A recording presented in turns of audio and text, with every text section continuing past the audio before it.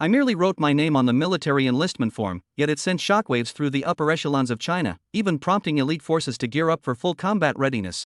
Despite this, I remained completely unfazed. My deskmate, witnessing the scene, collapsed on the spot in terror. I'll confess, I'll confess everything.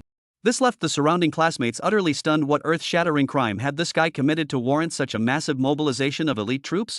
My deskmate immediately blurted out, I shouldn't have taken out online loans to fund my gaming addiction.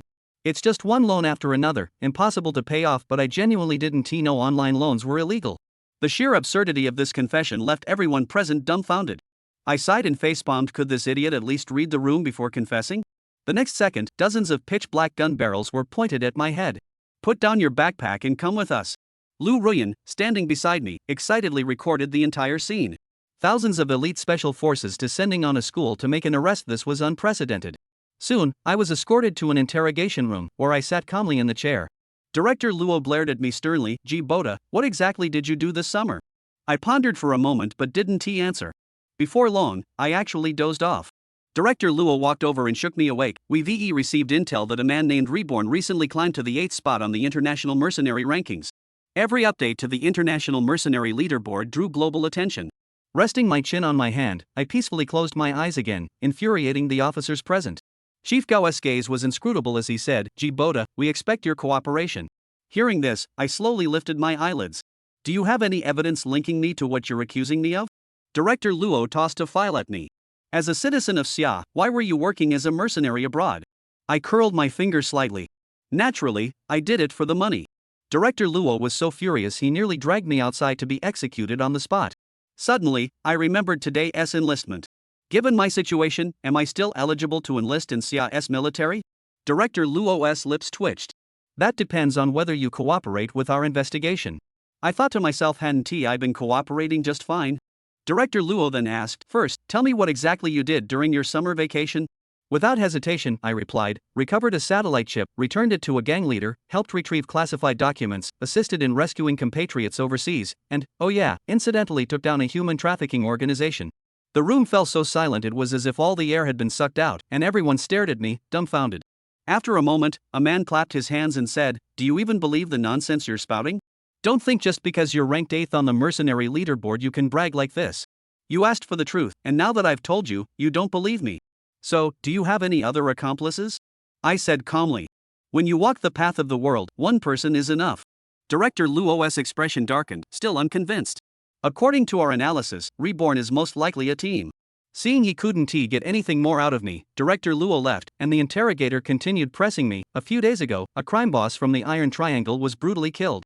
Did you have anything to do with that? I shook my head honestly. I didn't lift a finger. His own men turned on him. At most, I just gave things a little nudge.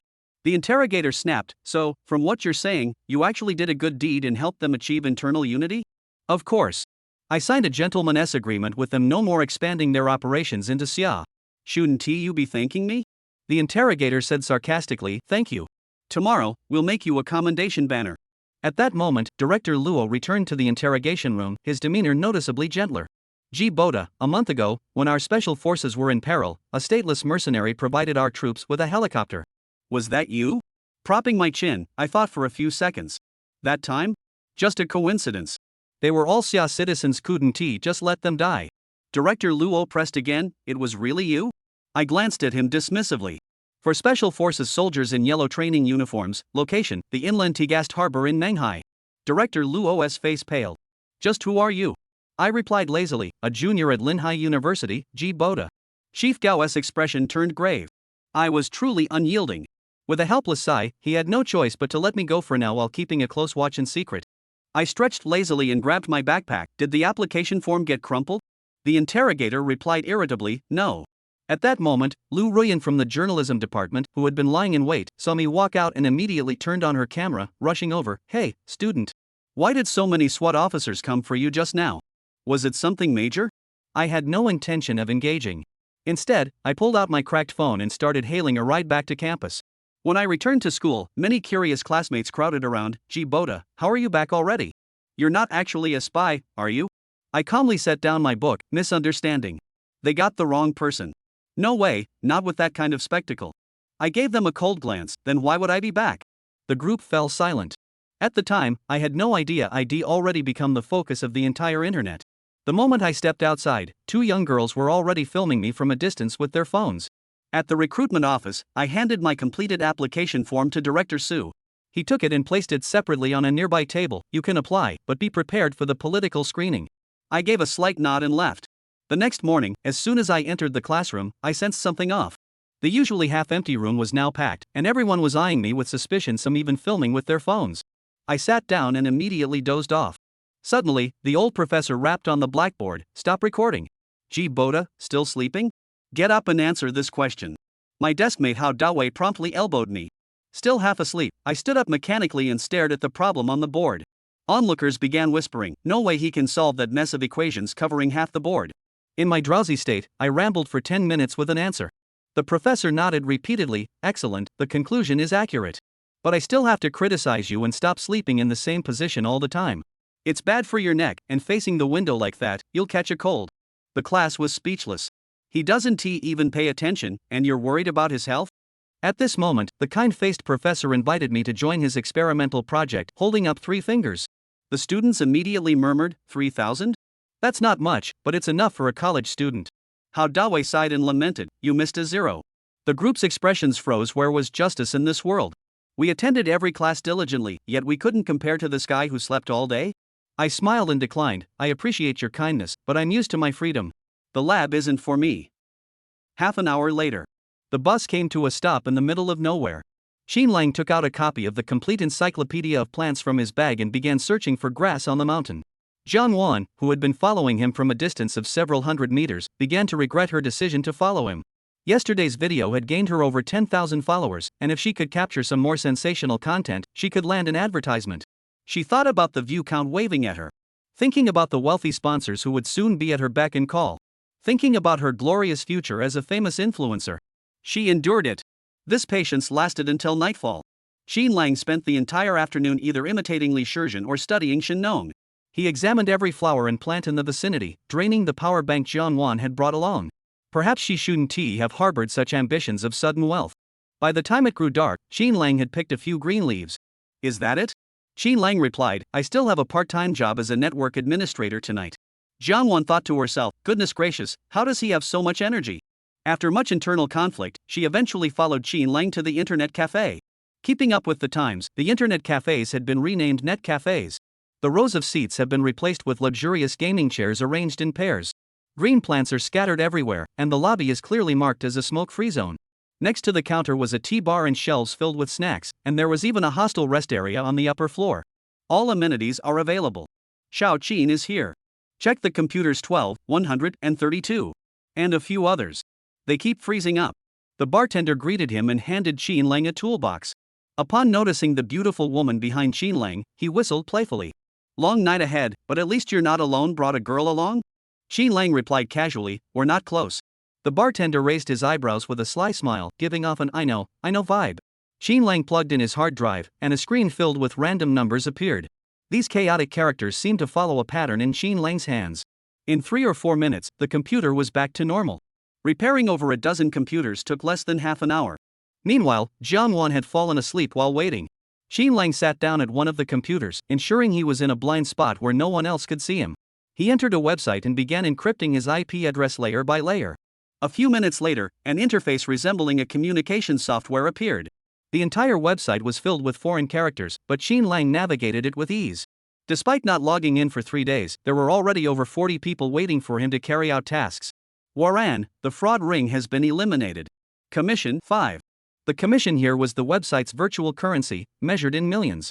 Among the numerous collaboration requests, only this one caught Xinlang's attention. Waran is a country with scarce natural resources but boasts a beautiful environment. In recent years, many tourists have visited here, but this has gradually given rise to a sinister industry fraud. The area boasts a pleasant climate, a slow pace of life, and low tourism costs, which many have exploited to attract tourists from around the world. Among the victims of their scams, over 80% are from Xiagua. This has indeed caused significant headaches for Xia. Xinlang replied quickly, "All right, but I need something else." The other party replied immediately, "What do you want?" Xinlang, "I want 80% of the fraud group's funds." The other party fell silent. Xinlang remained calm, even taking the time to make himself a cup of coffee. After about 10 minutes, the other party replied, "The value of what you're asking for is too high." The higher-ups have refused. Xin Lang, Warren's fraud ring has over 100 members, with more than 50 henchmen and mercenaries under their command. All the mercenaries sent there before never returned. I can guarantee the elimination of all core members, but I cannot guarantee the safety of the other mercenaries. Reborn's other title on the mercenary rankings, never misses a shot. Many people are keeping an eye on Warren's fraud, but the local authorities turn a blind eye, and other countries find it inconvenient to intervene. However, it is said that the number of people who have died here has already exceeded several dozen. This fraud ring's influence is still expanding and has even spread to the underworld of other countries.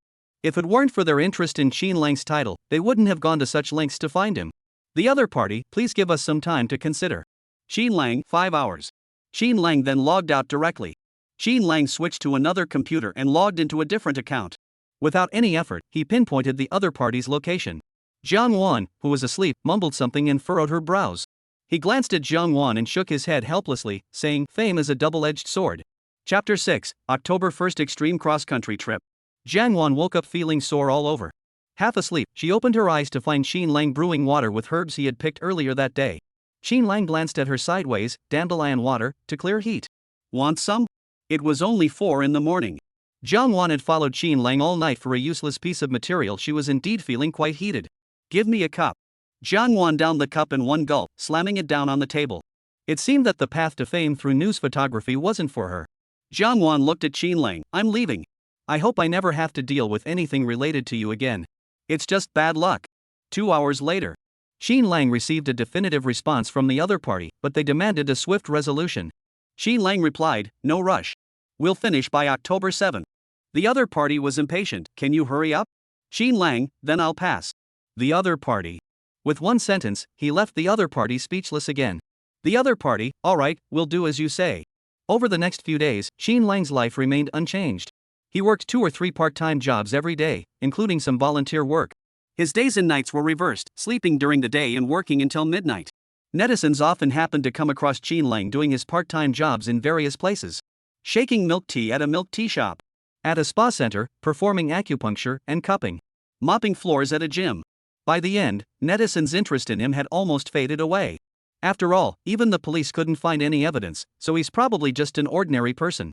This year's National Day holiday was extended from September 30th to October 8th. By the 29th, many people had already taken leave or skipped school. That afternoon, Xin Lang received a call from the military recruitment office. Xin Lang, the physical examination for the military draft is scheduled for October 5th. Do you have any other plans during the holiday? Xin Lang thought to himself, why did the physical exam and my part-time job have to be scheduled at the same time? The physical examination is a major matter, it must not be delayed. It seems I'll have to reschedule my part-time job. Xin Lang said, I have no plans. The director of the military recruitment office, Mr. Su, said, all right, I've sent you a form. Please fill it out and send it back to me later. October 5th at 9 a.m., assemble at the People's Liberation Army Hospital number 217 in Linping City. Have a pleasant holiday. Goodbye. Xin Lang, goodbye. It seems like the plan needs to be revised. The physical exam is on the 5th, I have to rush back on the 4th, and then I have to finish my part-time job on the 3rd. There's not much time left for his part-time job. He'll have to act quickly. Xin Lang hasn't been home for 3 or 4 days. He took the subway first, then transferred to a bus, and walked for half an hour before finally seeing a half-finished building. This was a shopping mall built by a developer in the suburbs over a decade ago. It was built halfway, and the developer abandoned the project. The thousands of square meters of building had no windows to shield against the wind and rain. The exposed gray walls and complex mall design make it hard to get your bearings. Layers of walls, creating a sense of confusion and oppression. Xin Lang headed straight for the basement, which was pitch black and devoid of electricity, resembling a black hole. It seemed to devour all the vitality, amplifying the fear within. Xin Lang paid no attention to his surroundings, turning several corners in the darkness with ease, until he reached a wall. He pulled out his card and pressed it against a brick. Beep. Swish. An elevator seemed to materialize out of thin air. The dim light inside gradually helped one adjust to the brightness after emerging from the darkness. This place had clearly been transformed into a hidden paradise by Xin Lang. There were 4 floors in total. Xin Lang pressed the button for the 3rd floor. Beep. As the doors opened, it felt like stepping into the Matrix. Dozens of screens filled the view, along with various instruments of different sizes and models, creating a dazzling array. The computer in the top left corner was updating the current unrest in real time. The central computer continuously updated the trends in international black market transactions. Each computer had its own specific function. Xin Lang confirmed the action plan this time. It might be a bit more complicated. He then went to the second floor to pack the weapons needed for the operation. At 2 a.m., Xin Lang drove away in a black jeep. At the same time, the police had also detected that Xin Lang was up to something again. The police had installed a tracking device on Xin Lang's phone. The reason they had been so relaxed in recent days was because they had been able to pinpoint his location in real time. But today was different. Xin Lang's location had remained unchanged for a full 5 hours. 2 undercover police officers arrived at Xin Lang's dormitory based on the location and found it empty. A turned-off phone lay alone in the cabinet. His roommate, Hao Dawei, got up in the middle of the night to use the restroom and was so scared by the 2 men at the door that he nearly lost his mind. Is Xin Lang not in the dorm? Hao Dawei widened his eyes and said, Xin Lang always disappears as soon as he gets a break. What do you need him for? The two frowned, thinking, this is bad. He must have gone off to be a mercenary again. The phone was dialed to the Public Security Bureau. Director Luo, the person is missing. Director Luo said, don't panic yet. It's only been a few hours, he shouldn't have gone far. Check the surveillance footage immediately. The last surveillance footage showed Xin Lang getting off the bus. The suburban area was vast, stretching hundreds of kilometers with dozens of towns and hundreds of villages. Once Xin Lang entered an area without surveillance cameras, finding him would be like searching for a needle in a haystack. I never thought that a perfectly good person could just vanish into thin air. Director Gao contacted the National Security Bureau. Director Zhao, have you detected any movements from Reborn? No, Reborn hasn't logged in for the past 3 days. Can you hack into Reborn's account? Director Zhao sighed, if we could hack in, we would have done it already. It's an encrypted system from the dark web, we've done everything we can to trace the IP address. Director Gao's expression grew somber. Under his supervision, such a lapse had occurred. He could only hope that this young man wouldn't cause any trouble this time. 1 day later. Across the ocean, Xin Lang was speeding across the water in a speedboat. After a bumpy ride, every bone in his body felt like it was about to fall apart.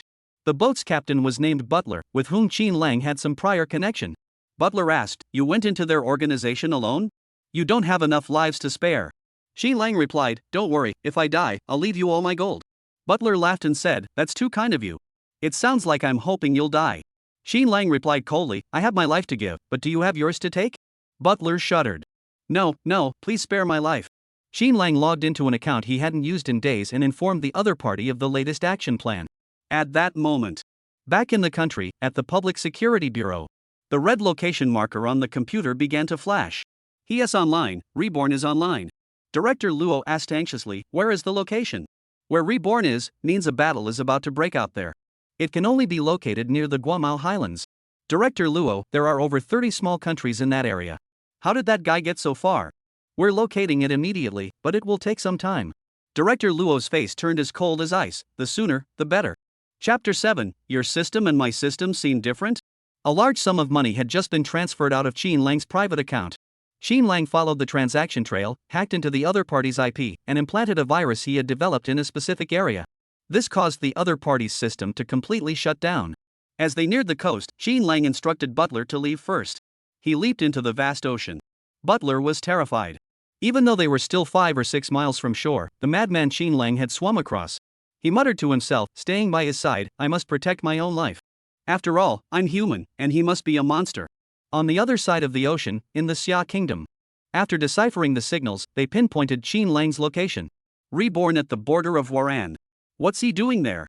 Is there another gang feud? Zhao, the director of the National Security Bureau, and officials from the Public Security Bureau gathered together. Being in a foreign country, they couldn't issue orders and could only rely on satellite surveillance. Every move Xin Lang made was closely watched by many. Report, one of the Reborn transaction accounts we're monitoring has just transferred a large sum of money.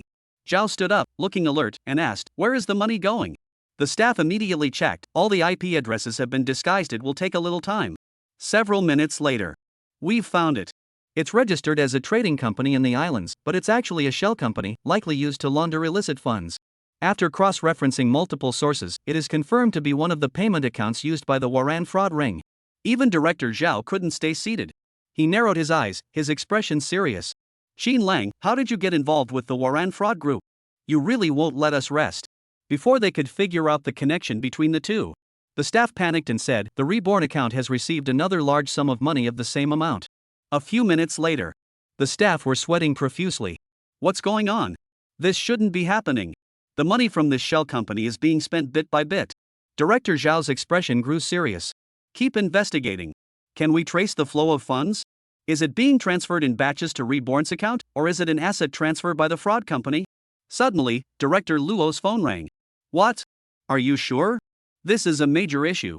Verify it again and compile a report on the situations of the other victims. He hung up the phone. Director Gao asked, "What's going on? What happened?" Director Luo looked at Director Zhao and sighed helplessly. "I think I know where the money from the account went." Both men turned to look at him, their expressions stunned. "We just received word that several victims who were defrauded back then suddenly received a refund, exactly the amount they were scammed out of." Director Luo said. Xin Lang, no, it's likely that Reborn is helping everyone recover the money they lost back then. Director Gao's expression flickered, then he laughed twice. This kid really knows how to surprise people. Old Zhao, don't bother figuring out who this Reborn is. But he's helped us again. Director Zhao smiled slightly. I'm becoming more and more curious about him. Everyone sighed in relief. The tension in the office had eased, and the funds in the account continued to flow in, with more good news arriving by the minute. Director Zhao's gaze was unfathomable as he stared at the red dot on the screen, as if he were looking at Xin Lang himself. At the same time, Xin Lang, who was in Waran, had single-handedly disrupted the fraud ring. The network system was paralyzed, and several key office buildings had been destroyed. They dispatched dozens of mercenaries and thugs, but not even a trace of the intruder could be found. Before infiltrating the system, Xin Lang had already destroyed all their surveillance lines. He muttered to himself, the hacker skills of the system are too easy to use against these ants. That's right. In fact, Xin Lang had already bound himself to the host system. 3 years ago, during the summer vacation after Xin Lang finished his college entrance exams, the host system activated within him. Xin Lang thought to himself, as an orphan who lost both parents at a young age, has heaven finally blessed me? Heaven will bestow a great mission upon this person. It must first torment their mind, exhaust their body, and starve their flesh. It seems that even a poor guy like me can have a chance to turn my life around. Bring it on. The overwhelming wealth system. The wicked game of money. Is it the luck of always winning in gambling? Or will it make me rise through the ranks of romance, surrounded by beautiful women? But the first task his system assigned him left him speechless. Host, complete 1,000 push-ups, and you'll be rewarded with the ability to hit any target within 300 meters with 100% accuracy. Are you kidding me? In novels, people get bound to romance systems, cultivation systems, or at least a gambling master system. Why am I so different from everyone else? Alright, at least I can build up my strength. Xin Lang started with building his body and gradually moved on to small tasks like catching thieves. The more skills he acquired, the stronger he became.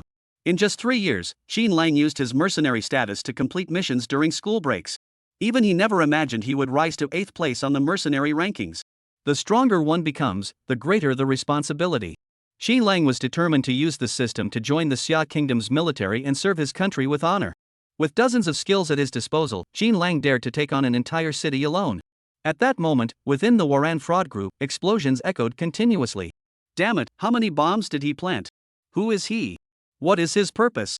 A dozen mercenaries were at a loss, not even seeing a single shadow. Seeing the situation was dire, the leader of the fraud syndicate ordered his men to evacuate him from the underground facility immediately. Boom! Suddenly, one of the boss's men stumbled and fell to the ground. The boss clutched the box in his hands, curled up, and looked around frantically. Who is there? Stop playing tricks. Come out. What do you want? Let's talk, okay? Do you want money? I'll give you money, I have a lot of money. Thud. Another henchman collapsed at the boss's feet, his chest covered in blood. Xin Lang appeared wearing a bulletproof helmet and his own custom-designed bulletproof vest. He said, if I had known this would happen, why did I bother in the first place? Reborn? Are you the mercenary Reborn? The leader of the fraud ring was so scared he collapsed to the ground. He didn't recognize Reborn, but his clothes were the trademark. These men, who risked their lives every day, would recognize Reborn's distinctive attire. Reborn, I beg you. I'll give you money, all of it. Please spare me. I'll kneel before you, I'll be your slave, just let me go. Xin Lang knelt down and laughed, it's too late. How can you face the dozens of lives you've tortured to death? The leader of the fraud ring was sweating profusely. Give me a chance. I can compensate you. I have money. I'll give them several million, no, several tens of millions. Chapter 8, don't you think this kid is a talent? Xin Lang glared at him coldly, in your eyes, can human lives be measured by numbers? The leader of the fraud ring trembled all over. He kept kneeling before Xin Lang, pleading, please spare my life. I'll give you all my money. I don't want the money. From now on, I'll do good deeds, make donations, and work as hard as a beast of burden for the rest of my life. I truly know I was wrong. Please give me a chance. I will definitely reform myself. Boom. The next moment, the man stared in horror, his body slumping to the side. Xin Lang spoke coldly, "Save your repentance for the king of hell." Then, Xin Lang pulled out his phone and took several photos of the fraud ringleader from different angles. He strode confidently into the office, spent a bit of time, but eventually located all the payment accounts involved in transactions within that time frame. However, due to limited information, he could only refund the fraud proceeds from the past 3 years. Moreover, the fraud ring had squandered the funds, and a significant portion of the money in the accounts had been transferred. He couldn't interfere with the victims in other countries, but for those in Xia Kingdom, he would do everything in his power to recover as much of their assets as possible. At that moment, in Xia country, over 100 victims had already received refunds, with the total accumulated funds exceeding 10 million. Within the National Security Bureau, a few people were casually chatting, and even Captain Chen had brought afternoon tea. "Try this copper gong cake, it's ranked in the top 3. Zhao, the director, took a couple of bites with a smile. "It's really good. It makes me feel much more at ease." Director Gao joked, "Director Zhao, you're feeling so relaxed because of Reborn, aren't you?" Director Zhao pointed to the milk tea on the table. "Add more pearls to mine." Regardless of what tasks Reborn has carried out, he has always been a great help to Xiagua. We need to discuss this further in the long term. Suddenly, a staff member leaned in and whispered a few words. Director Zhao said, "Bring those documents over here." Director Gao, seeing that Director Zhao was busy, prepared to leave with Director Luo first. "Director Zhao, since we've already figured out Reborn's purpose this time, we should head back first." Director Zhao stopped him. "Don't leave yet. This concerns Qin Lang. We can leave later." Director Gao and Director Luo exchanged glances and sat down simultaneously. A moment later, Director Zhao handed them a military enlistment application form for Qin Lang. "The recruitment office is currently reviewing Qin Lang's information." Director Gao looked serious and said thoughtfully, "Qin Lang's background is unusual. Regardless of the circumstances, he is a mercenary. I do not recommend allowing such a person to join the Xia nation's military." Director Luo agreed, "I feel the same way. Did he help Xia Kingdom to dispel our suspicions, or for other reasons? We cannot be certain. But he is extremely cunning and may have other ulterior motives." Director Gao noticed the ambiguous expression on Director Zhao's face and suspected he might have other considerations. "Director Zhao, what do you think?" Zhao smiled and said, "Don't you think this young man is a talent?" Director Gao. Director Luo. Xin Lang was on a mission in Huaran, which took him 2 full days. Handling the refund was more complicated than expected, and the fraud ring was highly organized. Xin Lang took extra time to ensure the hostages' safety. On the 3rd day, those who had surrendered to Xin Lang's abilities and reformed now avoided him at all costs. A low-pressure atmosphere shrouded the entire base. Xin Lang's brows furrowed into a character, his expression fierce and menacing, resembling a demon from hell. "The third in command is missing. You claim you don't know anything?" The captured henchmen knelt on the ground, banging their heads repeatedly, wailing, "Grandfather, you're my grandfather, my ancestor. I truly don't know where he is. We were all busy saving ourselves who had time to pay attention to others." Xin Lang used his micro-expression skills to observe the other person's expressions. He found no signs of lying they truly did not know. However, his mission was to eliminate all the leaders and completely dismantle this fraud organization. If even one key figure was missing, the mission wouldn't be considered complete. Damn it! I have to attend the military recruitment physical exam on the 5th, and this guy is really wasting my time. You'd better enjoy your life these few days. After all, these are your last days on Earth. Xin Lang kicked over the table and shouted, "Gather all the useless people in the square." 10 minutes later, all the members of the fraud gang were either helping each other with bandages or leaning on canes. Over 100 people stood there in disarray. 2 henchmen drove up in a car. Xin Lang leaped onto the roof, holding a megaphone in his hand. "I'm giving you time to reflect. Have you realized your mistakes in the past few days?" Over the past few days, they had witnessed Xin Lang's martial arts skills, which were so powerful they didn't seem human. Everyone shouted in unison, "We were wrong.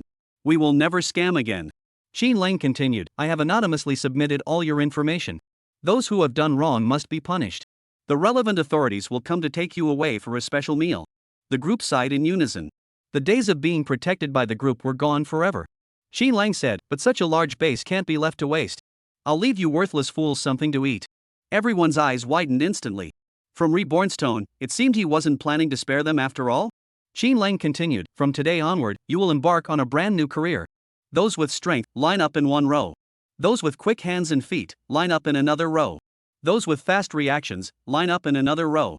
Over 100 people quickly divided into 7 groups. Xin Lang said lazily, "Those with strength will be porters, going to the dock to help passengers with their luggage. Those who are quick and nimble will be cleaners. Turn the offices into a hotel, you'll be responsible for cleaning. Those with quick reactions will be drivers, taking passengers on trips across the country. Everyone was speechless. What? Are you serious? Are you kidding? Xi Lang narrowed his eyes and asked, any objections? Everyone shook their heads vigorously like a metronome. No, no, we dare not. How could that be?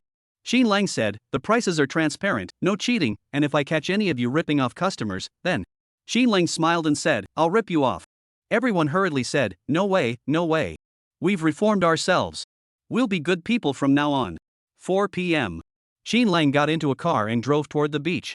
Butler had been waiting there for a long time. After boarding the boat, Xi Lang urged, hurry up, hurry up. The faster, the better. Sailing a speedboat at high speed is dangerous, and the faster it goes, the more violently it rocks. Even the experienced driver Butler couldn't help but feel seasick from the intense motion. But Xi Lang remained unfazed. Hurry up, I'm in a hurry. Chapter 9, High-Speed Racing. Nothing can stop me from my physical exam. Butler looked at Xi Lang, who showed no reaction. He thought to himself, what kind of monster is this? Is his body structure different from ours? At that moment, Xi Lang was thinking. I have a physical exam at 9 a.m. on the 5th. I absolutely can't be late. That evening, Xi Lang logged into his mercenary account while on his way back to Xia Kingdom. He briefed the other party on the current progress. The other party wanted Xi Lang to act quickly while the iron was hot. However, Xi Lang replied, I'll handle it after the 6th. The other party questioned, why? This is the best time to act. Xi Lang, I need to go home for a physical examination. The other party's curse words were on the tip of their tongue, but they forced themselves to swallow them back. What kind of physical examination could possibly be so important that even Reborn, ranked 8th on the mercenary rankings, was so concerned? Xia Kingdom, National Security Bureau. Report, Director Zhao, Reborn is online. Director Zhao perked up, it seems he's completed his mission? Where's his location? He's currently near the Guamao Highlands. Director Zhao said, can you find out what exactly happened in Waran? After investigating, the staff member looked at the video in front of them and fell silent. Local news from Waran, the largest fraud syndicate has officially declared bankruptcy today. An anonymous individual submitted evidence of criminal activities by syndicate members, and local authorities have announced the arrest of the perpetrators. The leader of the fraud ring is currently missing, and the innocent victims involved are being sent back to their original countries. Meanwhile, the remaining over 100 members of the fraud ring have established a tourism and hotel business and are currently engaged in social volunteer work, picking up trash. Zhao, the director, was so shocked he couldn't speak. This is Reborn's doing? The staff shook their heads, however, this is the only major incident that has occurred in Waran so far. Director Zhao hugged his shoulders and paced back and forth on the ground, then replayed the video twice. He noticed that many of them had awkward work postures, likely former high-ranking managers who had never done manual labor before, now forcing smiles while picking up trash under the blazing sun. If this really was the work of that kid, then he was truly a genius. Fourth night at 10 p.m. Xi Lang was still transferring to the last mode of transportation. At this point, Xi Lang was growing impatient. This driver is slower than an old cow plowing a field. I won't make it there by tomorrow night. There were 3 strangers on the bus, all heading abroad in search of work. Xi Lang coldly turned to the driver and said, get out. Give me back the money. The driver spoke as slowly as he drove, that's not possible. I'm earning money from you, it would be embarrassing for me to drive you. The next second, the driver let out a cry as Xi Lang grabbed his shirt and threw him into the back seat. I'm in a hurry. You'll still get paid. The next second, Xi Lang stepped on the gas, and the car sped up to 80 km/h. The others were completely stunned. Are you trying to get yourself killed? Did you go speeding abroad? We're not going to play with you. Drive slower, my heart can't take it. Xi Lang, however, was thinking, tomorrow morning is my physical exam. Don't miss the physical exam under any circumstances. This was a mountain road, and due to their special status, they couldn't turn on their headlights. Any unusual movement would attract attention. Therefore, they usually hired an experienced driver who relied on their accumulated experience to move forward in the darkness like a snail. But when it came to Xi Lang, he possesses natural night vision, combined with his top-notch driving skills, he drove at breakneck speed. But the people in the car felt as though they had lost half their lives. Their internal organs felt like they were being tossed around inside their bodies, and their stomachs were cramping uncontrollably. Xi Lang, accompanied by waves of nausea, managed to compress a 10-hour drive into just 5 hours. One person glared at Xi Lang with hatred. You're in such a hurry to die? You're going to kill me. The driver felt like he had just gotten off a roller coaster, his soul still not back in his body. Trembling, he extended a finger toward Xi Lang. I'll never take your job again. Taking other people's jobs earns money, taking yours is a death sentence. Xi Lang didn't seem to care at all. He grabbed his luggage and ran off. It was 3 a.m. on the 5th. There were 6 hours left until the physical examination. Qin Lang took advantage of the empty streets and sped up to 160 km/h. At 6 a.m., Qin Lang finally arrived at his home. He changed into clean clothes, put all his weapons back in their places, and even took a shower. 7 a.m. Wearing a pair of thick-framed glasses and ordinary clothes, he stepped out the door. 8:45 a.m. Qin Lang arrived at the school dormitory and reached for his phone. Hao Dawei rolled out of bed. Qin Lang, your phone was taken by a few people. They must be the police, right? Hao Dawei felt something was off. He suddenly realized, Qin Lang, you've changed. How did you become like this? Qin Lang looked at him suspiciously. The next second, Hao Dawei slapped himself across the face. I must be dreaming. The holiday isn't over yet. How could Qin Lang be in the dorm? Qin Lang shook his head helplessly and said, the military physical exam is at 9 o'clock. Don't forget. Hao Dawei was dazed and didn't even know if he had heard him. Qin Lang thought to himself, it seems like my phone was taken by the Public Security Bureau. He went downstairs, swiped his card, and rode a bike straight to the 217th People's Liberation Army Hospital. Exactly 9 o'clock. The conscription office staff began taking attendance. Gao Tianyang. Present. Yutong, Suyuquan, Zhang Mayan. Present. Qin Lang. No response. Director Su repeated, Qin Lang? Is he not here? Here. A loud shout echoed from several meters away. It drew the attention of passers-by. Qin Lang parked his car and hurried over. Sorry, I forgot my phone. I'm not late, am I? Director Su gave him a disapproving look, glanced at his watch, and raised his eyelids to glance at Qin Lang. You're pretty punctual. Exactly 9 o'clock, not late. Over 100 people had signed up, and just taking attendance took 4 minutes. Hao Dawei. Is Hao Dawei here? Qin Lang thought to himself, this guy didn't actually sign up, did he? Director Su marked an X next to his name and said, everyone's here. Let's get started. Report. I'm late. The next moment, a figure panting heavily rushed to Su Director's side. Director Su asked with a stern expression, you're exactly 5 minutes late. People like you who have no sense of time have no business being soldiers. Su Dawei apologized repeatedly, I'm sorry. Please give me another chance. I promise this is the last time. There was an argument on the bus, and I was delayed for a moment. Director Su snorted coldly, what's your name? Hao Dawei. Director Su still remembered the gold chain he had seen on him last time. Did you bring that gold chain this time? Hao Dawei shook his head repeatedly, I've reformed. I'll be a model young person from now on and completely avoid hip-hop culture. After returning to the group, Hao Dawei stood behind Qin Lang, gritting his teeth. Why didn't you wait for me? Qin Lang glanced at him, wait for you? So we can be late together? Chapter 10, don't forget to give us 5 stars. Regular customers get a 20% discount. Hao Dawei's face turned red. He stubbornly protested, I stayed up late playing games last night and didn't get up this morning. I even called you on the way here, asking you to hold on for a bit, but your phone was turned off. Qin Lang sighed helplessly. He looked at Hao Dawei with a pitying expression. Dawei, I really think you should use the money you borrowed online to get your head checked instead of spending it on games. Hao Dawei looked innocent and said, why are you scolding me? Then he suddenly remembered, damn it, Qin Lang took my phone. At the Public Security Bureau. Director Gao had just arrived at work when he received news that Qin Lang was at the hospital. He said in surprise, isn't he in Wuhan? Has that kid finished his work? He instructed Director Luo to take Qin Lang's phone and go to the People's Liberation Army Hospital number 217 to meet with Qin Lang. The physical examination for military recruitment was extensive and highly rigorous. When the doctor saw Qin Lang wearing glasses, he assumed he was another candidate with poor vision trying to slip through the cracks. But to their surprise, this kid had uncorrected visual acuity of 5.2 and could even see things that most people couldn't make out. Such individuals are extremely rare, with only a few out of thousands who undergo vision tests. The doctors were stunned. Student, with such good vision, why do you need to wear glasses? Qin Lang picked up his plain glasses and put them on, saying, I spend a lot of time online, so it's for protection. The examination continued until 3 p.m., and they didn't even have time for lunch. Afterward, Qin Lang and Hao Dawei planned to go to a nearby restaurant for a quick meal. But unexpectedly, they encountered Director Luo, who had been waiting at the hospital entrance for a long time. Dr. Luo was dressed in casual clothes, driving his own car, and waved to Qin Lang from a distance. Qin Lang, your phone. Qin Lang smiled and took the phone. Hao Dawei, standing beside him, exclaimed in shock, so it was you who broke into our dormitory in the middle of the night and took Qin Lang's phone. Qin Lang turned to leave but was stopped by Director Luo.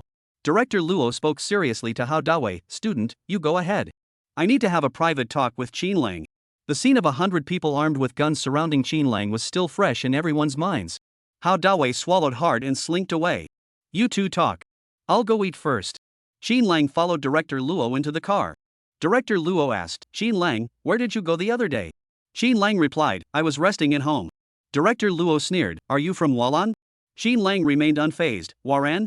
I've heard it's a nice place to live. Maybe I'll consider it when I'm older. Director Luo glared at Xin Lang with a cold stare. Xin Lang, stop trying to be clever with me. Did you go to Wahan to wipe out the local fraud ring? Director Luo handed him the local news. On the screen, the group of men who had once wielded knives and electric batons were now holding brooms and mops. They were sweeping the streets and alleys. Someone was cautiously taking photos of them, afraid that the broom might fly at their face the next second. Yet those people seemed as though they had been injected with stimulants, shouting into the camera. Protecting the environment is everyone's responsibility. Such an odd sight scared the passers-by away. Xin Lang smiled, good execution. Luo, the director, narrowed his eyes, it was you behind this, wasn't it? Xin Lang, I just did it on a whim. The refunds should all be processed. Have you received the update? Mentioning this, Director Luo's hostility softened considerably. His voice softened slightly, we received it. How did you manage that? Xin Lang, just a side note. Director Luo looked at Xin Lang helplessly. This kid really was unyielding, whether you tried to be nice or tough. However, his mercenary status was indeed quite convenient. Due to poor international relations, the Xia Kingdom couldn't resolve the issue, but Xin Lang managed to handle it somehow. Director Luo asked, did you illegally cross the border again? Xin Lang closed his eyes, feeling drowsy. He hadn't slept much in the past 2 days. Sitting beside the police officer now, he felt strangely relaxed. He had no idea what Director Luo said afterward. 2 hours later, Xin Lang woke up in the police station. The police still needed Xin Lang's cooperation in investigating the matter of his side job. However, Xin Lang said, sorry, I have some personal matters to attend to. Let's reschedule for another day. He then hurried back to his own home. He entered the second floor room and began searching among the many computers for information about the person who had escaped from the fraud ring. After a few days, the suspect had moved around several times and had actually made it to the Cotton Triangle region. This region had a close connection to Xin Lang and was relatively nearby. Xin Lang directly contacted a local group and asked them to help apprehend the individual. This group was the same organization that had been involved in an internal power struggle, which Xin Lang had helped fuel. The group's leader warmly invited Xin Lang to join them for a gathering and promised to bring the person in. That evening, Xin Lang rushed back to the Cotton Triangle region. After a long journey, he arrived in the Cotton Triangle on the evening of the 6th. Using the identity of Reborn, Xin Lang apprehended the fleeing individual, submitted the photos as proof, and finally completed the mission. The other party highly recognized Reborn's capabilities. The other party, although it took a bit longer, you offered great value for money, with a 100% success rate. Xin Lang, don't forget to give me a 5-star review. I only need 3 more stars to move up a rank. The other party, don't worry, 5-star review. I'll refer more clients to you in the future. Xin Lang, existing customers and referrals get a 20% discount. Xin Lang declined the local invitation and rushed back to Linping that night. On the drive back, Xin Lang nearly wore out the gas pedal. I have an early class tomorrow at 8 a.m. If I'm late for this class, I'll lose credits. I absolutely can't be late. After rushing all the way, Xin Lang finally made it to the 8 a.m. class. He sat down in the classroom and exhaled deeply. Immediately afterward, he laid his head on the desk and slept through the entire morning. As class was about to end, Hao Dawei nudged him on the arm with his elbow. Bro, your old acquaintance is here to see you again. Xin Lang yawned and looked toward the door, only to see the familiar face of Principal Gao. Ugh, waking up is like a nightmare. Xin Lang had been to the police station more times in the past few days than he had in all the years before combined. He never expected that this time, Director Gao himself had come in person. Xin Lang, how has the National Day holiday been? Xin Lang yawned again, it's been okay, pretty busy. Director Gao smiled and said, it's been pretty busy, you've been so busy you didn't even have time to sleep. Then, Chief Gao handed Xin Lang a stack of documents. It was the login coordinates for Reborn. Before the 4th, Reborn's location was in Waran. On the 6th, Reborn was in the Cotton Triangle. Xin Lang, you came all the way back just for the physical exam for conscription. It seems you take this very seriously. Xin Lang finally straightened his slumped shoulders. He said, after all, the others are just part-time jobs. Joining the military is the important matter. Director Gao laughed and said, Xin Lang, I'll be blunt, your background check won't pass. Chapter 11, Special Forces are coming to recruit people. Xin Lang raised his eyelids and looked at him. He insisted, are you sure? After all, I haven't done anything wrong in the country. Director Gao watched Xin Lang's every move. The Xia Nation's military isn't a joke. Your background is too complicated. We didn't arrest you, you should be thanking your lucky stars. The Xia Kingdom military does not tolerate any potential threats. Qin Lang looked at Director Gao with neither humility nor arrogance. Finally, he gave a faint smile. That's a shame. He added, can I go now? I've already said everything I needed to. On the way out of the police station, Qin Lang began to ponder, they've already blocked me? That doesn't make sense. This political review is indeed strict. What should I do? I can't spend my whole life as a mercenary, can I? State Security Bureau. Representatives from the Public Security Bureau, the Recruitment Office, and the State Security Bureau were all gathered together. Everyone was staring intently at Qin Lang's file. This Qin Lang, I didn't expect someone so young to have such an impressive resume. We just received word that after the mission carried out on October 1st, his ranking on the mercenary rankings has risen by 1 spot, and he is now 7th. It took some effort, but we managed to trace the missions he's taken on in the past. The majority of them were either directly or indirectly assisting the Xia Kingdom. This kid is truly talented. The recruitment office staff looked serious and said, actually, his skills are good enough to join the special forces directly. Director Gao stood up from his chair and asked in confusion, Old Su, are you really planning to let him join the military? This man is a potential time bomb. I advise you to be cautious and not invite trouble. Director Su said, it's not me. I don't have that kind of authority. The matter involving Qin Lang has already reached the higher-ups in the military. They believe Qin Lang should be utilized by the military. Director Zhao from the National Security Bureau nodded, I agree. Special cases require special treatment. This kid's reaction speed is no joke. Just take his sense of confidentiality. He managed to operate under our noses for 2 years before being discovered. Do you think he's an easy target? Ring ring ring. The phone of Su, the director of the recruitment office, rang. Su, it's Ruan Dongsheng. Do you remember me? Director Su stood at attention. Sir, of course I remember you. What instructions do you have for me today? The voice on the other end laughed, Su, I won't beat around the bush. We've set our sights on Qin Lang. Director Su was speechless. He knew the higher-ups were paying attention, but he never expected it would involve the Chief of Staff of the 76th Group Army calling a lowly director of the recruitment office. Director Su asked in a low voice, so you want to transfer him directly under your command? Ruan Dongsheng had led several renowned special forces units in recent years. Could it be that he intended to cultivate Qin Lang? Ruan Dongsheng said, no, this kid is a self-taught outsider. He's capable, but he's arrogant. He's used to being unorganized and undisciplined. He needs to be disciplined within the military system to temper his sharp edges. Director Su glanced at the dangerous documents on the table belonging to Qin Lang. He reminded him with concern, Sir, you should be aware of Qin Lang's past as a mercenary under the alias Reborn and the missions he carried out, right? Ruan Dongsheng replied, rest assured, we know everything there is to know. You just proceed with the approval, I'll handle the rest. With his reassurance, Director Su finally relaxed. The others turned to Director Su, all curious about the content of the previous call. The special forces are scrambling to recruit him. Director Gao was taken aback. No way?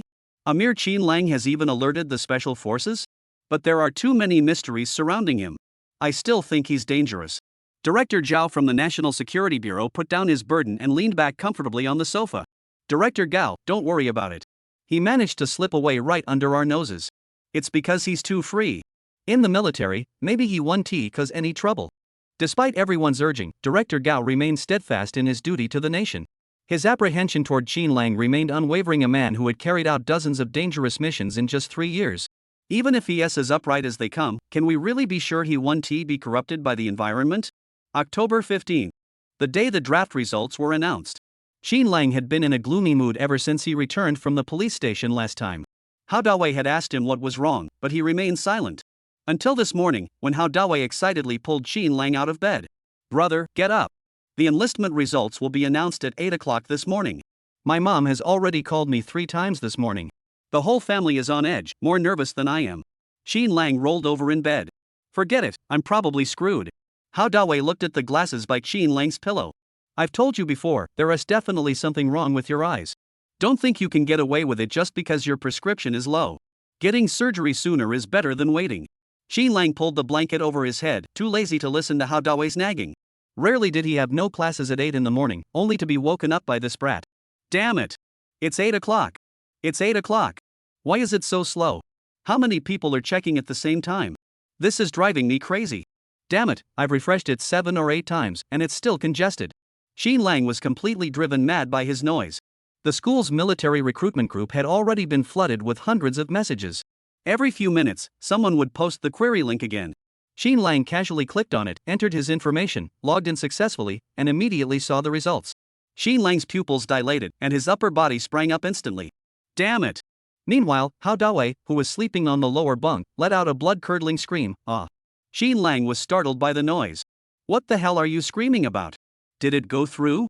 Hao Dawei's eyes were filled with tears as he clung to the bedrail, crying uncontrollably. I passed. I can join the army too. Did you check? How did it go? Did you pass? Xin Lang smiled and said, I passed too. Hao Dawei jumped up excitedly and hugged him, his legs dangling in the air around his waist. He exclaimed excitedly, that's great. We're truly best friends who can talk about anything. It looks like we'll have to look out for each other in the army too. Xin Lang's lips twitched. We can talk about anything? How did you come to that conclusion? We're not even close to being close friends, we're just acquaintances who nod to each other. However, Xin Lang was indeed surprised. The words of Director Gao that day had clearly indicated that he couldn't join the military. After all, his background was well known, and he had already prepared himself mentally. Why can he suddenly join the military now? Xin Lang shook his head. Never mind. Anyway, since he could join the military, he would just deal with whatever came his way and let things take their natural course. Chapter 12, Can a spy also be a soldier? Whether it was a coincidence or fate. Xin Lang and Hao Dawei ended up serving in the same unit 2 years later. Hao Dawei was so excited that he dragged Xin Lang out for a big drink. Under the influence of alcohol, he confided in Xin Lang, brother, back when we were in school, you looked out for me a lot. From now on, in the military, we must look out for each other. If anything happens, I'll take the blame for you. Although Xin Lang didn't consider himself particularly close to Hao Dawei. But having someone familiar in the military still warmed his heart. After a few bottles of wine, Xin Lang's mind remained clear. However, Hao Dawei's mind was clouded by alcohol, and he slumped several times, his head hitting the table. Xin Lang, tell me the truth, did the police arrest you because you're a spy? Xin Lang was speechless. He withdrew the warmth he had just felt toward his former classmate. This guy just wanted to take advantage of being drunk to satisfy his curiosity. In the end, he got himself drunk first. A drunk person's body is like a lifeless heap of flesh. But Xin Lang used just one arm to lift Hao Dawei off the table. With one hand, he shoved the 6-foot-tall, 150-pound young man into the taxi. Driver, take us to Linping University. The next morning, after sobering up, Hao Dawei felt as though there was a weight on his head, tapping against his temples. Any sudden movement caused him to feel dizzy and disoriented. Xin Lang pushed open the door. You're awake. Hao Dawei asked dazedly, how did I get back? I don't remember anything after that. I blacked out. Xin Lang, while packing his luggage, said, do you remember asking me if I was a spy? Hao Dawei froze on the spot. His face alternated between red and white. After a moment, he awkwardly moved his lips. I can't keep a secret. I was curious, but you didn't tell me either. He leaned in and said flatteringly, but I know you're not. How could you be a soldier if you were? The report was due in 3 days. Over the next few days, there would be various meetings for college student soldiers, and they would be issued military gear. Xin Lang carefully touched the collar of his uniform, inhaling the unique scent of the new clothes. Looking at the camouflage uniform he had been issued, he felt a mix of emotions.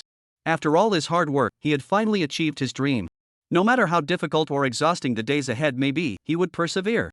No matter what challenges he faced, he would never give up. He would protect the people of Xia Nation with honor and dignity as a soldier of Xia Nation. Without taking small steps, one cannot reach 1,000 miles.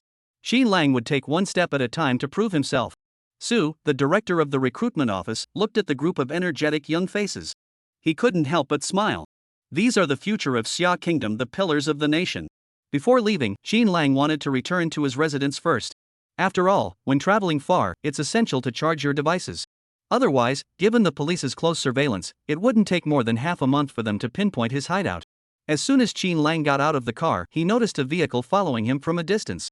The other party thought they were being discreet, but little did they know, Xin Lang had already spotted them. Xin Lang rode his bike, deliberately weaving through the rural backroads. Some of the narrow alleys were too narrow for the other car to enter. With no other option, they had to abandon the car and switch to running. But Xin Lang slipped into the narrow alley like a fish into water, completely disappearing from sight. The other person angrily punched the wall in frustration and shouted into the phone, Director Luo, we lost him. This guy's counter-surveillance skills are top-notch, we can't find him anywhere. After shaking off the tail, Xin Lang hid in the house for a while before taking a different route home. It seemed like his decision to go home today was wise. He cut off all communication at home and even moved the weapons to another basement, ensuring everything was secure. The next day, Xin Lang, carrying his luggage, caught up with the main group and waited at the station with them. Many people were taking photos with their phones. Xin Lang finally took off his large framed glasses, and his hair was cut into a short, neat style. The eyes that had been hidden behind glasses for years no longer looked lazy but were now sharp and alert. Xin Lang was tall and handsome, with a dignified demeanor. Many people at the station took out their phones to take photos. Wow, there are so many handsome soldiers here. No wonder they say a buzz cut is the ultimate test of good looks. Some of these soldiers could easily be actors. The guy in the second row is so handsome. He's handsome, but I feel like I've seen him before. Maybe I saw him somewhere? Once the photos were uploaded online, some quick-thinking netizens started piecing together the details. Within 5 minutes, Xin Lang's past was dug up. Holy crap, that tall guy with the buzz cut in the second row is Xin Lang, the one who caused such a commotion with the special police earlier. Hey, it really is him. Wait a minute, isn't this guy a spy? He's really changed a lot. I wouldn't have recognized him if you hadn't mentioned it. How can a spy be in the military? He probably isn't a spy. If he were, he wouldn't have passed the political review. Maybe we misunderstood him. Everyone set off on their military journey. The new recruits began getting to know each other on the train. There were a total of 128 new recruits in their carriage. Among them were 34 student soldiers. Many had worked for a while before re-enlisting, and they introduced themselves to each other on the train. Hao Dawei was a social butterfly. He walked through the entire carriage once, getting to know everyone by face. He pulled Xin Lang aside. Xin Lang, come out and chat with everyone. Get to know each other. We might all end up being comrades in the same company. Xin Lang kept his head down, reading his book, and replied without looking up, no rush, we'll get to know each other later. But someone had already noticed Xin Lang. Someone deliberately spoke loudly in the carriage. Hey, I heard there's a student from Linping University who was quite famous online before. Are you talking about the one who caused a stir and had over 100 special police officers sent to his school? Is he in this carriage? Isn't he rumored to be a spy? Hao Dawei stood up and said, stop spreading rumors. Accusing someone of being a spy is also illegal. Someone immediately pulled up a video online and pointed at Hao Dawei, saying, I remember you. Weren't you standing next to that little spy? You're not a spy too, are you? Hao Dawei, furious and embarrassed, shouted, who are you calling a spy? I'm an upright citizen. Soldiers are all dedicated to serving their country, and they are especially hostile toward spies. At this point, many people had taken sides against Xin Lang and his group. Upright and honorable? I don't think so. It's none of your business. Why are you speaking up for Xin Lang? Hao Dawei shouted angrily, don't push your luck. The few people across from them had work experience and knew how to read people. Chapter 13, This is the military, anything could happen. Seeing that Hao Dawei was a college student and didn't know how to handle such situations, they decided to establish their authority first. Slap. Xin Lang slammed the book shut. He said coldly, have any of you investigated whether I'm a spy? Instantly, everyone turned to look at Xin Lang. Hao Dawei clenched his fists tightly, ready to fight with the group. But Xin Lang walked over to him, patting him on the back. He nodded slightly toward Hao Dawei. A man across from him sneered disdainfully, we don't have the authority to investigate. Xin Lang replied, since my political review is clean, what are you all worried about? The man across from him was a seasoned veteran. Despite Xin Lang skillfully defusing the trap he had set, he shrugged it off nonchalantly. We didn't say anything, we were just curious about some jokes online. The other person's gaze was as sharp as a knife, staring intently at Xin Lang's face. Xin Lang smiled faintly, watching videos and reading jokes is your choice, but being so aggressive and making unfounded accusations isn't very military-like. The man across from him sneered, you're just a student, don't lecture others. Xin Lang wrapped his arm around Hao Dawei and sat down, saying, I have no right to lecture others, and neither do you. After all, we're peers. Xin Lang paused for a moment before slowly flipping through the book. At most, it's just a discussion. The man arguing with Xin Lang's face turned pale. He stared at the back of Xin Lang's head, as if his eyes were shooting out a fiery snake, intent on destroying Xin Lang completely. Those around them watched Xin Lang with respectful eyes. Finally, the man who had been defeated in his earlier exchange with Xin Lang spoke in a sarcastic tone, I won't boast about my words. If you've got the guts, let's settle this in the military. Xin Lang silently turned a page in the book without responding. However, Hao Dawei, standing beside him, couldn't help but feel a surge of satisfaction. He gave Xin Lang 2 thumbs up, that's right, brother. You've got a point. Xin Lang whispered, don't bother with them. We're all going to be disciplined. They're just trying to provoke us. Hao Dawei looked up at Xin Lang with admiration. Brother, from now on, I'll follow you wherever you go. Whatever you say, I'll do. Xin Lang smiled. While Su, the team leader, went to the dining car to order food, the carriage was in complete chaos. From a distance, he could hear the commotion in the carriage. He ran back and saw a new recruit standing in the aisle, his face red and neck strained. He frowned and shouted, what's the commotion? Who's dissatisfied? If anyone is causing trouble, let me know immediately. You're soldiers. I don't see anyone getting worked up over such trivial matters. Everyone lowered their heads. Several people blared angrily in Qin Lang's direction. But Qin Lang paid no attention at all. But the next day, Hao Dawei realized something deeply. Qin Lang were being excluded. Among the 32 student soldiers, most of them got along well with the ordinary students. Someone like Qin Lang, who was so outspoken, was likely a troublemaker. Getting too close to a troublemaker could easily drag you down. It's better to mind your own business. They wouldn't target Qin Lang, but they wouldn't go out of their way to befriend him either. The remaining students, however, had banded together and were only too happy to watch Qin Lang's downfall. By Qin Lang's side, only one person remained, Hao Dawei. Qin Lang said, "Dawei, you don't need to create a rift with them just to make up for me." Hao Dawei patted his chest and said, "Qin Lang, if we're brothers, we'll always stand by you. You didn't do anything wrong, why should we back down?" Qin Lang grew even more convinced that Hao Dawei, despite his flaws, was a man of honor and sincerity. It warmed his heart. Qin Lang said, "You've got it wrong. It's not them pushing us out, it's us rejecting them. People who don't matter, their exclusion and hostility won't affect us at all. Just be yourself." Hao Dawei grew even more envious of Qin Lang. How could someone be so mentally strong, remaining unmoved even when faced with the hostility of over 100 people? After getting off the car, they transferred to a bus. An hour later, they finally arrived at their destination. The 76th Group Army Ground Training Base. Everyone carried their luggage, feeling like Lu Lao Lao entering the Grand View Garden. They listened as the company commander in charge of reception, Zhu Baoping, introduced them to the base's surroundings. This is the cafeteria. Entry is not permitted except during mealtimes. This is the dormitory. Yours are in Building 3. The environment is nice, with mountains behind it. We also keep quite a few sheep and poultry here, all taken care of by the kitchen staff. This is the training ground. Everyone was carrying luggage weighing dozens of pounds, and they had originally thought they would first go to the dormitory to put down their luggage before continuing the tour of other areas. However, to their surprise, the company commander ordered them to carry their luggage and tour the base for an entire hour. One by one, they were exhausted, panting for breath and drenched in sweat, but they all pushed through. It wasn't until the company commander had led them around the entire base and brought them back to Building 3 that everyone finally relaxed. Everyone finally felt a sense of relief. The dormitories were all 8-person rooms, and Qin Lang and Hao Dawei were assigned to the same room. The troublemaker who had clashed with them on the train was also assigned to the same dormitory. Qin Lang was about to place his luggage on the lower bunk near the door. The other person beat him to it, tossing his backpack onto the bed. "Hey, this spot's perfect. I'll take this one." Qin Lang, expressionless, tried to go to another lower bunk, only to have it snatched by someone else. Qin Lang finally realized that these people were targeting him. Hao Dawei took a lower bunk and waved at Qin Lang. "Qin Lang, you sleep here." But Qin Lang leaped up and jumped onto Hao Dawei's upper bunk. "I'll sleep here." On the first day in the military, a rivalry had already begun in the dormitory. After everyone had put away their belongings, Platoon Sergeant Li Xin came to each dormitory to emphasize the hygiene rules. All basins must be lined up in a straight line, and all cabinets must be wiped spotless. Personal hygiene is the most basic requirement for soldiers, and it will be checked every day. He then handed out a copy of the military hygiene regulations to everyone. You must memorize the entire manual. Today, you will memorize the first chapter, the general provisions. After the platoon sergeant left, the other 6 were headache-inducing. They had joined the military after working, and seeing so many words made their heads spin. Looking at Qin Lang and the other 2, whose expressions remained unchanged, they felt a surge of resentment. In the afternoon, there was another new recruit assembly, followed by meals and internal affairs. After a busy day, it was time to turn off the lights. In the end, none of them even had a chance to flip through the book of regulations. "Sigh, we've been busy all day, there's no time to memorize it. Maybe we should just skip it."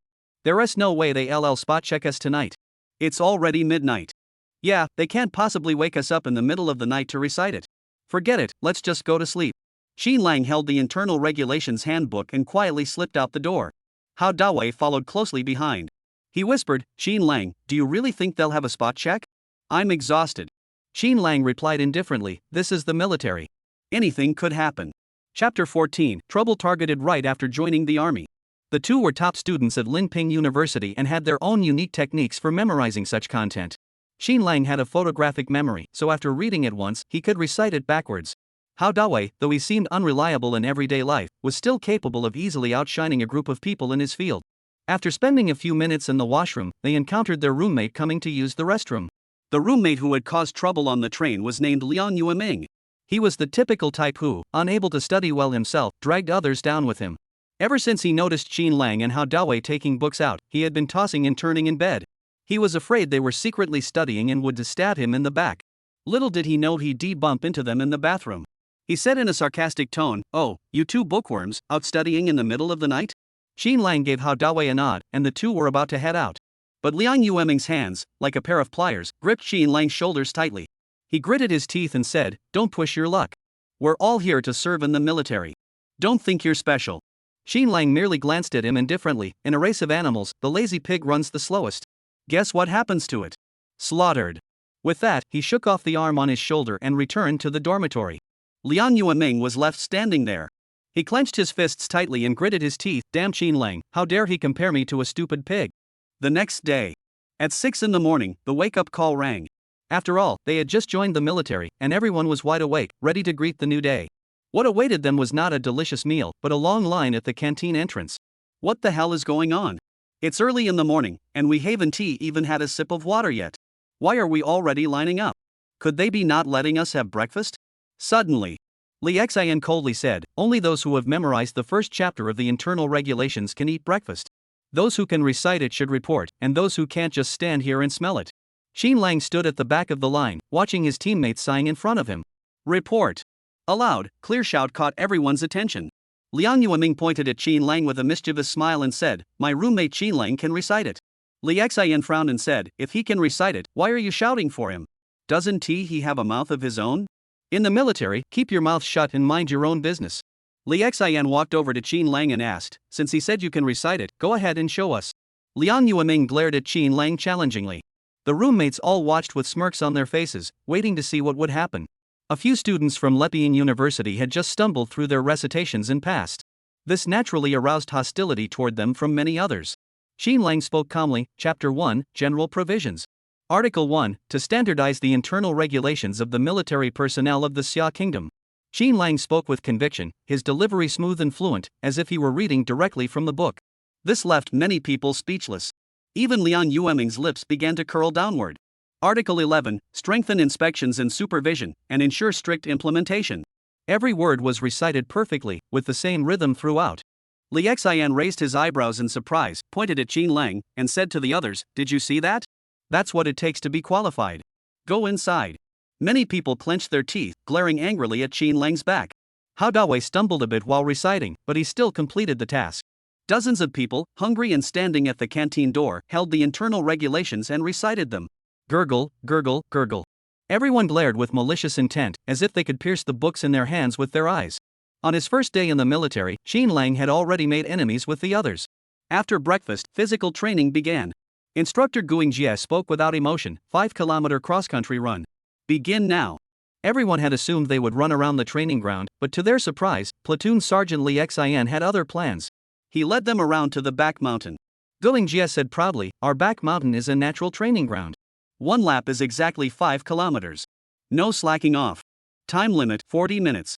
Anyone who fails will have to clean the sheep pen today." Dozens of mountain goats were bleating at them from the hillside. They wondered if the goats were mocking them.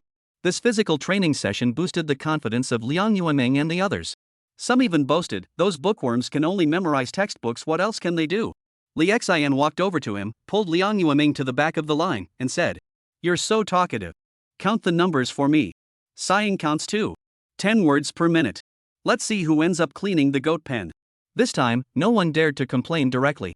Li Xian, despite his baby face, looked utterly ruthless at that moment. Everyone could only stare at his face and vent their frustration in their hearts. Damn it, just tell me to die. Who can help but sigh? Why do the troops have so many ways to torment people? Don't sigh, don't breathe heavily. Training officially began. As soon as the whistle blew, everyone began jogging around the back mountain. Xin Lang stood toward the back, just a few people behind Liang Yueming. At first, everything seemed normal. 20 minutes later, some began to feel exhausted. Ugh! How many meters is this? I'm so tired, I'm out of breath. Despite being completely exhausted, Liang Yueming remained steadfast in his mission. He kept drawing check marks behind those who were complaining.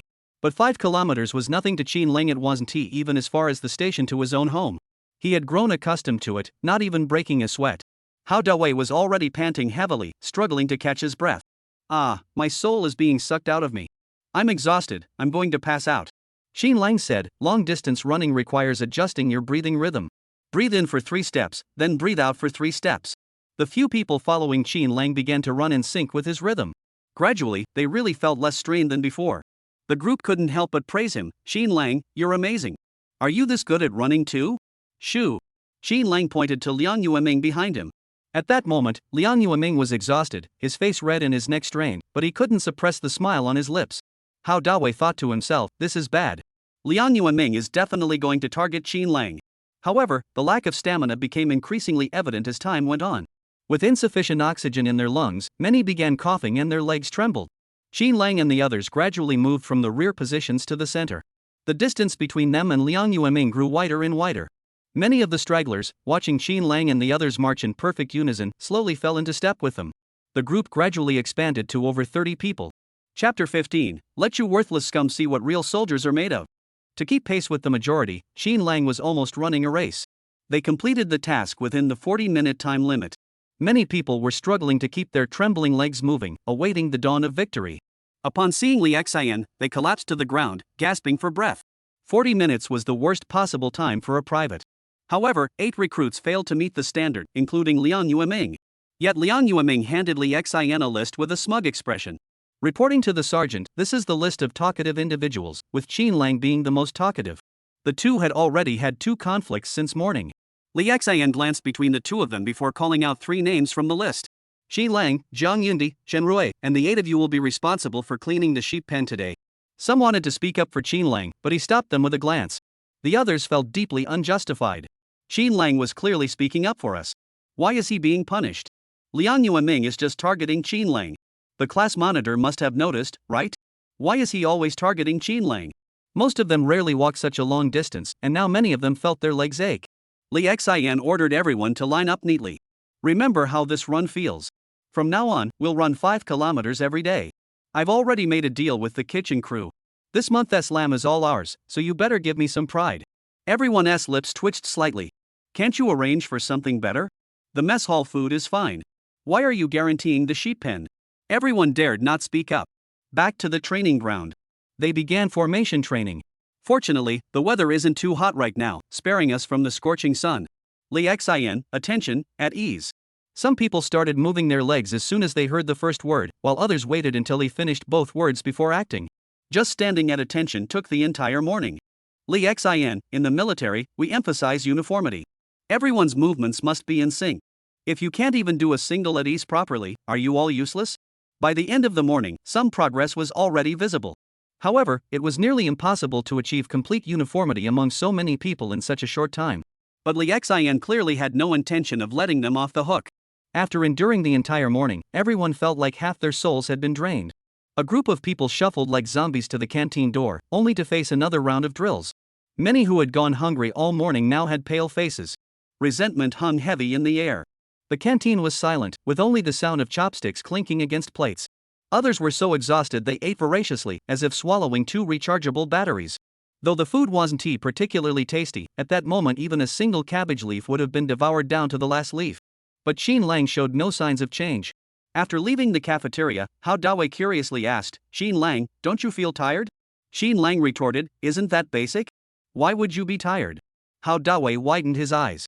No, Xin Lang had always been unremarkable at school, with just barely passing grades in physical fitness tests. How could he suddenly stand out so much in the military? Had he been possessed by the military spirit? Originally, only Hao Dawei had been following Xin Lang, but now 3 more people had joined them. All 3 were students from Linping University, who had previously avoided getting too close to Xin Lang for fear of trouble. But after this morning, when Xin Lang had them complete their tasks on time despite being punished, they were completely convinced by him. Xin Lang, are you really that good at physical training? Yes, it feels like you have a lot of experience in training. Could you teach us? Have you trained before? Xin Lang thought for a moment. His own training. Every day, he carried a 20-kilogram sandbag and practiced frog jumps. Hanging upside down with sandbags tied to his arms to build arm strength. Hanging dozens of pounds of sandbags in front of a sniper rifle to practice arm stability. These are indeed not very convenient to share. He casually remarked, practice makes perfect, it's mainly about controlling your body. Everyone was in awe of Xin Lang's mysterious words. Wow, is body control really that important? I should also work on controlling my body more. Xin Lang, next time you're training, could you share some of your insights with us? Xin Lang nodded awkwardly. Will what I share be useful to you? Back to the dormitory. The sound of rustling as he climbed into bed. Suddenly, the assembly bell rang, waking everyone from their beds. Ah! This is outrageous. I'm so tired my bones feel like they're about to fall apart, and now they won't even let us take a nap? No wonder they say you regret joining the army after 2 years. I've only been here 2 days and I'm already regretting it. A group of dejected soldiers gathered downstairs in the dormitory building. Company Commander Zhu Baoping barked, "Look at yourselves, looking so listless. Do you even look like soldiers? You can't remember what you're supposed to carry, and your physical fitness is lagging behind. With you lot, you'd just be sending guns to the enemy on the battlefield." Many felt resentful. They thought they were just new recruits. Why were they being treated like veterans? Some were filled with righteous indignation, their dissatisfaction written all over their faces. Zhu Baoping said, "No rest today. I'll take you to see how the veterans train." The company commander led them to another training ground. A group of veterans were practicing military posture. From the side, only the silhouette of the person at the front of the row could be seen. They marched in perfect unison, as if everyone were bound together like marionettes on strings. The simultaneous thud of their feet hitting the ground made it feel as though the ground itself was trembling. This grand and imposing scene was something they had only ever seen on TV. I had always assumed that such drills were only for performances or special training. But to my surprise, even a randomly selected unit from the military could achieve such a high standard. It seemed as though this drill had been organized specifically for them. After the march ended, the first row stepped forward simultaneously, raising their guns and standing within the firing line. As the instructor's whistle sounded, everyone fired their guns at the same time. Even the gunfire seemed to converge into a single sound. The targets were displayed, and within 500 meters, every single one hit the bullseye. These were real guns. Every soldier dreams of getting to touch a real gun. At that moment, seeing the rifle they had longed for, their eyes were filled with admiration. So cool. That's amazing. 500 meters and a perfect 10 rings? I wish I could ever reach that level. Is this what real military prowess looks like? I might not even be able to step through the door. Among all these people, only one remained completely unfazed. Especially when Qin Lang saw their shooting techniques, he had other thoughts in mind. From shooting to navigating obstacles, in just half an hour, everyone witnessed an impressive drill demonstration. Chapter 16, Qin Lang, don't embarrass yourself, hurry back. Zhu Baoping snorted coldly, do you see what a real difference in strength looks like? You're so incompetent. Do you think you'll ever reach this level of shooting skill in your lifetime? You're the worst batch of new recruits I've ever trained. There were quite a few troublemakers in the group.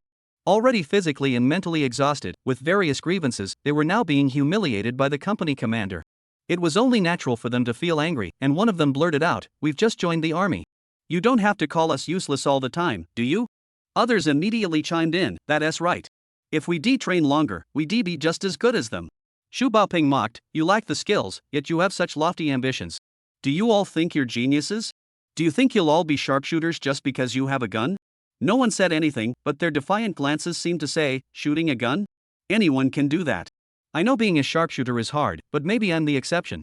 "Maybe I'm the one who's different." Zhu Baoping sneered. "Since you're so confident in yourselves, why not compare yourselves to the veterans?"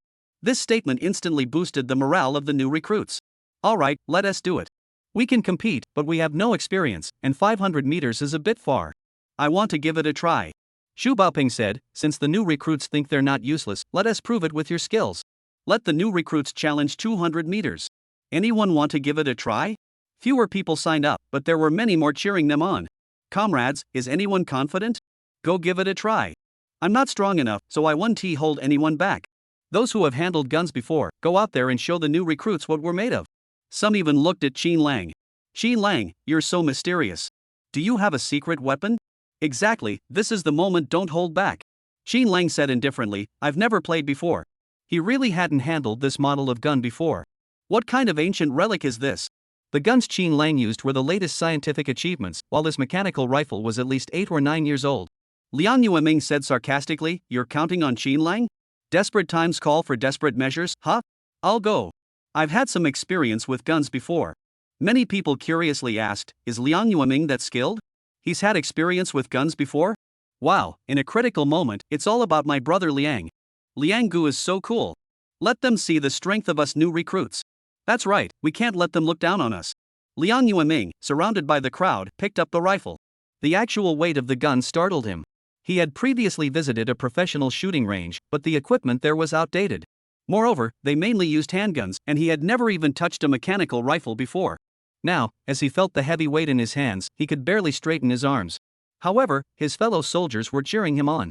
"Liang Gu, show them what we new recruits are made of." We have to make a big impression and prove we're not useless. Avenge the shame of us new recruits. Xin Lang stood quietly by the side. He had already noticed that Liang Yueming's stance was off and his arms were straining improperly. At his current skill level, that gun would probably send the bullet right back to his hometown. Sure enough. Bang. The shot rang out, and everyone's heart sank. The new recruits stared wide-eyed at the target in the distance. Did it hit? How many rings? How many? Did anyone see? Xin Lang shook his head helplessly. The bullet had barely traveled 100 meters before it plunged into the ground. With such skill, how dare he bear the hopes of the entire village? Perhaps Xin Lang's speechless expression caught the attention of Liang Yuming's friend. The other person immediately pointed at Xin Lang and said, Xin Lang, what was that smug look on your face just now? What gives you the right to mock Brother Liang? Don't worry about what my brother does. At least he stood up for us. What about you? Their internal argument gave Zhu Baoping the perfect opportunity to mock them. Xu Baoping shouted harshly, is this how you new recruits treat each other? Passing the blame and attacking one another? With a bunch of you, would you even be able to fight on the battlefield if you didn't know which direction to go? The group looked like wilted eggplants, lowering their heads in silence. Liang Yueming's face turned pale, feeling ashamed beyond words. If you don't have the skills, don't take on tasks you can't handle.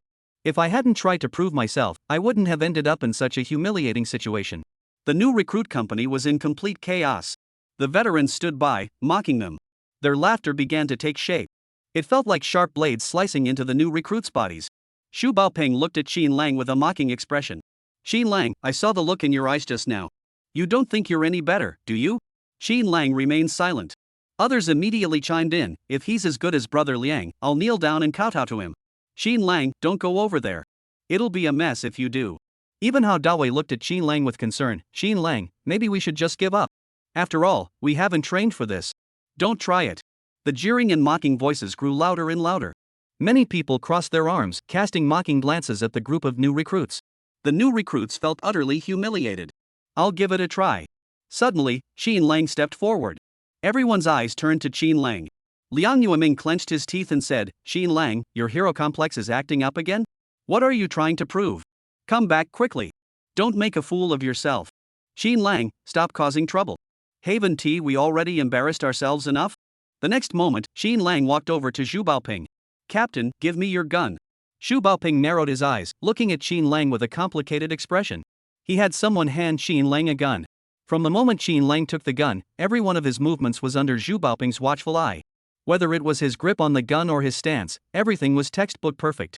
Even compared to the veterans, he held his own. But the other new recruits couldn't see the difference. They mocked him, saying, he's just pretending to hold the gun properly. He probably can't even see the target. Xin Lang, come back quickly. Don't embarrass yourself. Sai, isn't it enough that we new recruits have already embarrassed ourselves once? Liang Yueming clenched his fists, hoping Xin Lang would mess up.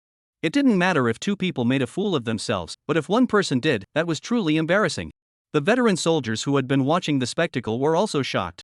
Were all deeply shocked. However, they believed that Xin Lang was probably just all show. Learning the posture was easy, but shooting required real skill. Bang! The bullet left the barrel in an instant, hurtling toward the target. Chapter 17, shooting 300 meters was too easy, let's go straight to 500 meters. Did you hit it? Can you see it clearly? It feels like it hit the target, but I'm not sure. Everyone craned their necks, looking in the direction of the target. Li Xian and Zhu Baoping picked up a gun and looked through the scope toward the target. Both of their expressions changed slightly in an instant. Zhu Baoping stared at Xin Lang and said, Xin Lang, how do you think your shot turned out? Xin Lang replied casually, it was okay, nothing special. It was only 200 meters away, he could hit it with his eyes closed. There was no challenge at all. But the new recruits, upon hearing Xin Lang's words, couldn't help but sigh in admiration. Look at you, acting so tough. Don't try to show off so much. You'll end up eating your words. Everyone looked on eagerly, eager to see Xin Lang's expression when he was criticized. Every time they saw him acting so high and mighty, they couldn't help but want to punch him in the face. Xin Lang, 10 rings. Zhu Baoping calmly announced Xin Lang's score. The veterans were all taken aback. The new recruits, however, lost all control of their expressions. Everyone stared wide-eyed, frozen in place, at Xin Lang. Only Xin Lang remained as calm as ever. Liang Yueming, standing nearby, muttered angrily, Xin Lang really did get lucky. Hao Dawei was also utterly shocked. Xin Lang, have you really trained before? I thought you were just bragging. I didn't expect you to be so skilled. The new recruits began to whisper among themselves. It must be a coincidence. It must be a coincidence. That kid cleaned the sheep pen yesterday and stepped in sheep dung, so he's just lucky today. Wow, maybe Qin Lang really has some skills after all? What are you thinking? Even Liang Ge, the most experienced among us, was defeated. How good could this rookie be? Xu Baoping listened to the idle chatter. He said, Qin Lang, dare you try 300 meters? Qin Lang remained silent, lost in thought. The other new recruits thought Qin Lang was backing down. It's over. That was just a fluke. He'll definitely show his true colors this time. It seems he's not that stupid, he knows when to quit while he's ahead. Qin Lang, if you've got the guts, give it a try.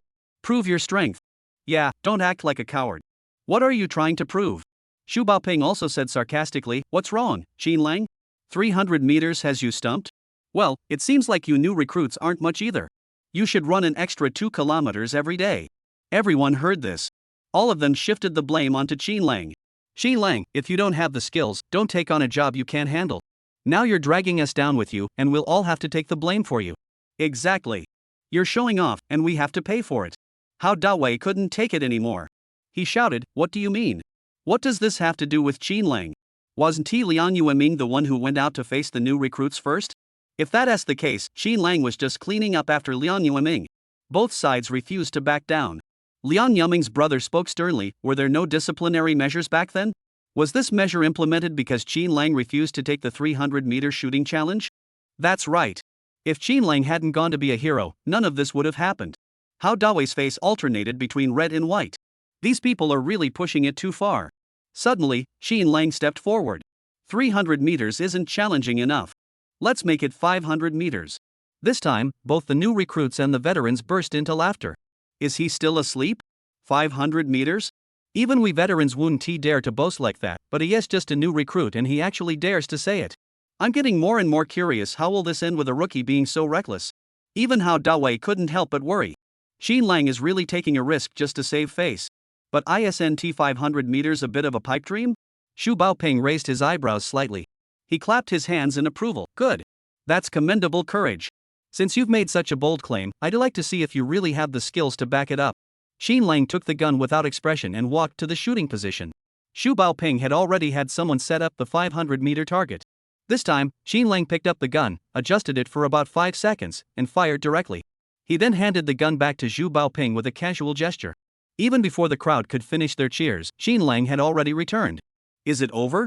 He must have given up. The last shot didn't even hit anything. Sai, stop showing off. Showing off just invites trouble. Xu Baoping took the gun and looked through the scope at the target. This time, his expression froze completely. He looked at Qin Lang with a complicated expression, not expecting this man to be so formidable. No wonder the higher-ups were giving him special attention. Everyone chattered excitedly, what's going on? It's over. We're doomed. We'll definitely have to run an extra 2 kilometers. Oh, what a mess we've gotten ourselves into. Xu Baoping handed the gun to the person beside him and said, Qin Lang, how do you think you did with that shot? Qin Lang, it was okay. Xu Baoping's lips twitched slightly. Could it be that he didn't even take this 500-meter race seriously? What was his true strength? He grew even more curious. Qin Lang, 500 meters shooting. Everyone perked up their ears, afraid to miss a single second of the chance to mock Qin Lang. 10 rings. This time, the entire crowd was speechless. The new recruits were speechless with shock. After a moment, someone looked at Qin Lang with a dazed expression. Are you kidding? Exactly, how could someone hit 10 rings at 500 meters? This can't be a coincidence, can it? How could it be a coincidence twice? Someone even walked over to Qin Lang, lifted his arm, and demanded, Qin Lang, did you cheat? Qin Lang looked at him as if he were a little kid. This is a shooting competition. Do you think it's a video game? Cheating? The other person was so flustered by Qin Lang's words that he forgot to retaliate. All he could think was, Qin Lang actually hit 10 rings? How is that possible?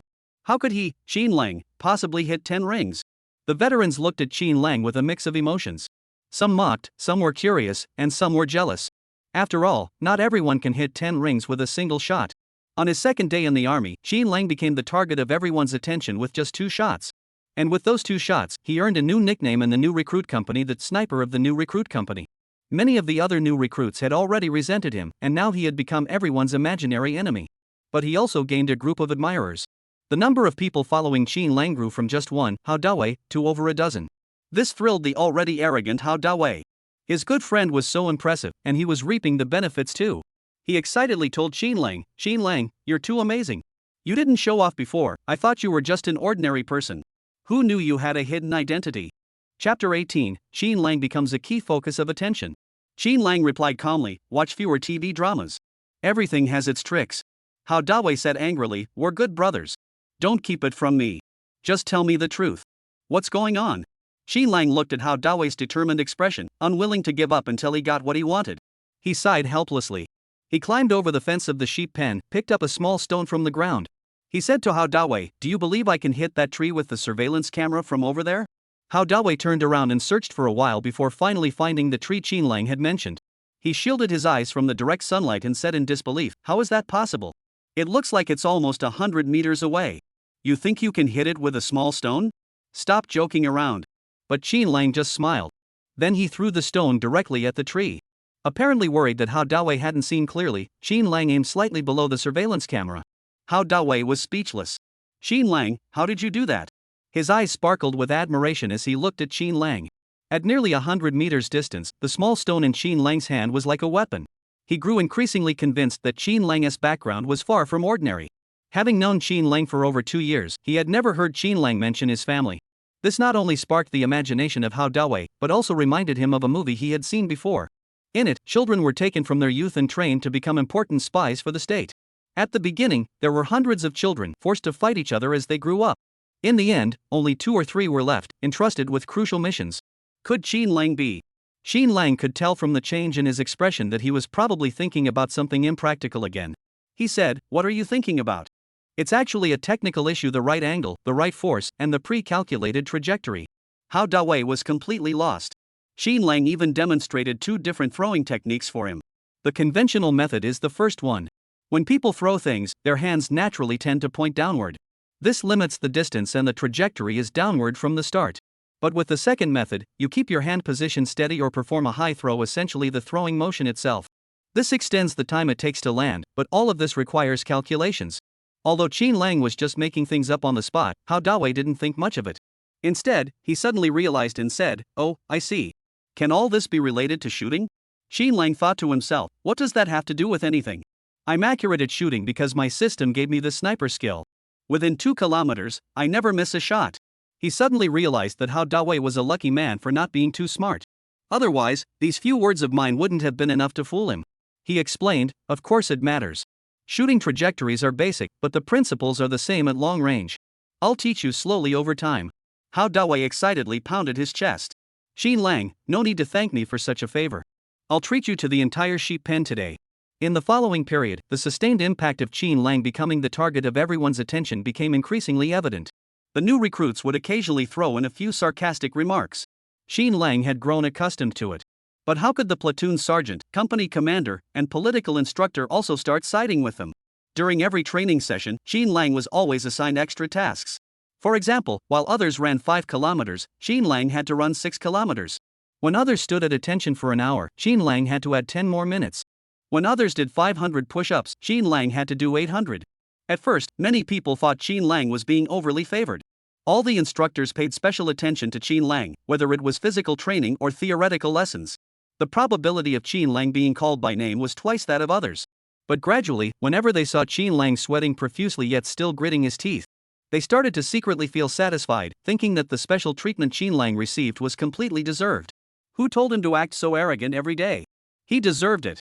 Often, while others were already lying in their dorm beds, Qin Lang would drag his weary body back, limping alone. Even Hao Dawei occasionally felt sorry for Qin Lang.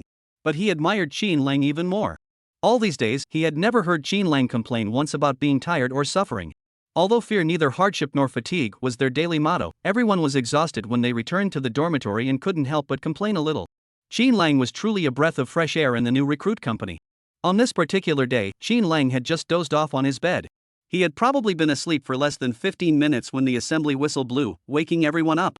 Before their eyes had even opened, their bodies had already started folding their blankets out of muscle memory. Liang Yumming muttered, "Can't you let me get a good night's sleep? I was so tired from working all day, and now I'd just lain down and been woken up again." Hang in there. Once you get through the 3 months of basic training, things will get better. The few people in the dorm room encouraged each other. Qin Lang, however, with dark circles under his eyes from fatigue, was the first to head downstairs. Upon arriving at the assembly point, he saw Zhu Baoping looking at him with a smirk. "Qin Lang, are you tired?" Qin Lang stood tall, chest out, and replied in a loud voice, "Report." Not tired. Xu Baoping listened to Qin Lang's firm and resolute voice, rolled his eyes, and nodded, saying, "All right, judging by your voice, you could probably run another 5 kilometers." The others trickled out one by one, only to hear Qin Lang's "I'm not tired" and the company commander's words that followed. Everyone's expressions turned painful. They muttered to themselves, "Qin Lang, can you stop dragging us down? You're just asking for trouble. You're a battery-powered robot, we're not. We're just ordinary mortals. An extra hour of training each day feels like losing half our lives. Don't put us through this." But Xu Baoping said, "You've been in the new recruit company for almost a month now. How do you feel about it?" Everyone was speechless. "In the middle of the night, you call us out here for a heart-to-heart talk?" But they replied in unison, "We're adapting." Xu Baoping smiled and said, "Our new recruit company has a tradition of holding a celebration for new recruits who have been here for a month." Upon hearing the word celebration, everyone's eyes lit up. Is there such a good thing? After being put through so much, we finally have something good to look forward to. Company commander, when does it start? Do we need to prepare a performance too? Are we all new recruits? I can play the guitar. Do we have a guitar here? Everyone started listing their strengths. Afterward, Qin Lang stared at Xu Baoping, feeling that this celebration wouldn't be as straightforward as he had anticipated. Sure enough. The next moment, Xu Baoping said, "But our daily training tasks are already set. You can only hold the celebration in the evening." Chapter 19, is the celebration a torturous sports event? At night? Did I hear that correctly? We're already exhausted from training all day. How are we supposed to have the energy for a celebration at night? Company commander, can we not participate? Right, Captain. Can't we just celebrate by getting a good night's sleep? Xu Baoping's expression suddenly turned serious. "I said it's a tradition, so it must be followed. Don't you understand?" Everyone fell silent instantly. The once chatty group fell silent in an instant. But in their hearts, they were venting their frustration. "This is inhumane. We new recruits are just tools for their amusement. Are they that bored? If they're that idle, send them to our pastoral areas to herd sheep and keep themselves busy." Seeing the angry expressions on everyone's faces, Xu Baoping smiled satisfactorily. He then began to announce the rules for the celebration on his own. "I'll go over the important points for the celebration. The event will officially begin at 12 o'clock, including standing at attention, a 100-meter sprint, a 400-meter relay, a 1,000-meter long-distance run, push-ups. A long list of physical fitness events, not a single one related to entertainment." Everyone looked completely baffled. What's this? Are they kidding? Aren't we supposed to be celebrating? Who are we supposed to be entertaining? This is clearly just to make us suffer and please the veterans, isn't it? This is just too shameless. Sure enough, a group of veterans walked over with smirks on their faces. Xu Baoping even said with some emotion, "Look, I even prepared an audience for you. Everyone, do your best. Don't let the new recruits' first celebration end with an imperfect mark." Oh, really? Are we going to take you down? Apparently, the collective resentment was so intense that it gathered into a rain cloud. Before the celebration had even officially begun, a light rain started to fall from the sky. The veterans were prepared and quickly set up 2 large umbrellas nearby. The new recruits, however, braved the rain to perform what was called standing at attention. Xu Baoping took a sip of goji berry water and said slowly, "This competition is divided into individual and team events. The winning team will receive a reward. You can form your own group shortly." Everyone had thought it would just be a simple military posture drill. But unexpectedly, the veterans had somehow found a few ropes, each with a row of small bells tied to them. They used 2 small sticks to secure the ropes at both ends of the formation. The height of the ropes was exactly 0.5 centimeters below their calves. As soon as anyone moved slightly, the ropes beneath them would jingle. Hold the position for 10 minutes. Each row is a unit. If the ropes in any row ring, the time is extended by 2 minutes. The rain was getting heavier, and their clothes were gradually getting wet. The damp feeling on their calves was unpleasant. The height they had initially managed to maintain began to drop due to the rain, causing the edges of their pants to sag. Qin Lang saw that his pant leg was about to touch the bell and immediately lifted his leg higher. This action was like a domino effect, directly affecting those around him. Those on both sides tried to copy him, but soon realized that lifting the legs made the effort even more strenuous. At 7 minutes, someone rang the bell. Xu Baoping said, "First row, add 2 minutes." In this situation, every second felt like torture, and 2 minutes felt like being pushed into a fire pit. Xu Baoping curiously observed Qin Lang. He noticed that Qin Lang stood motionless like a statue, except for the leg lifting motion. Yesterday, he had just received a call from Ruan Dongsheng, the chief of staff of the 76th Group Army. Since Qin Lang joined the military, Ruan Dongsheng had already inquired about him twice. He had also instructed Xu Baoping to thoroughly investigate Qin Lang's background. So far, however, Qin Lang had proven to be a bottomless pit. All the new recruit tasks were child's play to him. He handled everything with ease. Regarding his background, he knew a little. But he doesn't know what Qin Lang has actually done. In fact, he's curious Qin Lang is only in his early 20s. Even if he has exceptional skills, who exactly trained him? There are too many mysteries surrounding Qin Lang. It seems it will take a long time to unravel them all. Qin Lang stood in the front row. By the time his teammates had endured 10 minutes, some of them were already grimacing in pain. The leg he was standing on began to tremble. At that moment, the bell rang again from the back row. Second row, add 2 more minutes. That's 6 minutes already. In this manner, standing at attention under Zhu Baoping's grueling regimen, they endured a full 20 minutes. When the exercise was finally declared over, everyone sighed in relief. The leg that had been raised the entire time was nearly atrophied, and everyone limped as they walked. The next event was a 100-meter sprint. This was a team event, with 4 people in each group, running simultaneously, and the average time of the 4 was recorded. Many people rushed to join Liang Yueming's team. He had been working hard lately, using Qin Lang as his imaginary rival in many events. All to beat Qin Lang. However, Qin Lang couldn't care less about such things. His training intensity was far greater than that of the others. Therefore, to this day, even his teammates are unaware of his true capabilities. But everyone knows he must be a top-notch expert. How Dawei and another dozen or so people also want to be in the same group as Qin Lang. Qin Lang said indifferently, 4 people per team, there are still 3 spots left. I don't mind. Let me know once you've decided. The competition officially began. One member of Qin Lang's team had poor coordination, especially in short sprints. His grades had always been at the bottom of the class, and the other groups considered him a liability. Qin Lang, however, shrugged it off and said, "Don't worry, I won't let you be last." But his teammates were still incredibly anxious inside. They silently vowed to themselves, "We mustn't let Qin Lang down. We have to give it our all." The short distance race officially began. Liang Yueming's group started before Qin Lang's. All of them were sprinters. As the gun went off, they dashed forward like streaks of light. Zhu Baoping announced the results. The average time is 12.73 seconds. Liang Yueming and his group looked at Qin Lang challengingly. This level is that of a national third-class athlete. Even if Qin Lang was as skilled as he claimed, he was only at the level of a national second-class athlete. While an individual might be a second faster than them, there was still a laggard in their group.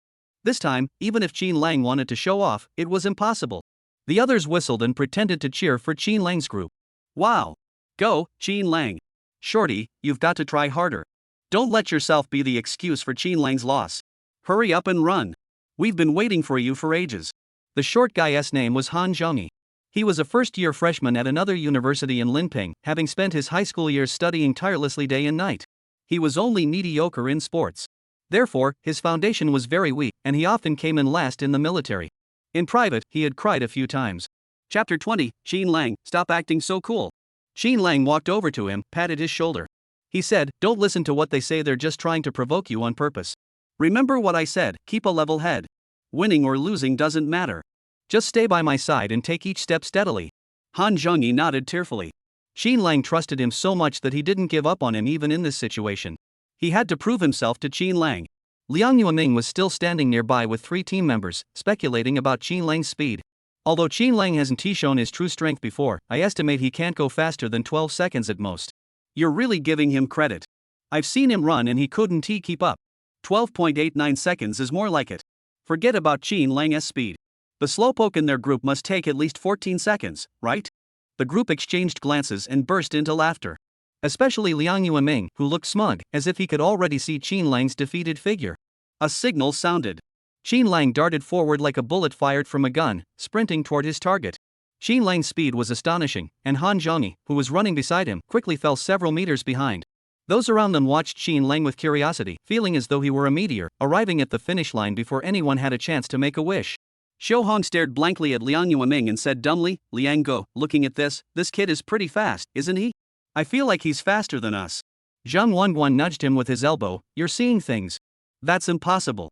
That's because we weren't paying attention to our own running, so we have no sense of time." Xiu Hong nodded awkwardly, "Probably. I really don't have a sense of time." Though they said this, everyone was still extremely curious about the outcome. Especially Zhu Baoping, who was with the veterans, whispering to each other and occasionally glancing at Qin Lang and the others with strange looks. Liang Yueming and the others felt their hearts racing. They were panicking inside. Could these kids really have run such good times? But Qin Lang remained calm as he told Han Zhongyi, "You did a great job just now, and you were very quick. But Han Zhongyi still hung his head in shame. But I'm still so much slower than you, and I've held everyone else back again. Xin Lang replied calmly, you're slower compared to me, but compared to yourself, you've improved a lot. Although Han Zhongyi knew Xin Lang was just trying to comfort him, he felt a bit better inside. He exhaled deeply and waited eagerly for the results. The average score for Xin Lang's group, 12.39. Zhu Baoping announced the results, and the scene immediately erupted into chaos. How is that possible? Xin Lang is way behind Han Zhongyi, yet he's faster than Lian Yueming's group? There must be foul play. Did they make a mistake? I don't believe it. There's definitely something wrong with this result. Everyone disregarded the rules and engaged in heated discussions. Even Han Zhongyi himself found himself caught in the whirlwind of public opinion. Han Zhongyi, the one holding everyone back, must have taken over 14 seconds. Han Zhongyi ran so slowly this result can't be right. Han Zhongyi. Han Zhongyi felt a pang of injustice. But Xin Lang walked over to him without a word, gently patting his back. He smiled slightly. Han Zhongyi's dejected mood vanished almost instantly. Bang! Suddenly, Zhu Baoping fired a shot into the sky. The area fell deathly silent. Questioning us for underhanded dealings? Don't bring that outside nonsense into the military. Since none of you believe me, I'll read out the scores for Xin Lang's group again. Hao Dawei 12.52, Song Yen 12.72, Han Zhongyi 13.11, Xin Lang 11.2. Hao Dawei and Song Yan were both satisfied with their scores. Although they were below the average score, they had all met the standards for a second-class athlete. Han Zhongyi, however, was thrilled, his eyes wide with excitement. He had finally broken the 13-second mark. He had been hovering around 14 seconds every time before. Xin Lang's time of 11.2 seconds caused quite a stir among all the new recruits. No way! Is that even real? He ran 11.2? Is that even possible for a human? With that kind of ability, he could be a national-level athlete. What's he doing in the military? Damn it, if I'd known I was in the same group as Xin Lang, he'd have saved the whole team. I'm actually a bit impressed by Xin Lang's skills.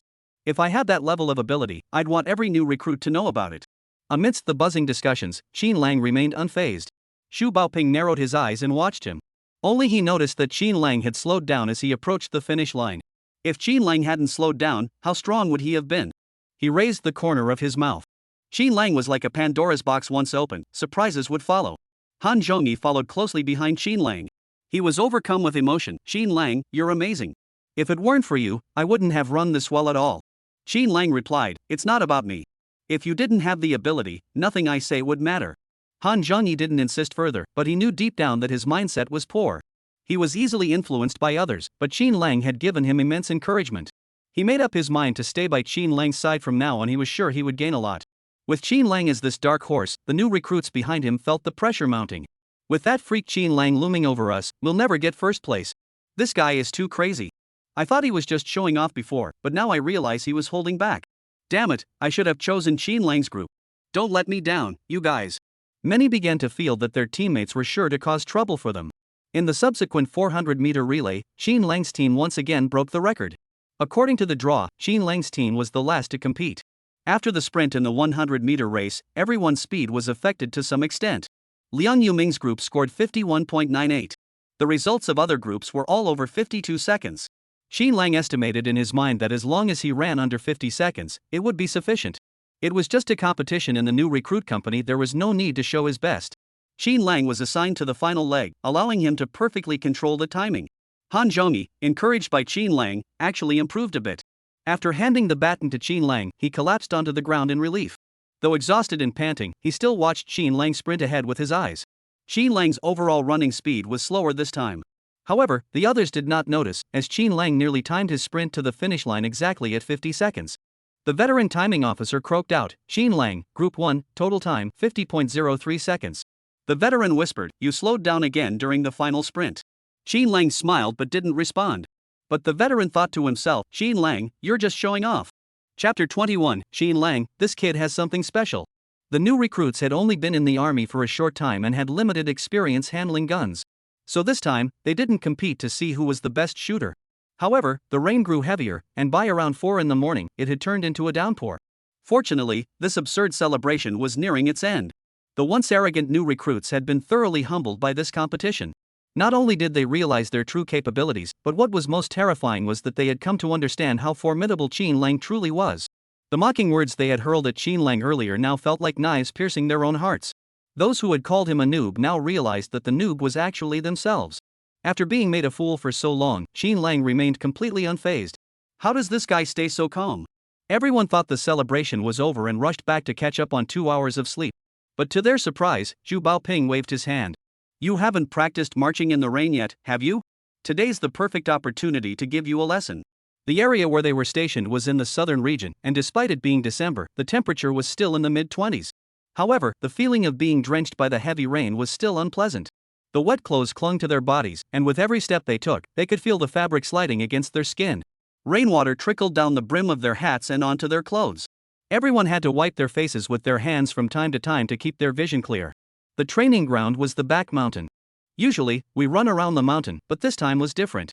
Following the narrow path up the mountain, the trail was steep and rugged, originally a dirt path worn down by human footsteps. Now mixed with rainwater, the loose soil intertwined with weeds, sucking every pair of feet like a swamp. Training in the rain, what a miserable day. At first, everyone maintained a jogging pace, but gradually, the pace of the group leading the way slowed down.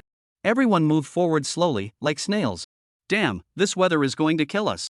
If you slip just a little, it'll be like a domino effect. Everyone finally managed to reach their destination before 5:30 p.m. The destination was still empty, but there was a note left for them.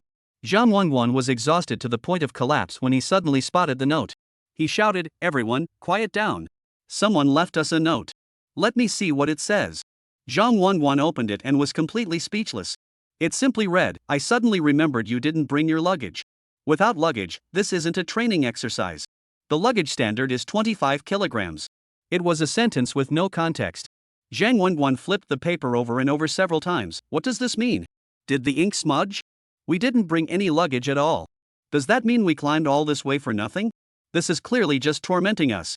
What does 25 kilograms of luggage mean? Should we go back and prepare 25 kilograms of luggage and come back up?" Xin Lang listened, then looked around thoughtfully. There was a surveillance camera nearby, directly facing them. Xin Lang used his eagle eye skill to scan the area carefully and noticed several tools nearby. He smiled slightly and whispered, "I see." Song Yan, who was beside him, asked, "Xin Lang, do you know what that means?"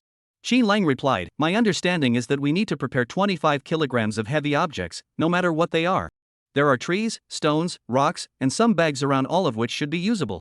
Xin Lang's voice was not loud, but after last night's competition, everyone had gained a new appreciation for him. At that moment, many people leaned in to listen. Someone frowned and questioned, "Is that really the case? That's just a guess, right? What if we bring it down and it's still wrong? Then we'll have carried the heavy object all the way for nothing." "Yeah, I don't think that's what he meant. Maybe he's hinting that we should go back and get our luggage?" Hao Dawei ignored the voices around him and asked directly, "Xin Lang, what should we do?" "I'll follow your lead."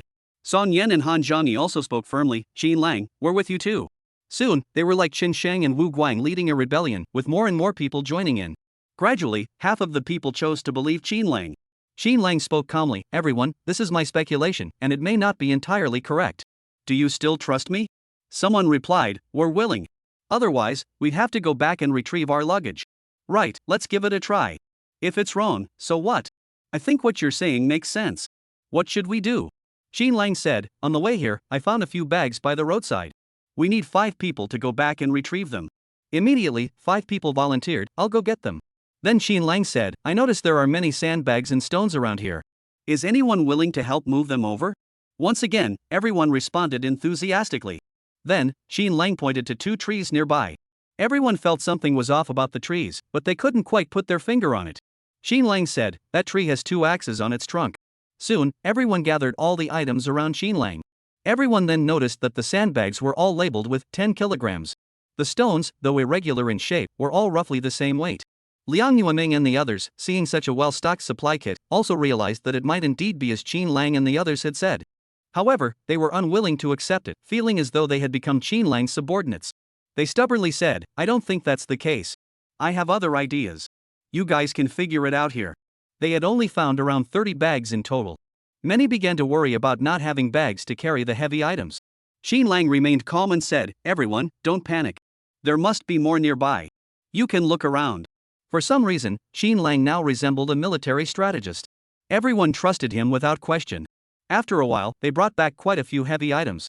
Xin Lang distributed the items to everyone according to their weight. In the end, there were a few stones left. Xin Lang weighed the axe in his hand. He hadn't expected this thing to be useless. But it wasn't like the 2 axes together weighed at least 10 pounds. Perhaps it was divine intervention, showing mercy on these new recruits who hadn't slept all night. The rain had stopped. The sky was gray and overcast, and it was unclear when the next downpour would arrive. Inside the monitoring room, Zhu Baoping and Guing Jie were watching the live footage from the scene. This tactic was something they used every year on the new recruits, but only a few truly understood its meaning. But to their surprise, Xin Lang had directly guessed the hidden meaning. Xin Lang, this kid has something special. Chapter 22, Less tricks, more sincerity, let's be friends. He has strong observational skills. He actually noticed something left by the roadside. Yeah, under normal circumstances, on a rainy day like this, few people would pay attention to what's around them. And didn't you notice anything else? He has leadership potential. Guing Jie nodded in agreement. I feel that deeply. On his first day, only Hao Dawei stayed by his side. Over the past few days, more and more people have gathered around him. He's now the opinion leader of the new recruit company. Zhu Baoping narrowed his eyes and said, but Xin Lang is still putting on a show for us. Is he not planning to reveal his true abilities to us? Guing Jie replied with a half smile, if he reveals everything now, what will he do when it's time to join the special forces? Zhu Baoping laughed twice. Then he leaned in and said mysteriously, Old Gu, do you know what Xin Lang did before? Guing Jie nodded, I've heard a little. Zhu Baoping said gossipingly, I recently heard that he. One spoke enthusiastically, the other listened with rapt attention. When Xin Lang and the others were almost at the foot of the mountain, they encountered Liang Yueming and the others, who were walking up the mountain with their heads hung low. Xin Lang had intended to pass by without a word. But unexpectedly, someone behind him spoke up first. Isn't that Brother Liang? Why are you back? Could it be that he's following our example and looking for a bag to pack things? No way. Liang Yueming has always had his own opinions, he must have his own plans. The mocking remarks from everyone made Liang Yueming clench his fists. He glared at Xin Lang with hatred. Gritting his teeth, he said, Xin Lang, you just wait. Xin Lang gave him a dismissive glance. He thought to himself, what does this have to do with me? You're the one who's stupid, don't blame others for being smart. After Xin Lang and the others had left the mountain, Li Xian was standing by a scale. Looking at the bags behind them, he said, not bad. You're not too stupid, you can at least understand what it means. Alright, put the backpacks on the scale. You can only leave if they pass. Everyone stood tall and placed their bags on the scale, looking quite proud. Everyone passed. Li Xian said, everyone, you've passed. Go eat. There should still be some food left. It was already 9:30 a.m., long past the cafeteria's opening time. Since yesterday afternoon, they had been awake for nearly 20 hours. Their last meal was my dinner from yesterday, and now they were both exhausted and starving. Earlier, when they were carrying their luggage down the mountain, they were already barely able to stand, completely exhausted, but they managed to make it to the bottom of the mountain. Growl, growl, growl. Everyone's stomachs were growling in unison. We had hoped for a hearty meal, but to our dismay, the canteen was left with only scraps. A group of us stared at the sparse leaves of vegetables in our plates, along with various star anise and garlic cloves, unable to pick out a second piece of braised pork. Their eyes closed instantly. I must be dreaming. I hope I wake up soon. Suddenly, someone laughed softly and said, at least we still have something to eat. When Liang Yueming and the others come back, there won't even be any soup left. That's true. At least we still have some dried goods here. That's not bad. Let's eat quickly. When compared to others, his bowl suddenly seemed filled with delicacies. He poured the soup over the rice and devoured the meal. Perhaps because they were both hungry and tired, the meal tasted especially delicious. It was like a drought ending with a timely rain. Since the team wasn't complete, the instructor didn't assign them any training tasks. Instead, they were told to return to their dormitories and rest properly. Despite no longer trusting the instructor's goodwill, they couldn't help but suspect there might be some hidden agenda behind his kindness. But with their eyelids drooping constantly, they returned to their dormitory and fell asleep immediately. They even forgot to eat lunch. Clanging noises. Xin Lang was awakened by a loud noise, and Hao Dawei also looked angrily toward the source of the noise. Liang Yueming and the others had just finished their task, which had taken over 2 hours in total. Just as they finished eating and returned, they saw Xin Lang and Hao Dawei sleeping soundly on the bed. He felt instantly annoyed. He deliberately made noise. Xin Lang glanced at him and closed his eyes again. The noise continued, and Hao Dawei angrily exclaimed, "Can you please be quiet? We're trying to rest." Liang Yueming said sarcastically, "Aren't you too tired yet? I was just trying to be nice and remind you so you wouldn't miss dinner at the cafeteria." He walked over to Xin Lang's bedside and stared at him, saying, "Xin Lang, are you happy seeing me in such a mess? Are you happy seeing us being played like this?" Xin Lang remained expressionless and said, "You've misunderstood. I don't feel anything toward you." Liang Yueming was furious. What does Xin Lang mean by that? Does he not even consider him worth his time? Xin Lang stood up and looked down at Liang Yueming. "Liang Yueming, I don't know why you've always been hostile toward me, but I've never targeted you." Just like today, your unfortunate situation has nothing to do with me. I'm just saying what I think, and you don't believe me. You can't blame the consequences of your own stubbornness on me. What Qin Lang said went in one ear and out the other for Liang Yueming. All he could think was, why does Qin Lang look down on me like that? Does he think I'm just an ant? I'm completely insignificant in his eyes. Hao Dawei also stood up with a cold expression. Liang Yueming, is this ever going to end? Are you just too insecure? Qin Lang didn't do anything, yet you're treating him like an enemy? You're just jealous of him, aren't you? Liang Yueming's voice suddenly rose. I'm jealous of him? Which eye did you see that with? Hao Dawei smiled sarcastically and made a gesture with 2 fingers toward his own eyes. Qin Lang also jumped down from the upper bunk. Less tricks, more sincerity. Let's be friends. Liang Yueming's face flushed red and white alternately as he sneered, don't try to get close to me. Qin Lang shrugged and walked away. Liang Yueming remained silent. He wanted to ask his 3 friends what they would do in his place. But the 3 of them had already fallen asleep long before he had even crossed paths with Qin Lang. In the afternoon, it was shooting practice. The moment everyone saw the guns, all their fatigue vanished. This cold, lifeless piece of metal was the treasure everyone longed for. At the start of the shooting training, the guns were unloaded. Everyone first practiced their posture, mainly to get a feel for the guns. Despite being a cherished possession, holding it for over 10 minutes had lost its initial novelty. Their arms began to drop uncontrollably. At this point, Zhu Baoping and Guing Jia would take a ruler and strike it firmly on the arms. Keep your arms tense. Is the target on the ground? If you keep hitting like that, you'll end up hitting a mole instead. Chapter 23, Qin Lang, share your training techniques. Everyone was struck by the ruler, their lips and teeth bleeding, several people grimacing and breathing through their teeth. Among the hundreds of people, only Qin Lang had not been struck. Several times, Zhu Baoping stood right next to Qin Lang, but Qin Lang remained unmoved. He couldn't find any flaws, so he had to pick on others instead. Finally, when it was time to rest, Song Yan, sweating profusely, asked while shaking his hands, Qin Lang, aren't you tired? Do you have steel plates implanted in your arms? A gun must weigh at least 10 pounds, how come you don't even flinch? Yeah, Qin Lang, tell me the truth, are you a robot? Or a cyborg? Hao Dawei recalled that Qin Lang had once told him that many of the training exercises involved techniques. He leaned closer to Qin Lang and whispered, Qin Lang, that's not fair. You have techniques and you didn't tell your buddy? You're happy seeing me get beaten up, aren't you? Zhu Baoping overheard their whispered conversation. He also leaned in and shouted, yeah, Qin Lang, what tricks do you have? Share them with everyone. You're all the same age, your techniques must be more practical. Qin Lang looked at Zhu Baoping's mischievous smile. He silently cursed the elder relatives of the person in front of him. What tricks do I have? Years of holding a gun and training on the front lines, does that count as a trick? Experience gained from killing people, does that count as skill? Every day, holding a gun, fighting in a hail of bullets, if you can't maintain a position for long, you'll be shot dead by the enemy, does that count as skill? But he remained calm and bluffed, there are indeed techniques. Everyone immediately gathered around, curious to hear what Qin Lang would say next. Holding a gun mainly tests arm strength. When I was a child, I used to fill a water jug with water and like to spread my arms wide, holding the jug with both hands. If my hands shook, I'd punish myself by holding it for another minute. Later, when I went to university, I'd go back to the gym and lift dumbbells using the same method. Hao Dawei listened intently from the front. He even nodded along as if he understood. But when he heard about the gym, something felt off. He leaned in quietly and said, Qin Lang, aren't you always busy with your part-time job? When do you have time to go to the gym? Zhu Baoping gave him a playful smile, wanting to see how Qin Lang would explain it. But Qin Lang replied calmly, vacation. Hao Dawei clapped his hands excitedly, realizing, no wonder you're always hard to find during the holidays, you've been at the gym. Qin Lang sighed in relief, good thing Hao Dawei is so easy to fool. He nodded and said, I really value exercise, so I often participate in marathons and go to the gym whenever I have time. Han Zhongyi also nodded in understanding, no wonder you're so good at running. It must be because you participate in marathons.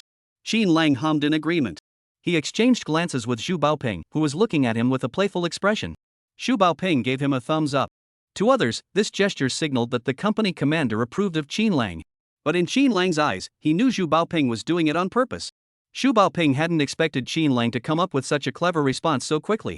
After a brief rest, the repetitive training began again.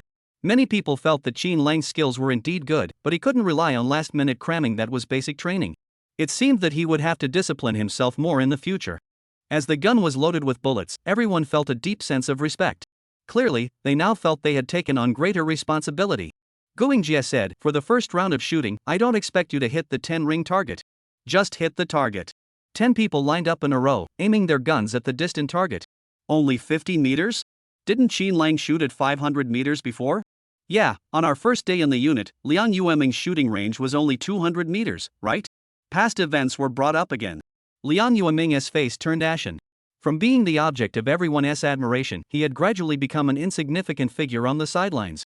On the other hand, Qin Lang, who had once been the target of everyone's criticism, had gradually become the core of the group. He was deeply dissatisfied. He had always been looking for an opportunity to prove himself. He wondered if this might be the perfect opportunity. Gulingjie glanced at the new recruit who was still talking nonsense. He said, "Do you all think that 50 meters is a piece of cake?" The new recruits didn't say anything, but their expressions seemed to say, "Isn't that right? How difficult could 50 meters be for us?" Gulingjie said, "Try hitting the target first before you talk." Everyone raised their guns, followed the instructions, and slowly brought their eyes close to the sights. This device was like a telescope, making the target 50 meters away seem within arm's reach. But another problem arose: arm stability. Even the slightest tremor in the arms caused the target in the center of the scope to shift. Adjustments had to be made bit by bit. Even a slight increase in breathing can affect accuracy. After several attempts, the new recruits were already sweating profusely just trying to aim properly. Gulingjie joked, "How about it? Is 50 meters as easy as you imagined?" This time, the new recruits shook their heads helplessly. Gulingjie emphasized a few techniques to them and then said, "I'll count to 3. After 3, everyone must fire. 3, 2, 1. Bang bang bang." The gunfire was intermittent, and a few people had not fired. Seeing that the few men were still hesitating, the other new recruits urged them, "Fire." "Why aren't you firing?" Those who had already fired were even more stunned. The numbness in their arms persisted, a result of the gun's recoil. Gulingjie walked over to the new recruits who hadn't fired and asked, "Why aren't you shooting?" The few hesitated and said, "Because we didn't aim at the target." "Gulingjie, what was my order?" They replied, 3 counts, then fire." "Gulingjie, are you disobeying orders?" The men dared not speak. Gulingjie turned around and faced all the new recruits. In the military, obedience to orders is the top priority. Do not hesitate. In the time it takes you to hesitate, the enemy may escape. Victory or defeat can sometimes hinge on a single moment. If your heart hesitates, your hands will hesitate as well. Then, Gulingjie addressed the few who had not fired their guns. "I will count to 3. This time, you must fire. 3, 2, 1. Bang." This time, firing their guns felt like a huge weight had been lifted off their shoulders. The outcome was predictable. Among the people hit, the best score was 7 rings. 3 others missed the target entirely. Gulingjie said, "Do you think 50 meters is easy now?" The first batch of new recruits shook their heads in unison. "Qin Lang, it's all your fault for making it look so easy. Now I thought shooting was simple." Chapter 24, we just want to see what Qin Lang does next. This time, the shooting groups were divided, and Qin Lang was assigned to the second row. When it was his group's turn, an accident occurred. "Qin Lang, step forward." Gulingjie called Qin Lang over to the edge of the group. Qin Lang walked over calmly. Everyone looked curiously at them. Gulingjie pointed ahead and said, "Qin Lang, everyone else's target is 50 meters away. Yours is an exception. Yours is 600 meters. Qin Lang raised an eyebrow and looked at the target in the distance, which was about the size of a piece of tape. Everyone was utterly speechless. I knew the comparison would be brutal, but I didn't expect it to be this kind of comparison. I thought Qin Lang would breeze through this 50 meters with his eyes closed, but it turns out he didn't even bother to take it seriously. 50 meters and 600 meters, is that the gap between us at the starting line? Will I ever be able to achieve what Qin Lang accomplished in basic training? Our 50 meters is probably something Qin Lang unlocked while still in his mother's womb. Everyone envied Qin Lang even more. Even Liang Yueming's feelings toward Qin Lang were growing increasingly special. From jealousy, it gradually turned into admiration. Qin Lang helplessly took the gun handed to him by Gulingjie. He assumed the same gun-holding posture as the others.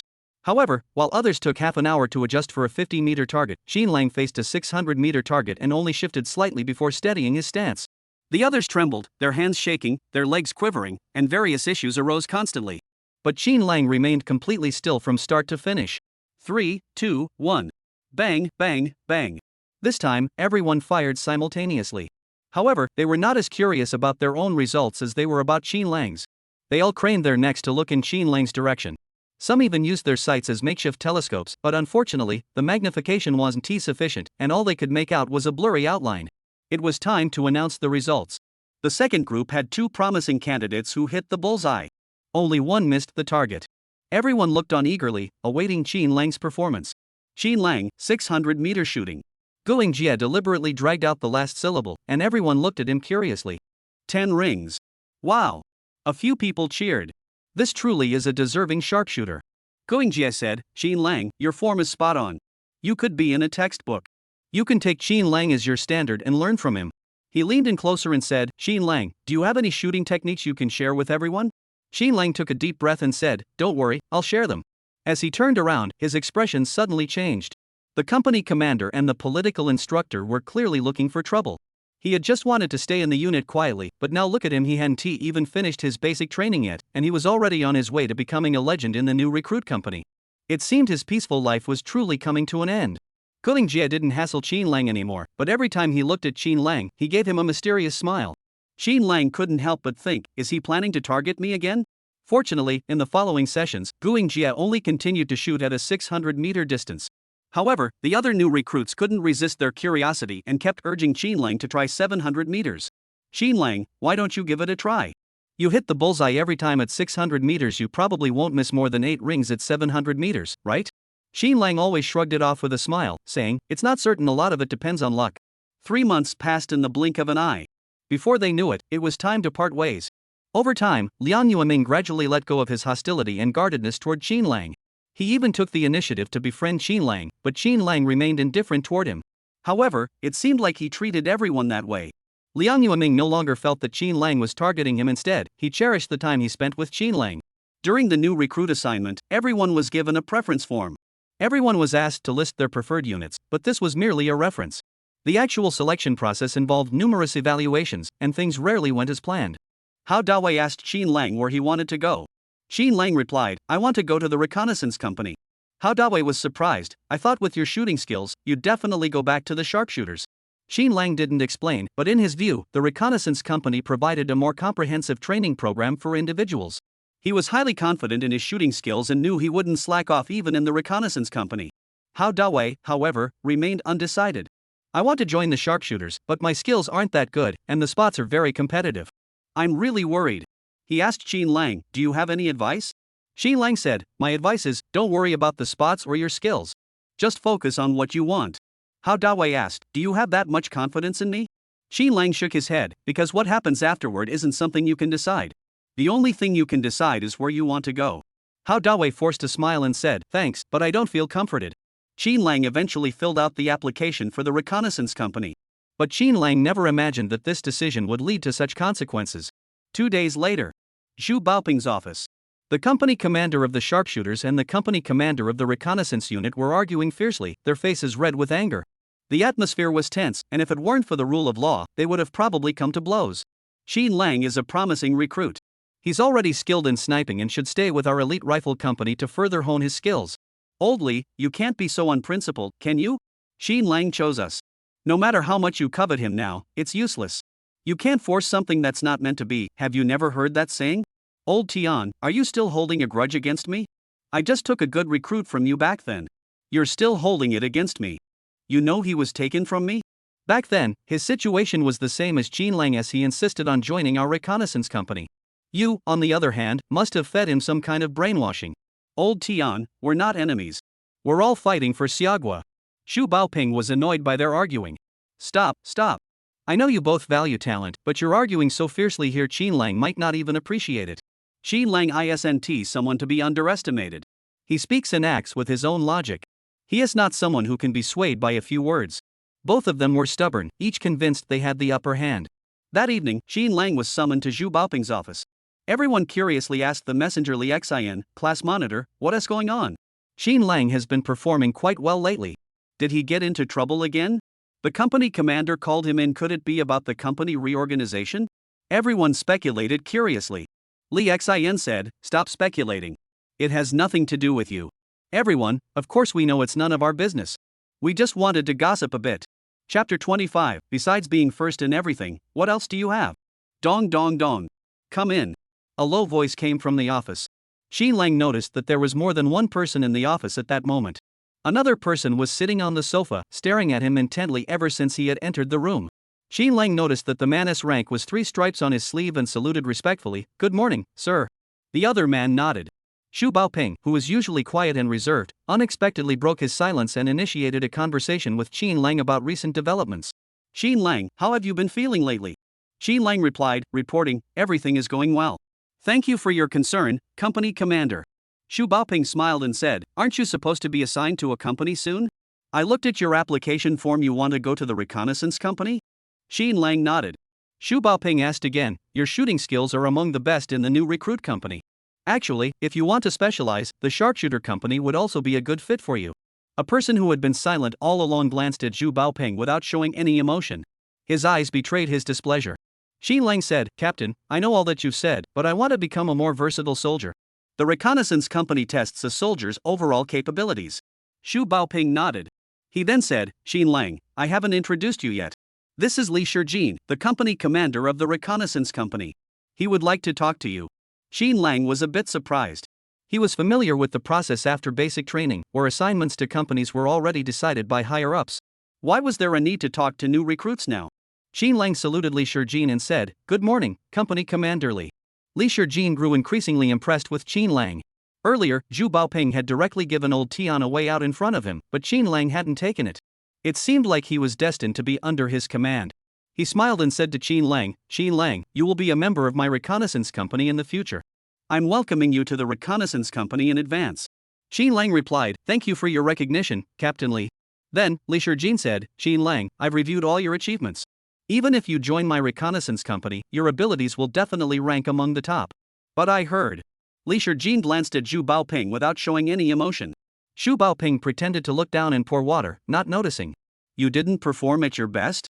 You only narrowly beat the second place in all the tests. Xin Lang said, No, it was just luck. Li Shijin laughed twice, then said, Xin Lang, you're the classic type who performs better against stronger opponents. Joining our reconnaissance company would be the best choice for you. Xin Lang looked at him without showing any emotion, waiting for him to continue. Li Shijin went on talking at length, finally saying, Xin Lang, if someone were to poach you, have you ever considered it? Xin Lang immediately thought of the sniper company mentioned earlier by Xu Baoping. Could it be that the commander of the sniper company also wants him to join? He never expected that, back in school, he was a nobody who couldn't even get a girl to notice him, but now, in the army, two men in their 30s were fighting over him. How embarrassing. But Xin Lang still said, everyone has different plans. In my opinion, the reconnaissance company is my goal. Because to become a special forces soldier, you have to be versatile first. Xu Baoping remarked indifferently, Do you know that shooting skills are also crucial for becoming a special forces soldier? Xin Lang smiled slightly, shooting isn't difficult for me. If Xu Baoping hadn't known Xin Lang's skill level, he would have wanted to rush over and slap him just from hearing that statement. Look at how arrogant he is. He's just the best at long-distance running, short-distance running, shooting, and physical fitness, right? What's so great about that? Li Shijin from the reconnaissance company never expected Xin Lang to be so resolute. That little old man, old Tian, wasn't even worth mentioning. Even if he poured a bucket of mind-altering potion down Xin Lang's throat, it wouldn't matter. In a moment of excitement, Li Shijin couldn't help but say a few unkind words about old Tian. Xin Lang, the company commander of the sniper company, is so obsessed with you that he can't eat or sleep. So I thought I'd talk to you first. The focus of our reconnaissance company's later training is. Xu Baoping coughed twice beside him. Sighing helplessly, this old Li the person isn't even confirmed yet, and he's already told Xin Lang about the training priorities. Which one of you is the company commander? Watching Xin Lang sit casually on the sofa, his expression focused yet carrying a hint of coolness. For a moment, it felt like old Li was actually reporting to Xin Lang. If old Tian says anything to you, just ignore him. Xin Lang smiled and said, Both company commanders are respected seniors of mine. I will make my own stance clear. Thank you for your recognition. Li Shijin said smugly, All right, Xin Lang, you can go rest now. It's pretty late. After Xin Lang left, Li Shijin frowned and slammed his hand heavily on Xu Baoping's desk. Even the goji berries in Xu Baoping's cup seemed to be leaping out of the cup. Old Xu, we've known each other for so many years. Why are you still playing the peacemaker? Xu Baoping, Li Shijin, and Tian Yunfei from the sniper company were all from the same new recruit company and shared the same dormitory. Later, they were assigned to different companies but remained within the same military region. Their relationship grew increasingly close. However, whenever it came to matters related to their time in the new recruit company, the three would always end up arguing fiercely over trivial matters. Xu Baoping saw the situation and realized he couldn't stay out of it anymore. He sighed and then said with a sly grin, Old Li, old Tian gave me 2 cans of top-quality De Hong Pao tea. I can't refuse to help. Li Shijin gritted his teeth. 2 cans of De Hong Pao are enough to sway you? Where's your dignity? Your moral bottom line? The justice you claim to defend? Xu Baoping shifted his gaze nervously. Anyway, we're all in the same military region. We're all family. Does it really matter who it's with? Besides, I'm just helping out. In the end, it's up to Qin Lang himself. His voice grew softer and softer until he had no confidence left. Li Shijin pointed at him for a while, too angry to speak. Finally, he grabbed the cup of goji berry tea Zhu Baoping had just poured and drank it in one gulp. Zhu Baoping crossed his arms in front of his face and turned his head away. Eh? Didn't you pour it on me? He opened one eye and saw that his beloved orchid plant was now dotted with distinct goji berries. He slammed the table in anger and stood up. Li Shijin, take your anger out on me. What kind of skill is it to touch my flowers? Slap. Li Shijin had already slipped away. Zhu Baoping was left staring at his orchid with a look of sorrow. My flower, why are you so unlucky? He then clenched his teeth and said, Qin Lang, my flowers are all broken. You must stay strong. Chapter 26, whenever you need me, I'll be there. When Qin Lang returned to the dormitory, everyone in the room curiously asked him what had happened. Qin Lang explained, I applied for the Reconnaissance company, and today the company commander called me. A few people asked in confusion, why did the Reconnaissance company commander call you alone? Qin Lang replied, from what he said, it seems like the commander of the sharpshooters company also wants me. This time, he came to gauge my interest. Everyone. Bro, can you not make such a big deal out of this so casually? It makes us feel like we're just here to make up the numbers. After all this time in the army, I've never heard of two company commanders going to such lengths over a new recruit. Some were excited for Qin Lang, while others were complaining for themselves. Damn it, I also applied for the Reconnaissance company. When the company commander came to find Qin Lang, why didn't he call me too? Is this the difference in ability? Qin Lang made me realize that there is also the practice of poaching people in the military. Thanks, Qin Lang, for showing me the ropes and making me realize my role as a mere extra in this world. Hao Dawei, however, was excited and asked, Qin Lang, where do you want to go? Qin Lang didn't hesitate and said directly, the Reconnaissance company. The next day, Qin Lang once again arrived at the familiar office of Zhu Baoping. However, this time, he was greeted by an unfamiliar face. The three stripes on his shoulders led him to guess that this person was likely the company commander of the sniper company mentioned yesterday, Tian Yunfei. Qin Lang greeted everyone in turn. This time, Tian Yunfei didn't wait for Zhu Baoping's small talk but got straight to the point. Qin Lang, I am Tian Yunfei, the company commander of the Elite Rifle Company. Based on your shooting skills, you should be eligible to join the Elite Rifle Company for further training. I heard you want to join the Special Forces, right? Actually, as long as you have the ability, any unit can serve as a stepping stone to join the Special Forces. Qin Lang listened carefully, but he remained firm in his decision. Thank you for your recognition, Company Commander Tian. If I were to follow my heart, I would still prefer the Reconnaissance Company. However, if you insist on keeping me in the Elite Rifle Company, I have no objections. Qin Lang spoke in a calm tone. He was neither arrogant nor humble, but he made his position clear. He had heard before that Qin Lang had exceptional mental resilience. Today, it was indeed true. No matter who he was facing, he remained as steady as a mountain and could clearly express his thoughts. Despite having been politely refused by Qin Lang just moments ago. But Tian Yunfei wasn't giving up. He continued to extend an olive branch to Qin Lang. Qin Lang smiled faintly and said, thank you for the invitation. I will consider it carefully. Then Qin Lang left. Tian Yunfei asked Zhu Baoping, what did Qin Lang mean just now? Is he already considering joining our Divine Gun Company? Zhu Baoping sighed helplessly, old Tian, you can't possibly not notice? Qin Lang is just being polite to spare your feelings. Tian Yunfei was furious. Old Zhu, didn't you say you'd put in a good word for me? Zhu Baoping sighed, I said all the nice things I could, but Qin Lang's attitude was very clear. Outsiders can't influence his decisions. Tian Yunfei glared at Zhu Baoping. Finally, he took the 2 cans of De Hong Pao off the table. Since the matter wasn't resolved, these fine things are just a waste for you. Then he walked away without looking back. Zhu Baoping chased after him, at least leave me 1 can. I did help you, you know. He felt like a pig looking in a mirror, a fool in every way. Not only did he not get the De Hong Pao, but he also ended up losing a pot of orchids. What a disaster. Next time you two fight over someone, don't involve me. A few days later, the results of the unit assignments were announced. Hao Dawei missed out on the Elite Rifle Company he loved and ended up in the Artillery Company. Joining him was Han Zhengyi. But what no one expected was that Liang Yueming from the dormitory had actually been assigned to the sharpshooters. Liang Yueming comforted Hao Dawei, don't worry, we're still good brothers and comrades. If we learn any new tricks in our company, I'll teach them to you. Hao Dawei was dejected but couldn't help but envy him. Hey, can I request a transfer to another company? I'll work hard to improve my shooting skills, won't that be enough? Qin Lang lived up to expectations and joined the Reconnaissance Company. It seems that this time, the standoff between old Tian and old Li was won by Li Shijin. Joining him in the Reconnaissance Company was Song Yen. When Song Yen heard the news, he jumped up in excitement. That's great, Qin Lang. With you there, I can rest assured. Han Zhongyi was deeply reluctant to part with Qin Lang.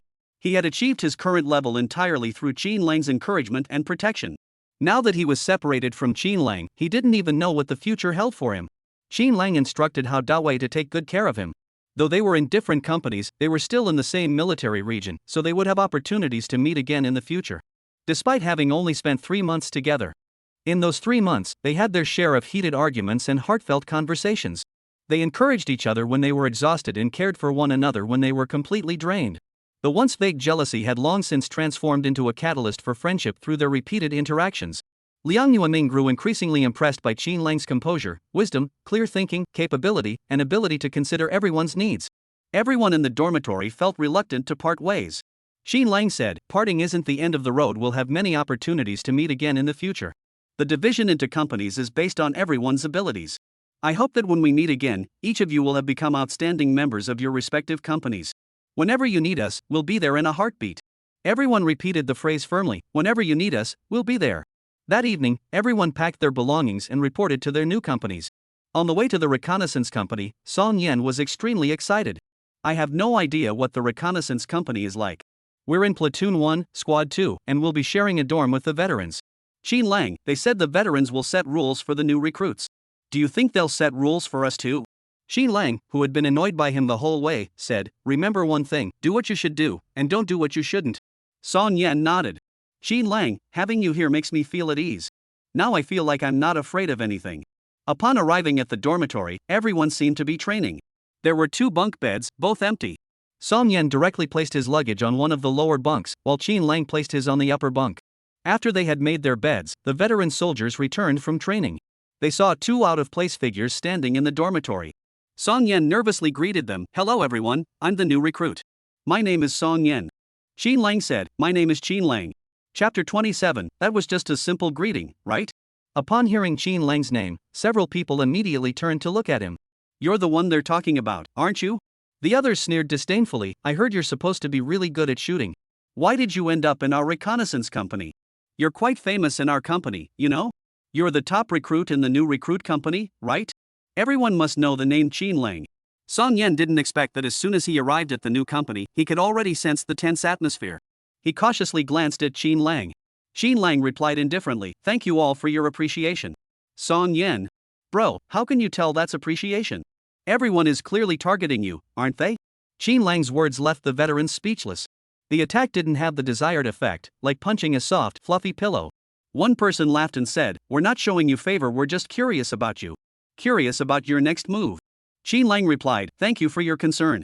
I'll do my best in the future." The veterans. Does Qin Lang not understand what they're saying? What did they mean by that? Qin Lang could understand, but it was better to avoid trouble and just brush it off. But the others were clearly looking for trouble with the new recruit. When new recruits arrive at the barracks, the veterans always give them a taste of their authority. On one hand, it's to uphold the veterans' prestige, and on the other, it's to find a few people to do the menial tasks. One of the veterans, named Wang Kong, pointed at Song Yen's freshly made bed and said, "Who told you to sleep here?" Song Yen replied awkwardly, "Are we not allowed to stay here? We saw these 2 beds were empty, so we put our luggage there." The other man barked, "These are our beds for resting. Take your things and get out of here." Song Yan's face turned pale from the scolding, and he dared not breathe a word. Just as he was about to obediently start packing, Qin Lang spoke up, "Can't that empty bed be used?" Song Yen froze. Was Qin Lang challenging the veteran? The veterans also looked at Qin Lang in surprise, their expressions teasing. They were even more eager to see what would happen next. Wang Kong raised his eyebrows and said, "We're taking both beds. You 2 can sleep on the top bunks." Song Yen watched as Qin Lang and Wang Kong faced off, fearing they might come to blows at any moment. He quickly said, all right, I'll pack up right away." However, Qin Lang replied, "There are 2 iron beds. There's no rule saying new recruits have to sleep on the top bunk." Wang Kang's lips twitched slightly, surprised that Qin Lang dared to defy him. He said, "What do you mean? Are you trying to defy us? Don't you listen to what we say?" Qin Lang furrowed his brows slightly. "If you have a reasonable argument, I'll listen. But right now, you're just being unreasonable." Wang Kong burst into laughter. The other veterans also laughed so hard they could barely stand up. The rules of the military are to obey the orders of senior soldiers. Do you understand? Qin Lang shook his head. We're all of the same rank. I listen to you out of respect, but you can't act like an old fool. The old soldier's brows twitched slightly. They hadn't expected Qin Lang to be such a stubborn one. It seemed he was determined to go head-to-head with them. One of them gave the others a nod. The others immediately closed the doors and windows. Song Yan instantly realized what was happening and was so scared he hid behind Xin Lang. Xin Lang also guessed what was going on. He said, "Fighting is prohibited in the military." A few veterans mocked, "Who's fighting?" "We're not. We're just looking out for the new guy." Xin Lang retorted, "Are you sure? This isn't a fight?" The other party clenched their fists tightly, making a cracking sound, as if they were about to strike Xin Lang in the face at any moment. Wang Kong said, "That's right, no one saw any fighting." Xin Lang sighed in relief, "If you say so, I'll believe you." Everyone was taken aback. Before anyone could process what Xin Lang meant, he grabbed Wang Kong by the collar, swung him through the air in a half circle, and slammed him hard onto the ground. The veterans' smiles froze on their faces. The victim, Wang Kong, didn't even know what had happened. Song Yan stood there with his mouth open, speechless. Xin Lang's speed was too fast. Xin Lang had just grabbed Wang Kong by the collar, lifting him off the ground by his toes, then smoothly pushed him backward onto the ground. To prevent him from hitting his head, Xin Lang even kindly held onto his collar, ensuring that Wang Kong landed on his buttocks first. Xin Lang said, "No fighting or brawling, just looking out for an old soldier, right?" Xin Lang smiled slightly. But this smile sent a chill down Wang Kang's spine. The others finally reacted, rolling up their sleeves and preparing to attack Xin Lang.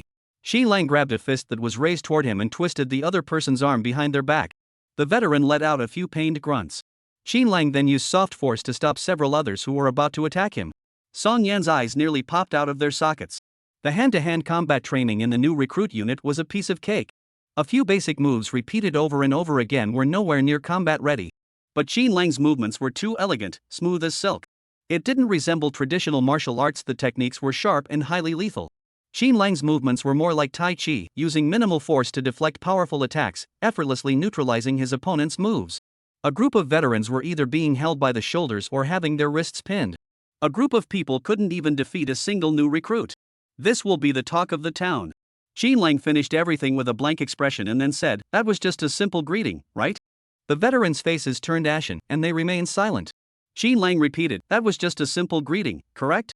This time, Wang Kong managed to force out a yes. Xin Lang pointed at Song Yan's bed and asked, "Can this bed still be used?" Wang Kong was highly dissatisfied but still managed to utter a yes.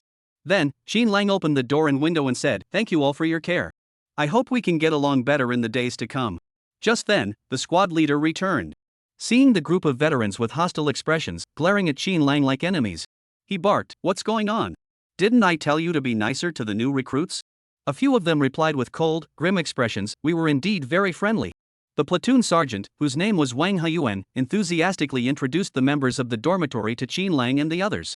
Finally, he emphasized, "We are a united and caring group. If anyone bullies you, come tell me." Song Yan, who had narrowly escaped death, thought to himself, "Why didn't you say that sooner? Otherwise, I wouldn't have witnessed such a terrifying scene earlier." Xin Kong said, "All right, class monitor, I'll cherish this friendly group." Wang Kang's lips twitched slightly.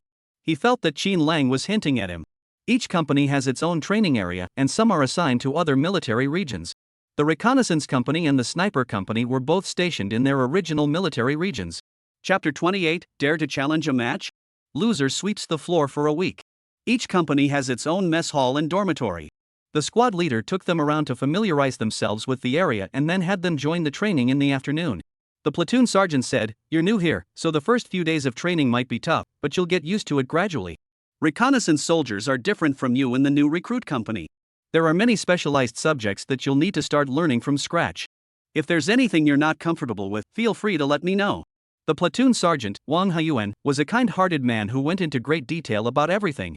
This made Song Yan, who had just arrived at the new company and witnessed the brotherly kindness atmosphere, feel particularly at home.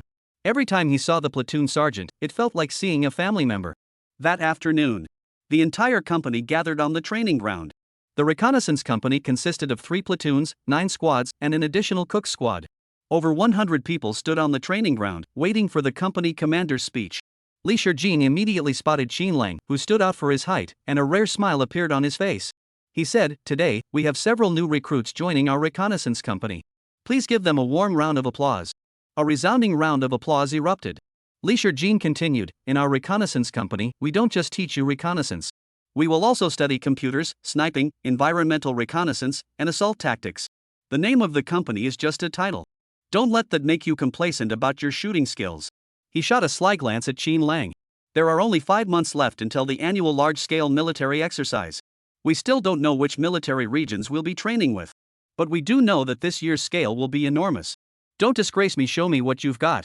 After Li Shijin finished his speech, the platoons dispersed to resume their respective training. However, after what happened in the morning, everyone in the dormitory harbored hostility toward Qin Lang and Song Yan. Physical training. 2 people worked together to lift a 50-kilogram log. This tested both their coordination and their physical strength. Originally, when the new recruits first arrived, some squad leaders would give them special consideration. For example, while the veterans might run 100 meters, the new recruits would only need to run 80 meters in the same amount of time. But this time, Wang Kong came over to challenge Qin Lang. Qin Lang, I hear you're pretty strong too? Want to have a match? Qin Lang asked, are we comparing log carrying? Wang Kong said, scared?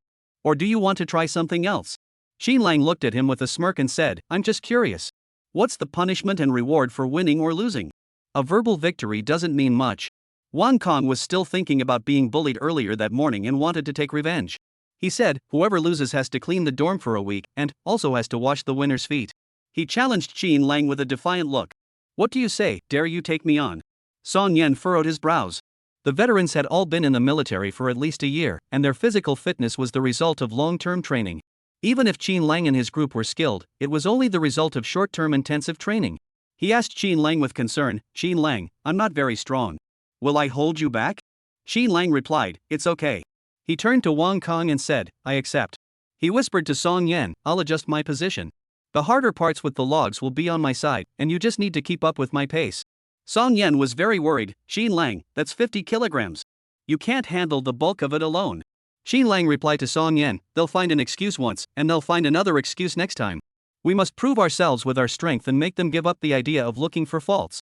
Song Yan finally realized that Qin Lang wasn't insensitive to the situation. He simply didn't care.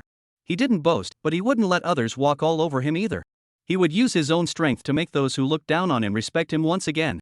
Just like Song Yan and the others had done in their basic training unit, hadn't they started out filled with hostility and eventually become close comrades?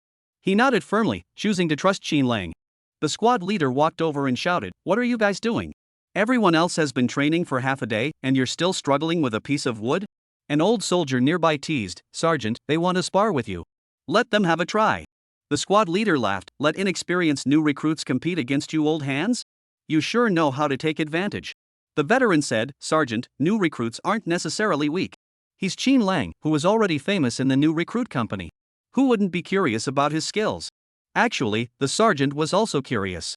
But he couldn't take sides because of his position as squad leader. He asked Qin Lang, do you want to compete with them? Qin Lang nodded and said, sure. The squad leader perked up, alright, I'll be the referee. Qin Lang and Song Yan carried a log and stood on one side. Beside them were Wang Kong and Zhong Ning. The log was about 1.5 meters long and weighed around 50 kilograms. The surface of the log was rough, and each time it was placed on their shoulders, it felt like it would peel off a layer of skin. Qin Lang stood directly in the center, with Song Yan behind him. The distance between the two of them was less than 50 centimeters. The other veterans chuckled to themselves. This Qin Lang is pretty clueless, he doesn't even know that standing in the middle makes it harder. He has no experience at all, he'll find out how hard it is once he starts running. He's pretty arrogant, but he's still outmatched by lack of experience. Oh well, we don't have to worry about cleaning up for the next week, someone will be pouring out the foot washing water. The squad leader wanted to remind Qin Lang that he was standing in the wrong spot. But he thought, since it was a competition, both sides had implicitly agreed that it wasn't fair, so he'd better keep his mouth shut. He announced, the competition begins. Both sides started at the same time. Wang Kong and Zhong Ning worked seamlessly together, stepping in unison, exerting equal force, and moving quickly. In contrast, Qin Lang and Song Yan were each doing their own thing, and Song Yan, who was trailing behind, was flustered and disorganized. Gradually, the two sides began to pull apart. However, it was in an unexpected direction. Qin Lang and Song Yan had actually overtaken Wang Kong and Zhong Ning. At first, their steps were out of sync, causing them to fall behind. But as they went on, both found their rhythm and moved forward together. Qin Lang began to accelerate gradually, with Song Yan close behind. The logs on their shoulders seemed to have no effect on them at all. This left Wang Kong and Zhong Ning speechless. Holy crap, how did those two do that? They've never trained before, yet they can run this fast? The log is almost bouncing off their shoulders must be raw and bleeding. Finally, when Qin Lang and Song Yan reached the finish line, Wang Kong and Zhong Ning were still 6 meters away, their faces grim. Qin Lang set down the log and said, we finished first. The green camouflage uniforms were stained with dark red blood. Chapter 29, If you bet, you must accept the consequences. The veterans had been cheering and watching the spectacle, but now that the outcome was decided, their expressions grew increasingly solemn. Wang Kong and Zhong Ning, panting heavily, ran to the finish line. Their faces alternated between red and white. Someone couldn't help but ask, Wang Kong, what happened to the two of you today? Losing to two new recruits? Isn't that embarrassing? Exactly. Where does that leave us veterans? The questions came one after another, but no one from their dormitory said a word. Xin Lang's combat prowess was something everyone in their dorm knew all too well. It seemed like this kid had been intentionally holding back his strength just to embarrass Wang Kong. The squad leader, Wang Huyuan, whistled, the outcome is decided. Xin Lang and Song Yan have won. The class monitor looked at Xin Lang's shoulder, which was covered in bruises, and frowned. Xin Lang, you have the strength, but you're not very skilled. If you rely solely on brute force in training, you'll end up hurting yourself. Xin Lang replied calmly, I know the techniques, but I didn't use them. Wang Huyuan was taken aback, thinking Xin Lang was just being stubborn and trying to save face. From the point of force on your shoulders, to the distance between the two of you, to the posture of hugging the log, everything has its place. I can do it, but Song Yan can't. If you want to win, you'll have to try a different approach. Xin Lang explained the techniques of handling the log in a clear and organized manner. Wang Huyuan was stunned, one surprise following another. He really understood. This didn't look like he was just pretending. Wang Huyuan had prepared several lectures, but Xin Lang's words left him speechless. He glanced at Song Yan behind Xin Lang, who was still bent over, leaning on his knees, breathing heavily. His original lecture turned into, then you help your teammate. Do I even need to say anything else? Xin Lang's current strength has already surpassed the majority of everyone present, you know. I feel like we're just opening a blind box with Xin Lang, wondering what new treasure or new move we'll uncover. Song Yan leaned in excitedly and said, Xin Lang, you're so awesome. Now let's see how they dare to bully us. But when he turned around, he saw Xin Lang's shoulder covered in blood. His excited expression immediately faded. Xin Lang, are you okay? Go to the infirmary right away. Song Yan hadn't received any professional training, and his running earlier had been completely lacking in technique. Occasionally, when he ran a bit faster, the round logs bounced up like nails being hammered. He was a bit shorter, but the tall and sturdy Xin Lang became the focal point of the impact. At that moment, his shoulder only felt a slight scrape. Seeing Song Yan's guilty expression, Xin Lang said, we haven't received the award yet. Song Yan, ? What award? Song Yan suddenly understood.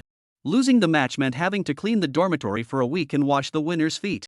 Song Yan hesitated for a moment and said, maybe we should just forget about it. After all, we're new recruits, and they're veterans. Xin Lang's gaze swept past him and landed on the few men behind him. He said, rules are rules. Wang Kong and Zhong Ning were still wallowing in the humiliation of losing the match. Zhong Ning complained, what's with this Xin Lang? A 50 kilograms log, and he, a new recruit, picked it up and ran off? If he hasn't trained, I don't believe it. Wang Kong remained silent. Under everyone's gaze, Xin Lang walked up to Wang Kong and said, does the bet we made earlier still stand? Wang Kang's face turned ashen. He glanced at the log on the ground, the very thing that had caused him to lose the match. Gritting his teeth, he managed to squeeze out a whisper, I accept the consequences of my bet. Xin Lang said, then the cleaning of the dormitory and the foot washing water for the next week will be your responsibility. Song Yan followed behind Xin Lang, carefully observing Wang Kong and Zhong Ning's expressions. The two of them looked as though they had been electrocuted, staring in shock, seemingly unable to believe that a new recruit would show no respect whatsoever. Wang Kong was completely speechless. Something was wrong. Normally, wouldn't they just exchange a few polite words and then call off the bet? Why isn't Xin Lang following the usual script? This approach is putting us in a difficult position. The others in the dormitory heard their conversation and were all equally bewildered. An old soldier washing a new recruit's feet, that's something I'd never heard of before. Song Yan looked at everyone's expressions. Though he felt it was disrespectful to the veteran, he couldn't help but feel secretly thrilled inside. Afternoon training proceeded as usual. Perhaps because of the veteran losing the duel, the veterans spent the entire day either sizing them up with suspicious glances or glaring at them with hatred. But Xin Lang paid no attention, continuing to eat with relish. Song Yan had always been at the bottom of the pack, and suddenly finding himself in a new environment, he struggled to keep up in every aspect. After training ended, Xin Lang took the initiative to bring Song Yan to the training field for physical training. Thinking back to when Song Yan first joined the unit, his arms were so thin they looked like they'd turn into fluttering butterflies after a few push-ups. But after just over 3 months, doing 300 push-ups with ease was no longer a problem. By the time the two of them returned to the dormitory, drenched in sweat, it was already 9:30 p.m. Upon opening the door, everyone was sitting on small stools on the ground, all looking toward the entrance. Xin Lang took his basin and went straight to the shower room. Song Yan muttered under his breath, they're not up to something, are they? Xin Lang replied calmly, we'll deal with it as it comes. Don't worry about something that might not happen. The dormitory environment here was relatively decent, with 10 showerheads in the shower room, each separated by individual partitions. Just as the two were showering, several veterans suddenly burst in, a group of 10. They spotted Xin Lang and Song Yen in the shower.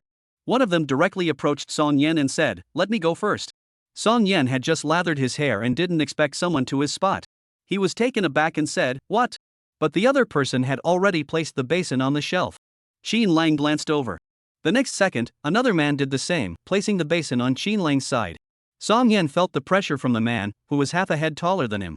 He sheepishly stepped aside to make room for the other man. Xin Lang furrowed his brows. He continued to lather himself with soap, unfazed. The man standing beside Xin Lang stiffened his lips. Brother, move over. Xin Lang rinsed himself slowly. I'm not done yet. Everyone else watched them with amused expressions, and the man felt his face grow hot with embarrassment. You're a new recruit, aren't you? New recruits should follow the rules. Xin Lang's gaze swept past him and landed on the wall behind him. A poster of civil conduct rules was posted on the wall. No fighting, conserve water. There's no rule that says new recruits have to give their spots to veterans. The onlookers' expressions changed instantly. Everyone gathered around. Song Yen took the opportunity to splash the foam off his head. Suddenly, someone asked, why do you have gunshot wound marks on your body? Chapter 30, what does that have to do with gunshot wounds? Gunshot wounds? That's impossible. He's a new recruit, isn't he? He hasn't been on any missions yet. How could he have gunshot wounds? You must be mistaken, right? A few people followed the veteran's finger and looked in the direction he was pointing. Sure enough, Xin Lang had an irregular, swollen wound on his body, covered with dense stitches and signs of scar tissue from previous healing. Xin Lang rushed to finish and prepared to retreat immediately. But to his surprise, the 10 men had surrounded his small compartment, leaving no room to move. Are we really going to chat like this, completely exposed? The veteran's expressions grew increasingly somber. Song Yen, who had overheard most of the conversation, also curiously glanced at Xin Lang's shoulder. There was indeed a gruesome scar, different from the usual torn and stitched wounds. Song Yen immediately thought of the rumors that Xin Lang was a spy. He shook his head quickly. Don't think too much into it. That's impossible. Xin Lang saw that the veteran showed no intention of backing down. He politely repeated himself, sorry, I'm done washing. The spot is yours. Xin Lang held the basin, pushed aside one person, and prepared to leave. But to his surprise, the other person grabbed his wrist. We're asking you a question. Are you deaf? Xin Lang saw the other man's menacing gaze and glanced at the wall. No fighting allowed. A group of veterans suddenly burst into laughter. Fighting? Who said this is fighting? The floor is slippery when you're bathing. Bumping into things is normal. Xin Lang's lips twitched slightly upward. Oh, slippery floors and bumps are normal. Upon hearing this, Song Yan's body tensed up. Oh no! This familiar feeling, where had he experienced it before? The next second, Xin Lang flipped the basin he was holding directly onto the head of one of the veterans. The victim was laughing heartily, completely caught off guard by the blow. Xin Lang acted swiftly, hooking one person's calf with his foot. The person fell to the ground instantly. The already cramped space grew even more chaotic as others, like bowling pins struck, toppled over one after another. Landing naked on the ground wasn't a pleasant experience. The veteran screamed in pain. Ah! Don't move! You're pinning my leg. It hurts. Damn it, Xin Lang, are you trying to get yourself killed? Xin Lang stepped over them and said, the ground is slippery, getting hurt is normal. Then, Xin Lang and Song Yen left without looking back. The veterans were so angry they could feel their teeth itching. A few of them helped each other up slowly. One veteran's knee was bruised purple, and his expression grew increasingly menacing. Damn it, is this guy messing with us? Should we report this to the platoon sergeant? How do we report it? Say that 10 of us were beaten down by a new recruit named Xin Lang in the bathroom? If you don't feel ashamed, I sure do. An old soldier's eyes darted around in their sockets. It's just a rookie. There are plenty of ways to deal with him. He snorted, his gaze growing intense as he looked toward the door. Song Yen followed behind Xin Lang, peering through his clothes to recall the wound on his shoulder from earlier. He whispered, Xin Lang, did we just offend another veteran? Xin Lang turned to look at him. It's the veterans causing trouble for us. Song Yen felt a chill run down his spine. Will they keep causing trouble for us? What if you're not around one day? Xin Lang said, we'll handle whatever comes our way. Song Yen hesitated for a moment before asking, Xin Lang, is the wound on your shoulder from a gunshot? Xin Lang immediately replied, no. Of course it wasn't a gunshot wound. It was from shrapnel from a hand grenade. It had nothing to do with a gun. Those old soldiers hadn't seen much of the world. As soon as they saw the large, irregularly stitched wound, they immediately thought of a gunshot wound. During his physical exam, the doctor didn't say a word, but these modern-day Huatuas were quick to issue a diagnosis. Song Yan didn't ask any more questions. Although he had heard many rumors about Qin Lang, he trusted his own experiences more. Qin Lang was a good person. He took responsibility for himself and looked out for those around him. How could he doubt someone's intentions? Does the wound still hurt? Song Yan asked, looking up. Qin Lang replied, it doesn't hurt anymore. The scar will fade in a few days. The two returned to the dormitory, one in front and one behind. They found everyone still sitting in the same positions they had left them in, sitting on small stools, staring intently at them. Qin Lang ignored them and continued with his work. But Wang Kong couldn't sit still, constantly keeping a close eye on Qin Lang's movements. Only when Qin Lang had climbed onto his bed did Wang Kong finally relax, as if he had survived a close call.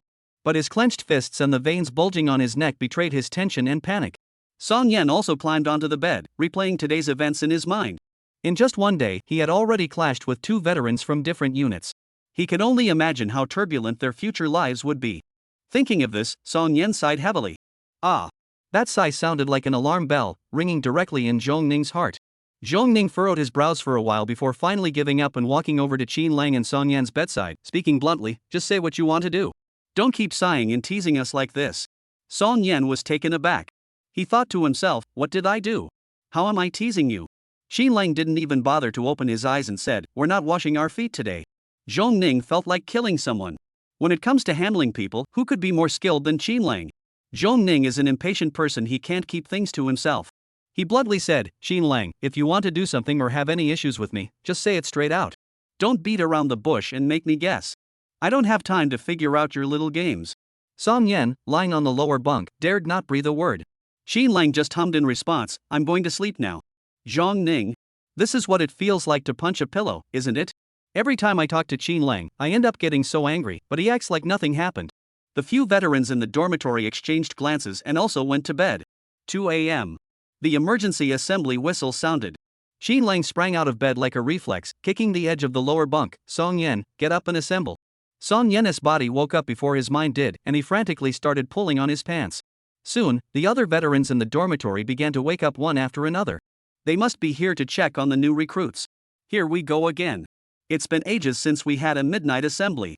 I'm so tired. Let's finish this quickly so I can go back to sleep.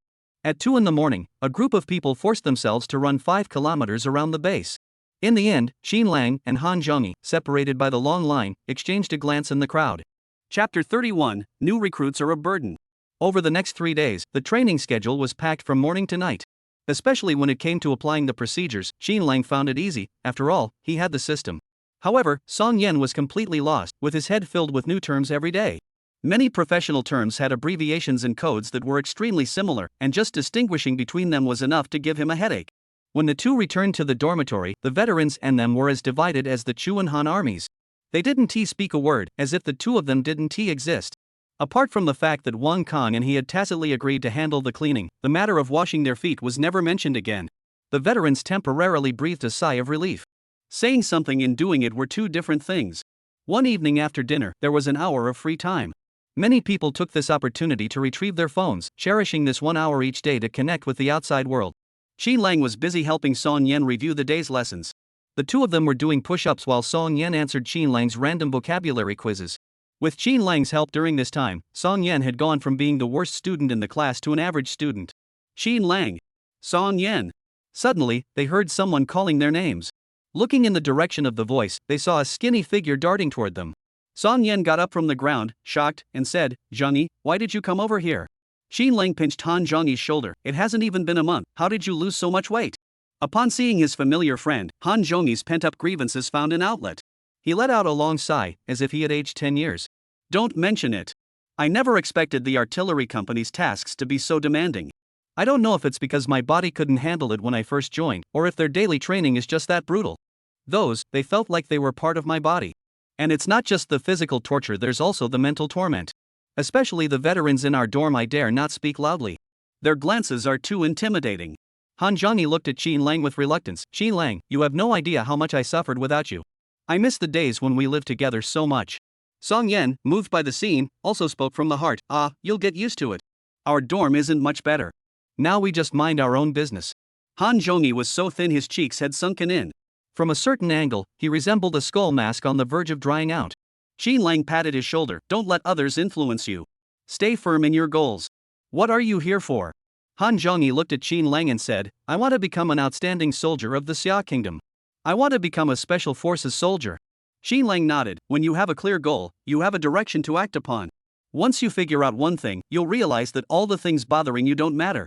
Han Zhongyi looked at him skeptically, and Song Yan also leaned in to listen. Qin Lang said, train to improve yourself. The people around you are just temporary teammates. Song Yan suddenly understood, I get it now.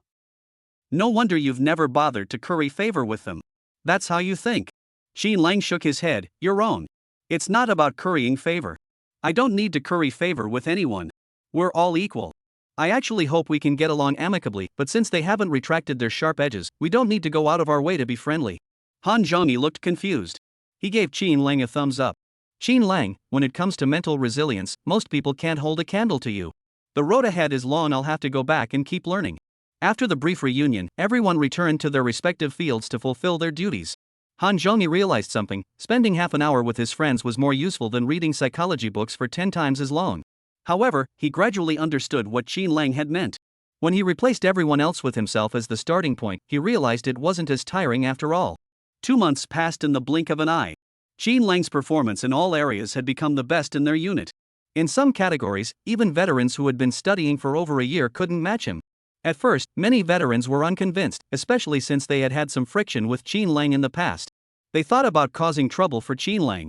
However, they found that Qin Lang's work was flawless, and they couldn't find a single flaw. In desperation, they turned their attention to Song Yan, whose performance was average. Song Yan, the unlucky one, ended up facing a lot of trouble. The annual military exercise was fast approaching. Everyone was required to participate in this drill. Previous drills had involved some difficult and high-risk actions, which were not permitted for new recruits. First, their training time was too short, and second, their overall performance was inconsistent, fluctuating wildly, which could lead to accidents during the exercise. But this time is different. After comprehensively assessing the capabilities of all new recruits, it was found that their average level is in the middle range, which is the best performance in recent years. Nevertheless, to ensure greater consistency in their performance, a small-scale test was conducted. The projects and methods of the test varied among different companies. The Reconnaissance company conducted a group-based investigative operation. Each group consisted of 5 people, organized by platoon, with each platoon having 6-8 new recruits. They were divided into groups of 5 or 6 through a random draw, forming a total of 6 groups. The specific task was for each pair of groups to act as opposing forces. Each group sends one member to exchange hostages with another group. The remaining 4 or 5 members can act freely, whether it be ambushing or defending. The first group to rescue their hostage wins. During the lottery, everyone prayed not to be paired with new recruits, as although relations had improved slightly during this period, trust had yet to be established. As it turned out, Wang Kong and Zhong Ning were unlucky enough to be drawn into the same group as Qin Lang. The two of them nearly fainted on the spot. Why him of all people? Wang Kong remained cold-faced throughout, until it came time to assign tasks. Qin Lang said, I'm suited for reconnaissance, I can infiltrate the enemy's base. However, Wang Kong objected. Just follow our orders. You're a new recruit, don't give orders. Qin Lang remained silent. In the end, Qin Lang was assigned the task of ambushing the enemy. The mission took place in the back mountains, with both sides approximately 1 kilometer apart. Tents were used to represent the base camp, and each team member had a walkie-talkie. While Qin Lang and his team were testing the walkie-talkies, they suddenly heard an old soldier from the next tent erupting in anger. You're useless. Don't you new recruits even know how to do this? In a real exercise, won't you just hold us back? If you can't even handle this minor task, what else can you do? You're all just dead weight. Chapter 32, Forget it, just destroy it. The new recruits were scolded so harshly they dared not breathe a word. This veteran wasn't very lucky himself. The group he was assigned to had 5 people in total, 3 of whom were new recruits, and the other veteran was also someone who had always been at the bottom of the ranks. He couldn't take it out on the other veteran, so he vented all his frustration on the new recruits. Coincidentally, Song Yan was in this group. However, Song Yan's performance had improved significantly from the middle of the pack to the top of the overall rankings. Judging solely by the physical fitness test from the last time, Song Yan's abilities surpassed those of this veteran. Moreover, under Qin Lang's influence, Song Yan's personality had become much more composed compared to before. Song Yan was now tuning out the veteran's words. Qin Lang called out to Song Yan. Song Yan looked up at him. Qin Lang said, Song Yan, perform normally. A smile suddenly appeared on Song Yan's expressionless face. This smile immediately annoyed the veteran, who pointed at Song Yan and said, What are you listening to? We're on the same team. Who knows what others are thinking? A few words can affect you like that? I don't think you have the right mindset for this line of work. Son Yen remained silent. Meanwhile, Wang Kong had already assigned everyone their roles. Wang Kong was in charge of reconnaissance, Zhong Ning was to assist him, and the two of them would carry out the hostage rescue operation. Qin Lang was in charge of the ambush, holding his ground near the camp. Another veteran from another class was assigned to guard the enemy hostages. The veteran guarding the hostages looked slightly displeased. Guarding was a job with no technical skill but was highly unpopular. After all, if the hostages were lost, the guard would be the first to be held accountable. However, the veteran simply stood there with a sullen expression, holding his gun and looking displeased. After exchanging hostages, both sides headed to their respective camps. Along the way, Wang Kong explained the details of the mission. Listen carefully. Although this mission isn't a major operation, it's at least an opportunity to demonstrate our capabilities and ensure others don't underestimate us. Wang Kong shot a sideways glance at Qin Lang. I know some people have been performing well lately. I bet their egos are inflated, and they can't even hear what I'm saying anymore, right? Qin Lang remained silent. Wang Kong continued, before, you were fighting alone. Even if you were the best, what does that matter? When it comes to executing a mission, it's not about how fast you can run. It's about teamwork. But you're a newcomer, I don't expect you to stand out. Just follow our instructions and cooperate properly. Qin Lang snorted through his nose. Wang Kong couldn't tell if he had said or hum. Once the competition began, Qin Lang immediately found a tree with dense branches, climbed up the trunk, and hung one leg over the edge while securing the other with two branches. The guards watched in disbelief as Qin Lang had already scaled the tree in the blink of an eye, leaving them momentarily stunned. He muttered under his breath, is Qin Lang a reincarnated ivy vine? How did he climb up so fast? Moreover, the most critical issue was that Qin Lang's position was extremely close to their tents. Under normal circumstances, to ensure the success rate of the mission, the ambush team would position themselves relatively farther away, but still within 100 meters. This was the current standard sniper range for the reconnaissance company. Yet Qin Lang had practically plopped himself right at the front door. The veteran guard wanted to warn him, but then thought better of it, we can't alert him. If the hostages are kidnapped, we'll be blamed. Everyone had their own ulterior motives. Qin Lang sat in the tree, using his eagle-eye skill to clearly observe the movements of the enemy camp. 2 men had been dispatched and were heading toward their direction. Moreover, the enemy had a skilled sniper occupying a strategic high ground. Just as they were about to clash with the enemy's scout, the veteran responsible for covering them fired a shot that hit Wang Kong directly. Wang Kong looked at the white smoke rising from his shoulder and realized he had been eliminated. He angrily threw his helmet to the ground, gripped the walkie-talkie, and gritted his teeth, shouting, "What's wrong with all of you? Qin Lang, you were supposed to ambush them. You should be within range now. Why didn't you cover me? And Zhong Ning, your task was to cover me. I was going to infiltrate the enemy camp to rescue people. Now look at me, I'm dead." Zhong Ning, his face dark and sullen, lay on the ground, carefully scouting the surroundings. The enemy acted too quickly, I simply didn't see it coming. We're already dead. What's the use of complaining? Qin Lang, cover me. I'm going to rescue them. Qin Lang really didn't want to agree, but Zhong Ning was particularly stubborn and insisted on an answer. Qin Lang forced out a reluctant hum. Suddenly, Zhong Ning heard what sounded like faint rustling. He lifted his head from the grass and saw a pair of military boots slowly approaching. He adjusted his gun's position, just as he was about to fire, when suddenly, his hat felt like it had been struck by a stone.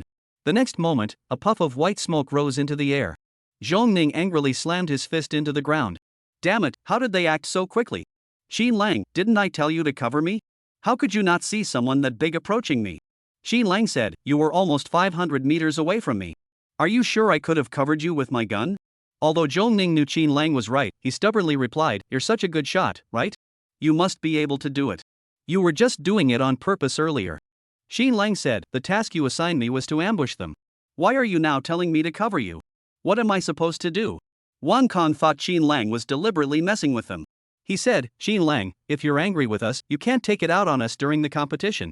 There are so many people here with you. Veterans from other classes were also getting fed up.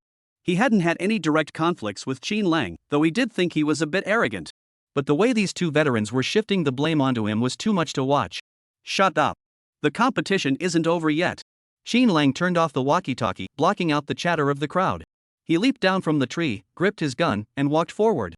After talking for so long and seeing that Qin Lang didn't react at all, the veteran gave up. Forget it, let it all go to hell. After walking over 100 meters with his gun, Qin Lang's ears twitched.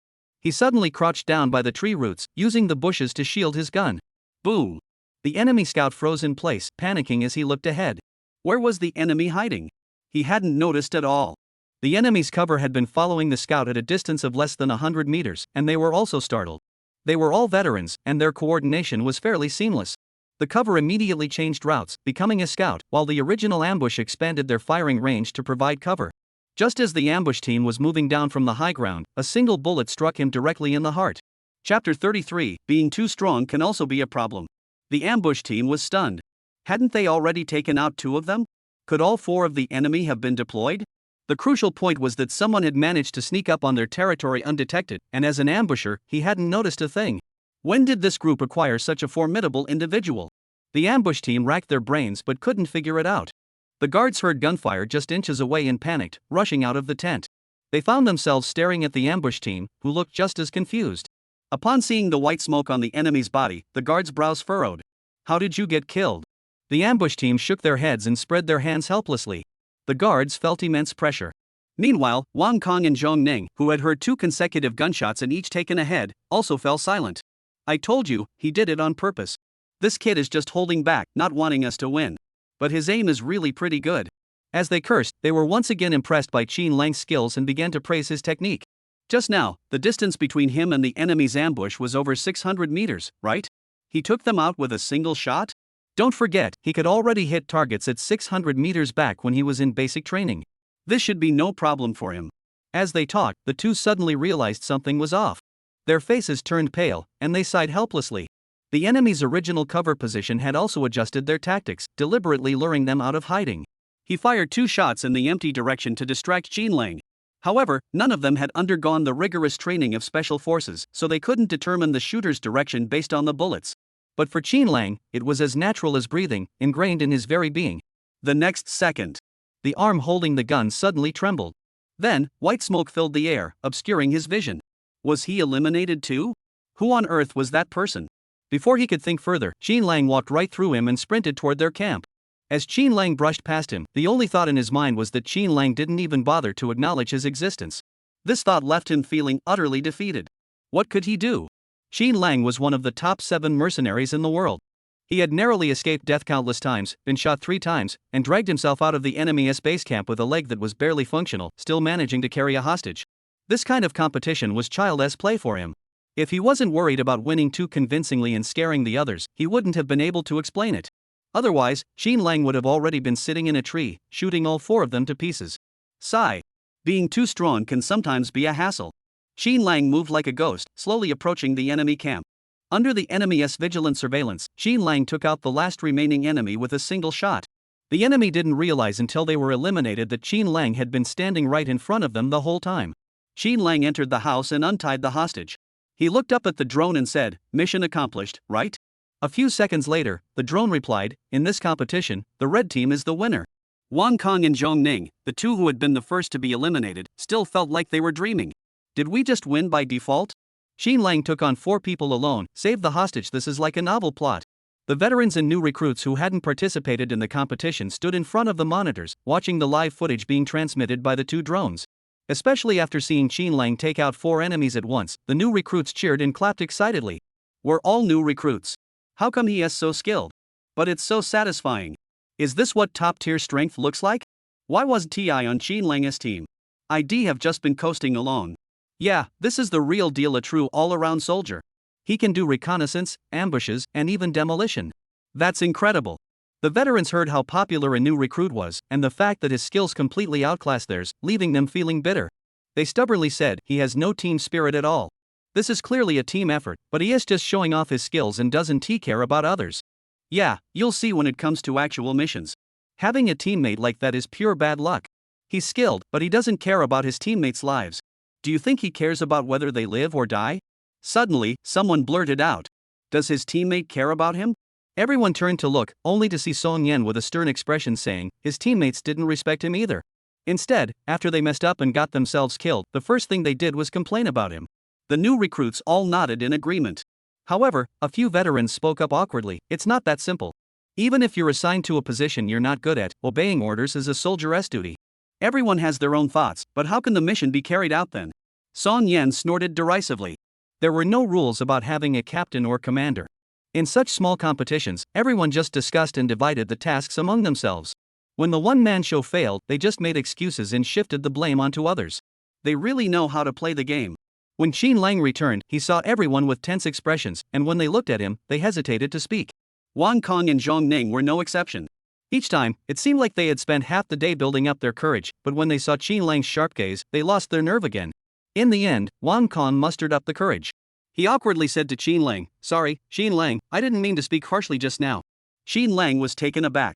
He immediately realized that Wang Kong was looking for a way out. He nodded and said, "Let us work together next time and make the most of everyone's strengths." Wang Kong had already braced himself for Qin Lang's cold response. But to his surprise, Qin Lang suddenly became so easy to talk to. He hurriedly asked, "Qin Lang, how did you manage to target the enemy's ambush just now? The difference between the two of you is no small matter." Qin Lang replied, "I made a preliminary judgment on his movements and calculated the optimal timing." Zhong Ning exclaimed excitedly, "You mean you predicted where he would move next? That's a bit too much, isn't it? How did you know he would move exactly where you thought he would?" Qin Lang said, "It's simple, the square rule." Qin Lang clenched his fist and placed it on the tree trunk beside him. From a distant perspective, this is the silhouette of a person. The farther away, the smaller it appears, the closer, the larger. Relatively speaking, his range of movement is also limited. For example, in 5 seconds, he can only move downward by the width of a fist. But I usually fire within 1 to 2 seconds. No matter which direction he moves, the overlapping position always exists. Just shoot directly. Chapter 34. How did Qin Lang lead the internal competition? Everyone listened in stunned silence. Qin Lang was talking about math one moment and physics the next. Even if they could understand it, they couldn't replicate it. After all, when he mentioned near large, far small, they were still in the near large stage. Such a vast distance was nothing but a pipe dream to them. Qin Lang explained everything calmly, unlike his usual sharp, piercing gaze. This made many people feel that perhaps Qin Lang was approachable. Someone mustered the courage to ask, "Qin Lang, I'm curious about how you can shoot so accurately. What do you usually practice with? Is there a technique?" Most people here didn't know about Qin Lang's past. They only knew that he had stood out among the new recruits. Qin Lang thought to himself, "How did I practice? I practiced with a gun on the battlefield." Why is everyone asking me this question? He could only come up with another excuse. "I like playing with a slingshot at home, but the principle is similar." The veterans looked puzzled. A slingshot? A gun? What's the connection between the two? Song Yan couldn't help but smile at him. But he was immediately silenced by Qin Lang's warning glance and pretended he hadn't heard a thing. As for what Qin Lang had done before, Qin Lang hadn't told him, but he suspected it had something to do with guns or a military background. However, he couldn't be a spy, otherwise he wouldn't have been allowed to join the military. Since Qin Lang didn't want to talk about it, he didn't pry further. He just found it amusing every time he saw Qin Lang struggling to come up with excuses to brush off others. Apart from Qin Lang's group, the best performance in the other groups was killing 2 people. Killing 4 with 1 strike was a rare feat even within the entire Reconnaissance company. Through this incident, Wang Kong and Zhong Ning finally found a way to get closer to Qin Lang. From initial prejudice, it gradually turned into admiration, and eventually into envy. Just like Liang Yuanming back then, the doubts everyone had about Qin Lang would eventually be shattered by his fists and feet. What everyone remembered was his strength. Previously, Qin Lang had only trained Song Yan and another person. However, one day, Zhong Ning joined them for a run. Instead of shooing him away, Qin Lang even taught him 2 easier techniques. From then on, during free time, a group of people from their dorm always followed Qin Lang. People from other classes couldn't stand it anymore. In the dormitory, they muttered, "What's going on here? We're already tired enough every day. Why is Qin Lang making things even more competitive? I just want to lie in bed and relax, play on my phone when we're not training. But Qin Lang is dragging them all along, making us compete with them. You know what? Last time during the physical fitness test, that guy away from their dorm who's always been at the bottom of the class actually improved his score significantly. Those playing on their phones suddenly felt their phones weren't so appealing anymore. I also heard a rumor that the Special Forces selection is in 3 months. 3 months? That's right after the military exercises."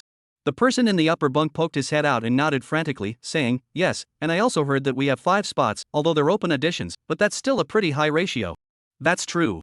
In previous years, if a company could get 1 or 2 spots in the open editions, that was already considered extremely rare.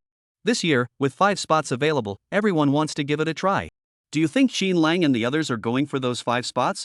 Someone sighed helplessly. Sigh, do we even need to talk about Qin Lang's abilities? He's definitely one of the 5, leaving only 4 spots left. 4 isn't impossible. I think there's still a chance. The class monitor poured a cup of water and said, "All you think about during break time is playing on your phones, and during training, you just go through the motions. With attitudes like yours, you'll probably never have a chance at becoming Special Forces soldiers." Someone complained, "Class monitor, can't you say something encouraging?" We haven't even started trying yet, and you're already pouring cold water on us. The platoon sergeant said, "Sorry, I take back what I just said. Go to bed early tonight, you'll dream of anything you want." A group of people silently clenched their fists as they watched the platoon sergeant's back. Under Qin Lang's leadership, the group also felt anxious, and this time they really couldn't sit still. Many others joined Qin Lang's group. Fortunately, Qin Lang was open to everyone. He would give a quick tip to those whose movements weren't quite right.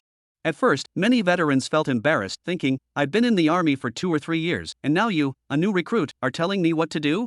But gradually, they realized that what Qin Lang was saying was actually helpful. Some adjustments to their movements shifted their center of gravity, making their entire bodies feel lighter and more agile. A group of stubborn individuals were eventually won over. Qin Lang really knows his stuff. I never realized that my form had been wrong for over a decade. No wonder my knees were starting to feel a bit off.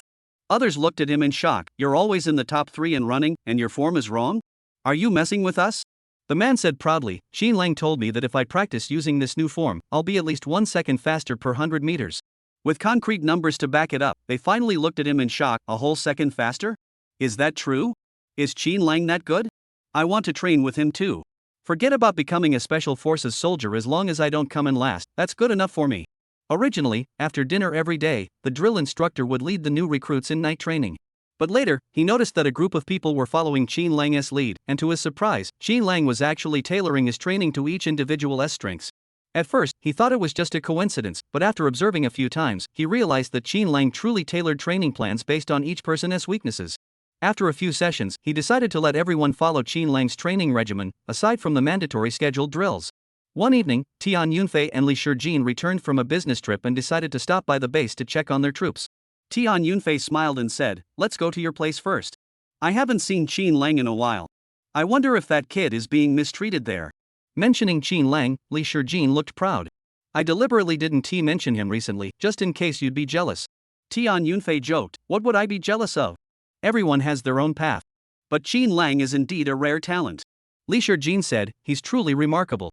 He's been with our company for less than a month, and he's ranked first in every assessment and every task." Some veterans were dissatisfied with the results and came to me, but after watching the competition, it was clear that Qin Lang deserved it. As they spoke, the two had already arrived at the Reconnaissance Company's training ground. However, the training ground was completely empty. Tian Yunfei squinted his eyes. "Oldly, isn't this supposed to be training time? Why are the dorm lights off and there's no one on the training ground?" Chapter 35, Showing Off My All-Round Soldier. Li Shijin frowned, looking at the empty training ground, and immediately called platoon leader Wang Lu. "Company commander, when did you return?" Li Shijin asked directly, "Isn't this training time? Why is there no one on the training ground?" Wang Lu hesitated and said, "Company commander, they said they were practicing shooting today and should be at the shooting range on the back mountain." Li Shijin's eyebrows twitched. "They said? Should be? You don't know what your men are doing? How are you running this platoon?" Reporting to the company commander, "I made a mistake. I'll take you to the firing range right away." Li Shijin hung up the phone immediately, his chest heaving with anger. Tian Yunfei, standing nearby, seemed to have found something to hold over him. Though his smile wasn't overly exaggerated, his voice betrayed a hint of schadenfreude. "Oh my, once these soldiers are trained systematically, they can even train themselves." "I'm curious, though. What kind of training can your reconnaissance company soldiers achieve by practicing shooting at night?" Though he spoke with curiosity, his heart was filled with disdain.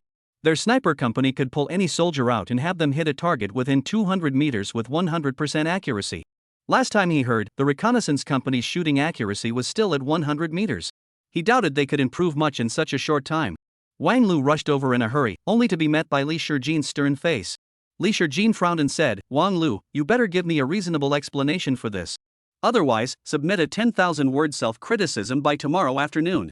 Wang Lu had always been an academic underachiever. Even writing a 500-word essay would leave him scratching his head for days. He had finally given up on academics and turned to martial arts, only to be forced back into those desperate days. Wang Lu's expression was worse than if he were crying. He bowed his head in agony and said, "Yes, Captain." They caught a glimpse of the shooting range on the back mountain, which was still dark. Tian Yunfei finally saw his chance and shouted, "Aren't you supposed to be at the shooting range? Why isn't the light on?" Wang Lu also froze for a moment before turning to Wang Huyuan. "What's going on? Didn't you say you were at the shooting range? Why aren't the lights even on?" Wang Huyuan replied, "We're here, practicing night shooting." Wang Lu's phone speaker was quite loud. Upon hearing nighttime shooting, the expressions of the two company commanders were equally telling. Li Shijin's expression was, "Enough, enough. Don't say any more. Isn't that embarrassing enough? Tian Yunfei's expression was, "This is ridiculous.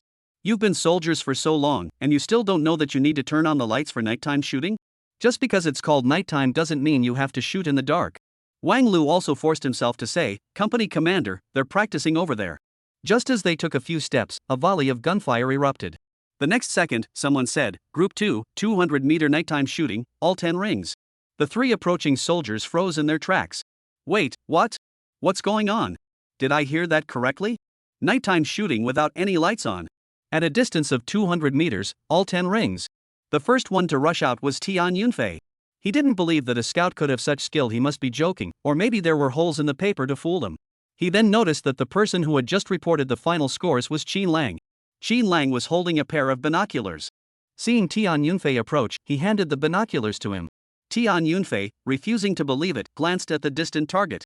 Despite the night vision goggles, the target still appeared blurry, and at such a distance, he could only vaguely make out what seemed to be a bullet in the center of the target, but couldn't discern its exact location. Are you kidding me?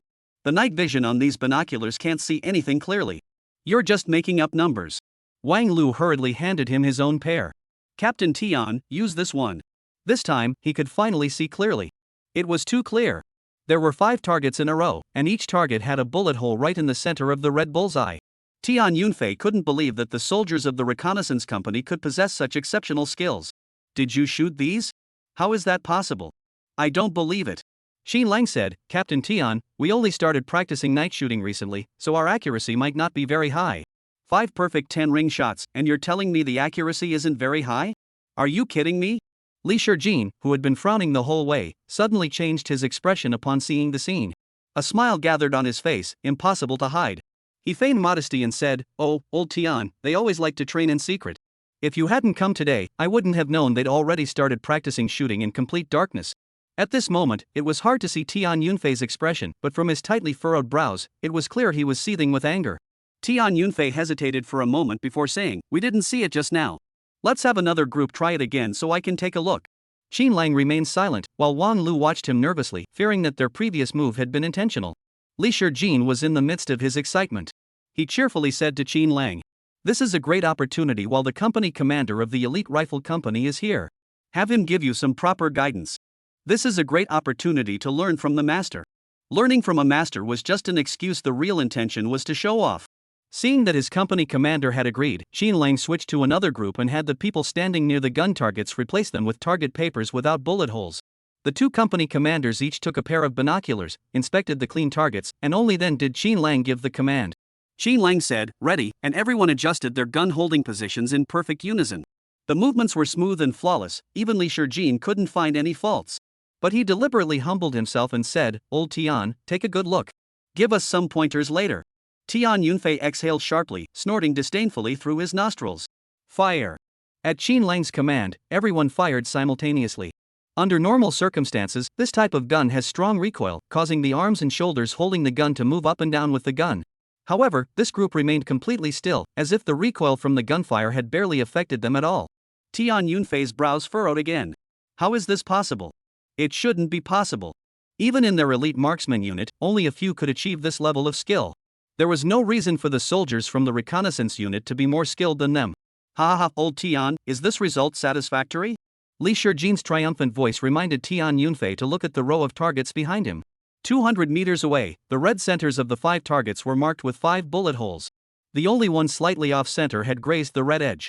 The veteran who fired the shot looked dejected. "Ah, I made a mistake when I fired. A small flying insect in front of the scope obstructed my vision."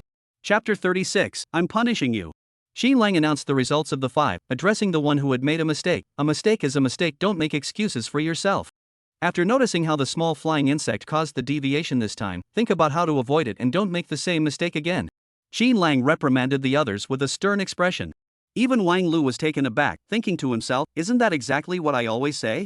How did Qin Lang pull that off so effortlessly?" Li Shijin asked Wang Lu, "Has Qin Lang been leading everyone in training these past few days?" Wang Lu was afraid that Li Shijin had come to hold him accountable. He hurriedly explained, "Yes, but there's a reason. Song Yan, who came with Qin Lang, was initially weaker, so Qin Lang took him for individual training. Later, the others from their dorm joined in, and it gradually turned into this." Looking at Li Shijin's solemn expression, he added, Xin Lang really has some skill when it comes to training people. He knows how to tailor his approach to individual strengths, and he's mastered many technical nuances.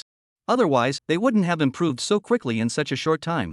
Li Shijin's expression grew even more complicated, and Lao Tian beside him looked deeply troubled. If he had known how valuable Xin Lang was, he would have done whatever it took to secure him, even if it meant stepping over Zhu Baoping's threshold. Now it's too late. Not only did they lose Xin Lang, now, the overall shooting skills of their reconnaissance company were almost surpassing those of the elite marksman company. This left him, as the company commander of the elite rifle company, feeling restless and uneasy. He had no time to listen to Li Shijin scolding the veterans. He left abruptly, saying, I suddenly remembered I have something to do. I'll leave first. Li Shijin hurried out after him. You're leaving now?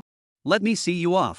Tian Yunfei dared not linger, fearing that staying another second might reveal more shocking new skills from the reconnaissance company. In the end, Tian Yunfei didn't let Li Shijin send him off and returned to their base with his men. After the outsiders had left, Wang Lu clearly relaxed. He let go of his tense expression and smiled at Li Shijin, saying, Company Commander, we've made you proud, haven't we? Li Shijin glanced at the soldiers standing at attention. They were divided into 6 groups, with 5 people in each group. Excluding the 5 who had just finished shooting practice and were still holding their guns, the remaining 5 groups each had a water canteen hanging from their arms, with another canteen attached to the muzzle of their guns. Li Shijin glanced at Xin Lang. Did you order that? Xin Lang nodded, yes, to ensure arm strength and aiming stability. Li Shijin walked around for a moment, then said to Xin Lang and Wang Lu, the 2 of you come to my office.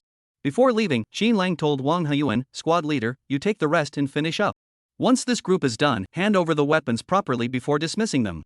Listening to Xin Lang's calm and orderly instructions, Li Shijin gave Xin Lang a meaningful look. The 3 returned to Li Shijin's office. Wang Lu hurriedly boiled water to make tea for Li Shijin, while Xin Lang stood stiffly by the desk. Li Shijin looked at Xin Lang. Xin Lang, do you know your status? Xin Lang replied, Private, a member of the 2nd squad of the 1st platoon. Li Shijin said, You know you're a private, so isn't what you're doing now a bit out of line? You're doing the duties of an instructor and a platoon leader. Wang Lu's face turned pale. What does the company commander mean by that? He's clearly implying that I'm not doing my job and letting Xin Lang do all the work. This isn't a joke, is it? I've done my share of work, I just allocated more time for them in the evenings. If I get disciplined for this, it won't be worth it. Just as he was about to open his mouth to explain, the company commander's piercing gaze silenced him. Li Shijin just stared at Xin Lang, waiting for him to continue. Xin Lang paused for a moment and said, Company commander, I need to clarify something. I haven't done anything beyond my duties. Everything I've done was to help my comrades. Song Yan often lagged behind. I enjoy training, so he followed me in training. Whenever I noticed areas where he needed improvement, I promptly pointed them out to him. Lately, his performance has improved, and others in our dormitory wanted to train with us as well, gradually influencing others in the company. This is the butterfly effect. Li Shijin glared at him sternly. Your intentions were good, but your disregard for the consequences will severely impact the platoon leader and political instructor's training plans for you all. Wang Lu dared not breathe a word, fearing that the next moment's criticism would land on him. Xin Lang, however, said directly, I was wrong. I accept the punishment. Just as Wang Lu was frantically praying, Don't see me, don't see me. Li Shijin said, Wang Lu, how do you think this should be handled? Wang Lu was momentarily unsure of the company commander's intentions. He hesitated for a moment and said, Captain, Xin Lang did some things wrong, but there were also positive aspects. You could stop him from training other soldiers, but there's no need to punish him. Li Shijin suddenly laughed. Pointing at Wang Lu, he said, Why would I punish Xin Lang? He's brought my soldiers to a level beyond the elite rifle company. I'm thrilled, why would I punish him? Wang Lu. How can you be so unpredictable? Just now, weren't you going to punish him? Why are you suddenly playing the good guy now? Xin Lang also lowered his eyes and looked at Li Shijin, feeling confused. Li Shijin smiled and said, Xin Lang, having such solid foundational skills is a good thing. Not only will I not punish you, but I will also appoint you as an assistant instructor to work with Wang Lu on developing the training plan moving forward. Xin Lang. Wang Lu. Both of them thought simultaneously, what's going on here? Then, Li Shijin turned to Wang Lu with a stern expression, I am indeed angry with you. Xin Lang is the person I specifically instructed you to focus on. He possesses such high leadership abilities and motivational skills, yet you didn't inform me at all? I was away on a business trip for less than 2 weeks, and now my troops have made such rapid progress, yet as their company commander, I know nothing about it. Do you think I should be angry? Wang Lu finally caught on. The company commander was just beating around the bush, he wasn't really angry. He was just teasing the 2 of them. He quickly smiled and poured tea for Li Shijin. Company commander, it's my negligence, my negligence. I was planning to let them achieve some results before showing you, but I didn't expect you to conduct an unexpected inspection today. Fortunately, Qin Lang didn't let us down at the critical moment. Li Shijin gave him a sideways glance. Don't drag Qin Lang into this. It's your own fault. Wang Lu smiled with his eyes crinkled. Right, it's me. Don't worry, I'll work with Qin Lang to draw up the next training plan right away. Once it's done, I'll bring it to you immediately. I promise not to disappoint you. Alright, you may go. Li Shijin waved him off, and Qin Lang followed Wang Lu toward the door. Qin Lang, stay behind. Chapter 37, you don't even want the recommended admission spot? After Wang Lu left, Li Shijin held his teacup and walked over to the sofa, pointing to the seat in front of him. Qin Lang, sit down and talk. Qin Lang stood beside him with a serious expression, reporting to the company commander, please just give your instructions directly. Qin Lang has never been one for the whole building rapport routine. The way Wang Lu was bowing and scraping to pour tea for the company commander just now, something like that was something Qin Lang would never do in his entire life. Fortunately, Li Shijin wasn't upset either. He found Qin Lang's proud demeanor all the more admirable. He smiled and said, Qin Lang, I don't mean anything by it. If you want to stand, fine, I'll stand with you and talk. With that, Li Shijin also stood up. The next moment, Qin Lang said with an odd expression, Company commander, maybe we should just sit down.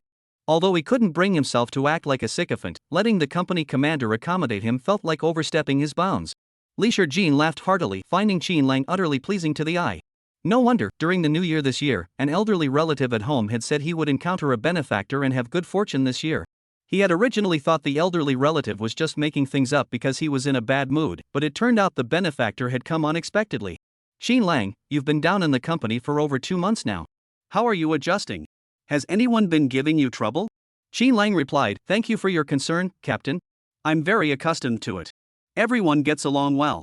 Of course things were good now. Back then, the people from the dormitory and the neighboring class had all picked on him, but Qin Lang had beaten them into submission. Even if they disliked him, they had to endure it. Li Shijin nodded and said, as long as you're adapting, that's good. I know you're capable, and I was worried at first that our company's shooting training would hold you back. But now you're leading the way, ha ha ha. Just thinking about Tian Yunfei's humiliated expression made Li Shijin unable to stop laughing. Li Shijin went on to say a lot more. In short, he praised Qin Lang for being outstanding, a rare talent in the Reconnaissance company, and someone who would lead the company to greater heights in the future. Finally, he reminded him that the annual military exercise was approaching and hoped that Qin Lang could eliminate a few more enemies this year. He didn't expect him to survive until the end, but he had to make sure other companies took notice of him. At the end, Li Shijin said earnestly, you know about the Special Forces selection in May, right? The entire company was abuzz with the news, with everyone working overtime every day in hopes of joining the Special Forces. Qin Lang had heard it so many times his ears were calloused it was impossible not to know. Qin Lang, I know. Li Shijin said, if everything goes smoothly, there is a guaranteed spot available, and I want to give it to you. Qin Lang had never heard of a direct admission spot for Special Forces. Li Shijin explained, direct admission doesn't mean you're directly accepted into the Special Forces. It means you're exempt from the Special Forces selection and assessment process and directly become a member of the reserve unit. But whether you can pass the reserve unit's training still depends on you. In previous years, each district only had a few spots. I heard that this year they're recruiting widely, so each company gets one.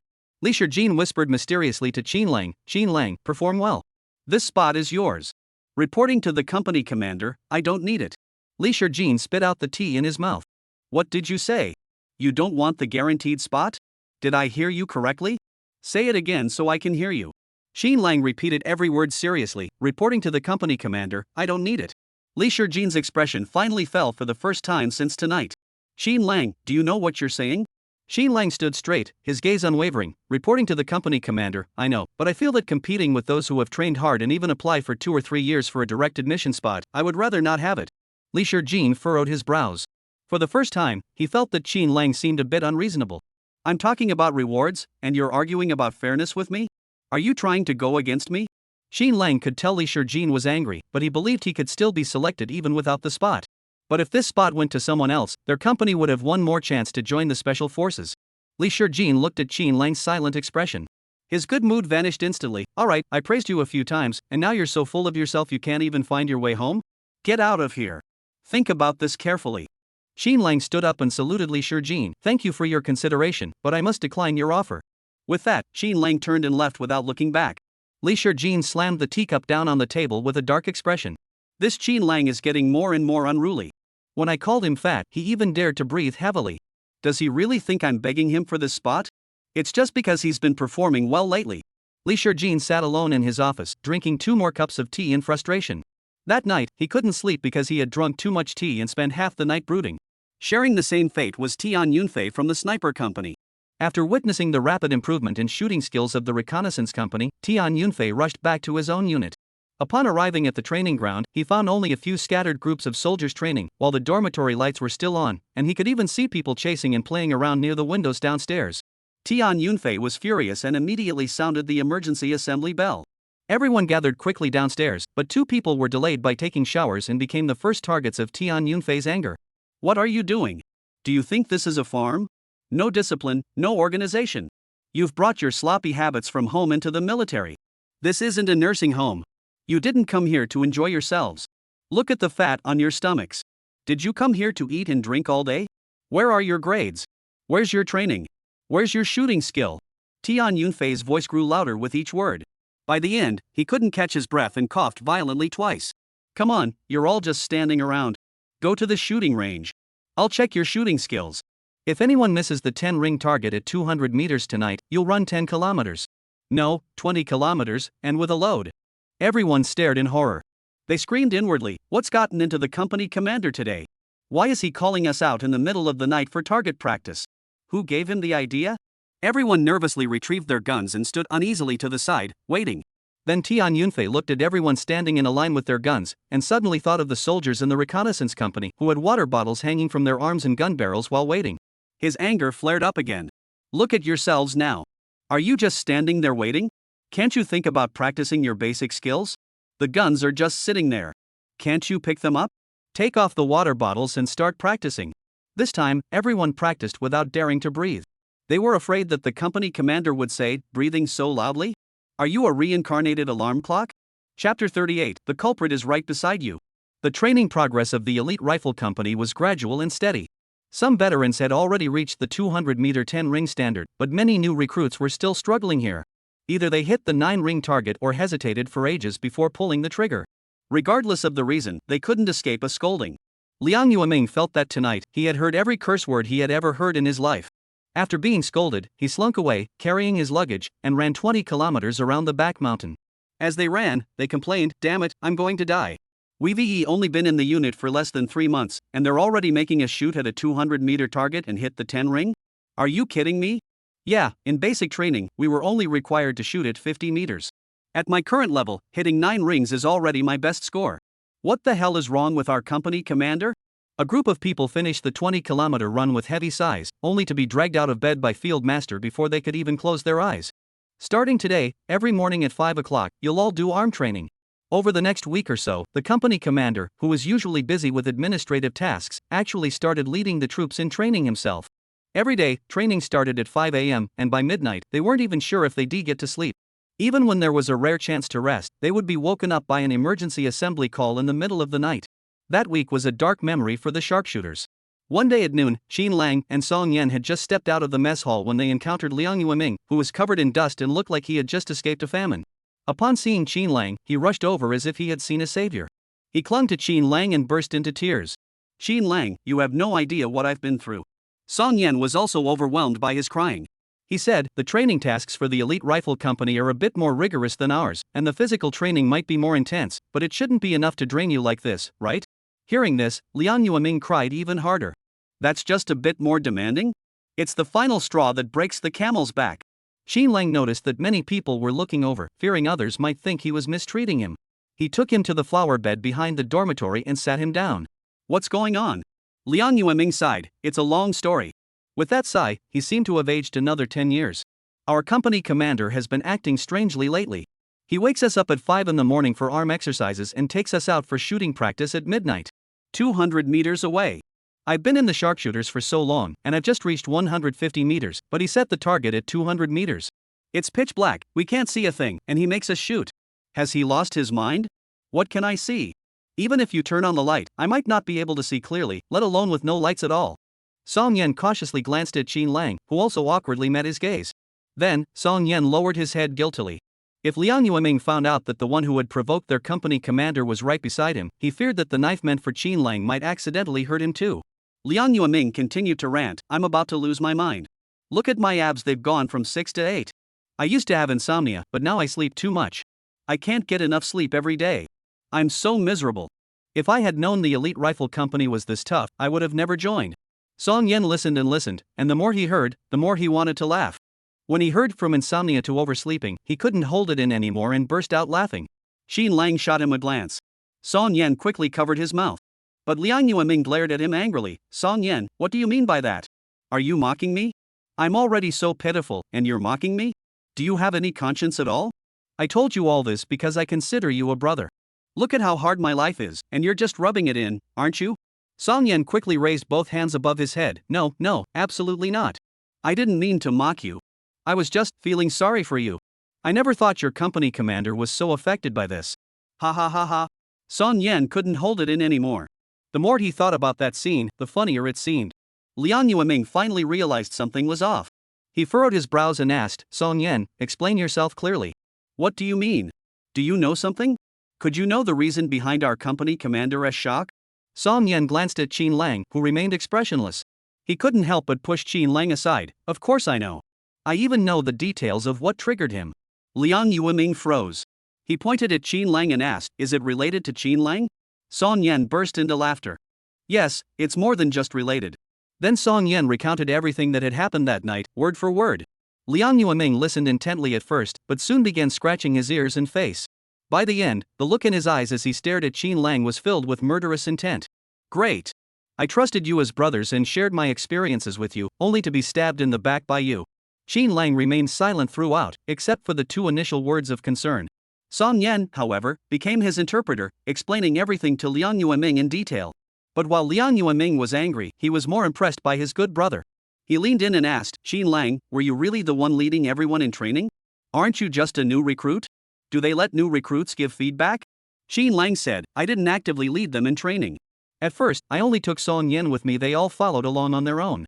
I just had them do some prep work. What the hell is that called, preview? The teacher taught you 120-meter shooting, and you took everyone to practice 200-meter shooting, even adding a night mode.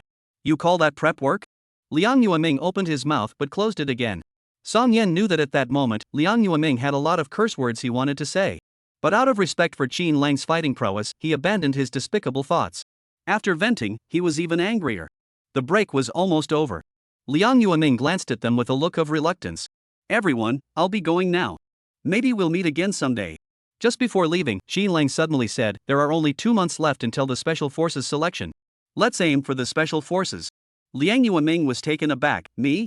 I'd love to go, but with my current skills, it feels way too challenging. Signing up would just be for show. Qin Lang said, after the exercises are over, I'll train you. Liang Yueming's eyes lit up. Is that possible? If you train me, I'd feel much more confident. Qin Lang nodded. I'll figure something out. Liang Yueming excitedly jumped onto Qin Lang's back. You're the best, brother.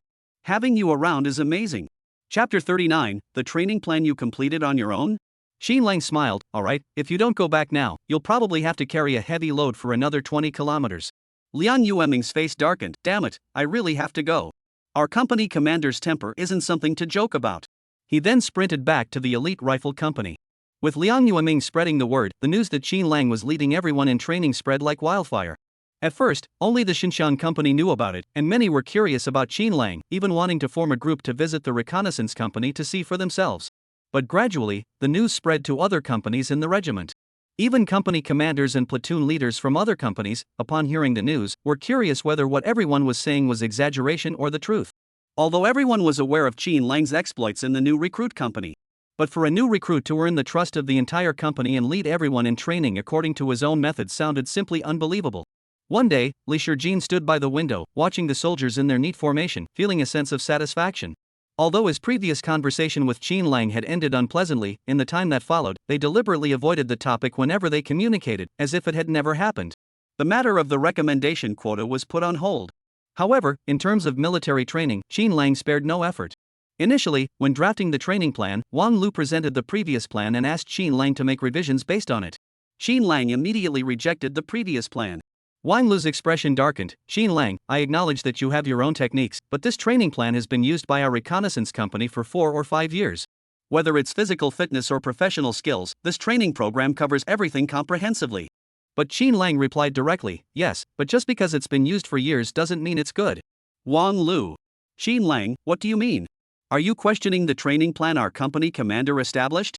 Upon hearing the company commander's name, Qin Lang paused for a moment, softened his tone slightly, and rephrased his statement. There are better training methods that can help everyone improve steadily. Wang Lu realized that he and Qin Lang were not on the same page. However, since the company commander had instructed the two of them to work together, and they had reached a disagreement, he decided to let Qin Lang proceed according to his own logic. In the end, if the company commander criticized anyone, it would only be Qin Lang himself.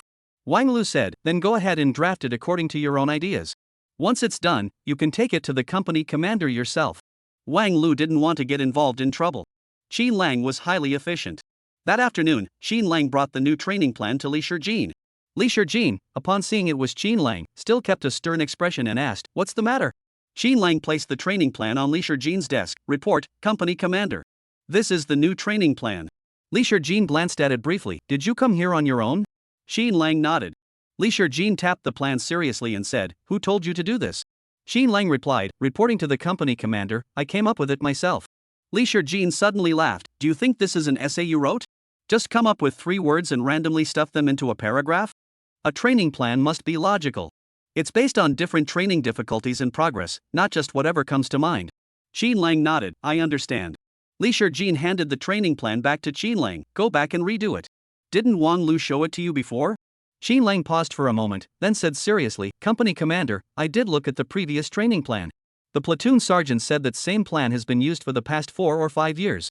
But this one is specifically for the drill competition. Li Shijin looked up at Qin Lang with a complex expression. Continue. Qin Lang placed the training plan back in front of Li Shijin, pointing to different training items and explaining them based on the competition requirements. At first, Li Shijin wasn't paying much attention, as he didn't think there was anything particularly noteworthy about Qin Lang's training plan. However, after Qin Lang explained for a while, his expression began to grow serious. By the end, he was nodding in agreement. You've explained that very well. I hadn't considered that point before. By the end, Li Shijin was beaming with joy, almost clapping his hands in delight. The last few pages were Qin Lang's summary of all the members' physical metrics, categorized into different levels based on their physical conditions and training dimensions. This ranking is not meant to distinguish between them, it's what I use to create targeted training plans. For example, Song Yan has a sniper skill level of 1, so we can use this to improve his accuracy and gradually increase his shooting range. Additionally, the training program will include more exercises to strengthen his arms. However, his physical fitness is relatively weak, so I add 5 pounds of weight to his arms and calves during his daily 5-kilometer training session. Everyone has an overall training plan, but for individuals with different physical conditions, I will make further adjustments based on their specific circumstances. Li Shijin truly recognized Qin Lang's capabilities this time. He asked, did you handle all of this independently? Qin Lang, the platoon leader, provided me with all the members' physical data. Li Shijin understood the specifics immediately. He patted Qin Lang on the shoulder, you've worked hard. The coming period will also be challenging. Qin Lang immediately stood at attention and saluted Li Shijin, no problem. After that, Li Shijin instructed that training would proceed according to Qin Lang's training plan. He was now in the role of assistant instructor. As Qin Lang was about to leave, he bumped into Wang Lu at the staircase. Wang Lu said with a smug expression, how about it? What did the company commander say? Qin Lang replied, the company commander said it's fine. Just follow his instructions. Wang Lu's expression froze, his eyebrows furrowed. Are you joking? How could the company commander possibly agree? Qin Lang said, at first he didn't agree, but after I explained everything clearly, the company commander said it was fine. Wang Lu was speechless. If only he had gone in with them. Even if he got scolded, he could have blamed it on Qin Lang. Now, such a great opportunity to prove himself, and he just wasted it. He looked at Qin Lang resentfully. Did the company commander say anything else? Qin Lang thought for a moment. The company commander said we'll have a tough time ahead. Wang Lu. It's not hard. On the 5th day of executing Qin Lang's training plan, Li Shijin suddenly received a call from another company. Old Li, how's it going lately? Li Shijin smiled and said, Old Song, just get to the point. I know you well enough, you always beat around the bush before getting to the main point. Old Song on the other end laughed twice, not feeling awkward. Alright, I'll get straight to the point. I heard your company has a pretty talented new recruit named Qin Lang? Li Shijin's eyes crinkled with a smile. Oh my, that's already reached you? Chapter 40, let's have a competition. On the other end of the phone, Song Yingjin laughed. Good wine needs no bush. If a talent like Qin Lang were under my wing, I'd talk about him non-stop. You sure know how to keep a secret. Li Shijin said, I just didn't want to keep talking about it and draw your attention. What if you poach my talent before I get a chance? What's that? You've got your eye on him?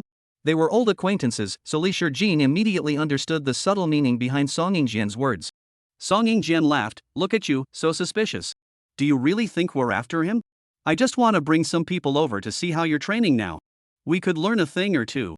Li Shijin said, sure, anytime. But let me know beforehand so I can make arrangements. Song Yingjian smiled and agreed, no problem. However, that same afternoon, they showed up unannounced. As Song Yingjian pushed open the door to Li Shijin's office, Li Shijin's expression flickered with uncertainty. Old Song, why didn't you give me a heads up before coming over? Although Li Shijin had confidence in his men, since they were from another company coming to observe, he naturally wanted to select the best ones. He had instructed Qin Lang to arrange for several of the most reliable members to demonstrate for Old Song. Old Song had anticipated this, so he didn't give the other side any opportunity to take advantage of the situation. He smiled and said, since we're all coming anyway, why bother with a phone call? Seeing that Li Shijin's expression wasn't good, Old Song quickly put his arm around Li Shijin's shoulder and said, come on, let me take a look at your troops. This time, Li Shijin couldn't even practice in advance. He had thought Song Yingjian had come alone, but when he got downstairs, he discovered he had brought over a dozen people. Good morning, Captain Li.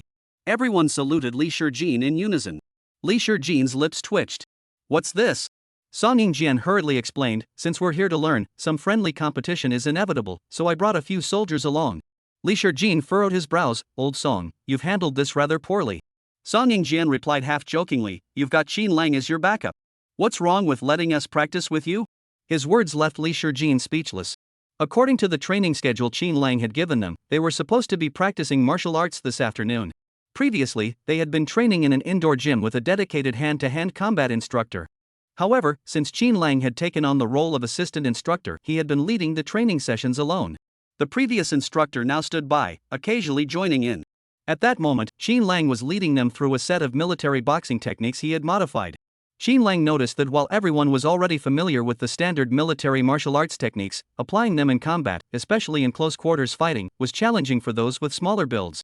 They struggled to use the techniques flexibly and quickly against opponents significantly stronger than themselves.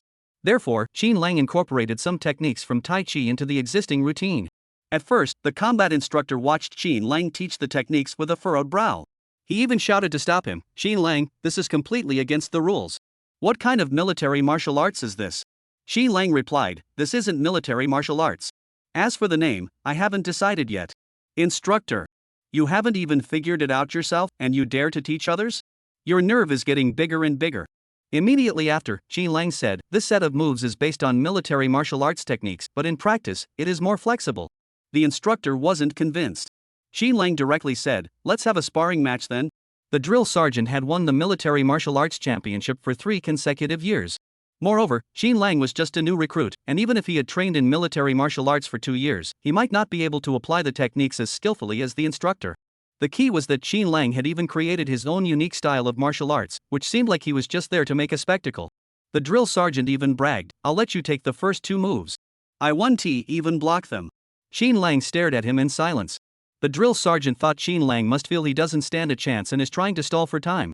But Qin Lang calmly asked, are you sure? The instructor laughed and said, of course I'm sure. Qin Lang said, then it'll be over too quickly.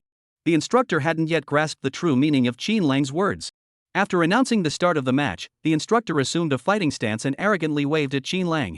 The next second, Qin Lang charged forward and landed a punch straight at his face. Qin Lang's punch was incredibly fast, with his palm cutting through the air. The instructor felt a few strands of hair on his forehead being blown away by the punch's force. He instinctively tried to dodge, but Qin Lang's movements were eerily swift, and he ended up behind the instructor. Qin Lang extended his leg and tripped the instructor's calf. The instructor immediately felt his center of gravity shift, causing him to fall backward uncontrollably. He tried to grab Qin Lang's arm to counterattack, but Qin Lang seemed to have anticipated his move, directly pressing down on his shoulders and pinning him to the ground. All of this happened within 2 seconds, leaving the instructor himself unable to react. The other soldiers watching were so startled that it seemed like a flash before their eyes. In the blink of an eye, the instructor was already on the ground. Wow! Qin Lang is so amazing. The crowd erupted into cheers. How did Qin Lang do that?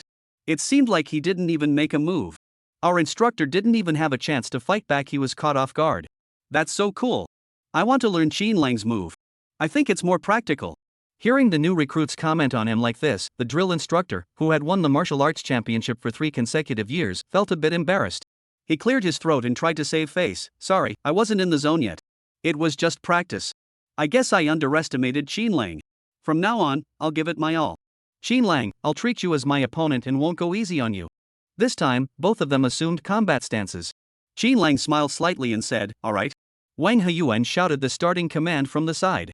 In the blink of an eye, both men struck simultaneously. Though their punching stances were identical, Qin Lang's arm moved like a snake, skillfully changing direction upon contact with his opponent. The next second, his elbow took the place of his fist, forcefully colliding with the opponent's forearm. This time, the instructor didn't react in time. He instinctively tried to attack Qin Lang with his other hand, but Qin Lang had anticipated this move. It seemed as though every one of his moves was within Qin Lang's expectations, leaving him completely unaware of what was happening. It felt like, in the blink of an eye, he had been knocked down by his opponent. Chapter 41, Are you sure you want to choose those two? The first failure could be attributed to coincidence he hadn't prepared adequately. But the second time, even though he had prepared rigorously, he was still caught off guard by Qin Lang, which could only be attributed to his inferior skills. Yet Qin Lang remained as composed as ever. This left the instructor looking rather embarrassed. He really didn't want to admit it, but here he was, a man who had won the martial arts championship 3 years in a row, defeated by a new recruit, and to make matters worse, he didn't even know the other guy's name. But he had to admit that while those moves looked soft and gentle, when he actually fought against Qin Lang, he realized that every one of his moves seemed to have a hidden counterattack. Even if he changed his approach at the last moment, the other would immediately defend himself. He stood there with a grim expression, stiff as a board. He refused to admit that Qin Lang was stronger than him, lest he lose face. The soldiers watching the spectacle, however, were excitedly cheering, wow! Qin Lang actually took down the instructor in just a few moves. Qin Lang's moves are too powerful. I want to learn Qin Lang's technique. Qin Lang, teach us. How did you do that? You're so amazing. That move is just like what they say in Tai Chi, using 4 ounces to deflect 1,000 pounds. Qin Lang walked up to the instructor and asked, Can I teach them using my method now? The instructor's face tightened, and he remained silent. But the cheering voices around him made him feel ashamed. Instructor, look how practical Qin Lang's moves are in real combat. Exactly. It completely overpowers our conventional fighting techniques. In a real fight, you don't have to stick to conventional moves. If we use Qin Lang's technique, I'm sure you'll still be the martial arts champion this year, sir. Upon hearing the last sentence, the instructor's expression softened slightly. But he still retorted, with Qin Lang around, it'd be a miracle if I won first place. Then, he casually tossed at Qin Lang, I don't care anymore. If the company commander comes looking for trouble, you'll have to figure it out yourself. Then he went to find a place to rest. Therefore, all the soldiers now practiced the modified martial arts techniques taught by Qin Lang. This matter eventually reached Li Shijin's ears, but he chose to turn a blind eye. When Li Shijin was walking toward the training hall with Song Yingjian, he still felt a bit uneasy inside. He believed in Qin Lang to some extent, but the truth of the matter was another matter entirely. At that moment, in the training hall, Qin Lang was conducting group training. Pairs were engaged in sparring exercises. As Li Shijin pushed open the door, the training room was a chaotic scene. Various techniques were being executed non-stop, leaving even Li Shijin, who had mentally prepared himself, momentarily dazed. He then asked Qin Lang, are you guys training in martial arts? Song Yingjian, standing nearby, burst into laughter. Someone else chimed in sarcastically, this isn't martial arts, it's clearly just acrobatics. Qin Lang replied, reporting to the company commander, this is indeed martial arts, but with a slight variation. Li Shijin had reviewed Qin Lang's training plan and knew that Qin Lang had innovated in form, but he hadn't expected the moves to be so drastically different. He grew furious and said, I gave you the authority of an assistant instructor, not to cause chaos. Look at these soldiers, their postures are utterly unpresentable. What kind of martial arts is this? All the soldiers quickly returned to their positions. Qin Lang explained, that was just to help them relax. The real hand-to-hand combat isn't like that. Song Yingjian, who had been watching the commotion for a while, finally found an opportunity to speak to Qin Lang. You must be Qin Lang, right? I've heard you're particularly skilled at leading troops. You were already famous in the new recruit company, and now your reputation has spread even further. Qin Lang looked at Song Yingjian and said, the commander is too kind. It's just my duty. Song Yingjian said sarcastically, this isn't just your duty. Your role is much bigger than that. Qin Lang had already guessed the purpose of this man's visit. He was probably here to mock them or, like Tian Yunfei last time, to probe into their training results. But this commander was clearly well prepared. He had brought along a dozen new recruits, and among them were some familiar faces. Hao Dawei was in the crowd, raising his eyebrows wildly at Qin Lang with a goofy expression. Qin Lang, could this guy stop trying to make me laugh? Xin Lang forced himself to suppress the smile that was about to escape his lips. Song Yingjian thought to himself. Those rumors are probably just hype. They even said that Xin Lang was training with the Reconnaissance company, making their capabilities far surpass those of other companies. Now it seems like it's just hearsay. Indeed, one must always see things for oneself, otherwise, one might be deceived by these charlatans. Those who don't know might think that these people, who practice tricks for entertainment, actually have some special skills. Song Yingjian suddenly felt relieved. He turned to comfort Li Shijin. Oldly, sometimes trusting newcomers and giving them opportunities is a good thing. But it still depends on the time and circumstances. We're about to conduct military exercises, and every company is doing everything they can to enhance the army's combat effectiveness. You can't just stand still and fall behind. Li Shijin's face had been ashen since he saw everyone practicing the combat techniques. He frowned tightly, glaring at Xin Lang. Xin Lang, you better give me a reasonable explanation. Xin Lang had never been one to waste time on explanations. He said directly, reporting to the company commander, words are useless. Let's show them instead. Before Li Shijin could respond, Song Yingjin interjected, alright, show us what you've got so we can see the results. The members of the Reconnaissance company had been listening to the sarcastic remarks for half an hour and were now all holding a grudge. Upon hearing there was an opportunity to demonstrate, they all eagerly volunteered. Xin Lang, I'll go. Let me try. Me. Xin Lang called Wang Kong and another soldier. But Song Yingjian said, Xin Lang, do you mind if I pick 2 people? I don't mean anything by it. Actually, I just came today to assess your overall capabilities. Picking 2 people at random would better showcase your team's overall level. Xin Lang could tell they weren't going to give up until they found something wrong. Xin Lang said, alright, you choose. Song Yingjian looked around and immediately spotted Song Yan, who was of average build but looked somewhat frail. When Song Yan was chosen, many in the group lowered their heads, forcing themselves not to laugh. Song Yingjian truly had an eagle eye. He had chosen Xin Lang's personal disciple right off the bat. He also selected Zhong Ning. When the others saw this lineup, they thought to themselves, this is going to be so exciting, even Song Lianshan will be dazzled. Xin Lang confirmed again, are you sure you want to choose those 2? Song Yingjian nodded, just them. Is there a problem? Chapter 42, Cadet Bureau, isn't my assistant instructor unsuitable? Xin Lang shook his head, of course not. Everyone automatically made way for the 2 of them. The 2 company commanders sat in their chairs, one expressionless, the other looking refreshed. Xin Lang stood beside Li Shijin. After the match began, both maintained their fighting stances, but when Song Yan swung his fist at Zhong Ning executed a fluid evasive maneuver, dodging the punch. However, as Zhong Ning retreated, he used his calf to block Song Yan while simultaneously throwing a punch. This move was undeniably a sure hit. However, Song Yan deflected the punch with ease, as if he had anticipated the trajectory of the punch, and struck first with a right hook to the opponent's abdomen. Zhong Ning tried to block the attack, but Song Yan's movements were too swift. By the time he reacted, his body was already flying through the air. In the moment of confusion, Zhong Ning crashed heavily to the ground. Everyone was stunned. Only the reconnaissance unit members exclaimed excitedly, wow. No wonder he's Song Yan, he's so amazing. That predictive move was incredible. So impressive. Li Shijin and Song Yingjian were both taken aback. This scene was completely unexpected. However, Li Shijin's expression finally softened a bit. He said, it's okay, it's not embarrassing for me. Song Yingjian also recalled the techniques the 2 soldiers had used earlier. They were indeed not part of their regular training. However, as Xin Lang had mentioned, they were highly practical and designed to deflect force. As someone who had practiced Tai Chi for years, Song Yingjian could even discern the essence of Tai Chi in these movements. He turned to look at Xin Lang, his expression growing even more complex. However, the people Song Yingjian had brought with him felt that the exchange had been too fast, and they hadn't had time to react. It must be fake, right? How could they move that fast? Yeah, the key is that we've never seen those moves before. Are they just showing off because they're familiar with them? Their voices were loud enough for Xin Lang to hear clearly. Xin Lang said directly, I don't do things like that. Song Yingjian thought for a moment and said, Xin Lang, is this your own unique fighting style? I've never seen anything like it before. Xin Lang replied, you could interpret it that way, but to be precise, it's a fusion of techniques. It has nothing to do with my original creation. Song Yingjian said with a smirk, I brought some people with me today. Are you willing to let your men spar with mine? He turned to Li Shijin and said, boldly, I really underestimated Xin Lang. It seems your men have been trained quite well by him. But I always strive for excellence. Why don't we have a friendly match? Li Shijin glanced at the soldiers Song Yingjian had brought along. They were all strong and well built, clearly well prepared. He had already been forced to hold on this long, there was no way he could refuse. He agreed, alright, let's spar. It's a good opportunity to assess each other's capabilities before the military exercise.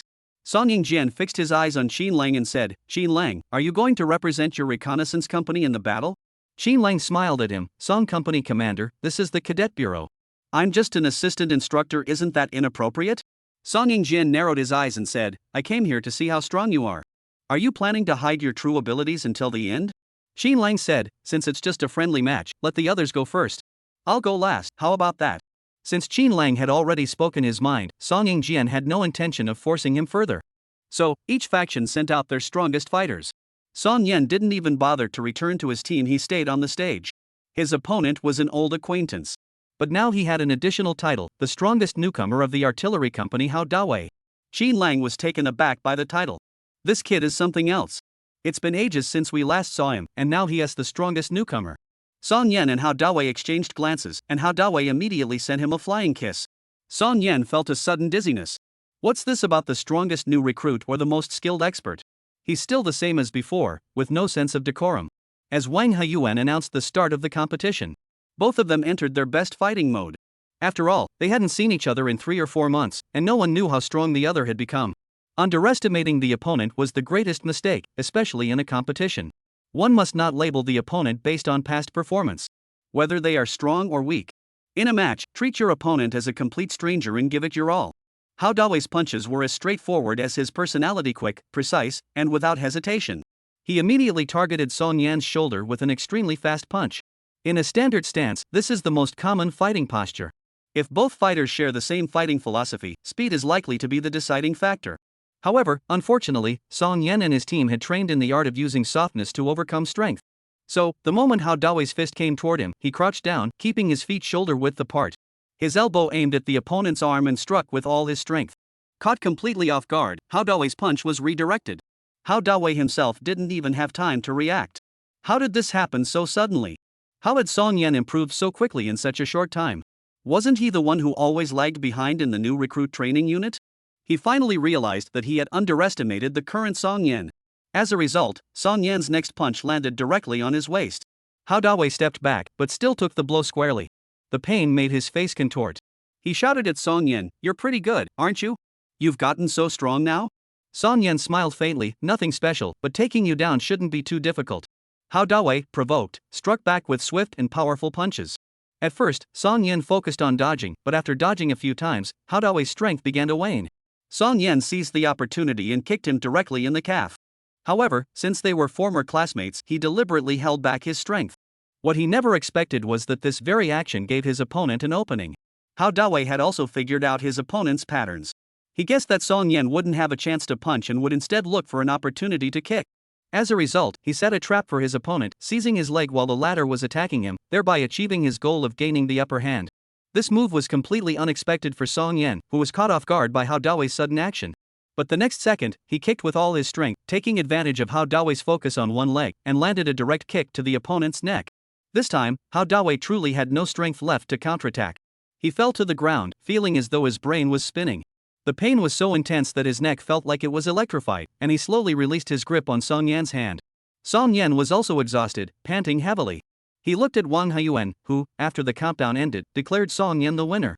Song Yan dragged Hao Dawei up from the ground, half pulling, half dragging him. "All right, brother, you've made such progress." Chapter 43, "The rest of you come at me together." Hao Dawei was completely exhausted, seeing stars before his eyes. Looking at Song Yan, who was now blurry before his eyes, he said, "Enough, stop mocking me. My progress isn't enough to last 10 moves against you." Song Yingjian's expression changed repeatedly. This time, he saw clearly the techniques Song Yan was using. It seemed he could accurately predict the opponent's moves before they were even made. And he could respond in a matter of seconds. His reaction speed alone was several times faster than that of an ordinary person.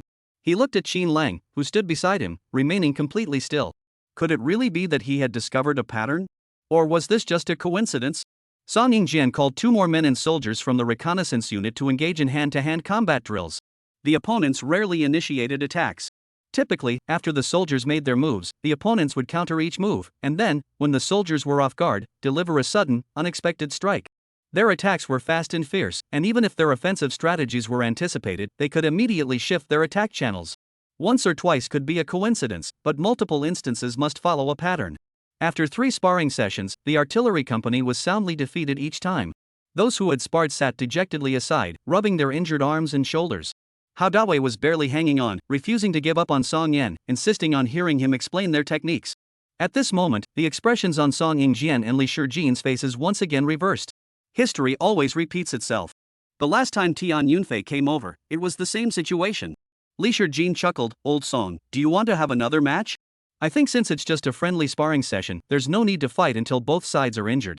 Song Yingjian stared at Qin Lang and said, "Qin Lang, you haven't made your move yet, have you? As an instructor, you should be much stronger than them, right?" Li Shijin happily patted Qin Lang on the shoulder. "Qin Lang, since Captain Song is curious, show them what you've got and make them give up completely." Qin Lang said, "Alright, the rest of you can come at me together." Li Shijin. Song Yingjian. Did I hear that correctly? You want the rest of us to attack together? Qin Lang, even if you're a bit skilled, you're being too arrogant. Even though your fighting style is unheard of, aren't you underestimating us? Many people felt dissatisfied because of Qin Lang's words. But Qin Lang said, "Going one by one is a waste of time. All of you come at me at once. Let us settle this quickly." Don't. Qin Lang had originally intended to say, "Don't disrupt the training schedule." But seeing the grim expressions on the others' faces, he forced himself to swallow the rest of the sentence. Sometimes, it's better to pay a little more attention to others' emotions. Song Yingjian sneered and said, "Alright, since Qin Lang is so confident in himself, you can just be his sparring partners. But be careful not to hurt Qin Lang. This is just a friendly spar, and besides, you outnumber him." He said this with a hint of mockery. Qin Lang remained completely unfazed. Wang Kong, however, shouted excitedly, "Qin Lang, go for it." His shout was like a switch being flipped, and suddenly, all the reconnaissance soldiers joined in, shouting slogans, "Qin Lang, show them what our reconnaissance company is made of. Conquer them with your martial arts. Wow! Qin Lang, go all out." Li Shijin was also swept up by the atmosphere, smiling wryly at Song Yingjian. Young people are full of energy. The strength of their reconnaissance company had already been established here. Regardless of whether Qin Lang won or lost, it wouldn't matter much to them. After all, one against many was never a fair fight. The 7 members of the artillery company surrounded Qin Lang. As Wang Heyuan declared the match started, one of them charged forward. They were too close. If they could control Qin Lang, the match would be over. But despite the close proximity, they couldn't touch Qin Lang. Despite being right in front of them, the 3 of them couldn't even touch Qin Lang's arm. Qin Lang's figure moved as swiftly as a shadow. As the 3 men swung their fists at him simultaneously, he used superhuman bursts of strength to grab one of their arms, kick off with all his might, and flip over in less than a second, breaking through their encirclement. He even used the artilleryman in his hands as cover, tightly pressing against the enemy's back and feigning an attack. Despite being outnumbered 7-1, Qin Lang moved with ease. In less than a minute, all 7 were on the ground. This time, even Song Yingjian couldn't utter a single word of criticism. He was thoroughly convinced of Qin Lang's strength. He realized something else: the techniques taught by Professor Qin Lang were like a natural enemy to soldiers like them, who were trained in conventional combat. Especially when he saw his men lying on the ground in disarray, groaning in pain, while Qin Lang had only broken a sweat. He stood up directly. Li Shijin, standing nearby, thought he was going to take it out on Qin Lang. Though he was already laughing so hard he could barely close his mouth, he still stood up and blocked Qin Lang's path. "Old Song, I told you, it's just a friendly match. What are you doing?" Song Yingjian, however, walked right past Li Shijin and faced Qin Lang directly. "Qin Lang, would you be willing to come to our artillery company and give us a few lessons?" Everyone. What is going on? The company commander of the artillery company is trying to poach someone? No way. Qin Lang is our treasure. He's just started teaching us a few things, and there's so much more he hasn't shown us yet. We can't let him be poached. Wow, Captain Song must be impressed by Qin Lang's abilities. Qin Lang just came here to pick a fight. Not only did he take down all the challengers, but now even the enemy company commander has defected. This is way too satisfying. Qin Lang looked awkwardly at Li Shijin. Li Shijin also looked at Song Yingjian in shock. What's going on here? How did we not anticipate this outcome? Song Yingjian patted Qin Lang on the shoulder. "Qin Lang, I admit I did have some doubts about your abilities at first, but now, I sincerely hope you'll join my unit and give my men a few lessons in hand-to-hand combat." "Qin Lang, your expression changed way too quickly. You were just calling me a circus act earlier." Hao Dawei was also stunned. He thought to himself, "Come on, Captain, that's not what you said when you arrived. You told us to crush Qin Lang's pride and find his weaknesses. Now you're switching sides faster than we did? The script doesn't match up. We don't know how to proceed." Qin Lang looked at Li Shijin, who was also staring back at him in confusion. A few seconds later, Li Shijin said, "We need to check the progress of our training. Qin Lang is now the assistant instructor, so he's in charge of all the training." Wang Lu quickly added, "Right, let us see what Qin Lang has planned for the later stages." But to everyone's surprise, Qin Lang said, if you really want to learn, you can send 2 people over to study. Chapter 44, There's something wrong with your gun. Everyone was taken aback. Do you think the military allows study abroad programs? Leaving 2 people to come over? What are you thinking? Alright, let's do it your way. The next moment, Song Yingjian seemed afraid that Qin Lang would change his mind, so he agreed immediately. Leaving behind a group of people, they all looked at each other in confusion. Even Li Shijin didn't see this coming. In the end, after some careful selection, they kept Hao Dawei, who was familiar with Qin Lang, and another person who was quite skilled in martial arts. Song Yingjian also had his own motives. He thought that since Hao Dawei knew Qin Lang would certainly treat his acquaintances with more care. He was looking for someone with a solid foundation who could apply everything Qin Lang taught them with flexibility. Once they returned, they could lead everyone in training. Everyone was going to great lengths to enhance the combat effectiveness of their troops. Li Shijin, out of consideration for their relationship, tacitly approved the arrangement. Other companies, upon hearing about the opportunity to study abroad, also sent people over to learn. Those familiar with Qin Lang from the new recruit company Han Zhengyi, Liang Yueming, and Hao Dawei all reunited in Qin Lang's mixed unit class. However, this time, their roles had switched. They were no longer new recruits training together, but new recruits being trained by Qin Lang. The annual military exercise competition was about to begin. The exchange students sent by each company, along with their own company members, began intensive training. The overall strength had improved significantly compared to before. Qin Lang had become the go-to person at the entire base, someone everyone praised with a thumbs up. He had become a household name.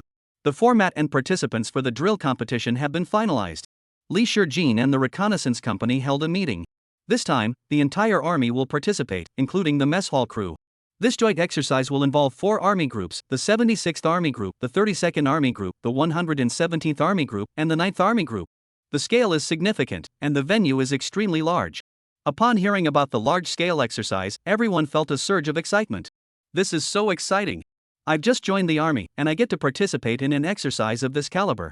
I'll have something to brag about for years after I retire. I don't ask for much, just don't let me die too soon. Don't send me to the front lines to be cannon fodder. Li Shijin said, none of you should harbor any illusions or think that the exercise has nothing to do with you as lowly soldiers. The truth is exactly the opposite. True victory lies in your hands, the soldiers. Next, I'll explain the format of the competition in detail. The 76th Army Group and the 9th Army Group will be the Red Army. You will be issued bullets that release red smoke and armbands with red markings. No one is allowed to take shortcuts during the competition. If anyone intentionally hides their armband, they can be eliminated by anyone, regardless of whether they are from the same unit or not. Our reconnaissance company is responsible for scouting ahead. We are the most critical first step in any battle. We must identify obstacles ahead and relay intelligence to the command center. Everyone must follow the command center's orders. He then detailed additional precautions for the competition process. After finishing the entire briefing, Li Shijin added with a meaningful glance, I know some of you are very capable, but remember, do your job and follow orders. Song Yen nudged Qin Lang with his elbow and whispered, he's talking about you. Qin Lang ground out between his teeth, shut up. The night before the competition began, everyone was packing their luggage in the dormitory. They had to get up at 4 in the morning to head to the competition venue. Firearms and other weapons were collected and stored in advance, to be distributed on site the next day. Wang Kong said nervously, they say live fire exercises won't cause physical harm, but what if someone gets injured? Zhong Ning joked, you get bruises and scrapes during regular training. Don't even mention a competition of this scale. Qin Lang said, don't worry. We usually use blank cartridges, which can cause serious injury. Even tanks and other heavy mechs now use modified soft rounds, so there's no risk of casualties. During today's meeting, Li Shijin also mentioned the soft shells, but the other party brushed it off, and they didn't understand what it was either. Curious, he asked, what exactly are these soft bullets everyone keeps talking about? If heavy mechs are already out there, this competition must be on a large scale. Qin Lang explained in detail, soft shells can be understood as sponge balls. They contain colored smoke and powder. When they come into contact with the target, they instantly trigger a switch inside, releasing the powder and smoke. If you're within that range, you're eliminated. Qin Lang then explained, however, this primarily applies to similarly heavy armored vehicles. If the powder covers more than 1/3 of the vehicle's surface area, it will be scrapped.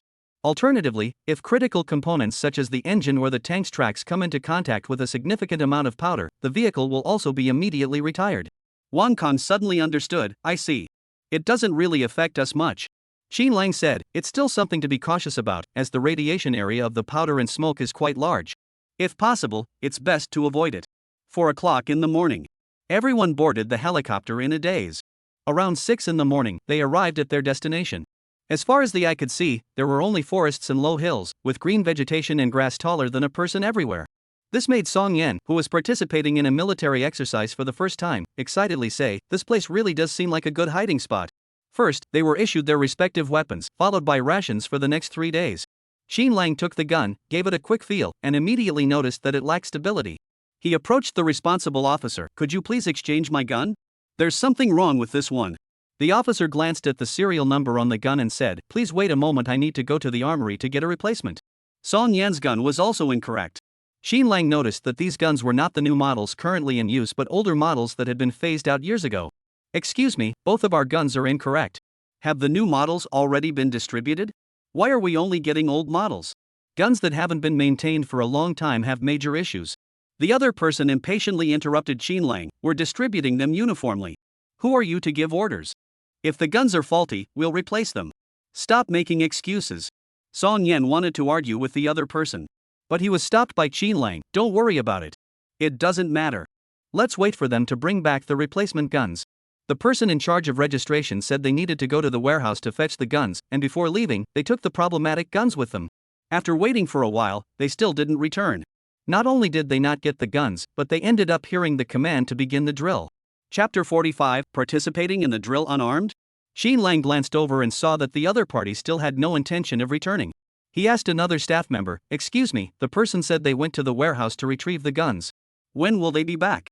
The other staff member replied without looking up, "It takes 10 minutes round trip to the warehouse." Only 5 minutes had passed and his companions were already urging him on. Song Yan was even more anxious, pacing back and forth.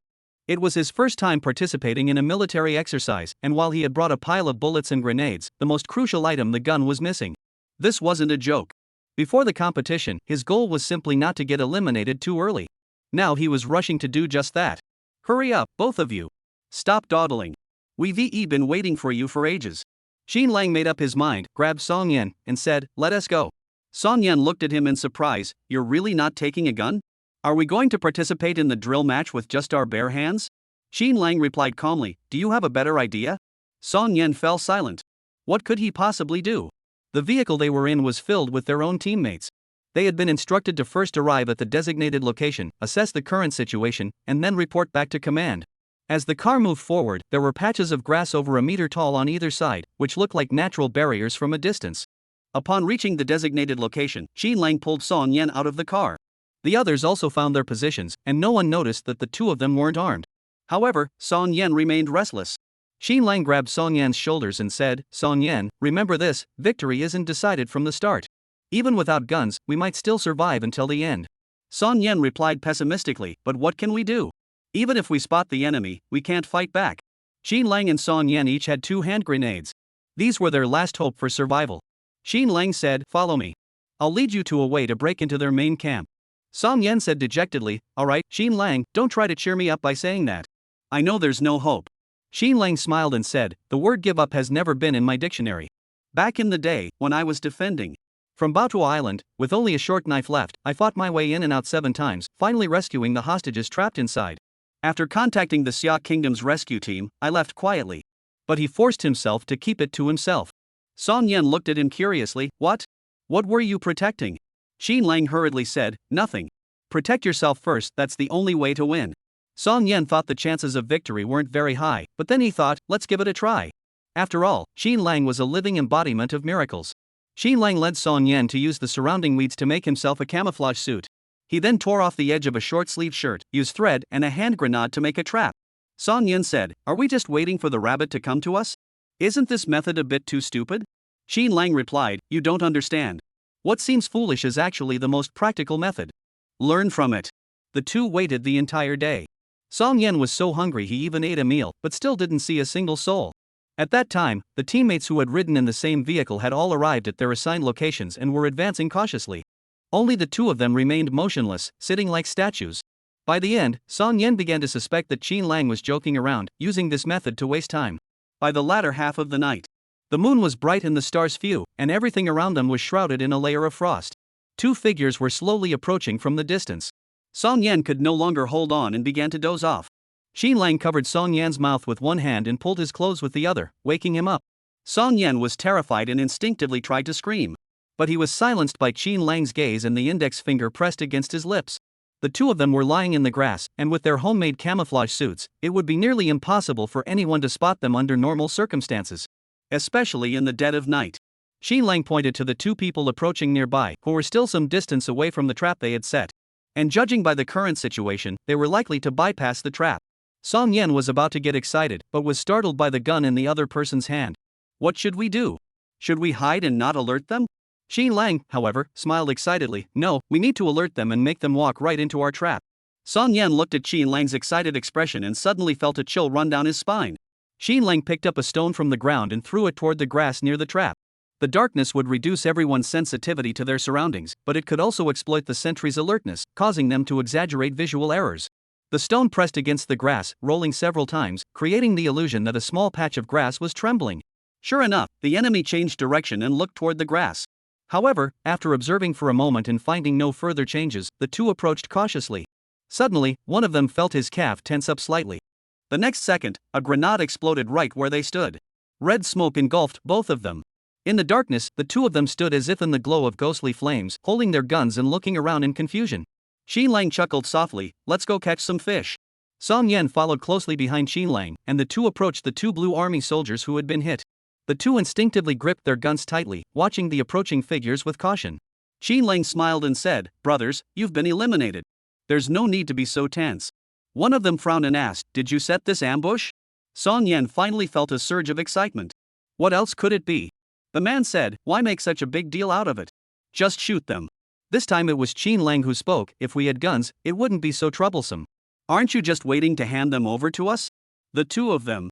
"What do you mean? Are you trying to take our guns?" Qin Lang smiled slightly. "Not only the guns, but also your armbands." The two of them, including Song Yan, looked at Qin Lang at the same time, their expressions equally stunned. After a moment, Song Yan said blankly, "Can it be like this?" Qin Lang said, "I didn't say it's not allowed, so it's allowed." The other party said angrily, "You're too despicable. This is crossing the line." Qin Lang looked at the other person and said, "Often, rules are meant to be exploited. Hand over the gun and the armband." The other party, seething with anger, gritted his teeth and handed the gun to Qin Lang. Then, the two exchanged their blue armbands. "Thanks." Then, the two walked away confidently. Song Yan was still in a daze. "We actually got the gun." Chapter 46, a golden opportunity to hand it over. Qin Lang, however, said, "A gun is nothing. What we need to do next is find a way to storm their main base." At the same time, the command center received a report. Two men are missing from the reconnaissance unit. Qin Lang and Song Yan. Chen, the battalion commander, asked, "Have you tried other methods to contact them? Do they have any communication devices on them?" The other side replied, "They have no communication devices, and we have not been able to contact them so far." Chen said, "Then consider them eliminated. The next strategic deployment will exclude the two of them." Someone nearby shook their head regretfully. How could they lose contact so quickly? "That's such a pity." Chen, the battalion commander, curiously asked, "What's going on? Do they have anything special about them?" Someone nearby immediately explained, "A new recruit recently emerged in the new recruit company. It said his abilities are on par with special forces. Back then, both the reconnaissance company and the sharpshooters were vying for him, but he ended up joining the reconnaissance company. He trained the unit himself, and his skills are on par with the sharpshooters, even having some unique techniques of his own." As Chen listened, he couldn't help but feel that this person was incredibly strong, and the name sounded familiar. "He's a college student?" Others weren't sure, but after checking Qin Lang's records, they said, "Commander, you guessed right. He is indeed a college student. He enlisted while still in his third year of university. He's quite the impressive individual." But the battalion commander seemed deep in thought and said, "If it's really him, he wouldn't have been eliminated so easily. I'm curious to see what kind of trouble this Qin Lang can stir up." At that moment, Qin Lang, accompanied by Song Yan, hit his original red armband and began reloading the bullets. "One red bullet, one blue bullet. Load them alternately, got it?" Song Yan didn't understand, but he knew to follow instructions. Qin Lang said, "The enemy's guns are much better than ours. They have less recoil and higher stability. Remember, the first bullet must be blue. That way, even if we hit someone from the blue team, we can blend in." Song Yan whispered, "Qin Lang, is this really in accordance with the rules?" Qin Lang looked at him. "It depends on how you analyze the situation. The purpose of all military exercises is to evaluate overall combat effectiveness and ensure that, in the event of an unexpected situation, our forces can fight with full strength. Do you think that on a real battlefield, if our troops disguise themselves as the enemy and infiltrate the enemy's headquarters, someone would come out and tell you the rules don't allow it? Song Yan shook his head, of course not. Xin Lang stood up and said, that's exactly the point. Treat this place as a real battlefield. Every soldier here has the potential to turn the tide. After hearing Xin Lang's words, Song Yan felt energized, as if he had been injected with a dose of adrenaline. All the maps were already etched into Xin Lang's mind. Song Yan asked, should we just walk straight to the enemy's headquarters? Xin Lang shook his head. Not yet. We're just starting the initial skirmishes. Both sides' forces are still within the expected range. We have to wait until the chaos erupts before we can act. The two walked slowly, stopping occasionally, until they spotted an artillery battalion ahead. Song Yan asked, should we go now? Xin Lang shook his head. Not yet. Going now would make us easy targets. Let's wait a bit longer. Suddenly, they received orders to fire in a certain direction. Xin Lang said, in a moment, we'll run toward the direction they're firing. The two sides exchanged fire, with the Red Army appearing more aggressive. The Blue Army's artillery units, which had been advancing, were forced to retreat 500 meters. Now's the time. Xin Lang led Song Yan, both of them covered in dust and looking disheveled, and ran toward the artillery unit. The enemy spotted the two figures suddenly appearing. They asked, which company are you from? Xin Lang replied, we're from the infantry company. We were dodging the Red Army's shells and got separated. The others didn't think much of it and simply said, hurry up and retreat to a safe place. This area is the enemy's minefield, and their artillery will be shelling again soon. Xin Lang and Song Yan finally found a legitimate excuse to blend into the Blue Army. Song Yan looked at Xin Lang in disbelief. My goodness, my heart was about to jump out of my chest. That was impressive, Xin Lang. We managed to blend in so easily. Xin Lang shrugged indifferently, this is just the first step. The enemy has several camps. We must locate the command center among them. The first place they entered was the Blue Army's armored division base. It was almost as large as the entire area of Song Yan's base, and this was just the parking lot of the armored division base. The place was bustling with activity. Xin Lang led Song Yan, both holding guns, and patrolled near the tents and the training base like other patrol soldiers. Along the way, Song Yan's eyes darted nervously around. Xin Lang reminded him, don't be too obvious. Act as if you're at home. The more vigilant you are, the easier it is to be exposed. Song Yan was so nervous he was about to cry. What's the difference between this and handing yourself over to the enemy? He wanted to stay calm, but he just couldn't. But Xin Lang seemed completely at ease. From Song Yan's nervous expression, he realized something. It seemed that they would need some mental training in the future, otherwise the enemy would definitely notice something off during actual missions. The two walked most of the way around, feeling that there were no unusual circumstances here. Just as they were about to leave, someone suddenly rushed out and called them over. You two, come help move some things. Song Yan stiffened and turned around, stammering, Are you sure it's us? The impatient man waved them over again. It's you two, hurry up. Song Yan's legs were about to freeze, but fortunately, Xin Lang gave him a glance. He finally managed to move his unfamiliar limbs and followed Xin Lang's pace. The other person opened the warehouse door, revealing boxes filled with ammunition, packed tightly throughout the entire warehouse. Wow, that's some serious firepower. The other person said, take 5 boxes. They don't have enough shells. Hurry up and deliver them. Xin Lang immediately asked, which vehicle should we use? The other person pointed to the off-road vehicle in front of them. Take this one, it's not too conspicuous. Xin Lang acted swiftly and said, alright, the two of us will handle it. You go handle the other tasks first. The other person looked at Xin Lang and instructed, be careful. You know where it is, right? Xin Lang said, don't worry, I know. As soon as the other person left, Xin Lang smiled at Song Yan and said, another opportunity has come up. He pulled out a long string from his short-sleeved shirt. In this pitch-black room, even if you looked closely, you might not be able to see it. Xin Lang wedged the hand grenade between 2 boxes and clamped it tightly. He secured the pull ring of the hand grenade and tied the other end of the string between the 2 boxes near the door. Anyone who tried to enter and retrieve the grenade would inevitably come into contact with the rope. Chapter 47, We're family, let's go recognize each other. Over the past 2 days, Song Yan's heart had been racing with anxiety, following Xin Lang's every move. At the slightest sound or movement, his heart would race. Xin Lang moved quickly, as if he had set up such a bomb trap hundreds of times before. In less than a minute, the two of them safely retreated to the door. Song Yan asked Xin Lang, how did you manage to handle that so smoothly? Xin Lang instinctively wanted to say, practice makes perfect. But he stopped himself and said instead, it's a survival skill. Compared to Xin Lang and his team choosing such a high-risk approach, those who opted for a safer route had already suffered heavy casualties. Wang Kong said with a worried expression, Xin Lang got separated from us as soon as he got off the vehicle. How is he doing now? Another teammate from the Reconnaissance company side, I don't think he's in good shape. The enemy's artillery fire was so intense just now that they pushed the front line forward by a kilometer. It'll be tough for us to get around them. Wang Kang's initial enthusiasm was completely crushed by reality. They had imagined the drill would be like the scenes they saw on TV, following orders and setting up ambushes. In reality, however, it was fraught with danger. Though they appeared to be scouts, a single misstep could mean certain death. Several teammates had already been eliminated in this manner. Zhong Ning was one of them. Meanwhile, in the Red Army Command Center, Colonel Chen was pacing nervously, looking at the screen, which displayed the virtual enemy troop advance map. Has there been any word from the ambush team yet? The Red Army had adopted a bait tactic. A squad had just been sacrificed as bait. Meanwhile, another relatively reliable squad was sent to use the path they had forced open to infiltrate the enemy's camp. This is like opening a blind box, but the enemy stumbled upon an armored base instead. As soon as they arrived near the base, they heard an explosion. Boom! A massive explosion was followed by rising red smoke. Even the ambush team was stunned. They hadn't fired a single shot. Could it be that someone else was charging toward the Blue Army base? Then, they heard someone shout, "The ammunition depot has been blown up. Everyone, take cover. There are Red Army soldiers nearby." This was their ambush. Be cautious, they must not be far away.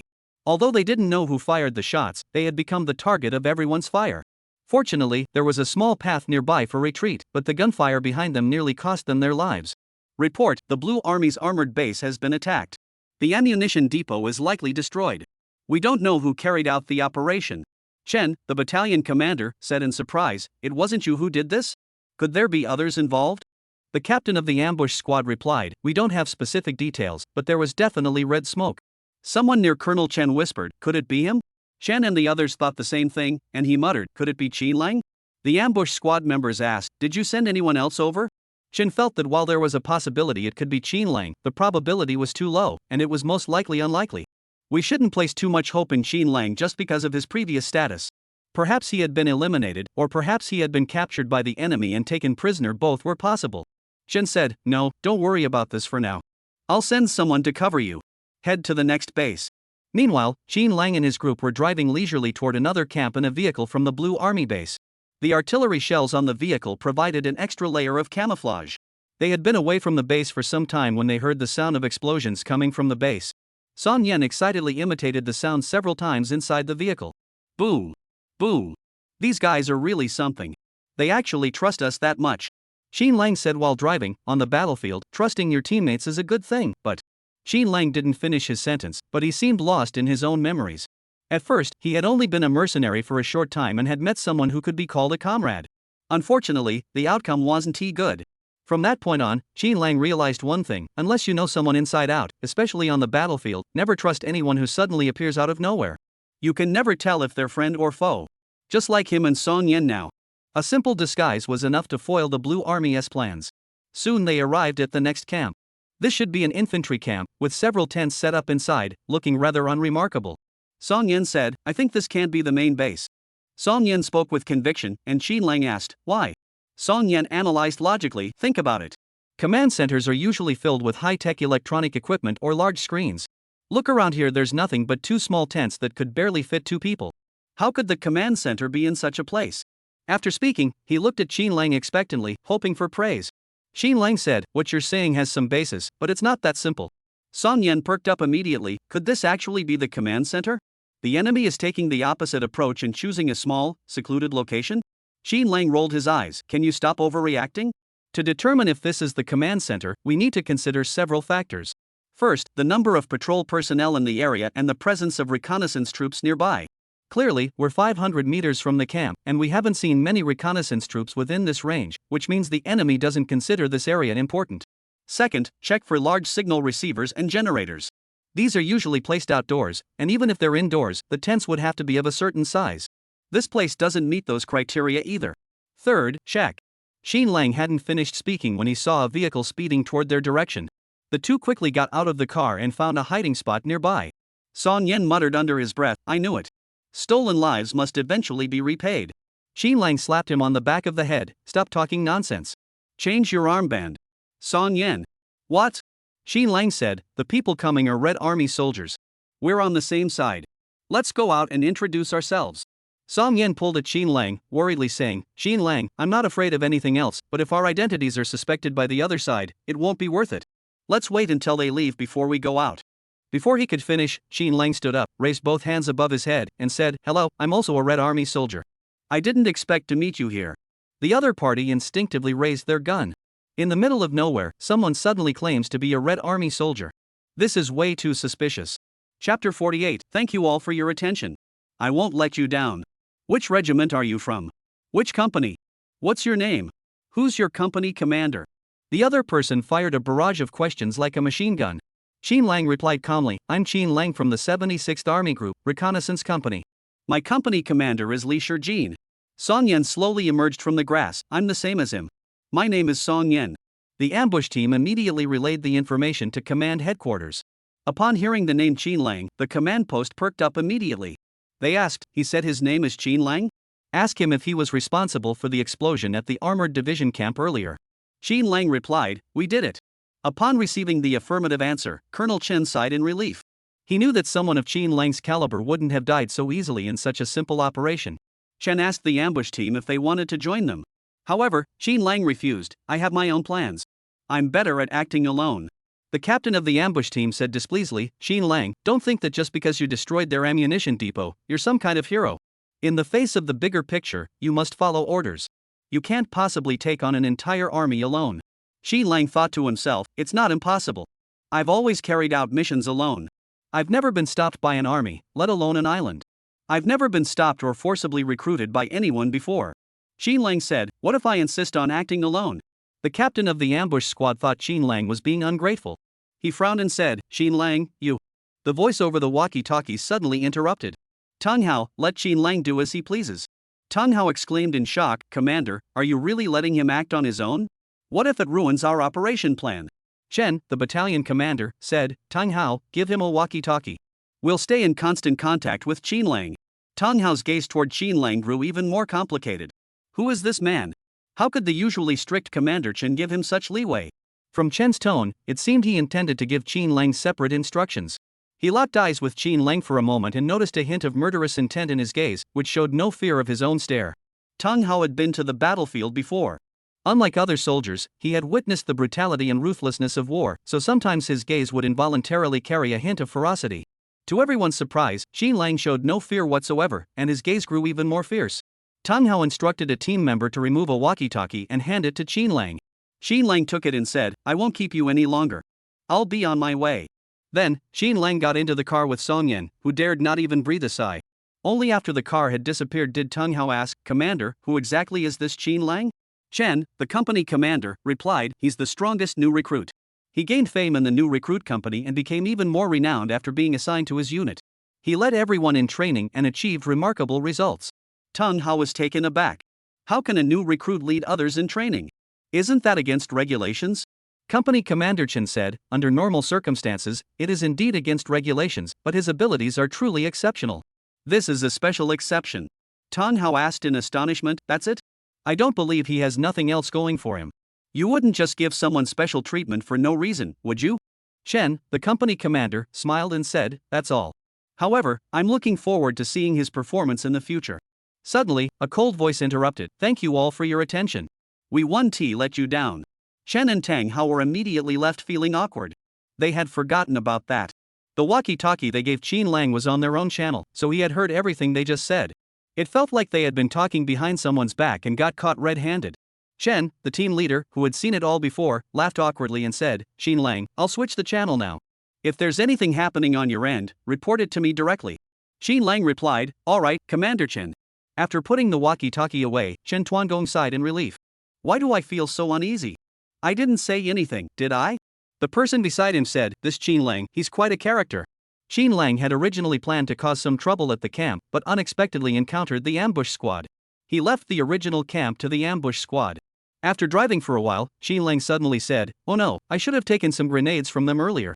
Song Yen was still feeling dazed and disoriented, as if he were in a dream.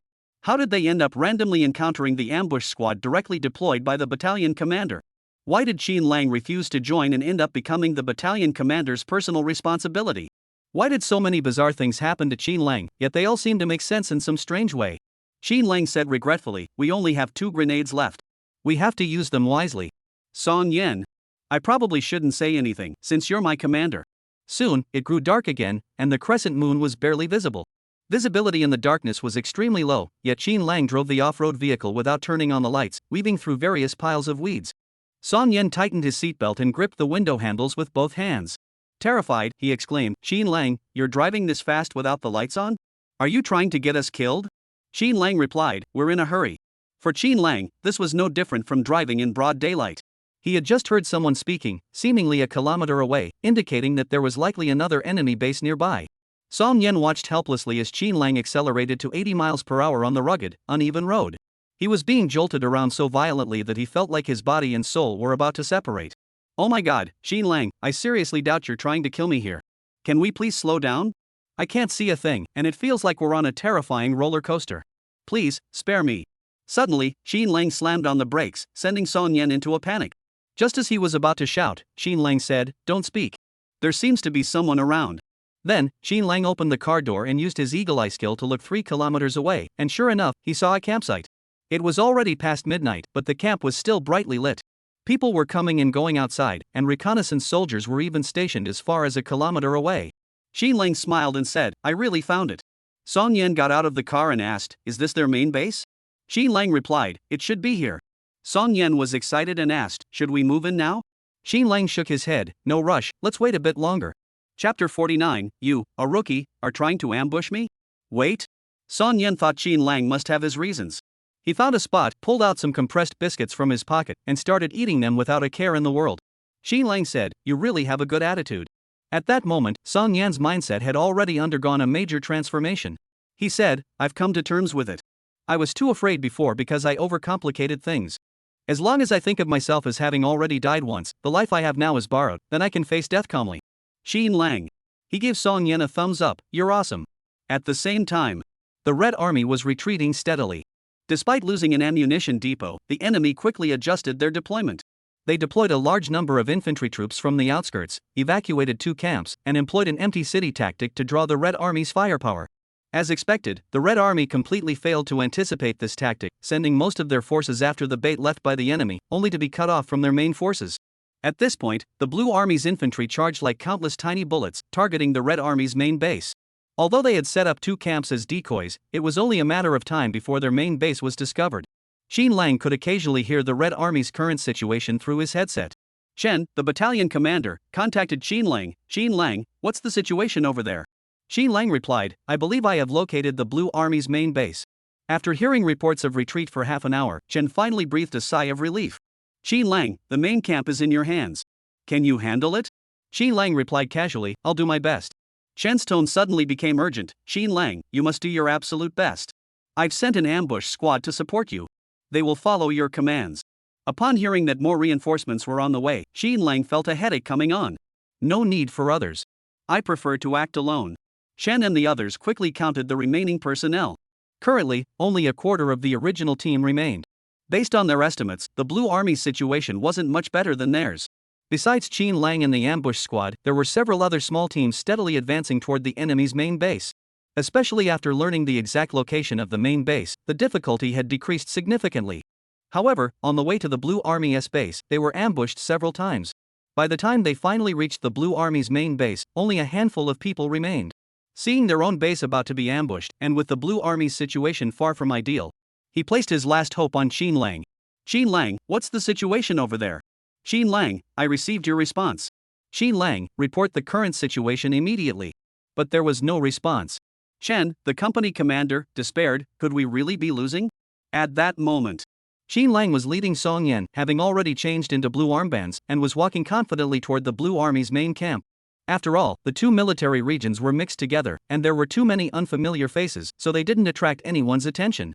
However, upon entering the headquarters, they found the security measures even more stringent. A temporary structure had been erected to cordon off an area, with the main camp inside. Qin Lang immediately spotted a signal receiver over 2 meters tall. Further ahead, 2 rows of soldiers stood in formation, completely blocking access to a central tent. Even patrol personnel could only go as far as the tents in front of them before turning back. Qin Lang thought to himself, "We need to find a way to get inside. Even if we can't go in ourselves, we need to find a way to get bullets or shells inside." Bait? Good, but it won't work. After all, Song Yan's mindset is unstable, and using him as bait is just pure suicide.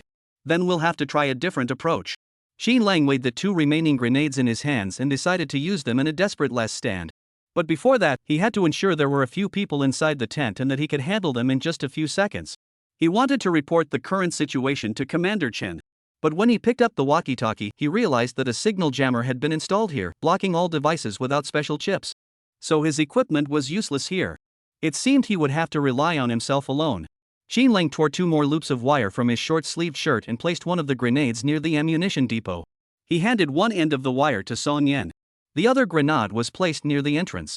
With only 2 grenades, they could at least try to divert the guards stationed at the main base entrance. Xin Lang still had 2 smoke grenades left. Song Yan thought about how the success or failure of the mission depended on the 2 wires in his hands. He immediately grew tense, his entire body trembling. Xin Lang said, "Don't overthink it. Wait for my signal."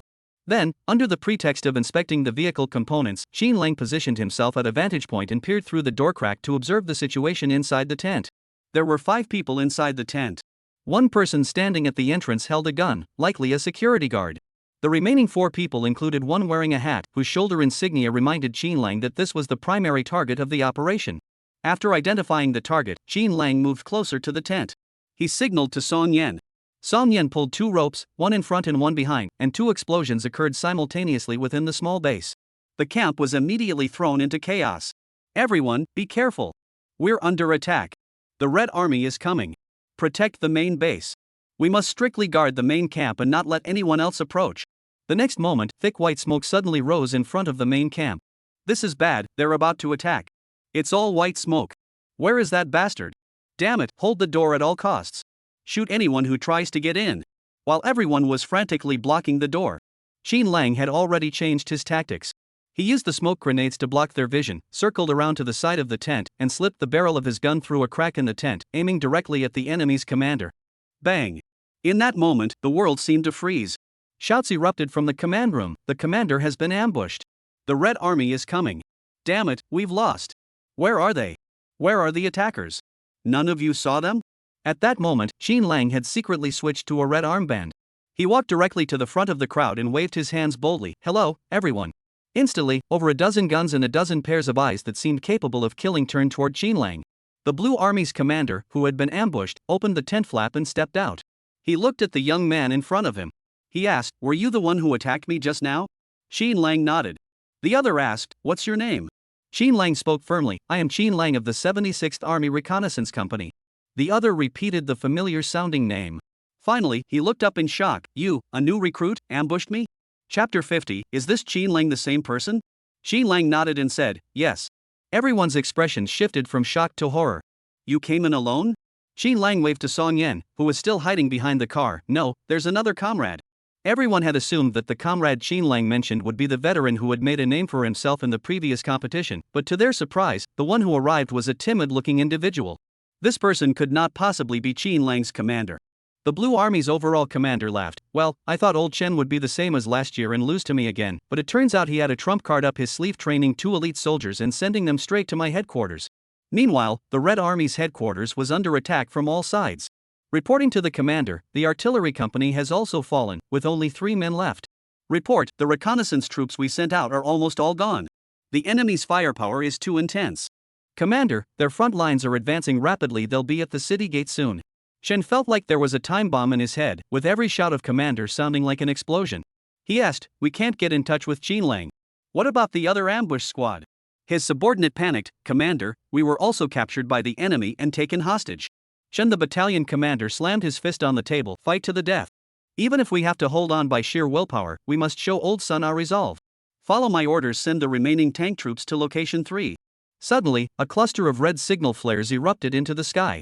Everyone froze in shock. The subordinate hurriedly called Chen out to look. Chen squinted at the signal flare. "What's going on? Aren't we out of men? Could it be that kid Xin Lang?" "Impossible." Chen dismissed his own thoughts. Having fought against the enemy for so many years, he was well acquainted with their tactics. They would certainly have reinforced their main base with heavy troops. Last time, he had accidentally discovered that the enemy had deployed Bagua net reconnaissance forces near their main base. With no reinforcements, Xin Lang and his men couldn't possibly have broken through. Could it be that Tang Hao and his men had found a way out? Just as they were completely at a loss, Chen Tuangshang's phone rang. As expected, it was Old Sun's call. "Old Chen, you've really outsmarted me this time. You caught me off guard. Chen, the company commander, pretended to know what he was talking about, not wanting the other party to realize he had no idea about the outcome. Ha, old son, I told you not to underestimate me. I've been preparing my trump card for this year. Sun snorted in displeasure. I'm really curious, how did you manage to break through and directly infiltrate my base? We've scouted the area multiple times, and you didn't send any reinforcements. Those two couldn't have just appeared out of nowhere, could they? Two people? Chen Tuangshang had already made up his mind it must be Qin Lang and Song Yan. He never expected that they would actually turn the tide with just the two of them. Chen, the regiment commander, laughed heartily after realizing this. Old son, this is our core strategic secret. If I told you, you'd target us specifically next year, and that wouldn't be worth it. But suddenly, the voices on the other side seemed to have moved to a relatively quieter place, and the volume dropped significantly. This Qin Lang, is he the one? Both sides suddenly grew serious. Chen said, it's him. But upon hearing this, Sun's expression grew somber. He said directly, I never expected this kid to be so powerful. It seems like your victory in this year's competition was partly due to luck. Upon hearing this, Chen's face turned green. Old son, what do you mean? Qin Lang was able to infiltrate your base and eliminate you. That was my command. Don't just dismiss my abilities so lightly. Sun replied with a smirk, a mercenary ranked 7th in the world, capable of single-handedly destroying a city. Do you really think he needed your orders to find our Blue Army headquarters? Shun. This left him with no room to argue. But Chen still forced himself to say, old rules, you owe me 2 bottles of good wine. Sun replied, you're the one who has been reneging this year. How dare you ask me for wine? Chen heard this and decided to embrace his reputation as a deadbeat. Sometimes, getting lucky is also a kind of skill. Who can blame us for having Qin Lang show up here? This time, Sun was speechless. The others, upon seeing the signal flares in the sky, looked equally confused. Especially the Red Army soldiers who had already been eliminated. They were cheering excitedly in the base. Wow, we actually turned the tables against the odds. That's amazing. It's not even been 3 days, and the exercise has already ended early. I wonder who did it. I'm curious too. It feels like almost everyone from our unit is here. Li Shijin sighed, I was hoping to have everyone eliminated later, so we wouldn't have to meet up at the base too early. But when I arrived, I found everyone was already here. Wang Kong sighed helplessly, there's nothing we can do. As reconnaissance soldiers, we're always on the front lines, so we're bound to take the hits. Wang Kong looked around for a moment. I haven't seen Qin Lang and Song Yan yet. They must still be alive. Zhong Ning said, that's pretty impressive. They've survived this long and are basically winning by default. Look at them, they're so involved. They managed to stick around until the end of the competition. We just came in and got eliminated right away. There's no fun in that. Someone suddenly remarked, Qin Lang is so skilled. Could he be the blue team commander who eliminated him? After he finished, the surrounding area erupted into laughter. Enough. You should have some limits when joking around. Qin Lang is indeed talented, but his skills probably aren't that strong yet. I know you idolize Qin Lang, but listen to what you just said. It sounds like you're daydreaming. Exactly. Do you really think Qin Lang is that kind of person? The man, surrounded by a group of people, felt his face grow hot with embarrassment. He said, do you really think Qin Lang isn't strong? Then why do you always ask him to make the training harder for you? The other person joked, he's good at training, but that doesn't mean he's good at fighting. If he were really someone special, he wouldn't be here with us as a new recruit. He would have been selected long ago. Only Li Shijin's expression was rather complicated. After the match, the Red Army and Blue Army returned to their designated areas. The Red Army's commander returned first and stood at the front of the formation. He looked around, scanning the crowd below, as if searching for someone. Suddenly, a jeep drove up from a distance. Everyone looked over, and the vehicle maneuvered around the crowd, directly pulling up to the front of the formation. Chapter 51, Starting in Hell and Reaching the Peak. Everyone stared in astonishment, curious about the vehicle. Who is that? Such a big entourage. Look at the license plate. It must be from another military region. What do they want here? Are they here to settle a score? Who knows? But they probably didn't expect to lose so badly this year either. The crowd below whispered among themselves. Chen Ming, standing at the front of the formation, also looked at them with displeasure. On their home turf, a car suddenly charging in. That's a bit like upstaging the hosts. Suddenly, the doors of the front passenger seat and the back seat opened simultaneously. Everyone rushed to see who the troublemakers were, only to see 2 familiar faces. What? Qin Lang and Song Yan? What's going on here? I was just wondering why I hadn't seen these 2 yet. Are they defecting? The person next to him slapped him on the shoulder. Can't you think of something better? Defecting? Qin Lang is as loyal as iron. He wouldn't defect even if he had to. Li Shijin also looked at Qin Lang in shock. Qin Lang had returned in the Blue Army as commander car, so it was probably just as he had guessed. Immediately after, Sun Bifeng opened the other door of the backseat and stepped out. Qin Lang and Song Yan stood in a row and saluted Chen Ming, saying, "Report, we were delayed due to road conditions and arrived late for the assembly." Chen Ming's expression was not good. Sun Bifeng had deliberately sent them back. What was he trying to prove to him? But he still said, "Qin Lang, Song Yan, return to your unit." Chen Ming had expected Sun Bifeng to say more, but the latter merely smiled and said, "Old Chen, I've brought the men back. I have an urgent meeting to attend, so I'll take my leave. Don't forget we still have a meal to catch up on. We'll make it up another time." Chen Ming's expression finally eased a bit. He said to him, "All right, I actually have something I've been meaning to discuss with you privately." Before leaving, Sun Bifeng gave Qin Lang a meaningful look. As a battalion commander, he had actually said to Qin Lang in front of everyone, "I look forward to seeing you again." This was shocking news to all the soldiers. Everyone couldn't help but wonder, what did Qin Lang do? What kind of spell had he cast on Sun Bifeng that not only did the battalion commander personally drive him back, but also said he looked forward to their next meeting? After Sun Bifeng's car had left, many people shifted their gaze back to Qin Lang. Chen Ming cleared his throat. "All right, everyone's here now." Chen Ming smiled and said, "The results of this exercise are already known to everyone. Our Red Army was defeated by the enemy." Immediately, thunderous applause erupted from the audience. Chen Ming looked at everyone with satisfaction. Everyone performed well in this exercise, but some issues were also exposed. Chen Ming succinctly summarized the issues into several points and instructed each company to thoroughly review today's problems upon returning to their units. Finally, Chen Ming's gaze fell on Qin Lang. He asked, "Qin Lang, how do you feel about your performance this time?" Everyone had been listening half-heartedly to the preceding remarks, but when Qin Lang's name was mentioned, everyone suddenly perked up. Qin Lang replied, "Reporting to the commander, my performance was average." Chen Ming paused for a moment, then said with a faint smile, "Qin Lang, don't be too modest. You led Song Yan into the Blue Army's headquarters and took out the commander with a single shot. That deserves everyone's praise." Those who had gathered around to watch the commotion felt a chill run down their spines upon hearing those words. No one knew who started clapping first, but soon everyone joined in, clapping wildly, like the sound of fireworks, never stopping.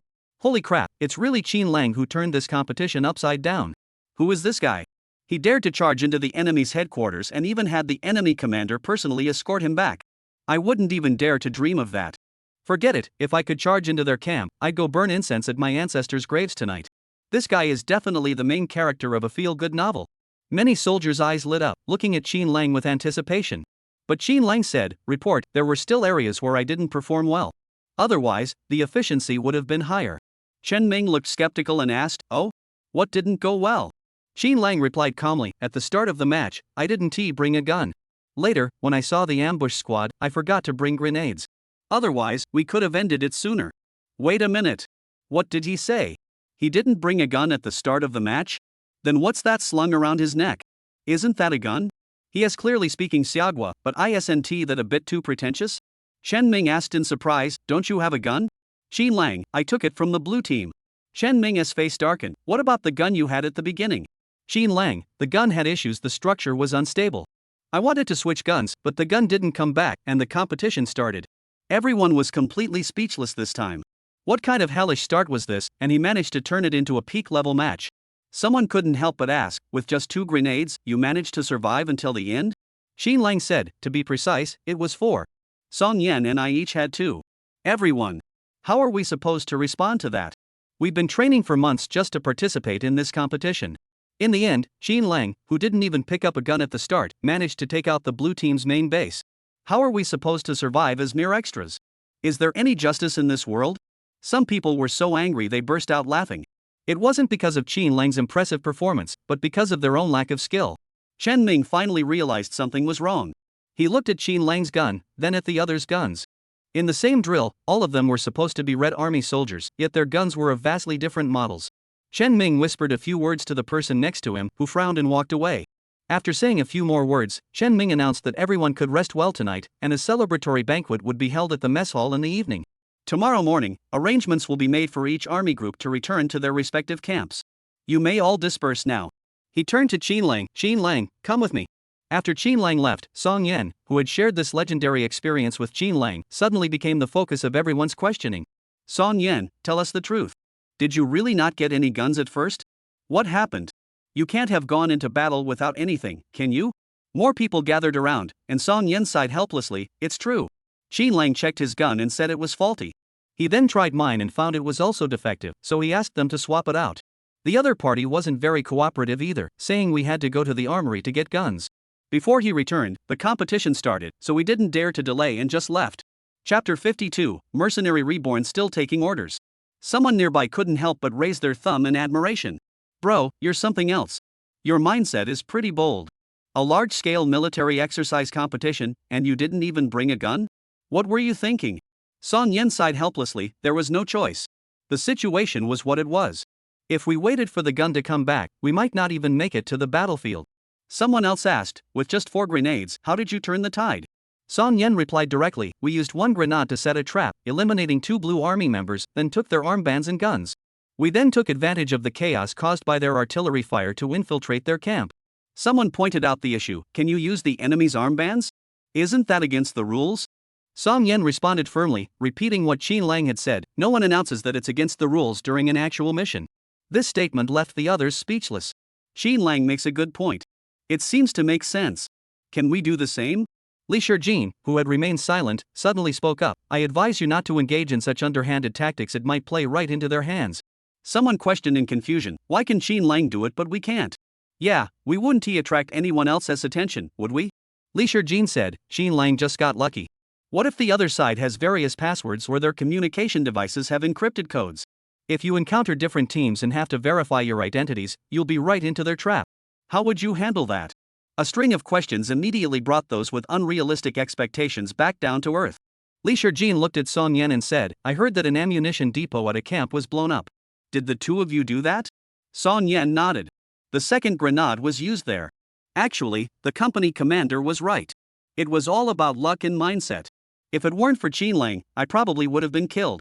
I have a bad mindset. I felt nervous even before doing anything. But Qin Lang was calm and composed. He went into the enemy's base camp as if it were his own home. Plus, his technique for setting up grenades was so skilled it left everyone speechless. I've only handled grenades a few times, but Qin Lang had already set up all the mechanisms.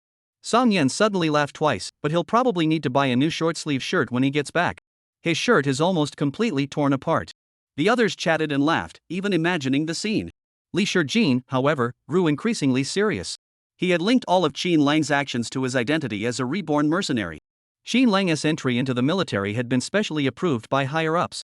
After this incident, more people would likely take notice of his actions. Li Shijin shook his head helplessly. It seems that from now on, Qin Lang will find it hard to live a peaceful life. Qin Lang followed Chen Ming, who looked serious, into the office. Chen Ming's bodyguard bustled around, pouring tea. After placing 2 steaming cups on the coffee table, he left on his own. Chen Ming gestured for Qin Lang to sit on the sofa. The scene was identical to when Li Shijin had been there earlier. He sat upright on the sofa and spoke directly, Commander, what did you need me for? Chen Ming smiled, his tone softening. He said to Qin Lang, tell me about the competition. What exactly happened? Every detail, don't leave anything out. Qin Lang recounted the entire process, then added, actually, Song Yen provided me with crucial assistance. Chen Ming suddenly burst into laughter and said, Qin Lang, do you think I'm a fool? Song Yen is someone who seems indecisive. How could he help you?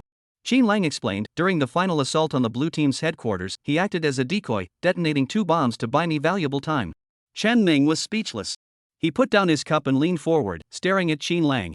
Qin Lang, isn't this a small matter for you? Couldn't you have handled it alone? Qin Lang thought to himself, of course I can. Not only can I do it, but I can also escape undetected after firing the gun. But I'm new recruit Qin Lang now. How could a new recruit have that kind of ability? Although he felt he had already exposed himself, he remained stubborn. I'll keep up the act for as long as I can. Qin Lang, that's tough. Chen Ming cut straight to the chase. Qin Lang, I know your background isn't simple. Don't try to play dumb about what you just said. What was your real purpose for joining the military? Qin Lang paused for a moment and said seriously, joining the military is naturally to serve the country. In my heart, the status of Xia Kingdom is the highest. Chen Ming studied Qin Lang closely. However, Qin Lang's mental resilience was exceptional. There was no trace of emotion on his face. He said, you know there's a special forces selection coming up, right? Qin Lang nodded, I know. Chen Ming asked, you'll definitely sign up, right? Qin Lang replied firmly, I will sign up, and I don't need any special treatment. I'll get in through the selection process fairly and squarely. Chen Ming took a sip of tea with a smirk. You're already a cheat code. What does fair and square mean to you? Qin Lang thought about it seriously. I don't understand what you're saying, but I believe that everyone's abilities are forged through their own efforts. The selection process is fair. Chen Ming thought to himself, you're still trying to act innocent with me. But the latter half of Qin Lang's statement was actually reasonable. Even someone with Qin Lang's abnormal abilities must have achieved them through training. He said, alright, I know you're just being stubborn. There's no point in arguing with you. But be careful. You made a name for yourself in the military exercise competition. There will be countless eyes on you from now on. I'm curious to see how you'll handle it. After all, Reborn's business is still taking orders. Chen Ming gave Qin Lang a meaningful smile. During the competition, Qin Lang was a pawn he could use, and he valued Qin Lang's life. But now, the competition was over. Qin Lang's dual identity remained the focal point of everyone's attention. Though he valued talent, Qin Lang's true identity remained a mystery. Such a person must be kept under close surveillance. After leaving Chen Ming's office, Qin Lang suddenly remembered that he had forgotten to cancel his mercenary contract before leaving. Oh no, if I didn't cancel the contract, people will keep contacting me. The military and police will definitely keep an eye on me. How could I forget such an important detail in my panic? The problem is, if you're in a available status but don't respond to others' messages, it's easy to drop in the rankings. Evening. Everyone was chatting in the evening breeze. The reconnaissance unit gathered together, seemingly bonding even more after this life or death situation. People gathered spontaneously to share their past experiences. Chapter 53, Everyone's Past. A man who wasn't very familiar with Qin Lang spoke up boldly, I joined the army pretty early. I was still in high school at the time. I had a hero complex back then. Every time I saw someone in trouble, I had to step in and help, but ended up getting beaten up and sent to the hospital. Everyone burst into laughter. He didn't get upset, just laughed and said, don't look at me now, I'm strong and healthy, but back then I was just a fool. My mind didn't work right, and I was weak. Look at all my problems now, and I still have a temper. Later, my family had no other options. They were afraid I'd keep acting like a hero and end up getting killed. Luckily, the draft came along, so I joined the army. Everyone teased him, Chow Hero, your story really matches your name. Did you change your name to be a hero after the fact? Chao Engxiong proudly patted his chest, you just don't understand. Some names are given at birth with a specific meaning. I was born to be a hero. The people around him gave him a punch on the shoulder. You want to be a hero? Give it a rest. Weren't you eliminated on the first morning? Who's the hero who goes in and gets killed first? I think you're just a hero in the enemy's eyes. You killed someone right off the bat and must feel so accomplished. Everyone laughed and joked around. He didn't back down and retorted. There was also a tall man who said, it's because my dad was in the military. But he got injured during a disaster relief mission, so he had to come home to recover. My dad served for 3 years. He dreamed of joining the Special Forces, so I grew up under his influence and always wanted to join the Special Forces too. Qin Lang remembered his name, Zhang Kong. Later, everyone stopped joking around and listened seriously to each person's past and why they chose to join the military. When it was Song Yan's turn, he said a bit shyly, I don't have as much connection to the military as you guys. I just heard that if you join the military, you'll regret it for 2 years, but if you don't, you'll regret it for the rest of your life. I thought to myself, I'm just starting college, I'm young, so why not give the military a try for 2 years? After all, I'm young, so I've got nothing to lose. What kind of hardship could I possibly endure? Everyone was immediately inspired by his words. That's right, we're young. But Qin Lang looked at him seriously and asked, Song Yan, if you join the Special Forces, will you think about going back to school after 2 years? This question caught Song Yan off guard. He awkwardly replied, actually, I haven't thought about that. Although I want to be a Special Forces soldier and would definitely sign up, I just feel like I'm not good enough. Zhong Ning immediately spoke up angrily, Song Yan, what you're saying is infuriating. You're someone who's always been at the top of your class, and you're saying you're not good enough? Does that mean we don't even qualify to apply? Song Yan didn't expect to become the center of attention. He blushed awkwardly and hurriedly explained, I didn't mean that. You misunderstood me. Qin Lang remained expressionless, you should seriously consider this issue. Whether you want to become a Special Forces soldier or just serve as a conscript for 2 years and go home, your goal must be firm. If your goals are unclear, you won't have the motivation to succeed. Song Yan thought Qin Lang was angry. He bowed his head and apologized hurriedly, I'm sorry, Qin Lang. I really didn't think it through. Qin Lang suddenly smiled and said, why are you apologizing to me? I'm not angry. I was just giving you some advice. Qin Lang patted him on the shoulder. Another dark-skinned soldier with small eyes stood up and said, I joined the army because I was bullied for years. Everyone looked at his muscular build and found it hard to believe he had been bullied. He said, my family was relocated due to urban redevelopment. We had many houses, and after the demolition, a prestigious school was built on the site of our old home. My father thought that with better conditions and exposure to people from different social classes, it would be beneficial for my future. So I was sent to that school. Their bullying wasn't physical or verbal, it was more about habits, ignoring me, and those looks of contempt. I'm usually very outgoing, but there, I had no friends. Occasionally, I'd have one or two friends, but they were only temporary. They might be close to you today and move on to someone else tomorrow. Eventually, I couldn't take it anymore and had a huge argument with my dad. I dropped out on my own. One day, I saw a veteran with a big red flower on his chest downstairs at our building. Everyone was enthusiastically clapping for him. In that moment, I decided I wanted to join the military. Another handsome young man with a refined, scholarly demeanor smiled shyly. I've been obsessed with the military since I was a child. My dream was to join the military, especially the Air Force, and flying a fighter jet was my ultimate goal. However, I didn't meet the qualifications for the Air Force back then, so I feel a bit regretful. However, as long as you're a soldier, I believe you're making a difference, and I'm satisfied with that. If possible, I hope to stay in the military for the rest of my life. His name is Yao Wenbin. He even underwent laser eye surgery specifically to qualify for military service. Even now, every time he feels nervous, he makes a gesture of pushing his glasses up, even though there are no glasses on his nose. Xin Lang listened to everyone's stories, as if he could see their past lives. It wasn't particularly entertaining, in fact, it was often quite mundane. Though everyone's reasons for joining the military were different, they had gathered here because of fate in their dreams. They had shed their former tense and competitive facades, and today, they seemed to have grown closer to one another. Finally, it was Xin Lang's turn. Someone cheered, "Xin Lang, it's your turn. Tell us why you joined the military." "Yeah, you're so skilled. You must have trained at home all the time. There must be a reason, right?" "Reason?" Xin Lang thought for a moment. "I hope for world peace." Someone skeptically asked, "What? Just that? No real motivation or anything?" Xin Lang said, "No, I just want to join the army, to do everything I can for Xia Kingdom, to protect those who need protection, and to carry the people on my shoulders." Actually, there are specific reasons. But Xin Lang couldn't say them. After all, if he revealed his past experiences, it would probably terrify them. But what Xin Lang said was indeed what he truly believed. After witnessing countless scenes of war and chaos, he grew increasingly convinced that the Xia Kingdom was a truly fortunate nation free from war and rebellion. But this luck was all thanks to the relentless efforts of the soldiers of Xia Kingdom. Therefore, he hopes to become someone who can truly help the Xia Kingdom, someone who acts openly and honestly, not someone who hides behind a false identity and helps the Xia Kingdom in secret.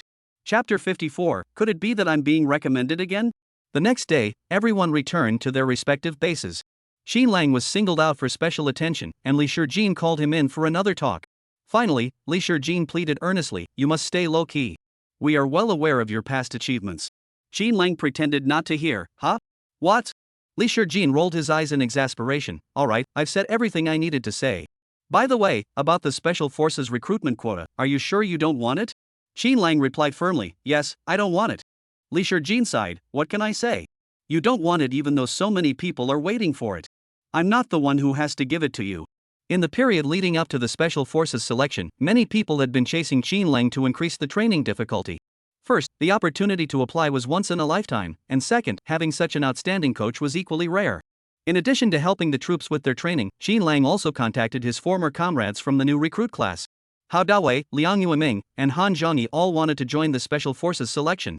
However, daytime schedules were fixed and filled with regular unit training, so Xin Lang could only use evenings to conduct intensive training with them. Each session lasted 1 to 2 hours, with the remainder of the time spent reviewing at their respective units. As a result, Hao Dawei was constantly staring at his dark circles and was reprimanded by the company commander of the artillery company. "Hao Dawei, have you turned into a mouse? Isn't the intensity of daytime training enough for you? You're adding extra training every night. If you don't make it into the Special Forces this year, you'll really be wasting all that hard work getting up early and staying up late." Hao Dawei was so tired he was half asleep and didn't immediately catch the sarcasm. He squinted his eyes and yawned, saying, "Thank you, Company Commander, for your kind words." "Company Commander. Having you around is truly my good fortune." The number of applicants for the Reconnaissance Company was unprecedentedly high. Even Li Shijin was shocked when he saw the thick stack of application forms. The total number of applicants for the Reconnaissance Company this year could break the world record. However, I'm still very pleased that everyone has such courage and confidence. A week before the official selection process, Chen Ming gathered all the applicants who had signed up for the selection together. He explained the selection process to them, starting with an intelligence test. A few who had been poor students in school immediately dropped their heads in despair. "We're doomed. I'll never pass. Is the intelligence test on a computer? Or will they ask us questions? I'm definitely not going to pass. I get nervous around strangers." "Me too. I'm even worse, I start sweating profusely whenever I see a lot of text." Li Shijin said, the format changes every year, and we don't know what it will be like this year, but don't worry, it won't be too difficult. The more he said that, the harder it was to feel reassured. Li Shijin then emphasized several other formats, most of which were related to physical fitness, including a survival on a deserted island project. Li Shijin explained, special forces aren't just about individual performance. Many selection tests assess teamwork and coordination between teammates. But you haven't undergone professional training, so the difficulty won't be too high. However, remember that this is crucial. Everyone had a preliminary idea of the competition format in their minds, but they were mostly nervous. Seeing the serious expressions on everyone's faces, Li Shijin said, the previous topic might have put some pressure on you, but I have a surprise for you next. There are 30 balls in this box, and each ball contains a slip of paper. The ones with the word reserve written on them will secure the sole reserve spot in the Reconnaissance company. As soon as he finished speaking, the entire crowd erupted into excited shouts. Is that for real? The Special Forces selection actually has a guaranteed spot? I need to kowtow to my ancestors and my grandfather, asking him to bless me so I can get the guaranteed spot. I've rarely had a second bottle of iced black tea in the past 20 years. I'm going to use all the luck I've saved up for this. Qin Lang smiled faintly. He hadn't expected Li Shijin to have already decided on the candidates, yet he ended up pulling this stunt. Li Shijin said, don't get too excited yet. These directed mission spots don't guarantee you a spot in the Special Forces. You just have to go through the selection process, but you'll still have to participate in the regular training afterward. However, everyone should be mentally prepared. If your qualifications aren't up to par, even if you somehow manage to stay for the actual training, you won't be able to stay. Everyone took turns grabbing balls from the box. When it was Qin Lang's turn, Li Shijin snorted. It seemed like he was complaining that if Qin Lang hadn't refused, he wouldn't have had to go through all this trouble. Heaven, I was so sincere just now, and I still didn't get it. Oh well, I didn't get one either. Let me see who got it. I'll never forgive that person. As one by one, they opened the balls, none of them had the character bow inside. Company commander, what's going on? Did you forget to put them in? Right, we've all drawn, and no one won. Is there anyone else who hasn't opened their ball yet? Everyone noticed that there was an intact small ball in front of Qin Lang. Could it be that my luck is just that bad? It can't possibly be Qin Lang who got picked, can it? If it really was him, then we're just here to make up the numbers. We're not as capable as him, but now we've even lost the luck. Under everyone's watchful eyes, Qin Lang opened the small ball. Sure enough, the slip of paper inside read pass. Everyone's spirits plummeted. Is there no justice in this world? Is there any law in this world? Is it too late for me to give up now? I don't think there's any point in continuing with the selection process, since I've already lost from the start. Qin Lang, I envy you. I deeply envy you. Those with talent have good luck. This is unjust. Qin Lang looked at the ball in his hand, speechless. Li Shijin couldn't hold back either. He smiled and said, Qin Lang, you really are destined for a spot in the program. Qin Lang paused for a moment and said, Captain, I don't want this. Let's draw again. I'll step back this time. Li Shijin's expression fell. The others were even more confused. Qin Lang, what are you thinking? You're letting a sure thing slip away? If it were me, I'd be dreaming about this ball tonight. Why don't you want it? Some people want it and can't get it, while others don't want it and can't get rid of it. Isn't that frustrating? Qin Lang replied, I like the selection process. I think there will definitely be exciting projects in this selection, and I'm willing to give it a try. The others were speechless. This. Is that how the strong think? It's truly incomprehensible. I'm truly impressed. I don't think I'll ever have the courage to let go in my lifetime. Chapter 55, letting you choose doesn't mean I'll listen to you. Li Shijin and Qin Lang had been at an impasse over the matter of the directed mission for quite some time. Li Shijin had come to understand Qin Lang's temperament well. He could tell that Qin Lang truly didn't need this spot. He decided to let Qin Lang have his way and drew again. This time, the chosen one was Yao Wenbin. Qin Lang remembered him. On the night the military exercise ended, he had said he wanted to join the Air Force but failed, ending up in his current unit instead. He had even undergone laser eye surgery specifically to qualify for military service. Now, feeling nervous, he instinctively pushed his non-existent glasses. His neck flushed pink with excitement. I never expected to be chosen. I guess I'm pretty lucky. He bowed deeply to Qin Lang. Qin Lang, thank you for giving me this opportunity. Qin Lang waved his hand dismissively. No need to thank me. I hope you can stay until the end. Yao Wenbin smiled shyly. Don't worry, I'll train as hard as I can in the coming days. A few days later. On the day before the Special Forces selection, everyone began packing their belongings. Wang Kong kissed a pendant, then clutched it tightly in his hand, closing his eyes in a very devout manner. Qin Lang walked over and asked, Does this necklace have any special meaning? Wang Kong smiled awkwardly and said, Nothing special. My mom got it for me at a temple before I joined the army, saying it would protect my health. There's no one in the military who wants to listen to me ramble on, so I use this as a mental crutch. Xin Lang could tell that Wang Kong seemed a bit nervous. His hands were trembling slightly as he packed his backpack. Xin Lang said, "Don't be nervous. The intelligence test isn't something to worry about. I think it probably won't be questions, maybe it's some kind of situational response exercise. Just relax." The next morning, everyone packed their luggage and boarded the bus. Over 30 people were seated on the bus, but it had only been on the road for less than half an hour when it suddenly came to a stop. What is going on? Why did we stop suddenly? Aren't we supposed to drive for 3 or 4 hours to the selection site? Could this be a test? Are they testing us this early? Song Yen gripped Xin Lang's clothes nervously. Are they not following the script?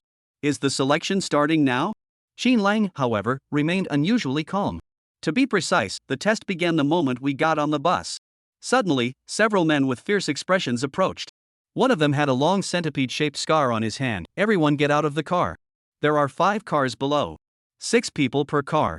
Everyone looked down at the 5 vehicles. They were a veritable menagerie. There were vans, pickup trucks, electric tricycles, and cargo vans. Someone asked, "Can we choose our own?" The man smiled and said, "Yes, choose your own." Upon hearing that they could choose their own vehicles, everyone rushed over to Xin Lang. "Xin Lang, which vehicle are you taking?" "I'll go with you." "Take me too, I'll go with you too. Don't leave me behind." Everyone rushed to choose to be in Xin Lang's group. Xin Lang chose the pickup truck, and everyone else followed suit, jumping into the truck bed. The remaining people also grouped themselves with those they were closer to. After everyone had chosen their teams, the man with the centipede-like hands went to each vehicle and pulled 2 people out, mixing them into other vehicles. "What are you doing? Didn't you say we could choose for ourselves? You let us choose first, then force us apart. How can you be so unreasonable? That's not fair at all." The centipede-handed man sneered, "I let you choose, but I never said I follow your orders. Do you think you have any right to negotiate with me?" Xin Lang was pulled down by the man, who glared at him menacingly. "Xin Lang, right? You're pretty popular, aren't you? Everyone wants to be in your group." Xin Lang had already anticipated that the man wouldn't be easy to deal with, but he didn't expect him to be so straightforward. He replied calmly, "It's okay." The next second, Xin Lang was thrown onto an electric tricycle. The already cramped cargo area was now packed with 4 men carrying backpacks. Upon seeing Xin Lang, the others hurriedly shifted their positions to make room for him. Xin Lang wasn't very familiar with these men. One couldn't help but admire the centipede-handed man's observational skills. The men barely spoke a word during the ride, likely intimidated by Xin Lang's imposing presence. The electric tricycle seemed to lack power, and the tires were underinflated. Once the men got on, the tires deflated by half.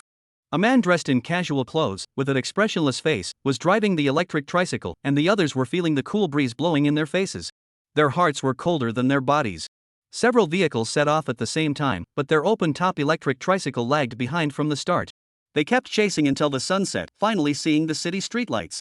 The group was starving, and one person couldn't help but ask, "What are we going to eat tonight? Where are we going to sleep?" The driver casually replied, "I don't know." Everyone's faces turned grim. "You brought us here and you don't know anything? Are you kidding us?" Xin Lang realized this might be part of the test. Xin Lang asked, "Can we leave?" The other person said, "I don't care, but you must keep this watch with you to ensure I can contact you immediately." The other 4 looked at the watch, feeling that the other party was intentionally playing tricks on them. Xin Lang asked, "When will you contact us tomorrow? Approximately where?" The man smirked and said, "I don't know." Xin Lang nodded, "Got it, I'm leaving." The other 4 were furious, clenching their teeth and demanding, "Xin Lang, where are you going?" Xin Lang said, "To find a place to eat and sleep." One of them said suspiciously, "What if we go too far away, and he asks us to come all the way back tomorrow? What then?" Xin Lang pointed to the surroundings. "If you want to sleep here, you can, but I can't." Then, Xin Lang simply picked up his luggage and left. The others hesitated for a moment, thinking that although Xin Lang was powerful and capable, they weren't very familiar with him. Even when faced with difficulties, they dared not speak to Xin Lang together. After all, Xin Lang's intimidating gaze was enough to send everyone into a panic with just a single glance. Just thinking about that scene made them shiver uncontrollably. The 4 gathered together. "Even if we don't go with Xin Lang, we have to find a way to leave here. It's really cold at night, we won't be able to endure it." After much deliberation, they too set off on their journey. After everyone had left, the centipede hand reporting in, "This is Centipede. The 5 targets have departed. Tracking has officially begun." The walkie-talkie responded immediately, "Copy that. The 5 targets' locations are being shared in real time to your phone. The first mission will be issued at 6 a.m. tomorrow. Chapter 56, You've been duped into becoming the top player. Xin Lang wasn't picky about where he slept, but he was hungry now. He needed to find somewhere to eat. At this hour, he might be able to find some leftovers at a restaurant, but carrying his backpack would draw attention the moment he walked in, making it difficult to move around. Xin Lang thought for a moment and decided to follow his instincts and go to a crowded place. When he was in school, there were 2 old alleys near his school. By 10 o'clock at night, they were usually brightly lit. At the end of the street, there was an old man who had been selling boiled noodles there for years. His noodles weren't particularly tasty, but they were generous portions and affordable. He couldn't afford a stall fee, so he relied on the nearby university campus to attract some foot traffic. Xin Lang wandered through the streets from around 7 o'clock until nearly 9, finally finding an old noodle shop. The owner was an old man. The lights on his tricycle flickered, and the handlebars were a bit crooked. At the small stall, there was only a middle-aged man eating noodles while looking at his phone, occasionally laughing out loud. Xin Lang approached and asked softly, "Grandpa, I have no money for food. Could you give me a bowl of noodles? Nothing extra, just plain water.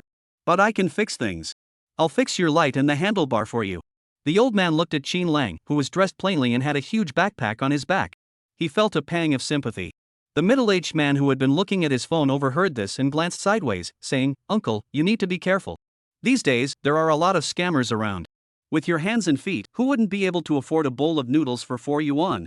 The old man didn't seem to mind and told Xin Lang to sit down and wait. He muttered, $4 for a bowl of noodles?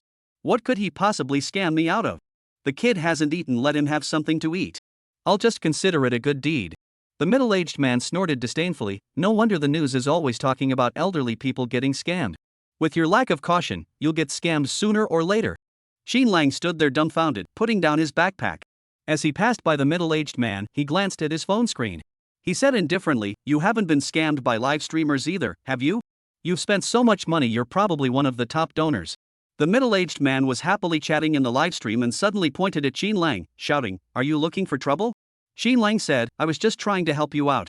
You're eating a bowl of noodles for 4 yuan and spending over 400 on gifts for a streamer. Who's really getting scammed here?" The middle-aged man stood up, but he was still shorter than Xin Lang.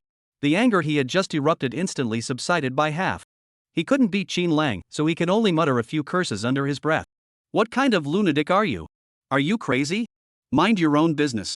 I'm at least richer than you." Xin Lang shook his head disdainfully. "Money? At least there's a string of zeros in my bank account." Comparing money with Xin Lang, this old man really had some guts. Xin Lang walked over to the old man and started showing off his skills with the lights. Xin Lang worked quickly and efficiently, fixing it in no time.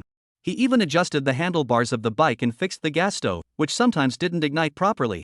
The old man said happily, "Young man, I didn't expect you to be so skilled." "Thank you." Soon, the old man brought over a bowl of steaming hot noodles, topped with a fried egg. Xin Lang felt a warm glow in his heart. After taking care of his basic needs, Xin Lang decided to find a place to rest for the night. Just then, he passed by an internet cafe. Upon entering, the young woman at the front desk asked, "Handsome guy, here to use the internet alone?" Xin Lang replied, "I was wondering if you need anyone to repair computers here." The girl frowned and said, "No, what do you need?" Xin Lang explained, "My wallet and phone were stolen. I need to use the internet to contact my friends, but I didn't want to ask for such a favor directly." Before the girl could respond, someone nearby shouted, "IT guy, what's going on today? Your internet is so slow." Xin Lang, hearing this, hurriedly said, "It's okay, I'll go check it out. I majored in computer science in college." The young woman looked at him skeptically. Sure enough, after Xin Lang went over, he skillfully accessed an interface on the computer, and soon, the computer ran smoothly. "Impressive. You're pretty skilled." The young girl finally trusted Xin Lang's skills and told him about a few other machines with issues. Xin Lang fixed them all in just over 10 minutes, saving the store over $100 in repair costs. The young girl, overjoyed, opened a computer for Xin Lang. "I'll give you 3 hours." "Thank you." Xin Lang glanced at his watch. After confirming that the watch only had basic functions like tracking, calls, and heart rate monitoring, he logged into his computer. He then used multiple layers of IP obfuscation to log into his Reborn dark web account. Upon logging in, he found nearly 99 unread messages. He hadn't logged in for nearly half a year. He posted a single status update, "Busy with studies lately. Don't bother me." He then set the taskbar to reject all messages and quickly logged out. After completing all this, Xin Lang comfortably settled into his chair and began to sleep. Little did he know that his single action had directly alerted the National Security Bureau of Linping City. Report, Reborn has just logged in. Director Zhao couldn't believe it and slammed the table, saying, "How is that possible? He hasn't been online for over half a year. Isn't Xin Lang himself serving in the military?" The staff member replied, "But he did log in." Zhao, who had finally relaxed after a long time, suddenly jumped up. He had been thinking that if Qin Lang behaved himself and didn't cause any trouble, they could reduce surveillance on him in the future. But if he continued to use the Reborn identity to freely access the dark web, they would have to implement further measures. What did he do after logging in? The staff member pulled up the footage. He just posted a message saying, "I've been busy studying lately. Don't bother me. Director Zhao, what's this all about? Check more thoroughly." He wouldn't go through all that trouble to log in just to do that one thing. The staff member looked for a while and finally said, "There's one more thing." He closed the communication interface, so no one can contact him now. Director Zhao stared at the screen, his expression complex. He hurriedly contacted Su, the director of the recruitment office. "Director Su, Reborn is online." Director Su had already been preparing to go to sleep, but instantly lost all desire to rest. How is that possible? Let me verify Qin Lang's current location first. Zhao contacted someone in the military unit and discovered that Qin Lang was indeed undergoing Special Forces selection and was not at the base. After several attempts, Director Su finally reached the superior officer in charge of the Centipede unit. The other party immediately dispatched the Centipede to Qin Lang's location. Report, Qin Lang's current location has been pinpointed to an internet cafe. Chapter 57, Why did Reborn suddenly log in?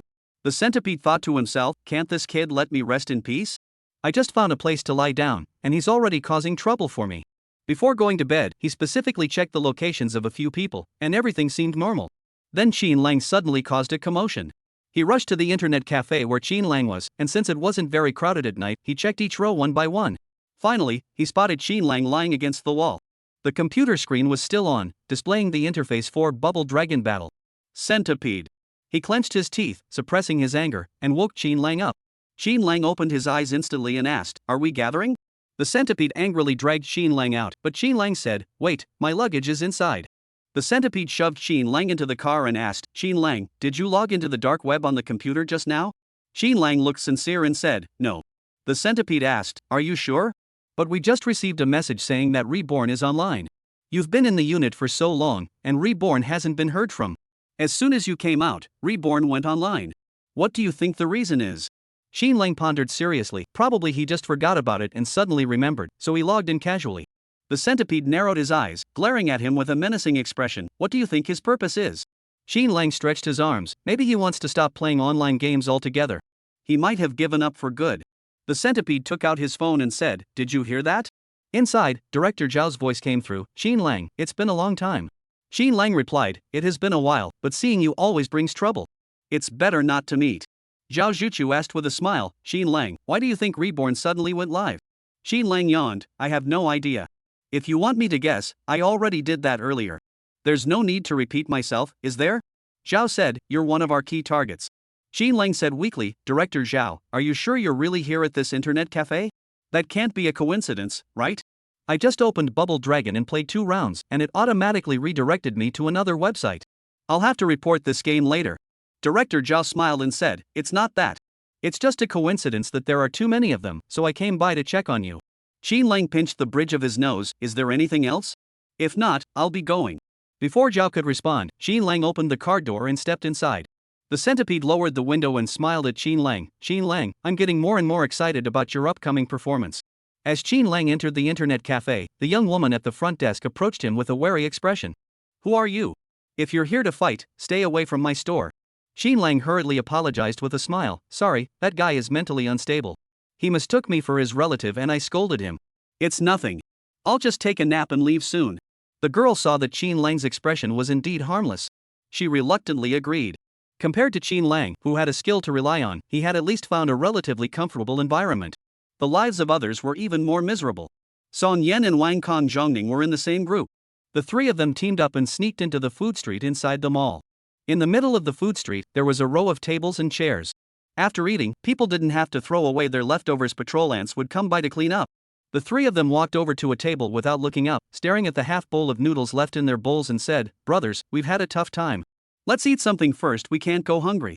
Song Yen looked at the half bowl of rice left by others and found it hard to swallow. He poked at the food with his chopsticks repeatedly, feeling that everyone around him was looking at him with disdain and contempt. He felt as though he were sitting on pins and needles. "I've never eaten leftovers from others. I've never even shared a straw with someone else to drink milk tea. Just thinking about it being touched by someone else makes me feel sick. I feel like I'm eating someone else's saliva. It's disgusting." Wang Kong and Zhong Ning were completely unfazed, even going so far as to pick food from each other's bowls to mix the flavors. Zhong Ning glanced up at him amidst his busy work. Have you never been in a relationship before? Song Yen was taken aback. How did you know? Zhong Ning said, because when you're in a relationship, you have to kiss, and you have to eat the same things. Why don't you try this half bowl of rice first? Song Yen. I really appreciate it. I never thought that the substitute for love would be half a bowl of someone else's leftover rice. Wang Kong couldn't stand his dramatic act. He said, at least you have rice to eat now. Be grateful. Who knows if there'll be any leftovers in a couple of days. If you really become a special forces soldier, your delicate nature won't cut it. I watched a documentary before. They said when they're on missions in the rainforest and run out of food, they eat anything edible around them: toads, big spiders. At least they have something to eat. Song Yen shuddered. Is it that terrifying? Wang Kong stared at him seriously. Why would I lie to you? It's true. I heard that the human body lacks certain proteins and must find protein-rich insects. Song Yen couldn't help but grimace, already imagining a plate of insects in front of him, forcing himself to eat. Under the combined effects of various stimuli, he forced himself to close his eyes and ate half a bowl of leftover rice without chewing. Wang Kong and the others were acting like they were at a buffet, finishing this table and then moving on to other tables to sweep up some dessert. Song Yen sat pale-faced on the side. The thought that this bowl of rice has been eaten by others kept repeating in his mind. Every time the thought surfaced, his stomach would cramp, and it felt like his internal organs were about to burst out of his body. But he forced himself to suppress the thought. So he closed his eyes and engaged in a mental battle with his body. Zhong Ning noticed Song Yan's pale face and saw him occasionally close his mouth and gag. Worriedly asked, "What's wrong? Are you okay? Don't let not eating much make you sick." Wang Kong casually remarked, "He's just burping." Zhong Ning snatched a skewer of spicy meat from his hand. It was something someone else had bought but found unappetizing and left behind. They both treated it like a delicacy. Don't talk nonsense. Only cows ruminate. A person ruminating? That's ridiculous. But this does taste pretty average. Most of the others chose to spend the night at the train station or subway entrance. Those with experience would wait outside convenience stores at night for the Odin, which would be cleared out after 24 hours. The lucky ones managed to snag 2 skewers of hot Odin. Overall, on the first day of the assessment, they experienced the harsh realities of life. And in today's society, having no money means you can't go anywhere. At 6 o'clock the next morning, everyone's watches vibrated simultaneously. Chapter 58, the assessment tasks are way too extreme, right? Assemble at the designated location in half an hour. The first task of the day will be announced. Attached to the message was a location. As usual, actions were to be carried out in groups. Qin Lang looked at the coordinates and saw they were 10 kilometers away. He cursed under his breath. Yesterday, the centipede knew where he was. He must have done it on purpose. Half an hour to cover 10 kilometers. The city streets were filled with traffic lights. If he hit 3 red lights in a row, wouldn't that be a complete waste of time? This was making things difficult for him. The other 4 people in his group weren't in much better shape than Qin Lang. Last night, after they left, they had been waiting at the nearby subway exit all night. There was a woman selling grilled sausages at the subway exit. They swallowed their saliva and watched until she packed up. Finally, the kind-hearted woman took pity on them and gave each of them a grilled sausage. You're young men with hands and feet. Find a job tomorrow. Begging isn't a good way to make a living. The 4 of them didn't care what others thought. They devoured the sausages greedily. If someone else had given them a delicious grilled sausage, they would have gladly accepted the label of beggars.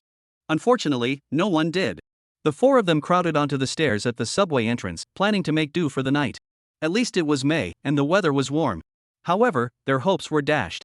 They had thought the place was closer to where they had parked yesterday, but to their surprise, the meeting point had been set 7 kilometers away. The 4 of them had no choice but to run for their lives. Qin Lang checked the map first. He had an eidetic memory. After glancing at it, he began mapping out the shortest route in his mind, also looking for one with the fewest traffic lights. There were some elderly people out for an early morning stroll, and they saw a figure darting by like a flash of lightning. What was that just now? It looked like a person, running pretty fast. It was a person. I thought I was seeing things. Qin Lang's mind was like an automatic map, planning the route while also calculating the remaining time. When the system alerted him that he had only 15 minutes left, Qin Lang couldn't hold back anymore. System, can you make the countdown stop beeping like a bomb? It's driving me crazy. The system immediately switched to a more user-friendly format. It now flashed once every minute. With 3 minutes remaining, Qin Lang finally spotted his destination. At the same time, his watch also received a notification, 3 minutes remaining. Anyone who hasn't arrived will be disqualified from the competition. Wow, that's pretty harsh right off the bat. Throughout the journey, Xin Lang hadn't wasted any time at traffic lights, but just as he was about to reach his destination, he encountered a traffic light. This was a major road, with an intersection spanning over 10 meters.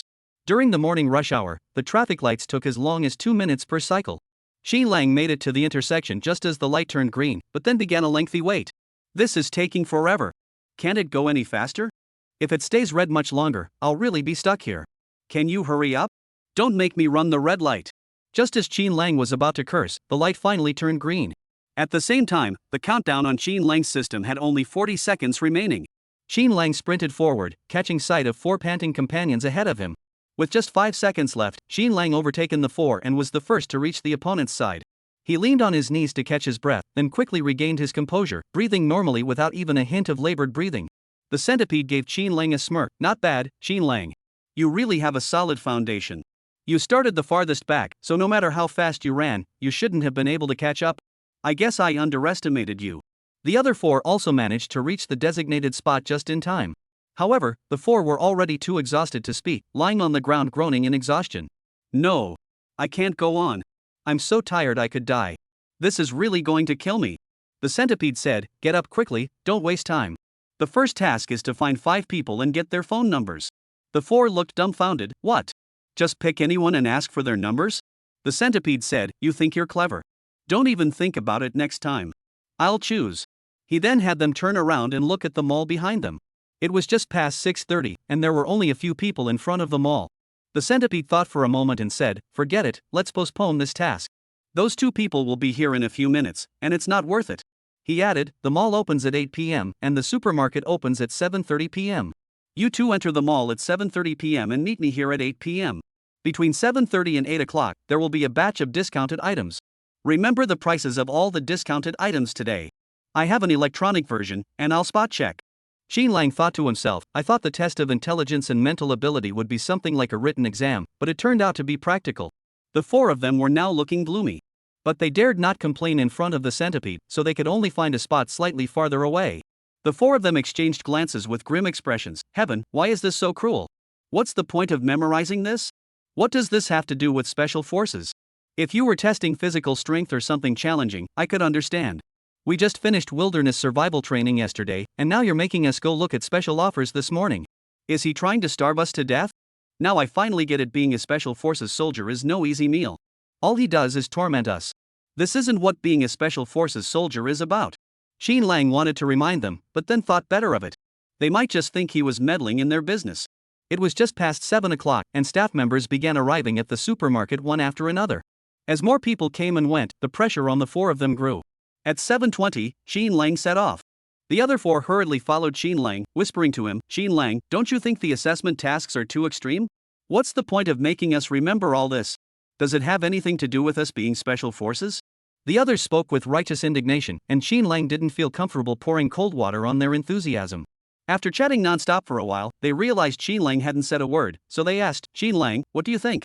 Xin Lang hesitated for a moment before speaking softly, it's quite significant. It tests observation skills, reaction speed, and memory, all essential qualities for special forces. If you don't possess these basics, becoming a special forces soldier, well, it'd be quite challenging. No chance, he added bluntly. The 4 of them were speechless. They asked again, half believing and half doubting, are you sure? Can one test cover so much? Xin Lang said, don't look back. The man who just passed by, what did he look like? What color was his clothing? What style of bag was he carrying? Do you remember? Chapter 59, Connecting the Clues. The 4 of them instinctively wanted to turn around, but were held back by Xin Lang's imposing presence. After racking their brains for a while, they couldn't piece together even a single image of the man. I think he was wearing flip-flops. Did he have a bag? I think he wasn't holding anything in his hands. He had short hair and wore glasses. The 4 pieced together a vague image of the person, but even they felt it was completely made up. But Xin Lang began describing the person in detail from head to toe, about 1.75 meters tall, dark-skinned, with a slightly longer crew cut, wearing glasses for farsightedness, a white short-sleeve shirt, and an English logo on the left chest. He is wearing black casual pants, a carrying on his waist, black sneakers, and holding a white plastic bag that probably contains seafood. The 4 turned around simultaneously and scrutinized the man who had just passed by from head to toe, only to find that his appearance matched Xin Lang's description exactly. The 4 of them were speechless. But someone thought, it must be a coincidence. Xin Lang must have been conducting a spot check on them and had deliberately taken a closer look. Although everyone was surprised by his ability, they weren't entirely convinced.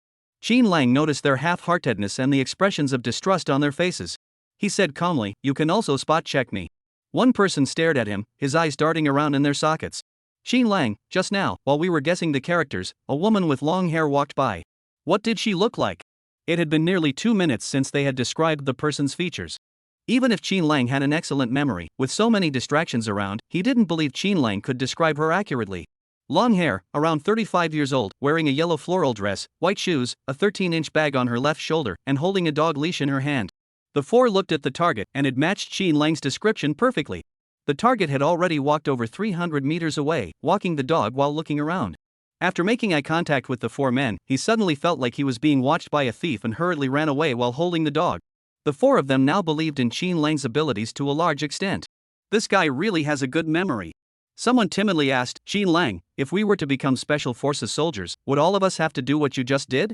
Just thinking about having to memorize everyone's appearance at any time made the others feel a bit overwhelmed.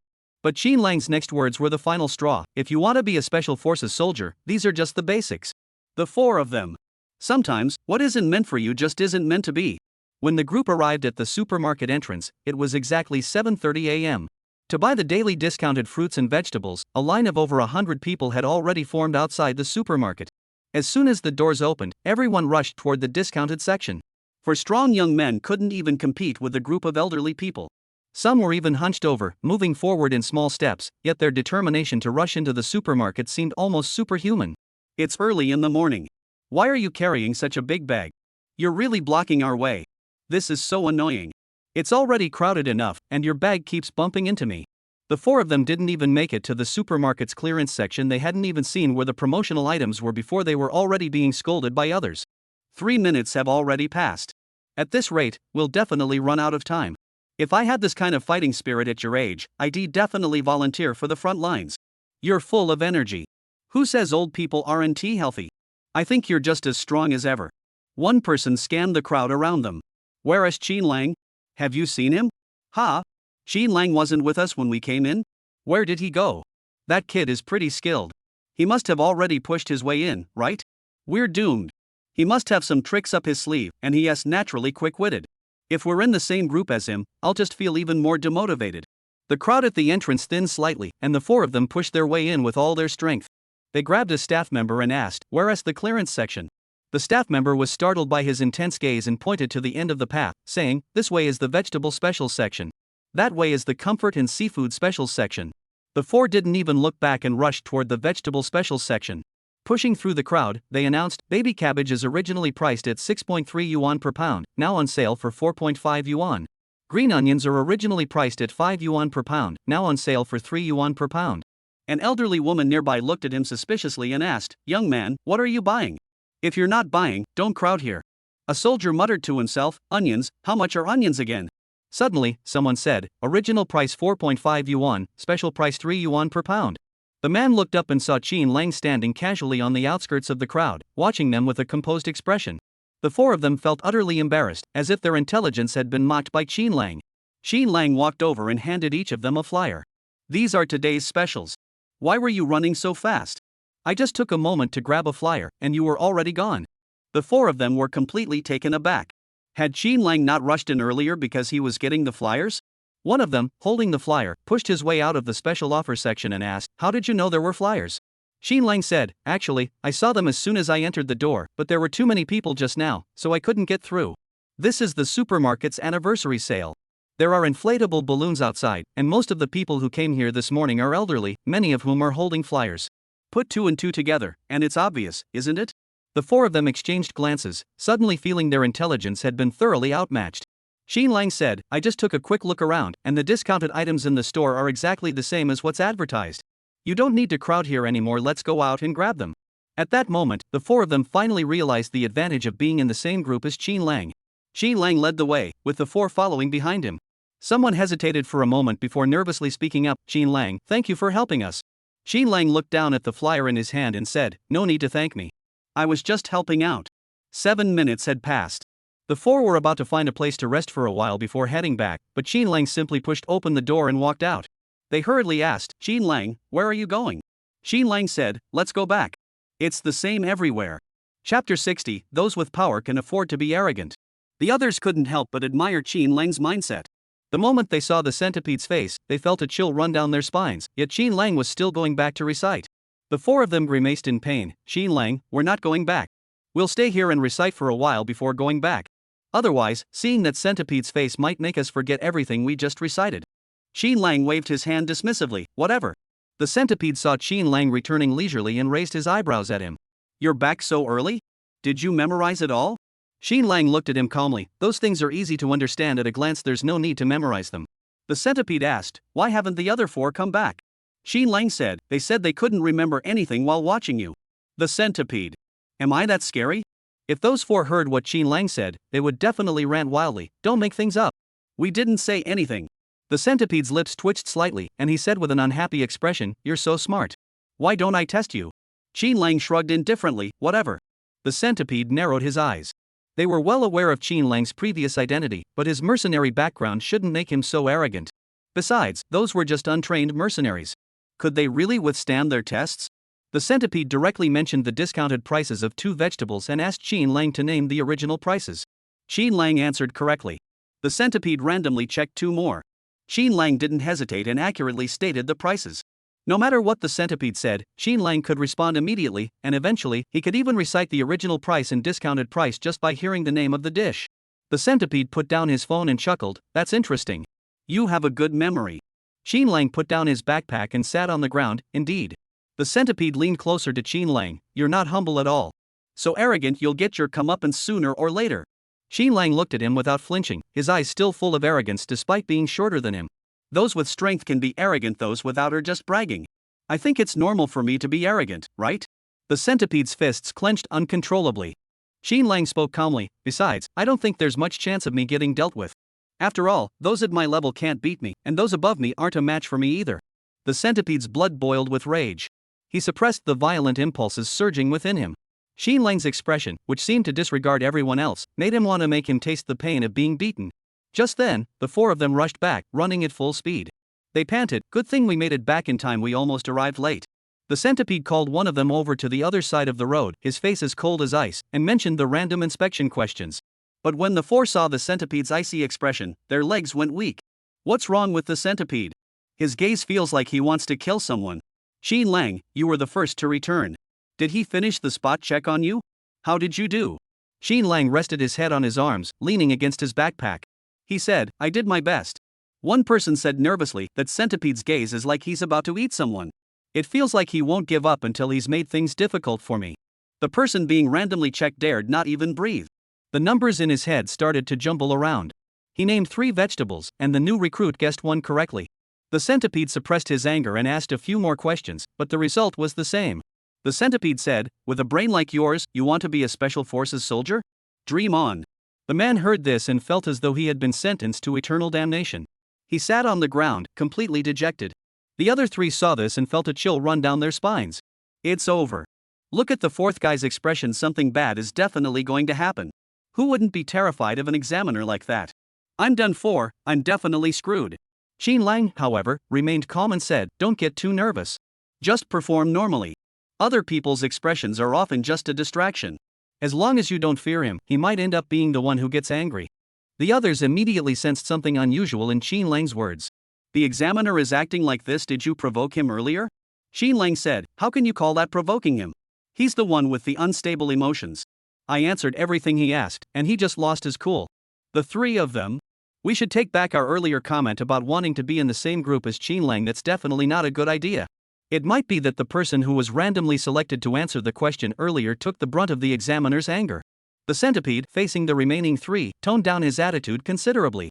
Whether it was due to bad luck or lack of ability, the second person was eliminated. He sat on the ground, dazed and unable to come to his senses for a long time. The centipede said at this point, what's being tested is your overall ability, memory, reaction time, observation. These are the basic qualities of a special forces soldier. The 4 were surprised to discover that what the centipede said was identical to what Jiang Fan had told them earlier that morning. Those who were eliminated would return to their original units shortly. The remaining candidates continued to participate in the subsequent selection process. As they watched their teammates leave, the remaining soldiers felt a mix of emotions. Those from the Reconnaissance unit had already regarded each other as brothers. They had all agreed to become special forces together, even though they knew it would be extremely difficult. But they never imagined that they would be cruelly separated on the very first day of the selection process. The centipede looked at the dejected expressions of the few and said, "If you're so reluctant to leave, go accompany him." Everyone immediately suppressed their emotions and forced themselves to stay strong. The centipede snorted, "I'll bet you'll end up joining him sooner or later." "What's a little longer?"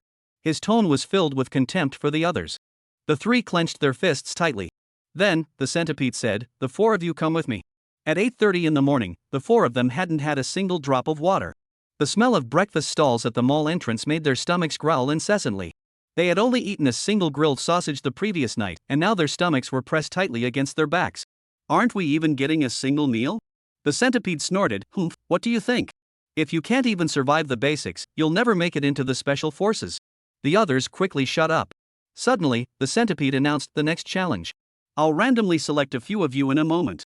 You have 10 minutes to obtain the contact information of the person I choose.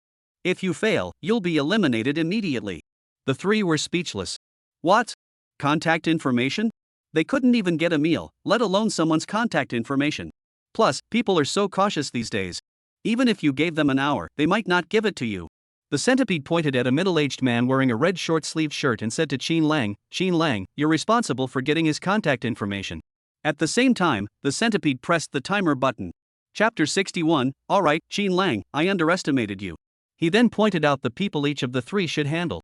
Upon receiving the message, Qin Lang did not act immediately. Instead, he observed the man first. The man looked to be in his late 30s, dressed in a red business-style short-sleeve shirt with the hem tucked into his belt and wearing leather shoes. The man held his phone in one hand and his car keys in the other. After taking a few steps, he put the car keys in his pocket. There's a simple way to get someone's contact information. The other three soldiers began to move, but the centipede noticed that Qin Lang was still standing in the same spot. He mocked, "What's wrong? Finding it too challenging? Did you realize that not everything comes easily to you?" Qin Lang replied calmly, "Not really. I'm just thinking about how to be more efficient." The centipede's smile froze on his face. "You're pretty tough talking. I'll see how quickly you can get the other person's phone number." Qin Lang looked at the centipede and asked, "Are you looking at my luggage?" The centipede gritted his teeth and said, "If you dare give me your luggage, I'll dare to throw it away." Qin Lang sighed helplessly, "I knew you'd say that."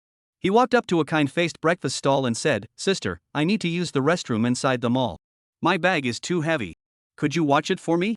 I'll be back in less than 5 minutes." The aunt looked at Qin Lang, who was about the same age as her child and seemed very well behaved. She smiled and said, "Sure, go ahead." After placing his luggage, Qin Lang tidied up his clothes slightly. He took a deep breath, pretended to be out of breath, and ran toward his target. The man had been watching Qin Lang's movements the whole time. He didn't know what Qin Lang and the man had said, but the man looked anxious and left with Qin Lang. Within 3 minutes, Qin Lang returned and handed him a string of phone numbers. The centipede looked at Qin Lang in astonishment. "How did you do that so quickly?" He called the number and used a car-selling tactic, which earned him a string of curses. The person on the other end, cursing and muttering, agreed to meet him at the mall while still on the phone. Qin Lang raised an eyebrow. "I guess I've completed the task, right?" The centipede looked skeptical and asked, "How did you manage to do that?" Qin Lang said, "It's simple. The guy looked like a mid-level manager, and the car keys he was holding were clearly expensive. I ran over, pretended to bump into his car, and told him to go check it out. The man didn't believe me at first and asked what kind of car he had. I said I wasn't a good driver and accidentally hit the gas instead of the brake, scraping 4 or 5 cars along the way. When I saw you coming out of the parking lot, I wasn't sure if I had scratched your car, so I thought I'd ask you to check if there was any damage." I told him that if you hadn't parked there, it would have been better, but his car is expensive, and he didn't feel comfortable leaving it unattended. So I went with him to the parking lot and saw the emergency contact number on his car. The centipede didn't expect Qin Lang's observational skills to be so sharp. This move was clearly tailored to the person, a custom-made strategy to get the phone number. Xingqi smiled slightly. "Qin Lang, you did well this time. What if I asked you to get the street vendor's contact information?" Qin Lang said, "Just tell them I need to place an order for tomorrow morning, ask them to prepare it early, and give me their phone number." "What about the woman holding the child?" Qin Lang said, "I'd say that this is a good age for language immersion, so you can use this opportunity to help the child develop language skills. Start by chatting to lower their guard, then ask for their phone number. This might require some groundwork, but 10 minutes should be more than enough." The centipede found it increasingly interesting. Qin Lang's ideas were particularly ingenious. And most of it was based on real-life situations and everyday scenarios. Wugong half-jokingly said, "Everything you just said is based on your assumptions. What if the other person is highly suspicious and refuses to give you their phone number? Xin Lang smiled and said, it's simple. I'd first ask a street vendor for their phone number, saying I want to order food. They're the easiest people to get a phone number from.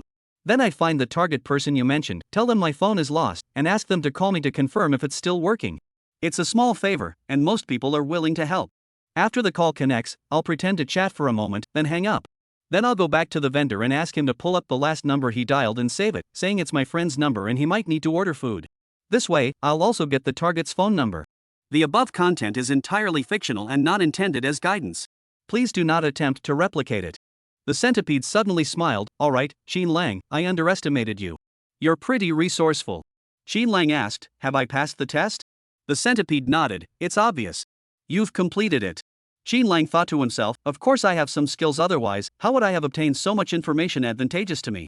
Moreover, the tasks I carry out often depend on mental resilience and quick thinking. If my mind had been even a moment slower, I might have lost my life on the battlefield. The environment and money have shaped who he is today.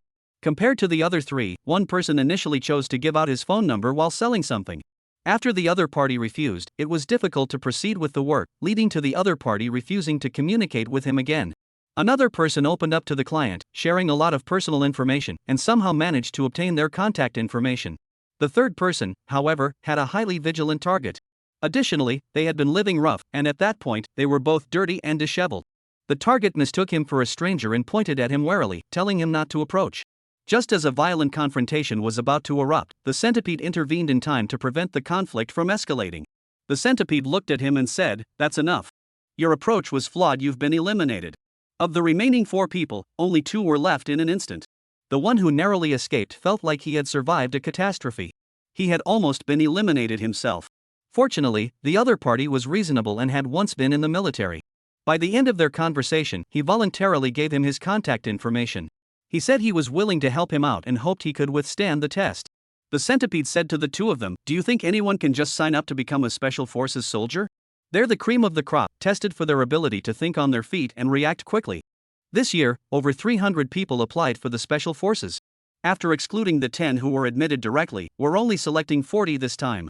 Do you think the odds are in favor of those without the necessary skills? Being eliminated early isn't necessarily a bad thing. After all, the upcoming tests will focus more on mental resilience. Chapter 62, 24-Hour Stealth Mission. Then, the centipede pulled out 5 photos from his pocket.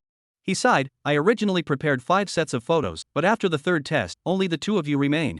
He randomly pulled out 2 photos and handed them to Xin Lang and a soldier named Decoen. Xin Lang's photo was of a toy teddy bear, similar to most bears on the market, with nothing particularly notable about it. Decoen received a water cup, also a common design. The 2 held the photos and asked, what's the purpose of these photos? The centipede said, starting from 9 a.m. today until 9 a.m. tomorrow, you must find the items in the photos and endure until tomorrow morning without drawing any attention to yourselves. You must be careful. The mall closes at 10 p.m., and there will be staff patrolling. All the alarms inside the mall will be activated. You must retrieve the item I want without triggering any alarms. Can you do that? Decoen said nervously, this is basically asking us to steal something, isn't it?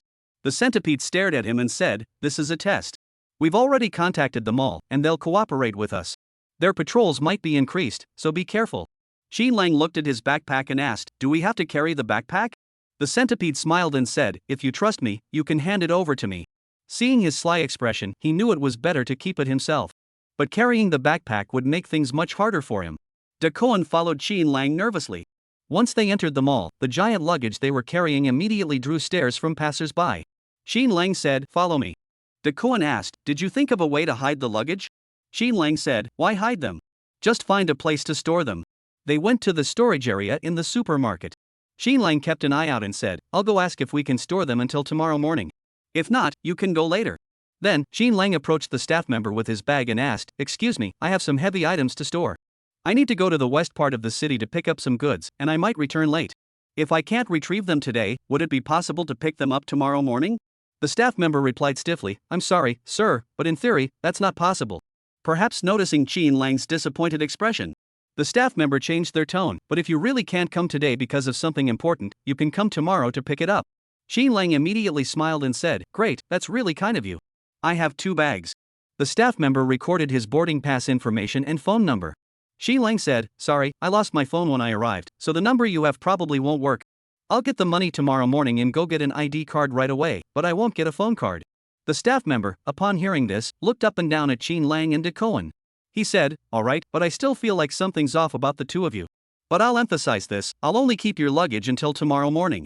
If you haven't come to pick it up by 9 a.m. tomorrow and we can't contact you, I'll call the police. Qin Lang said, 9:30, just half an hour later.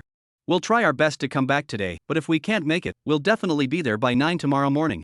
It seemed like Qin Lang was naturally born with an honest face. The other person nodded helplessly after hearing this. He said, alright, here's your luggage claim ticket. Keep it safe, and come back later to pick up your luggage. Qin Lang and De Cohen thanked him repeatedly. After leaving the service counter, De Cohen excitedly said to Qin Lang, you're so amazing. You even thought of this method. Qin Lang rolled his eyes at him, isn't that pretty basic? De Cohen awkwardly smiled. Basic? His mind just didn't work that way sometimes. Then Qin Lang said, you don't need me to tell you what to do next, do you? Go find the items first, then figure out how to get them out. De Cohen looked utterly dejected. What? How do we get it out? Are we supposed to take it out in front of everyone? What if we're accused of theft? Qin Lang said, the rules don't allow any alarms to go off. Figure it out yourself. De Cohen muttered, I've always followed the rules. From childhood to now, I've never even taken my deskmate's eraser. If I find a penny on the street, I immediately hand it over to the police officer. I never thought that to become a special forces soldier, I'd have to do something immoral like stealing. Qin Lang sighed helplessly, the centipede already said, right? They've already contacted the mall. That means our actions are permitted, and the centipede will pay for the items later. Why are you overthinking it? Just do what they tell you to do. De Cohen scratched his head awkwardly, I'm just worried that if we get caught, it'll be a stain on my record. Qin Lang. Fine, do whatever you want. I'm going to find my little bear. Qin Lang started browsing the supermarket on the first floor. Finding a teddy bear-shaped item wasn't too difficult, they were mostly found in supermarkets or accessory stores. However, they might take the opposite approach and choose to photograph a small accessory from a clothing store. After splitting up, they began comparing the photos floor by floor. This was a large shopping mall with 5 floors, each housing over 100 stores. Even someone as gifted as Qin Lang took nearly an hour to find the teddy bear in a boutique on the 3rd floor. There was a row of them on the wall, each with a price tag attached. The entrance had 2 detection devices to prevent customers from taking unmagnetized items out of the store. Since there weren't many people in the morning, after confirming the location of the item, Qin Lang went to the supermarket on the basement floor to try some free samples. From fresh steak to ice cream, from cake to braised pork feet, Qin Lang walked around the supermarket once, but wasn't full, so he walked around again and again. By around 11 or 12 o'clock, more people began to trickle in. Qin Lang first went to the 5th floor and walked around. Many restaurant entrances had snacks and beverages on display. As soon as Qin Lang approached, the staff enthusiastically said, are you a college student? College students get discounts on Tuesdays. For a moment, Qin Lang felt a bit comforted. It seemed that despite his hardships, he still looked handsome. Qin Lang took the flyer and said, thank you, I'll take a look. He then headed to the 3rd floor with the flyer in hand. After quickly washing his face, he found a spot with a good view and began observing the jewelry store. Chapter 63, Though I Can't Help, I Can Recommend a Free Sample. Around noon, the store suddenly became crowded. There were 3 staff members in total, with one almost always standing near the cash register. There were 2 computers, one displaying surveillance footage and the other used for cash register transactions. The small store wasn't very spacious, with 3 walls mostly filled with various dolls. In the middle, there were 2 tall shelves dividing the store into sections. The remaining space was filled with shelves decorated with different ornaments. When there are more people, especially when the 3 staff members are busy, blind spots can form. When there were nearly 8 people in the store, Qin Lang felt this was the right time. But as soon as Qin Lang stepped into the store, he instantly became the center of everyone's attention. Qin Lang had considered everything, but he hadn't considered that he himself was a man, and his presence in such a store made him a natural focal point. Qin Lang first picked up a few items to look at. Out of the corner of his eye, he noticed that 2 store clerks were watching him. Whether it was because the store had been informed in advance that someone was coming to pick up an item, they paid extra attention to Qin Lang. Qin Lang selected 2 items, walked to the counter, and asked, excuse me, are there any discounts available today? The shop owner thought Qin Lang looked like a well-behaved college student. The shopkeeper smiled and said, we're not offering any discounts right now. Are you buying something for your girlfriend? Qin Lang nodded half-heartedly. The shopkeeper said, then you can participate in our in-store couple discount promotion. Just upload a photo of the 2 of you. The other person rattled off a lot of information, but Qin Lang just smiled and nodded. However, in reality, Qin Lang had observed the surveillance camera positions in the store and mapped out a route in his mind. The cashier mentioned some other discounts, but Qin Lang smiled and said, thanks, I'll think about it. The store clerk suddenly joked, "You're so handsome, is your girlfriend a classmate? She must be really beautiful too." Xi Lang nodded, "She's okay." He then hurriedly left, thinking that if he stayed any longer, the clerk might even ask for his girlfriend's phone number. After leaving, Xin Lang thought to himself that his appearance was too distinctive. Even if the staff had poor memory, they would definitely remember someone who appeared twice in such a short period. Xin Lang noticed that the store had a roll-up door outside. By the time they closed for the day, they would probably close the roll-up door. Actually, Xin Lang had considered coming back at night to retrieve it. But upon second thought, he realized that modern surveillance cameras were equipped with automatic motion tracking devices. If he were to come over recklessly, any movement would likely trigger an alert on the store owner's phone. No risks. Xin Lang thought it over and decided to try a different approach. He continued to observe the foot traffic around the store from a distance. By around 3:30 p.m., a store employee suddenly received a phone call. Two employees then pushed a cart downstairs, likely because the delivery had arrived. Only one cashier remained inside the store. When customers arrived, the cashier also came out from the front desk and stayed near the customers. This was the opportunity Xin Lang had been waiting for. He took a disposable mask from a box near the entrance of another store and put it on. Taking advantage of the cashier's distraction while communicating with other customers, he moved into the cashier's blind spot and took a toy bear from the shelf. He quickly removed the safety clasp, slipped the bear, which was about the size of his forearm, into his chest, and walked out confidently. He acted very quickly, taking only a few seconds. The store clerk noticed that someone had left through the store entrance, but from their perspective, there was nothing unusual about the person's back, and the alarm hadn't gone off. Xin Lang left the store with the item and immediately hid in the restroom. Carrying such a conspicuous item made it difficult for him to move around. Next to the restroom was a safety exit, with various pipes and wires exposed on the walls. The emergency exit was usually deserted. The mall's cleaning staff would leave their cleaning carts nearby, and the only other people there were occasional staff members moving around. Xin Lang climbed the wall with his bare hands and hid the small bear behind a pipe. After ensuring everything was secure, he checked the security cameras inside the emergency exit once more. Since few people pass through the emergency exit, there are numerous blind spots besides the cameras fixed on the main entrance. But this was the perfect hiding spot for Xin Lang. The items were found, and there was still plenty of time. Xin Lang went back to the supermarket to look around. After drinking 3 free servings of yogurt, the staff member said with a forced smile, "Young man, you can't keep drinking the free stuff. These are limited to 1 per person." Xin Lang smiled and said, "Sorry, I was just a bit thirsty." Then he turned around and dove into the bread tasting area. Just as Xin Lang was waiting for the staff to serve the chicken strips, suddenly a pair of hands tightly grabbed his arm. "Xin Lang, I finally found you." De Cohen looked at him with a sorrowful expression, his face clouded with worry. Xin Lang asked, "What's wrong? Having trouble finding something?" De Cohen said, "I found it, it's right here in the supermarket, but I can't take it out. There are so many people watching, and if I make the slightest movement, I'll definitely get caught." The freshly cooked chicken strips were served on a small plate, steaming hot. Xin Lang picked up a pair of chopsticks from the side, pierced 2 pieces, and handed one to De Cohen. De Cohen, flustered, said, "I'm not in the mood to eat right now. All I can think about is what to do with that thing." De Cohen looked at Xin Lang's relaxed expression and asked uncertainly, "Did you already find it?" Xin Lang nodded, "I've hidden it all. Now I just have to wait until 9 o'clock. It's really frustrating to compare oneself to others. I should have never asked that question. Now I'm even more stressed. Oh, what should I do? I just took it for a moment, and now it feels like everyone is watching me." Xin Lang pulled into a less crowded area and said helplessly, "De Cohen, I can't help you. This is a test of your adaptability and courage. If I help you now, you'll still end up failing here in the future. I can't risk ruining our friendship over this. If I help you now and you end up failing because of poor mental resilience, I'll blame myself." De Cohen saw Xin Lang speaking so seriously and hurriedly said, "Actually, I was just venting to you. I know you can't help me with this."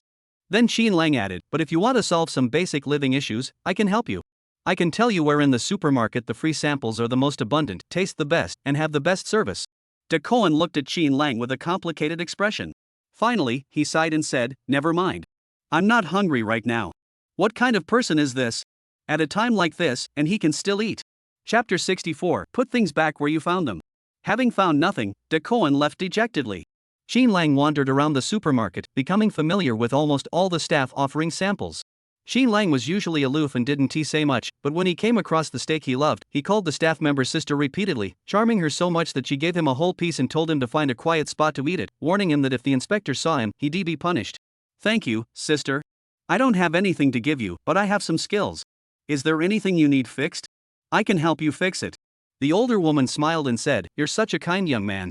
If something breaks in the supermarket, there are repairmen to fix it. But if something breaks at my house, could you fix it for me? Xin Lang took a big bite of steak. Sister, I'm not saying I can't fix it. If I'm still here tomorrow, bring it over and I'll take a look. The older woman didn't take it seriously, but she still smiled and said, alright, but you must remember to come by tomorrow. After finishing his meal, Xin Lang wandered around aimlessly. When he felt thirsty, he went outside the restaurant for a tea break. Xin Lang's day was more relaxing than a vacation. Xin Lang thought to himself, this task isn't that difficult after all. I thought it would be much harder. By 9 o'clock, all the staff began their final preparations for closing the store. At the boutique, while checking the inventory, they suddenly realized that a small bear was missing. The three of them immediately sounded the alarm. We've been watching it all day, it couldn't have been taken. Could it have been one of us who took it when we went downstairs to get something? That's unlikely. I was watching the whole time, and only a few people came in, plus the alarm didn't go off. The three began reviewing today's surveillance footage. There were so many people coming and going throughout the day, and nearly a third of them had walked past this area, picking up the teddy bear to take a look. Some had casually moved the small bear to another location. The three wondered if the small bear had been stuffed behind another bear. They kept searching until closing time but couldn't figure out when the little bear had been taken. However, during their second check, they spotted a magnetic clasp from the small bear. One of them felt a chill run down their spine upon seeing the magnetic clasp. She immediately dialed a number. Hello, the item has been taken. All of this was within the centipede's expectations. The centipede thought that, given Xin Lang's capabilities, he must have taken it long ago. After hanging up, the centipede called the store owner. The owner of the boutique was a military wife, so upon hearing about the test, she immediately agreed to cooperate. Sister-in-law, please send me a copy of the surveillance footage from today's daytime hours. The military wife curiously asked, did he take it? The centipede smiled and said, for that kid, it's a piece of cake. The military wife sighed, it seems like our surveillance isn't very effective. The centipede hurriedly defended the store staff, sister-in-law, please don't blame your staff. The people we're testing aren't ordinary people. They probably just took something on the way out. What can we do about that? The military wife laughed and said, I know, I was just joking. At that moment, the store had already closed for the day. All the staff gradually turned off the power in their respective stores. The dazzling lights and bustling atmosphere of the day had faded, leaving only the dark closets with lifeless displays. Occasionally, the emergency lights inside the store emitted a dim glow. Property management staff walked around with flashlights, patrolling floor by floor. Xin Lang followed the safety exit, passing through the surveillance blind spots, and hid above the exposed pipes. The square pipes formed a narrow, cramped makeshift bed. Xin Lang rests his arm behind his head and closes his eyes to rest. About an hour later, a group of people suddenly burst in. They were moving through the mall, even searching the emergency exits. The light from their flashlights had already illuminated the pipe where Xin Lang was hiding. However, the tightly sealed width left no room for shadows to play. Several people ran around the emergency exit once but found nothing unusual. Another hour or so passed, and Xin Lang had already fallen asleep peacefully when he was awakened by the commotion. It was the same group of people, conducting another surprise raid. Throughout the night, they made 4 trips, but found nothing. It wasn't until around 7 in the morning, when the supermarket staff had already started their daily work, that the raid team made a surprise return. This time, they gave up completely. The entire night had yielded nothing. By around 8 a.m., staff members at the mall began opening the stores one by one. Many of them were laughing and joking as they threw away trash, complaining about the odd customers. Xin Lang stretched lazily, grabbed the teddy bear from the pipe, and jumped down. He had maintained the same position all night, his body stiff from the cold. Xin Lang stuffed the teddy bear into his pocket and strolled leisurely toward the exit. Fortunately, the staff were all dressed in a variety of outfits, not uniform attire, which saved Xin Lang some trouble. As it neared 9 a.m., Xin Lang reached the first floor of the mall. Soon, a man with a foul odor approached him. Xin Lang wrinkled his nose. Did you crawl through a trash bin last night? You smell awful. De Cohen lifted his sleeve to sniff it, then sighed helplessly, pretty much. As soon as the designated time arrived, the two of them stepped out of the mall and saw the centipede calmly watching them. Bear, I checked it 1-to-1, it's definitely this one. My water cup. Both of them handed over their items at the same time. The centipede took a look and nodded approvingly. Xin Lang, I saw how you handled the items yesterday. That was pretty impressive. You're really good. No wonder they call you a master. The extra emphasis on that word made Xin Lang feel a bit annoyed. The centipede asked again, where did you sleep last night? Xin Lang replied, on top of the pipes in the emergency exit. The centipede nodded. That's good. I had someone search the emergency exit multiple times, but they couldn't find you. He turned to look at De Cohen, waving his hand to dispel the unpleasant odor in front of his nose. Where were you hiding? In the kitchen trash bin? De Cohen nodded. I was hiding behind a box at first, but the patrol officers were too thorough. They almost moved every box to check inside. I happened to see a trash bin nearby, with a black bag in front of it, so I jumped into the trash bin. But there was no trash inside, just the black bag. There really was no trash. He emphasized this twice to prove his innocence. But it clearly didn't work. The centipede said, "Alright, that's not too bad." The Cohen finally heard a kind word from the centipede and was overjoyed. The next second, the centipede handed the bear and the water cup to the two of them. "You have 10 minutes. Put everything back where you found it. The timer starts now." The moment the stopwatch started, the two of them sprinted off. Chapter 65, Second Comprehensive Search. The Cohen muttered under his breath, "I'm going to die, I'm really going to die. I've seen people being tormented before, but never like this. I bet there are probably dozens of eyes watching us right now. When we took them, no one noticed, so it was easy to explain. But now, with everyone watching, it'll be impossible to put them back." Xin Lang said, "The supermarket is crowded, they're probably busy restocking. Yours should be easy to find." What was really causing him headaches was his own mess. The small store was already cramped, with only 3 employees. After losing something yesterday, they were practically stationed at the door today. Even if Qin Lang acted quickly, he couldn't guarantee he could return the item without the other party noticing. Before Qin Lang could come up with an answer, his body had already acted first, rushing to the 3rd floor. The mall had just opened, and aside from the staff busy cleaning their respective stores, there were hardly any customers. Qin Lang immediately spotted the boutique store, just as he had imagined. 3 store employees stood inside the store with solemn expressions, keeping a watchful eye on the people passing by. The scene was intimidating. There were only 7 minutes left. 3 minutes would be spent on the way there, leaving Qin Lang with only 4 minutes remaining. How could he return the little bear silently without arousing any suspicion within 240 seconds? Wait. Did the centipede insist on putting it back silently? Or did it say that as long as he puts it back himself, any method is acceptable? As soon as he thought of this, Qin Lang had an epiphany. There are 2 clothing stores to the left of the boutique, with restrooms located next to the clothing stores. There is also an emergency exit here, and Qin Lang had already mapped out all the routes. A return route gradually took shape in Qin Lang's mind. He walked past the clothing store and, as he approached the boutique, he overheard a conversation inside. "I saw the surveillance footage this morning. It was a man wearing a gray short-sleeve shirt. I remember him. Isn't he the college student who was picking out a gift for his girlfriend yesterday? He looked pretty good. I never thought it was him." "Girlfriend? I seriously doubt he came yesterday just to scope the place out. Haven't you seen online that thieves often leave marks on doors before they steal? Hey, stop talking about it. I'll lose my job if I keep talking." Just then, the patrol officer happened to walk by. The 3 store employees stopped their conversation and greeted the patrol officer enthusiastically. The group seemed completely unaware that Qin Lang had returned the same way. The shelf where the small bears were displayed was unattended. Qin Lang looked around cautiously, pretended to walk by, and then, with an extremely precise basketball shooting motion, tossed the teddy bear onto the bottom shelf. The shelf space was narrow, and the teddy bear was crammed above several others.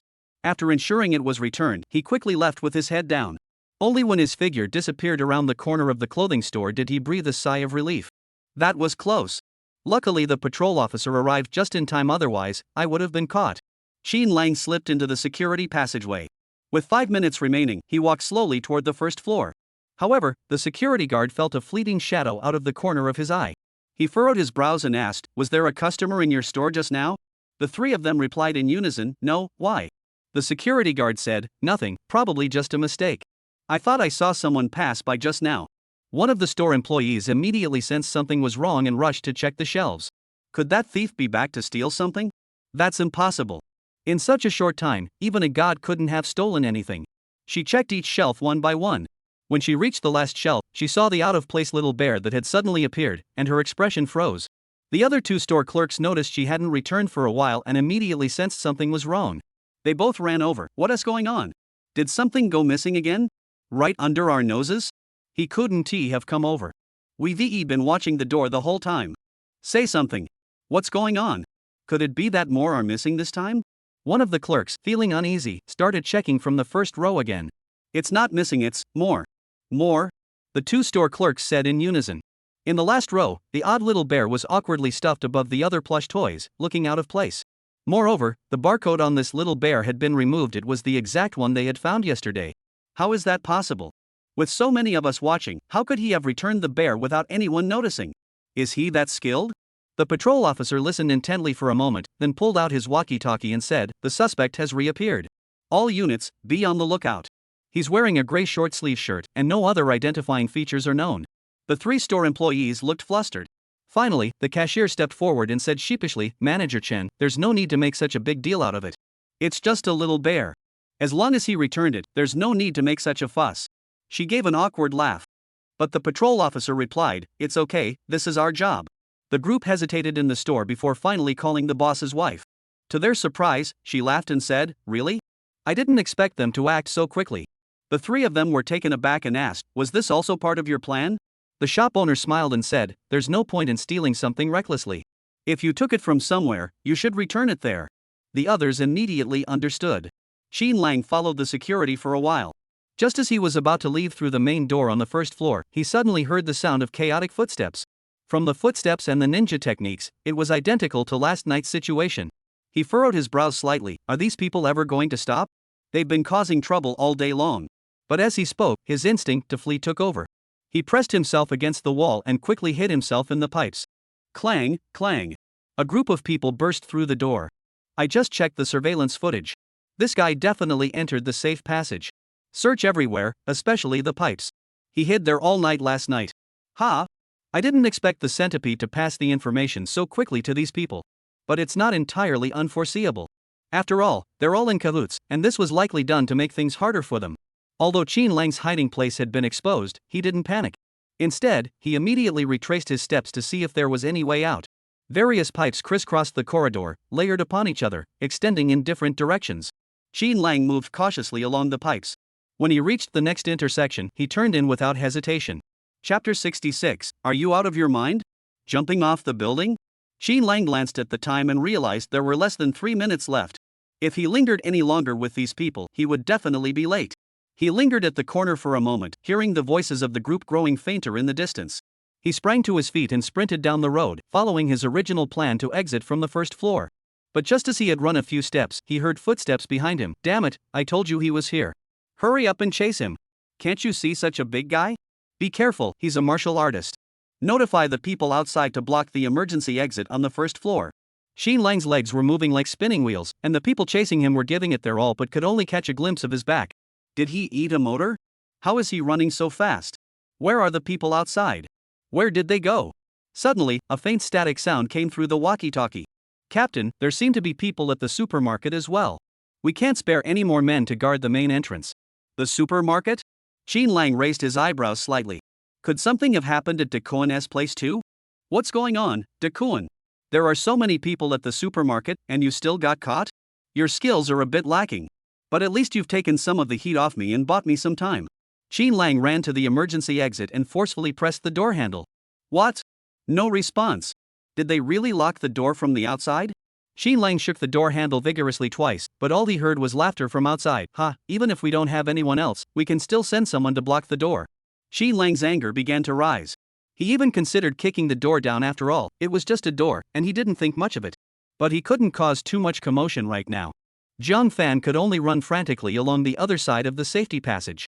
The voices behind him grew fainter, and the countdown had only 1.5 minutes left. It seemed they had realized that Qin Lang couldn't possibly reach his destination within 10 minutes, and even the pursuit had lost its initial fervor. The centipede-like figure standing at the first floor entrance casually picked up a cup of tea, sat down on the ground, and watched the countdown on the stopwatch. There's less than a minute left, and Qin Lang is still stuck on the second floor. Even if he's as fast as he is, he won't make it in time. He sighed smugly. Sometimes, being too confident in oneself isn't always a good thing. After all, you never know how many plans have been tailored specifically for you. The countdown reached 30 seconds. The centipede was certain Qin Lang couldn't make it. Countdown, 20 seconds. The centipede whistled happily, gazing at the sky, waiting for the competition to end. Countdown, 10 seconds. A figure accompanied by a piercing scream rushed toward him. Could it be De Kuan? Despite having reinforced the area with so many extra men, De Kuan, who wasn't fully trained, managed to escape. I have to admit, De Kuan does have some skill. 5 seconds remaining. The outcome was decided. Even if Qin Lang were a god, he couldn't possibly appear before him in 5 seconds, could he? He braced himself against the ground and stood up. Suddenly, bang! It seemed as though someone had truly fallen from the sky, and landing steadily right in front of him. The vibrations from the distance and the wind generated by the rapid descent were so strong that they knocked the thermos cup out of the centipede's hands. Hot watering tea spilled onto the ground, leaving 2 dented indentations on the thermos cup that had been used for over 2 years. Qin Lang? You really did come down from the sky? Qin Lang looked up and sighed in relief. Just 1 second left. I've completed the mission. At that moment, they noticed that several people around them were staring at them. Did he jump off the building? So young, why would he jump off a building? At least he's agile, he managed to cushion his fall. Otherwise, jumping from the 3rd floor could have easily cost him half his life. What's going on with that kid? Why would someone jump off a building for no reason? The centipede stared in disbelief at the shopping mall ahead. The distance between where he was standing and the mall was at least 20 meters. How did Qin Lang do that? He curiously pinched Qin Lang's shoulder and asked in disbelief, "How are your legs? Are you okay?" Qin Lang said, "It's just a little height. I'm fine." He hopped up and down in place, seemingly to prove his legs were unharmed. But De Cohen, standing nearby, was shocked as if he were watching a freak. He had witnessed Qin Lang landing from mid-air in a parabolic arc. Even someone with some training would have changed their point of impact to cushion the fall, rolling on their back a couple of times. But Qin Lang landed like a dart, his legs planted firmly on the ground. You came down like a javelin from the sky, how could you possibly be okay? But Qin Lang wasn't focused on that. He looked at the centipede and asked, "Do you think we passed?" The centipede nodded woodenly, "Passed. This is way too qualified. Just tell me, what's going on with you? How did you end up falling from the sky?" Qin Lang said, "It's all because of the people you called. They surrounded and blocked us, sealing off all the safety exits on the 1st floor. With no other options and time running out, I had to find another way out. Luckily, there's an open-air plaza on the 3rd floor of this building. I had to take the risk and try the shortest route." The open-air plaza on the 3rd floor? That's the platform dozens of meters high, isn't it? Looking up, they saw that the small square was also surrounded by a crowd of people pointing and whispering at the 3 of them. After confirming that Qin Lang's leg was okay, the centipede said, "You're skilled. Let's go now and head to the next assessment area." Qin Lang said, "Wait, I still have something to retrieve." De Cohen was still in shock from what had just happened and couldn't pull himself together. Upon hearing Qin Lang's words, he suddenly remembered, "Right, my luggage is still inside. Let's go get it." The centipede was no less shaken than De Cohen. As a seasoned Special Forces soldier who had carried out hundreds of missions, he was no stranger to danger. But if you told him to jump directly from the 3rd floor onto the bare concrete ground, he wouldn't dare. From a gravitational perspective, jumping from that angle would result in multiple fractures, let alone the fact that Qin Lang used his feet as a point of support. This kid is too ruthless. He waved at Qin Lang and the others. After they left, he immediately dialed a number. "Report, this is Centipede. You told us to keep a close eye on Qin Lang. This kid is no ordinary person. Just now, he jumped directly from the 3rd floor of the mall, a height of about 14 or 15 meters, and landed on both feet. Is he made of steel? His body didn't even flinch. I'm really impressed with him now. He truly knows how to surprise people." Chapter 67, Don't Let Him Scare You. After a few instructions over the phone, the centipede replied seriously, "Yes, I'll keep a close eye on him." He looked at the 2 figures in the distance with a complex expression. The small figures were carrying 2 huge backpacks.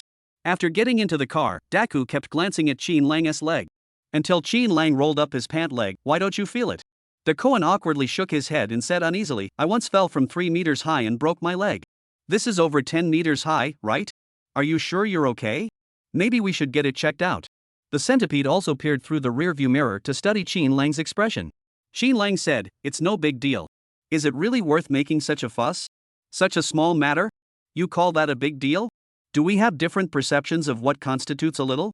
Though there wasn't any obvious injury, the moment he landed, his feet felt like they were being torn apart.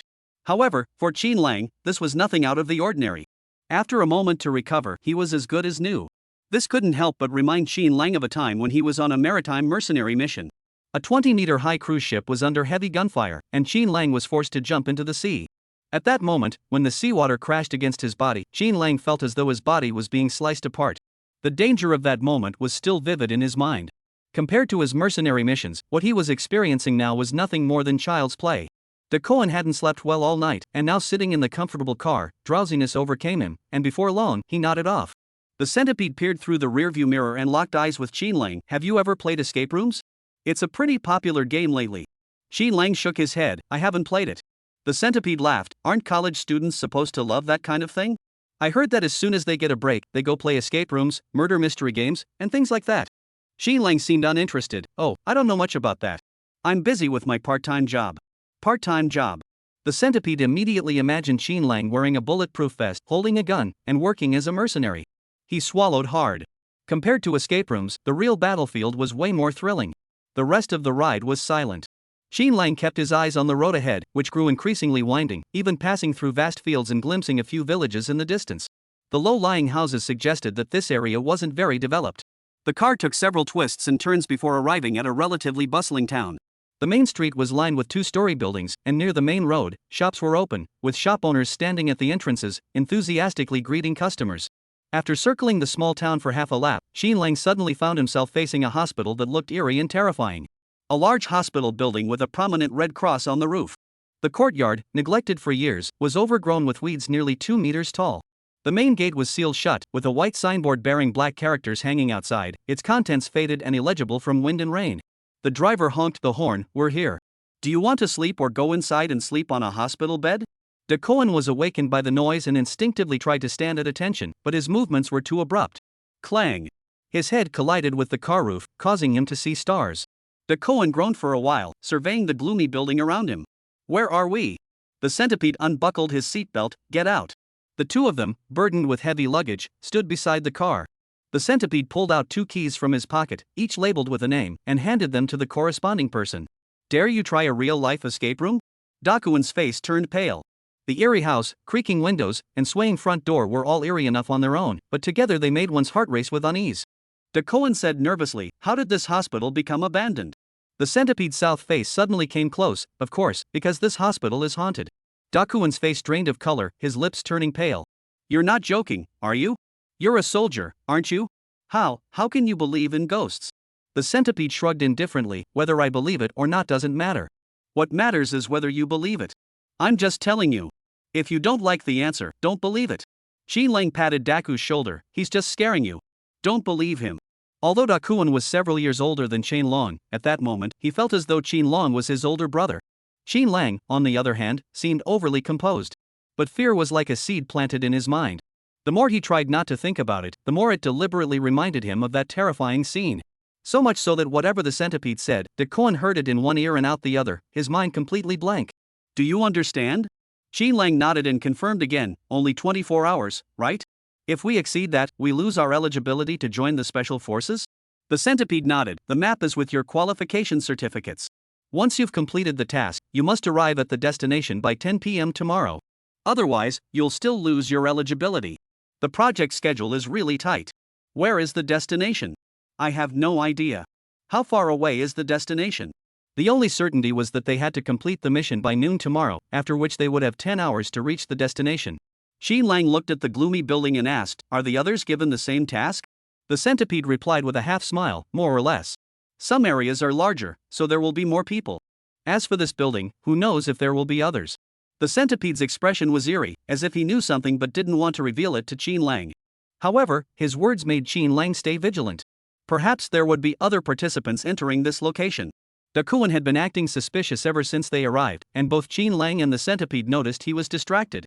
"Dakuin, what's wrong?" The sudden voice startled Dakuin. He exaggeratedly said, Nothing. I was just thinking about something else." The centipede raised an eyebrow and said, "All right, do you two have anything else to do? If not, I'll be going." Qian Lang and Dakuin both shook their heads. Before leaving, the centipede looked at Dakuin and said meaningfully, "You look like you have something on your mind. I'll give you a warning, never suddenly turn your head in the dark." Dakuin's eyes widened in fear, and his lips trembled as he asked, "Why?" The centipede began, "Because..." Qian Lang interrupted him, saying, "Because there might be someone with ulterior motives behind you, stirring up trouble just to test your courage." Chapter 68, Is it really necessary?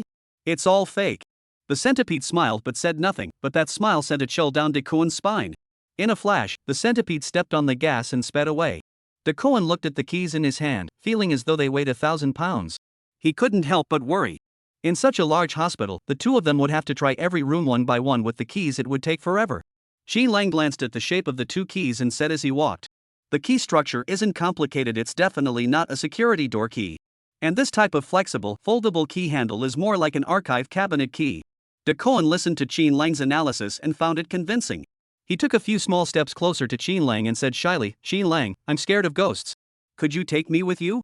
Qian Lang said, "Sure." Dakuin felt a huge weight lifted off his shoulders, his voice trembling slightly. "Don't worry, I won't hold you back. Just let me follow you." At noon, the sun was bright, but there wasn't a single breeze. Wait. Xin Lang was startled by his sudden command. He paused slightly, looking at him. Dakoan pointed suspiciously at the window on the side of the hospital. That window, why is it moving? There's no wind, so why is the window moving on its own? He was terrified, gripping Xin Lang's hand tightly. Xin Lang raised an eyebrow and said, "Oh? A ghost? I've never seen one before. Maybe today will be my lucky day." Dakoan was so scared that his feet seemed to be glued to the ground. He hesitated several times, but the fear in his heart seemed to overpower his body. Xin Lang said, "Do you still want to be a Special Forces soldier? If not, contact the centipede now. He shouldn't be too far away." Dakoan's mind went blank. He shook his head instinctively. "I want to." Suddenly, a series of eerie echoes echoed through the building. This time, it wasn't just Dakoan's imagination, Xin Lang heard it too. Dakoan clung to the last straw of hope. "Did you hear that? Did you hear that just now? It must be a ghost. How could a normal hallway produce such a sound?" Xin Lang narrowed his eyes and smiled faintly. "Whether it's a ghost or someone playing tricks, we can't be sure." Dakoan's lips were as white as paper, and his face was even more terrifying than that of a corpse. 5 minutes had passed, but the two hadn't even entered the hospital's main gate. Xin Lang said impatiently, "Dakoan, I'll say this one last time. If you don't want to go, don't hold me back. Fear is a natural human emotion, but it doesn't solve problems." Xin Lang could tolerate it once or twice, even help him, but if the essence remained unchanged, Xin Lang wouldn't bother. Finally, Xin Lang turned around and pushed open the rickety window. Click! It sounded like something had hit the ground. The sound came from the ward inside, as if guiding others to enter. As Xin Lang stepped over the window, suddenly a pale hand reached out. Xin Lang acted swiftly, regardless of whether the attacker was human or ghost. He grabbed the other person's arm and executed a shoulder throw, sending them crashing to the ground, stars spinning before their eyes. "Ah." Dakoan, in agony, said, "Xin Lang, you didn't have to be so brutal, did you?" Xin Lang simply clapped his hands, stood up, and looked toward the cabinet inside the room. Who knows if it was a person or a ghost? The room seemed to have been ransacked by many people. The cabinet that had been locked with documents had its outer glass shattered. The documents inside were scattered everywhere. Dakoan glanced at them. All the documents showed dates from 20 years ago. The yellowed pages, the weathered walls, and the tables, gnawed by rats and eroded by ants, were in a state of disrepair. Rustling sounds. A strange sound came from upstairs, like something opening and closing, or like footsteps. But when they listened closely, the sound vanished. Dakoan felt a chill run down his spine. He quickly covered his mouth, jumped up from the ground, and pressed himself tightly against Xin Lang. Xin Lang merely glanced up at the upstairs before continuing to examine the room. "Let us go." Dakoan, still shaken, exclaimed, "What? We haven't checked the cabinets yet. Xin Lang, the keyholes and keys don't match." Dakoan hesitated, but Xin Lang had already walked out the door. "If you want to try, go ahead." Dakoan seemed to have made up his mind and finally followed Xin Lang with determination. Xin Lang said, "Think carefully. If you follow me and end up missing out on becoming a Special Forces soldier, I won't take responsibility for that." Xin Lang was stating an objective fact. He had seen it before. Sharing blessings is easy, but sharing hardships is another matter.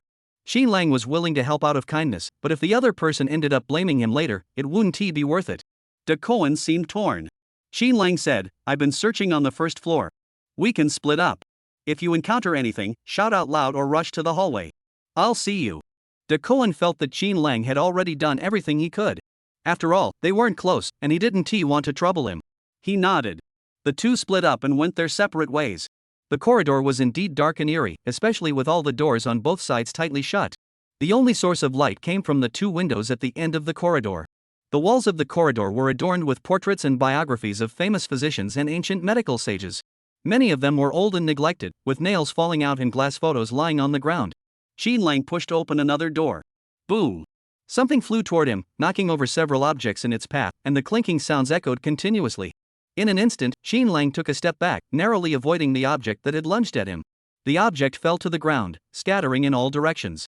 Dakoan, who was already startled, rushed to the corridor upon hearing the noise, only to see a set of bleached bones lying at Xin Lang's feet. Aha! Xin Lang remained expressionless, but Dakoan was so terrified that he fainted on the spot. Xin Lang. Is that really necessary? It's just a fake human skeleton model, and it's even a replica. Xin Lang didn't bother to pay attention to Dakoan. He probably wouldn't die from the scare. He continued searching. More rustling sounds came from upstairs, and this time, they seemed closer. Xin Lang didn't believe in ghosts. The only ones capable of causing trouble here were humans. He glanced around the room but couldn't find the matching key. The creaking sound came again from upstairs. This time, Xin Lang pushed open the window, placed both feet on the windowsill, and grabbed the ivy climbing the exterior wall with both hands. His ghostly figure flipped up to the second floor. The window creaked open, but Qin Lang didn't jump inside. Instead, he leaned out of the window, peering into the room. Aha! There's a ghost. There really is a ghost. I told you this place is haunted. Let's get out of here.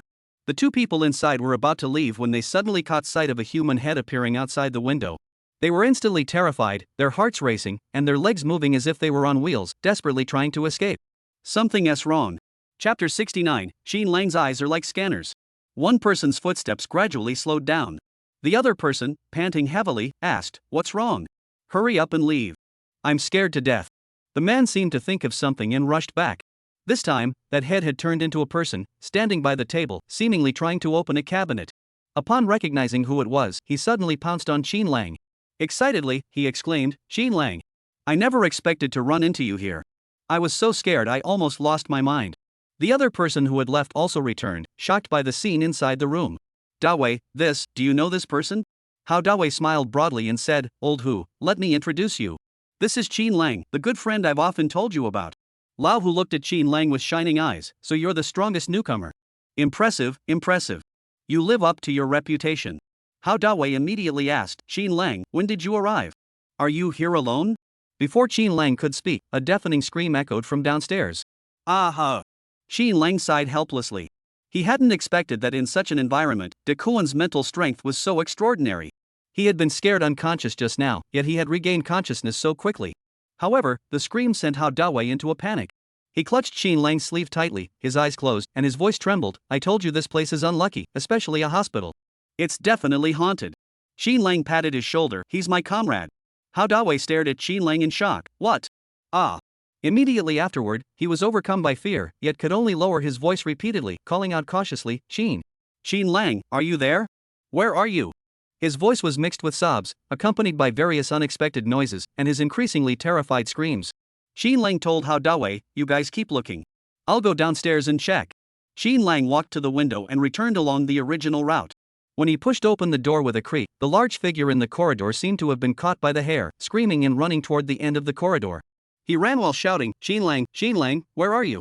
You said you'd be with me. I'll follow you for the rest of my life, don't abandon me. Heaven help me, Qin Lang, come save me. I need you." The screams were continuous. But upstairs, Hao Dawei and Lao Hu were hugging each other, listening intently.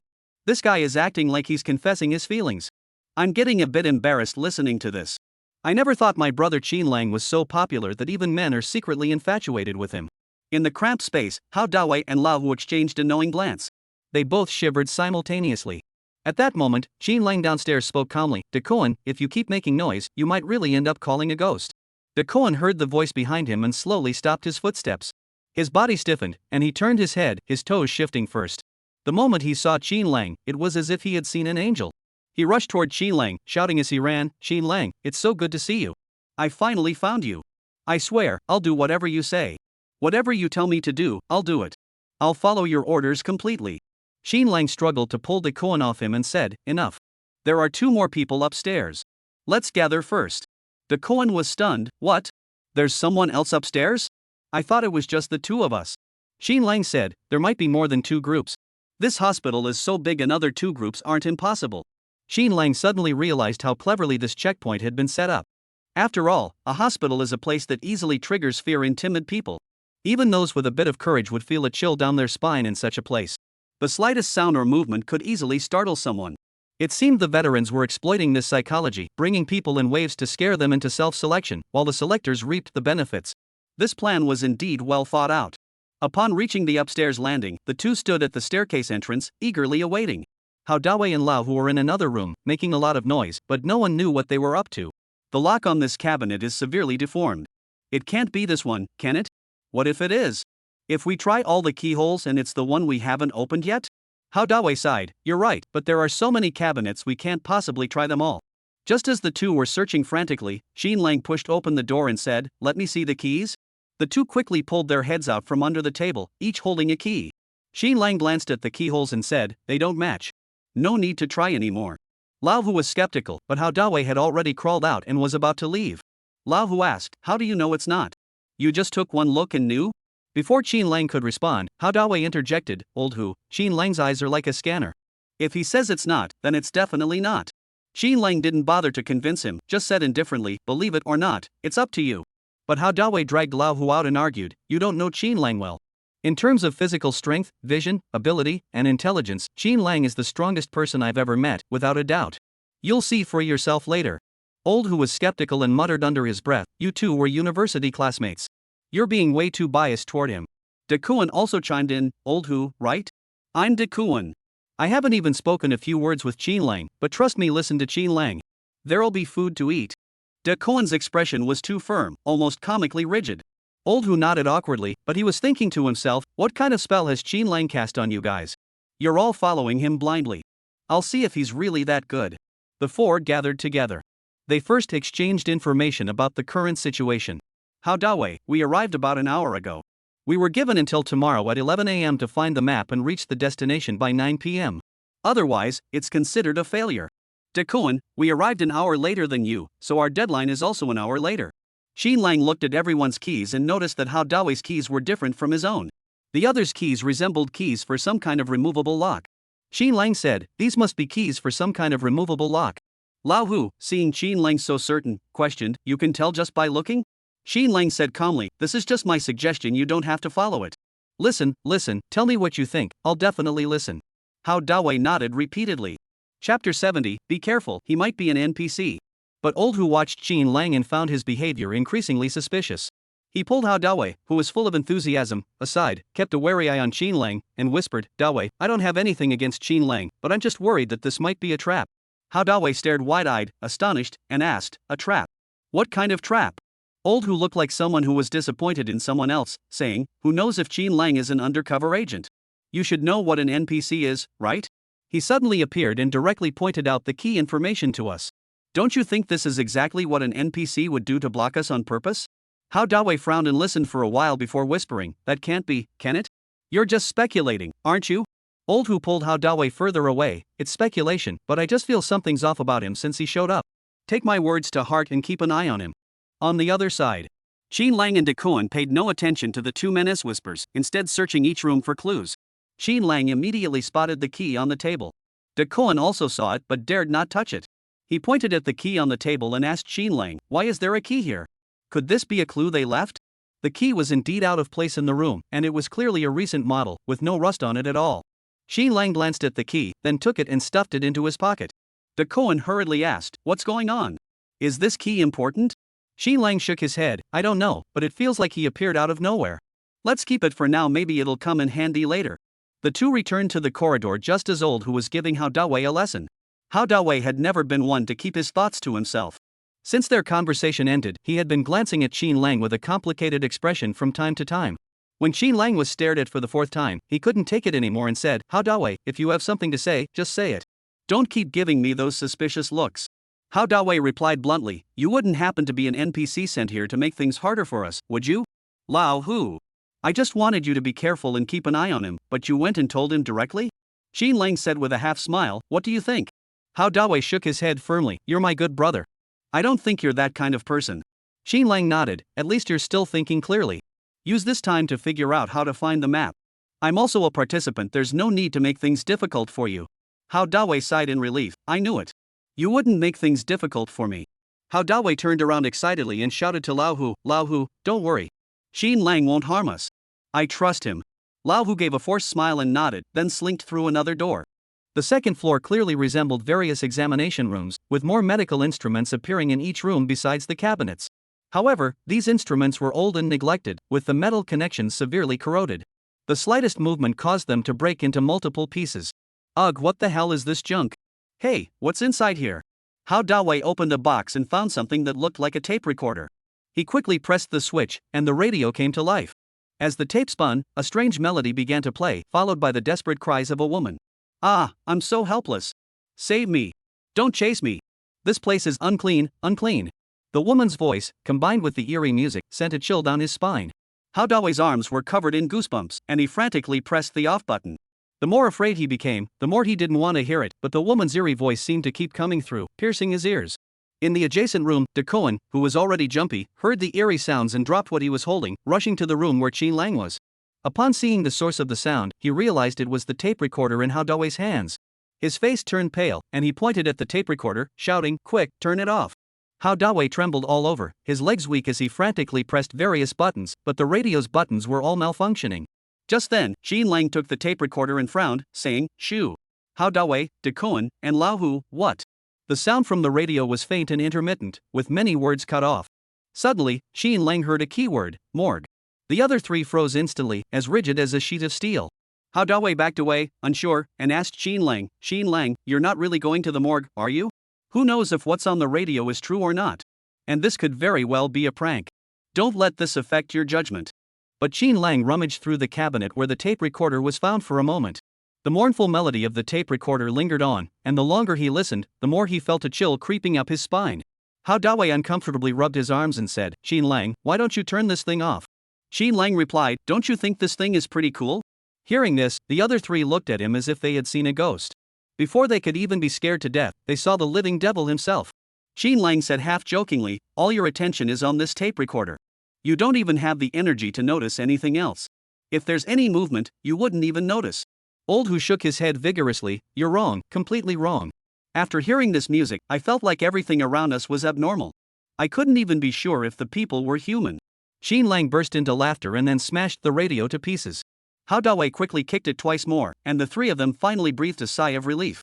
Old Hu angrily said, "Hao Dawei, keep your hands to yourself. Who knows what other strange things might be here?" Xin Lang smiled but said nothing. Perhaps, strange things would continue to appear one after another. Xin Lang picked up a pen and paper from the table and wrote down the keywords key and morgue. Then Xin Lang said, "I think what we're looking for isn't in this building." Everyone turned to look at Xin Lang. "How do you know that?" Xin Lang replied, "I'm just guessing." Old Hu gave Xin Lang a meaningful look and said, "Since it's just a guess, let's not take any risks. Let's search floor by floor." Xin Lang didn't object and led everyone from left to right. Although Lao Hu pretended to agree with Xin Lang, he actually tried his own keys on every cabinet he came across. Standing up, crouching down, Lao Hu's back was almost broken, yet they found nothing. Suddenly, De Koen's stomach growled twice, followed by Hao Dawei's.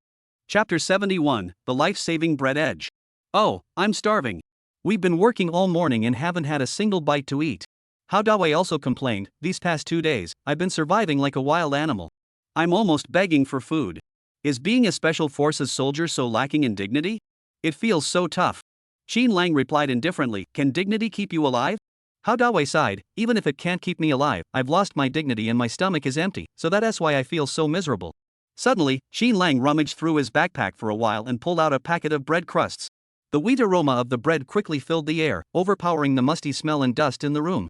Hao Dawei's eyes lit up. "Xin Lang, you're something else. How did you manage to bring takeout?" De Koen also exclaimed in surprise, "Is this bread from the supermarket's food section? How did you get it?"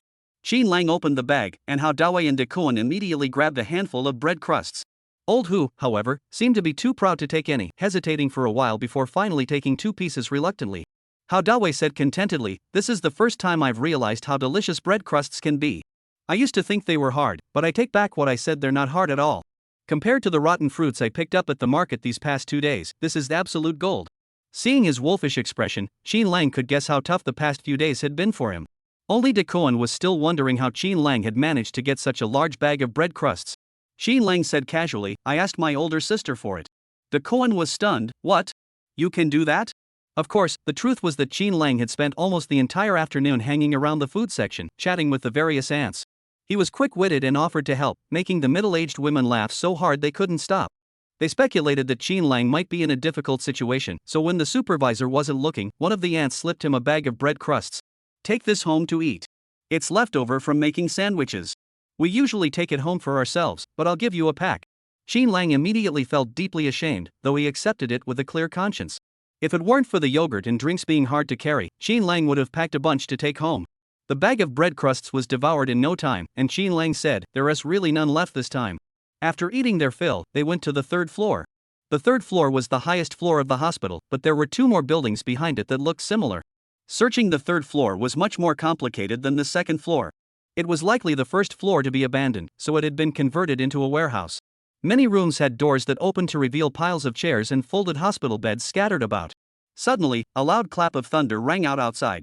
De Koen jumped in fright and said, "That's strange. It was sunny when we arrived, but now it's suddenly raining?" The sky outside was filled with dark clouds, and the light inside the house grew dimmer. Although everyone's vision was still decent, quickly completing the search was no easy task.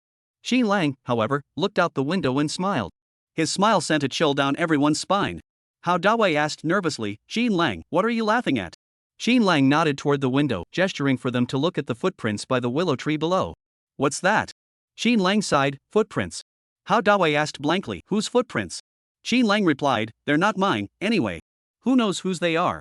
Hao Dawei grabbed Xin Lang's arm, and goosebumps instantly broke out on his skin. There are 4 of us here. Could those footprints be? Lao Hu frowned and said, Xin Lang, don't scare him. How come you always notice those strange things first? Lao Hu's skepticism toward Xin Lang was plain on his face. Xin Lang laughed, who can blame me for having good eyesight, keen insight, and high alertness? Xin Lang added, alright, let's get searching. We need to finish this floor within an hour. However, things didn't go as planned, and searching this floor proved to be even more challenging. They searched several rooms but found nothing, and were even sweating profusely. The 1-hour plan ended up taking 2 hours to complete. When they were about to leave the building, the corridor was almost completely dark.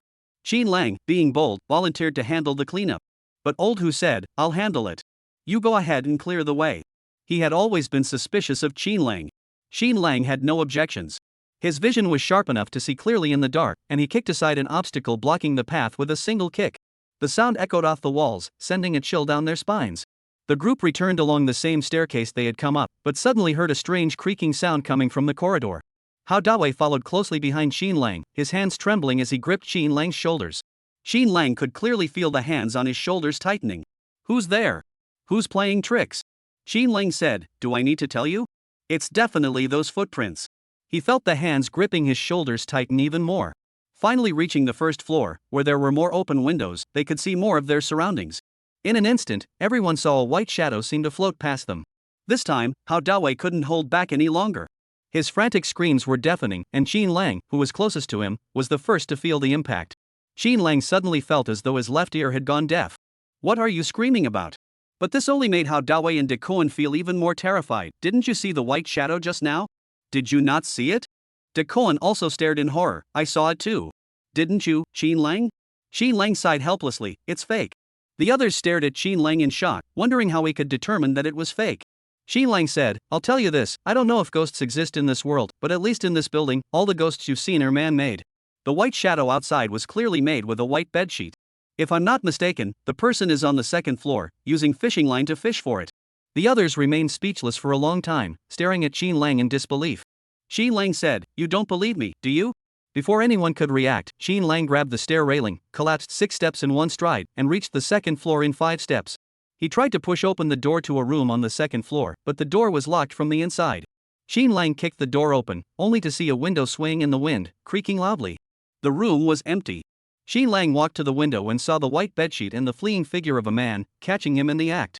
Chapter 72. How did you know the mission was so terrifying? Hao Dawei and the others arrived late, only to see a fleeing figure. Xin Lang pointed at the white bedsheet outside the window and said, now you see it.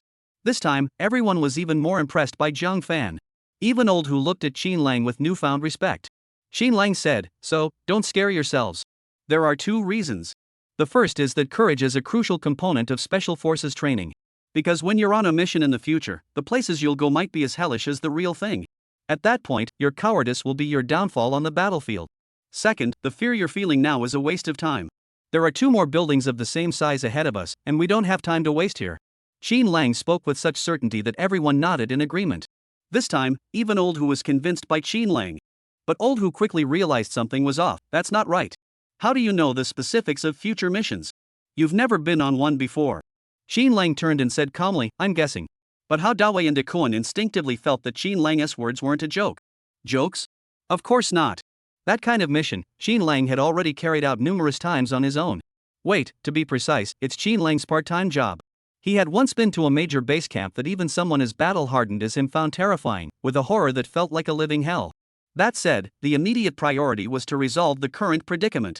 Xin Lang led them back to the 1st floor, but this time they discovered that the front door had been locked from the outside.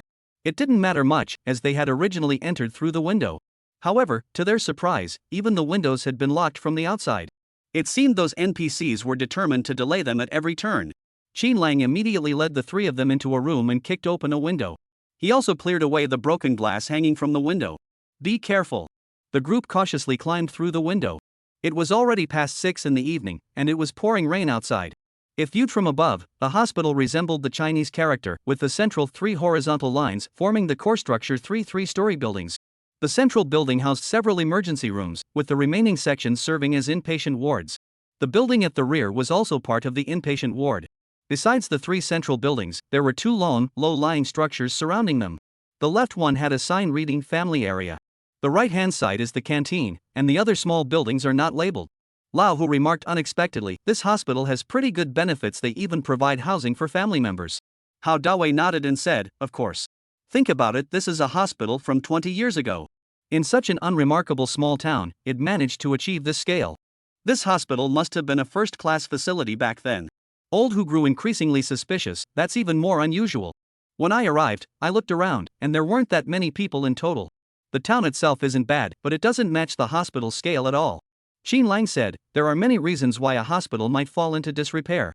It could have been due to a major medical accident in the past, or perhaps the resources weren't sufficient afterward. Let's not speculate. We need to find something first." Just as they were figuring out where to start, Xin Lang suddenly noticed that the locks on both sides of the houses were all removable. These matched the keys in Hao Dawei's hands. Xin Lang immediately said, "Let's start with the flat buildings. You two can try the keys you have." After trying a few, they found that the keys didn't fit into the locks. However, it was clear that the surrounding houses contained numerous items. He kicked open a door. The room was filled with various farming tools. Xin Lang kicked open one door after another, while the other 3 searched each room one by one. After searching almost all the houses on both sides, they found nothing, and the 3 of them looked even more dejected. It was already past 8 o'clock in the evening, and it was pitch black outside. By the dim light of the street lamps from the distant village, they could barely make out the outlines of the other 2 buildings, which looked even more terrifying. Xin Lang said, "Let's go to the buildings in the back." The other 3 followed him like shadows, kicking open the doors and heading toward the middle building. Occasionally, some supernatural scenes flashed by, but after Xin Lang had emphasized to them that these were all fake, their fear of the unknown began to fade, replaced only by the sudden startle of those brief moments. They had expected the pitch-black darkness to yield nothing, but to their surprise, Xin Lang somehow managed to find a lighter. De Koen felt like Xin Lang was a magical treasure chest. How did he have everything? Xin Lang replied, "I took it from the centipede car." Xin Lang was still thinking about the morgue. He felt that this clue was crucial. His sixth sense had always been spot on. By the time the group finished searching the last building, it was already past 7 in the morning of the next day. The fruitless search along the way had inevitably made everyone's temper a bit short. The first to lose his temper was Old Hu. Sitting on the ground, he cursed, "What kind of place is this? I'm starting to doubt whether the map they mentioned even exists. We've been searching for so long, my hands are raw from scraping against rusty iron. I hope I don't get tetanus. This is so unfair. I seriously suspect they're doing this on purpose." Suddenly, Xin Lang asked, "Did you see the house that looked like a morgue?" The others replied, "No, we were all together the whole time." Xin Lang said, "That's exactly why it's suspicious. Even a small hospital in the 1980s, when transportation was inconvenient, would have a morgue." Lao Hu seemed to think of something. Could it be underground? Underground? Lao Hu, in his mid-30s and from a small town, said, "When I was a child, the morgue in our town was underground. Back then, temperature control was poor, so many places would store bodies underground." Suddenly, Xin Lang had an epiphany. After looking around, he led the other 3 back into the cottage they had just searched. The others murmured suspiciously, "What are we doing here? Didn't we already search this place thoroughly?" Xin Lang replied, "The entrance to the morgue should be down here." The first search had been conducted at night, and they had focused on locked boxes or cabinets inside the house, without paying attention to any hidden compartments. This time, they focused on searching doors that could be opened. Sure enough, it turned out exactly as Xin Lang had predicted. Xin Lang found a hidden door behind some brooms and shovels in a room filled with clutter. Xin Lang glanced at it and said, "I should have noticed this earlier." Chapter 73, Rewarding Himself with Double Training. The others hurried to comfort Xin Lang. "It's not your fault, don't blame yourself." Xin Lang replied, "This room is so much smaller than the others, and I didn't even notice it just now." The others? Who would pay attention to such a detail? Xin Lang was probably just being too hard on himself. Such mistakes are not something Xin Lang would normally make. It seems his training has been lax lately. He didn't even notice something so obvious. He must reward himself with double training for a month straight when he gets back. Xin Lang came to open the door, only to find that it had completely come off the frame. Xin Lang. Are you kidding me? What caught his eye was a narrow but very long staircase, presumably built to make it easier for 2 people to carry a body. Ugh, what's that smell? Holy crap, there must be a rotting corpse inside, right? Ugh. Hao Dawei suddenly felt a chill crawl up from his feet to his scalp, as if a pair of hands were gripping his ankles. He clutched Qin Lang's backpack tightly. Qin Lang, I'm scared. We won't really see anything in here, will we? Qin Lang replied with a half smile. Who knows? But you better brace yourself, whatever you see won't be surprising. The others were even more unsettled by Qin Lang's tone. Qin Lang held a torch in his hand, and as they went deeper, the flames flickered more violently. I once read a novel that mentioned placing candles in a specific direction when coming to a place like this. I can't remember the details now. Hao Dawei, unable to take it anymore, slapped him on the back. Dawei, stop being so superstitious. We're not grave robbers. This is already scary enough. Don't bring that feudal superstition into it. Qin Lang looked at the trembling flames and said, the flames are flickering because there's not enough oxygen down there, and our breathing is affecting it. Can you guys be a little more reliable? Hao Dawei muttered an embarrassed "oh" with a guilty expression. As they reached the end of the staircase, the scene before them sent a chill down their spines. The scene they had imagined was not what they saw. Instead, there was only a coffin-like object. However, the outer layer was a metal box. There were 6 locks around the box. The group was immediately stunned. How could there be 6 locks? Qin Lang pondered for a moment and said, try using the keys first. These removable locks didn't match the keys Qin Lang and De Koan had. Hao Dawei and Lao Hu walked around the coffin, trying each lock one by one, but they only managed to remove 2. The 2 men were immediately discouraged. What's going on? Why can only 2 locks be opened? What about the rest?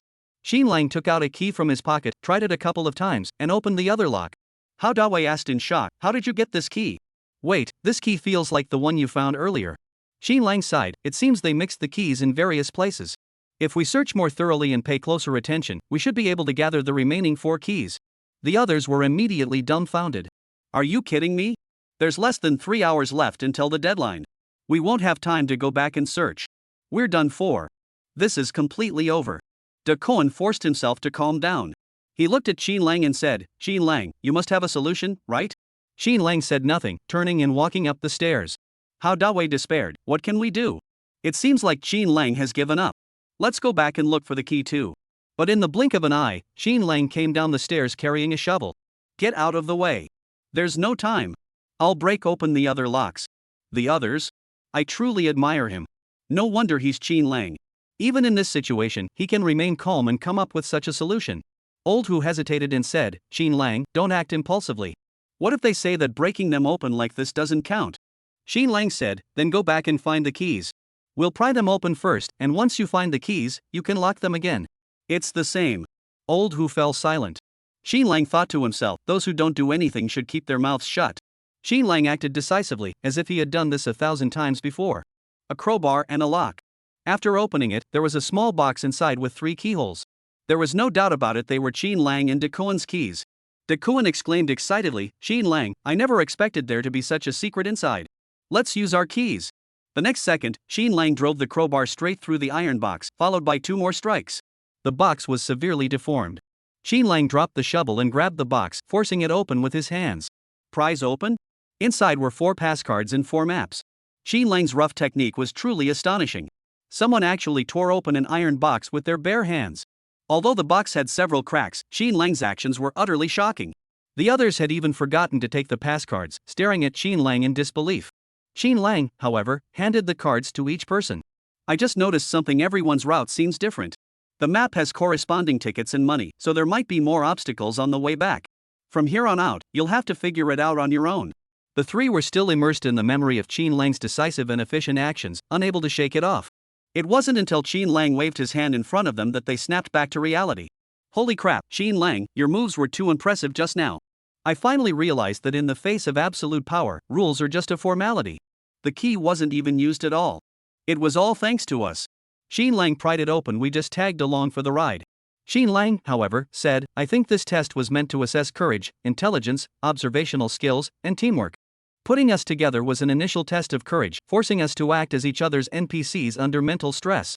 Observation skills are like a tape recorder. The key, I suspect, there might be other clues guiding us, but we didn't notice them. Teamwork is beyond question. Just look at the final coffin. If we hadn't worked together, none of us would have found the final stage. It also tested whether we trust our teammates. Lao Hua's face flushed red. He recalled how he had initially dragged Hao Dawei along, speculating about Qin Lang's identity. As the eldest, he valued his reputation and hesitated for a while before deciding to quietly let it go. But Hao Dawei, the straightforward one, directly hugged Qin Lang and said, Brother, I'm sorry. I just thought you might be an NPC. I really didn't think it through. Xin Lang smiled. It's normal to be cautious around people. There's nothing to be ashamed of. Chapter 74, Deliberately Delaying Time by Taking the Long Way? At that moment, in the command center, several senior officers were seated in chairs at the center of the room. Several screens in front of them displayed the final stage scenes of different target locations. However, up to this point, the only ones who had successfully cleared the level were Qin Lang and his 3 companions. They zoomed in on the screens, capturing every reaction and expression of Qin Lang and his team. One of the senior officers remarked, "It seems that Qin Lang is the leader of their group." General Ruan Dongsheng, the chief of staff of the 76th Army Group, narrowed his eyes as he watched Qin Lang's performance and remarked, "Qin Lang is indeed an unconventional individual." The people around him immediately laughed and said, "Yes, he's not just a little unruly." But moments later, Ruan Dongsheng burst into laughter. "I actually like people who break the rules but are adaptable and results-oriented. There's nothing wrong with that." Someone nearby sighed, "Being unconventional within reasonable limits is fine, but if everything is done according to his ideas, that's just being stubborn." The line between acting on a whim and being unruly is quite blurry. Upon hearing this, Ruan Dongsheng's smile faded slightly. He said, "That was quite a decisive move. That old iron shovel hadn't been used in at least a decade. It crumbled to pieces at the slightest touch. Qin Lang actually used that to smash the boxes we prepared. His skills are no joke." A few others remained undecided about Qin Lang, while some silently admired him but felt unable to express their feelings openly. But the next moment, Ruan Dongsheng held the walkie-talkie and said, "Add some difficulty for Qin Lang." The response came immediately, "Roger that." Qin Lang was analyzing the assessment project when he suddenly heard some noise upstairs. He inwardly cursed. He rushed upstairs in a hurry and just managed to see someone closing the door, seemingly using a heavy object to block it. However, Qin Lang noticed quickly. Before the person could completely block the door, Qin Lang kicked it with all his strength, sending the door and the object blocking it flying 2 meters away. The force was too great, and Qin Lang felt a slight numbness in his toes. His right leg had been overused yesterday. He estimated he must have kicked the door at least 30 times, if not 50. The other party hadn't expected Qin Lang to react so quickly. Seeing their plan exposed, they had no choice but to retreat, closing the door to the cottage and immediately throwing a tear gas canister inside. The entrance to the room was blocked by a pile of firewood, high enough to cover the windows. After the door was locked, the other party took a piece of rebar and drove it horizontally through the door, wedging it on both sides. This time, Qin Lang's kick didn't open the door, and the rebar even shook his leg painfully. The tear gas canisters inside the house began to spread. Hao Dawei covered his eyes, but it was ineffective, and he began coughing violently. De Cohen followed Qin Lang in kicking the window, but the wood piled up in front of it had been there for so long that some of it had started to turn to dust. After 2 kicks, it didn't budge an inch. Qin Lang's eyes also felt slightly uncomfortable. Inside the room, people were in a panic. What should we do? What should we do? We can't get out. Maybe we should hide in the basement for a while?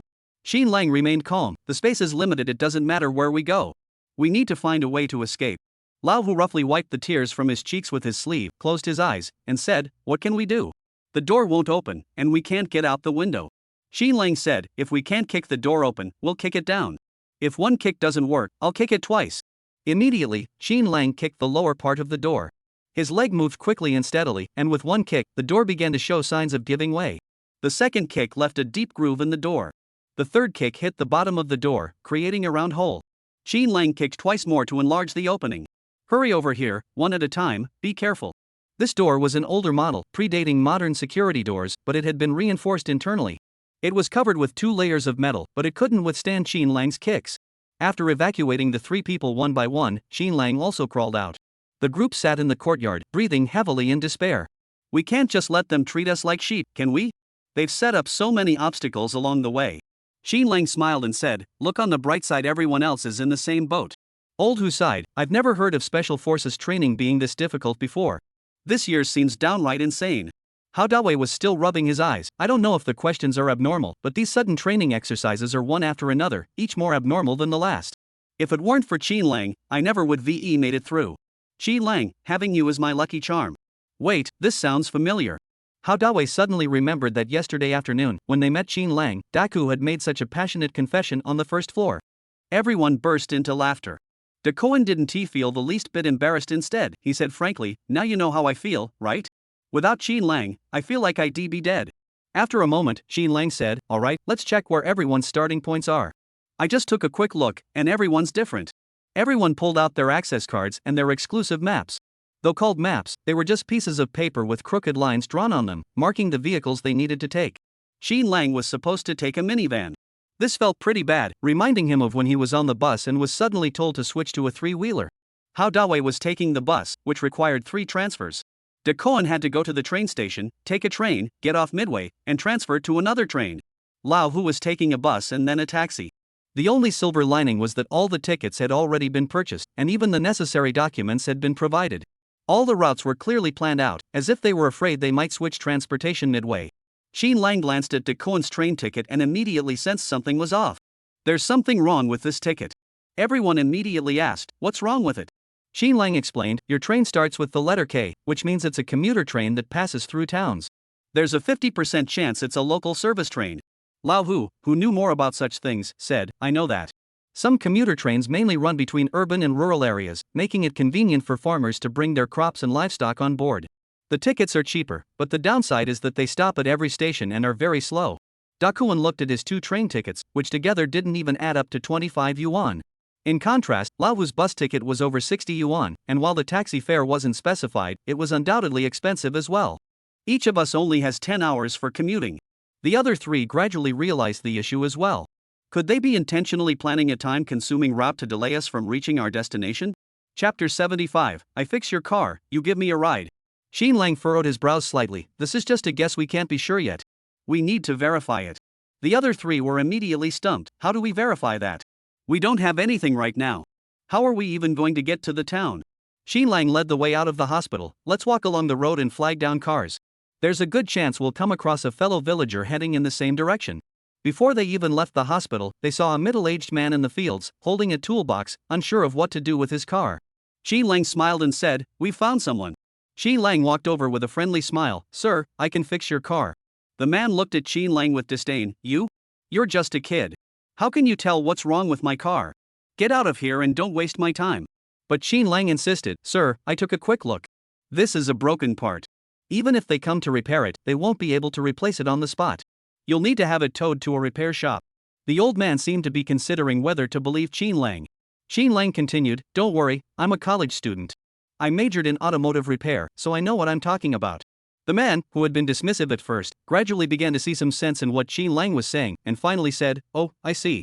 He asked skeptically, are you really good at repairs? I'm telling you, if you mess up my car, I won't let you off the hook. Xin Lang said, I've already explained that I can only temporarily connect the broken part. Replacing the component is necessary, so you'll need to go to a repair shop. However, I can temporarily fix it to get you to the repair shop without any issues.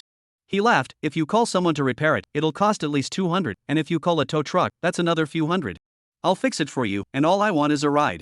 The old man squinted his eyes, seeming to ponder whether Xin Lang was telling the truth. Forget it, forget it. Don't make me buy the parts from you in the end. The old man waved his hand dismissively, pushing Xin Lang away with a displeased expression.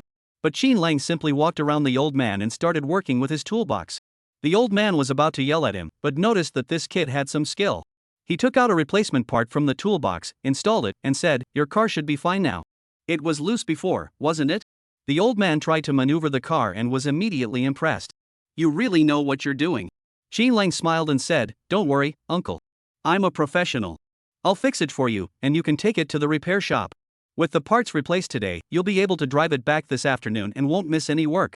If you call a tow truck, it'll take even longer, and you won't be able to work until tomorrow morning. The uncle agreed that Xin Lang made sense. He asked, you really don't want anything? He couldn't help but feel that something too good to be true was probably a trap. Xin Lang said, of course I want something. I was just offering you a ride. Just drop us off at the town. The old man heard this and thought there might actually be a free lunch after all. He was so happy he couldn't stop smiling and kept agreeing, alright, I'm also going to town to fix my car. I'll call the mechanic for you. The uncle excitedly patted Xin Lang on the shoulder, you've worked hard, young man. Xin Lang tossed his bag to the 3 of them. The 3 of them clapped for Xin Lang in unison, then simultaneously gave him a thumbs up. Awesome. You're really awesome. Xin Lang, your survival skills are amazing. We've been roommates for 3 years, and I had no idea you knew how to fix things? Xin Lang, you've been keeping that a secret for way too long. Xin Lang said, I wasn't hiding it. We live on campus, we don't need me to fix things. In fact, Xin Lang isn't just good at fixing cars, he can fix tanks, armed helicopters, and even fighter jets. The 3 of them were afraid of disturbing Xin Lang's efficiency, but the 3 idle people could only sit by the roadside cheering him on. De Koan whispered, I've actually wanted to say this for a while. Xin Lang acts so aloof toward us. Look at the sycophantic expression he had when he was talking to the old man just now. How Dawei chimed in, yeah, he's always being sarcastic. Sometimes I can't even keep up. De Cohen hesitated and said, well, maybe you just can't keep up. It's your brain's fault. Lao Hu laughed heartily from the side. I think Xin Lang is the kind of person who can thrive anywhere. He's too good at pretending. The two looked at him suspiciously. Lao Hu said, he just says what people want to hear. While the others were chatting, Xin Lang had already fixed the car. The old man beside him was still arguing with the mechanic. What? How many times do I have to tell you? I don't need your help anymore. What's it to you if I've already left? That's just shameless. I haven't even seen you guys, and you want me to pay for the travel expenses? What gives you the right? I spit on you. Who's lacking in manners? You're still trying to squeeze money out of my pocket? Why should I give you anything? Who do you think you are? Looking for trouble? Let me tell you, I'm not giving you a dime. What are you going to do about it? I've never seen anyone do business like this before. What followed was a string of profanities. Xin Lang stood there for a while until the old man cursed angrily, this bastard actually hung up on me. I'll curse you to death. Xin Lang finally found an opportunity to speak up. Uncle, it's fixed. Take a look. The old man stopped what he was doing and exclaimed in shock, what? So fast? Did you really fix it, or are you just fooling me? Xin Lang said, try it. We need to ride your car back. I can't risk everyone's lives. The old man peered under the car and saw that the broken part was seamlessly fitted back together. He exclaimed in shock, it's fixed? Alright, young man, your skills are amazing. Why don't you come find me after you graduate? We can open a shop in town together. If not, we can do it in the city.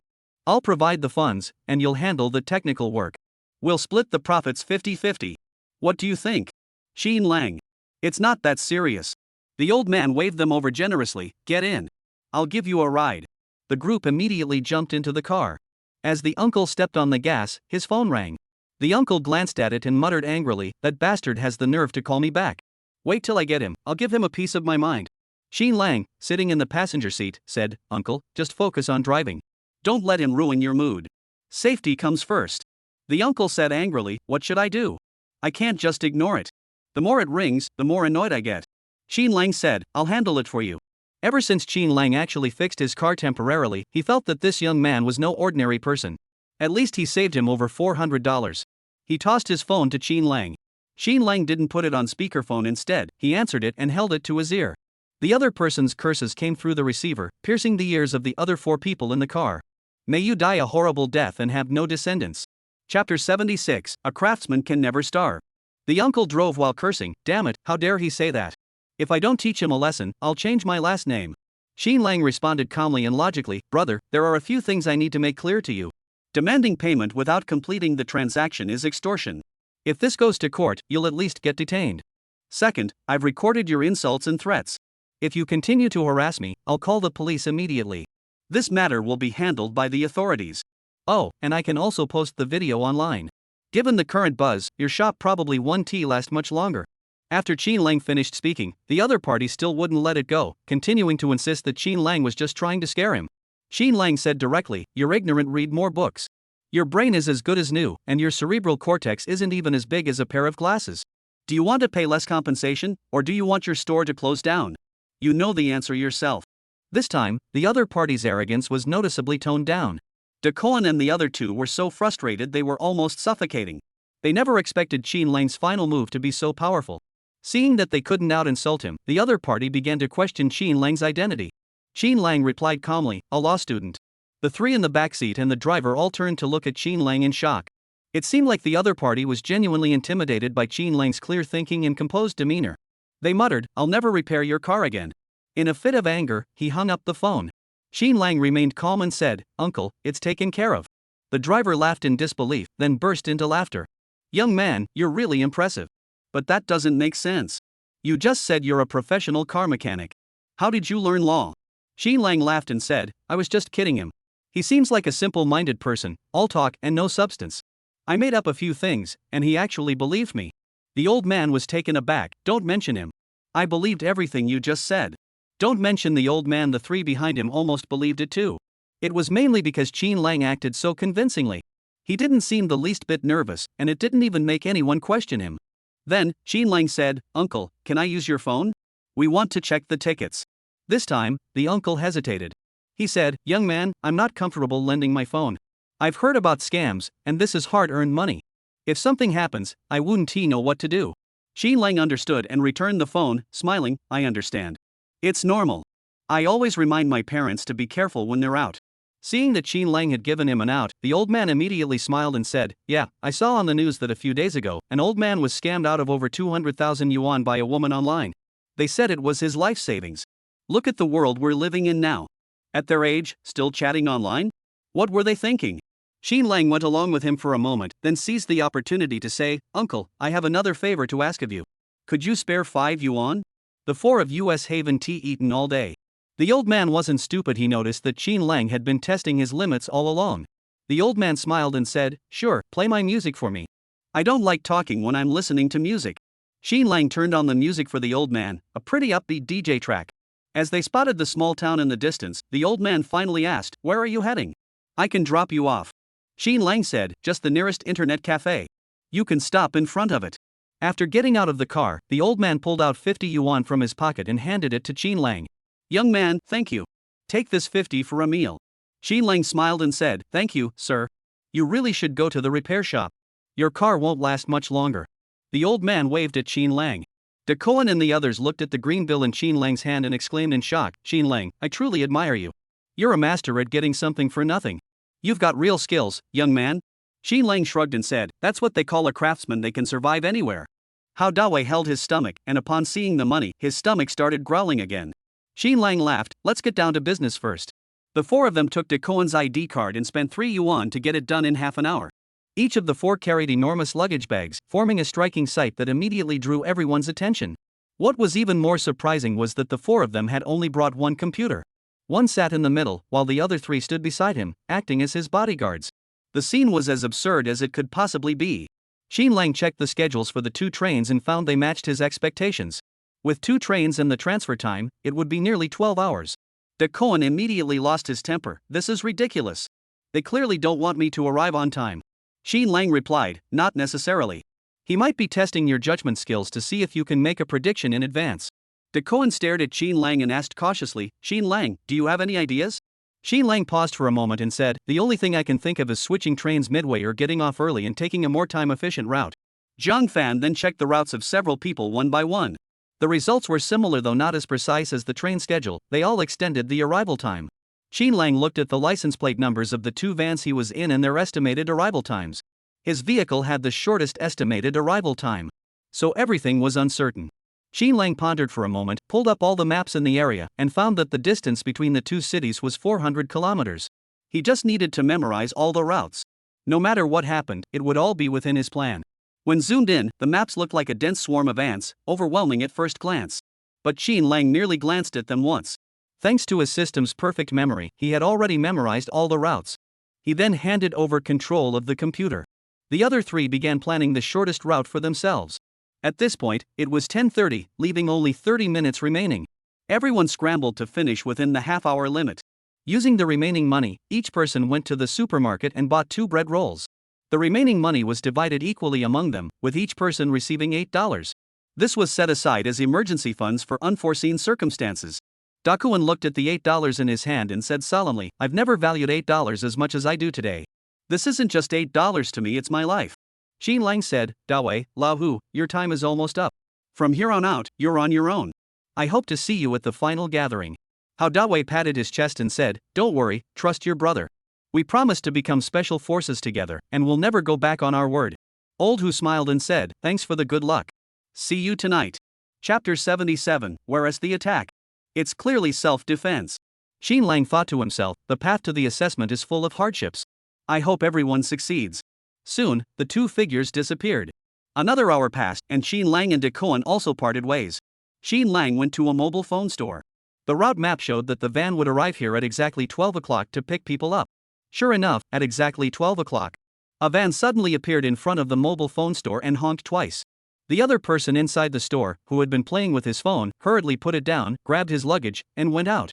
The van was already occupied by 4 people.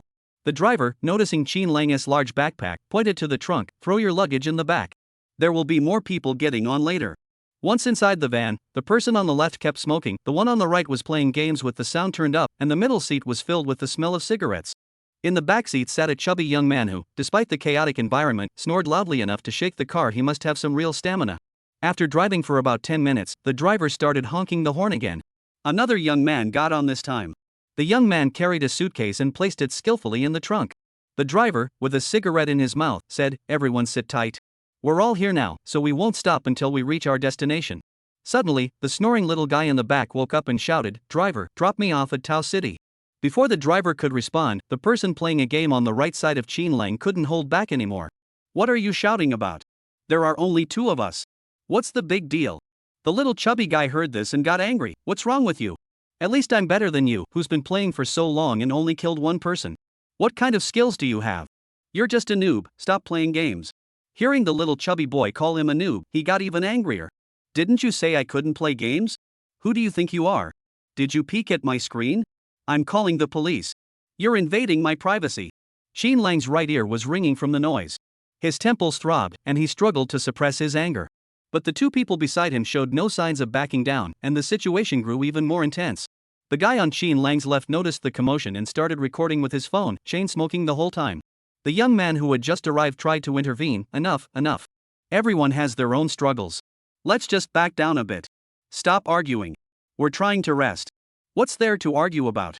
But Qin Lang was mentally comparing the map, calculating how far Tao City was from his target location. He couldn't believe he was already halfway there. His luck was really good. He couldn't shake the feeling that starting off with such good luck meant trouble was bound to follow. Sure enough, the 2 people beside him, who had been insulting each other from the start, eventually started fighting. Qin Lang was standing close to the young man playing the game, and the chubby guy's moves inevitably caught him in the crossfire. After enduring 2 punches from the other guy, whether intentional or not, Qin Lang finally couldn't take it anymore. "Can you aim your punches a little better? You've accidentally hit me twice already." But the chubby guy mistook Qin Lang for the gamer's accomplice. "You 2 are in cahoots, aren't you? Did you team up to target me on purpose?" Qin Lang was speechless. How could this involve collective punishment? Qin Lang said, "No, I was just reminding you not to accidentally hurt me again." Upon hearing this, the chubby kid immediately thought Qin Lang was provoking him. "Are you looking for a beating too? Watch out, I'll beat you up too." Qin Lang ignored him and asked the driver, "Sir, how much longer until we reach Tao City?" The driver, with a cigarette in his mouth, frowned and said, "I want to get there faster than you do. I'm already flooring the gas pedal, but it'll still take at least half an hour."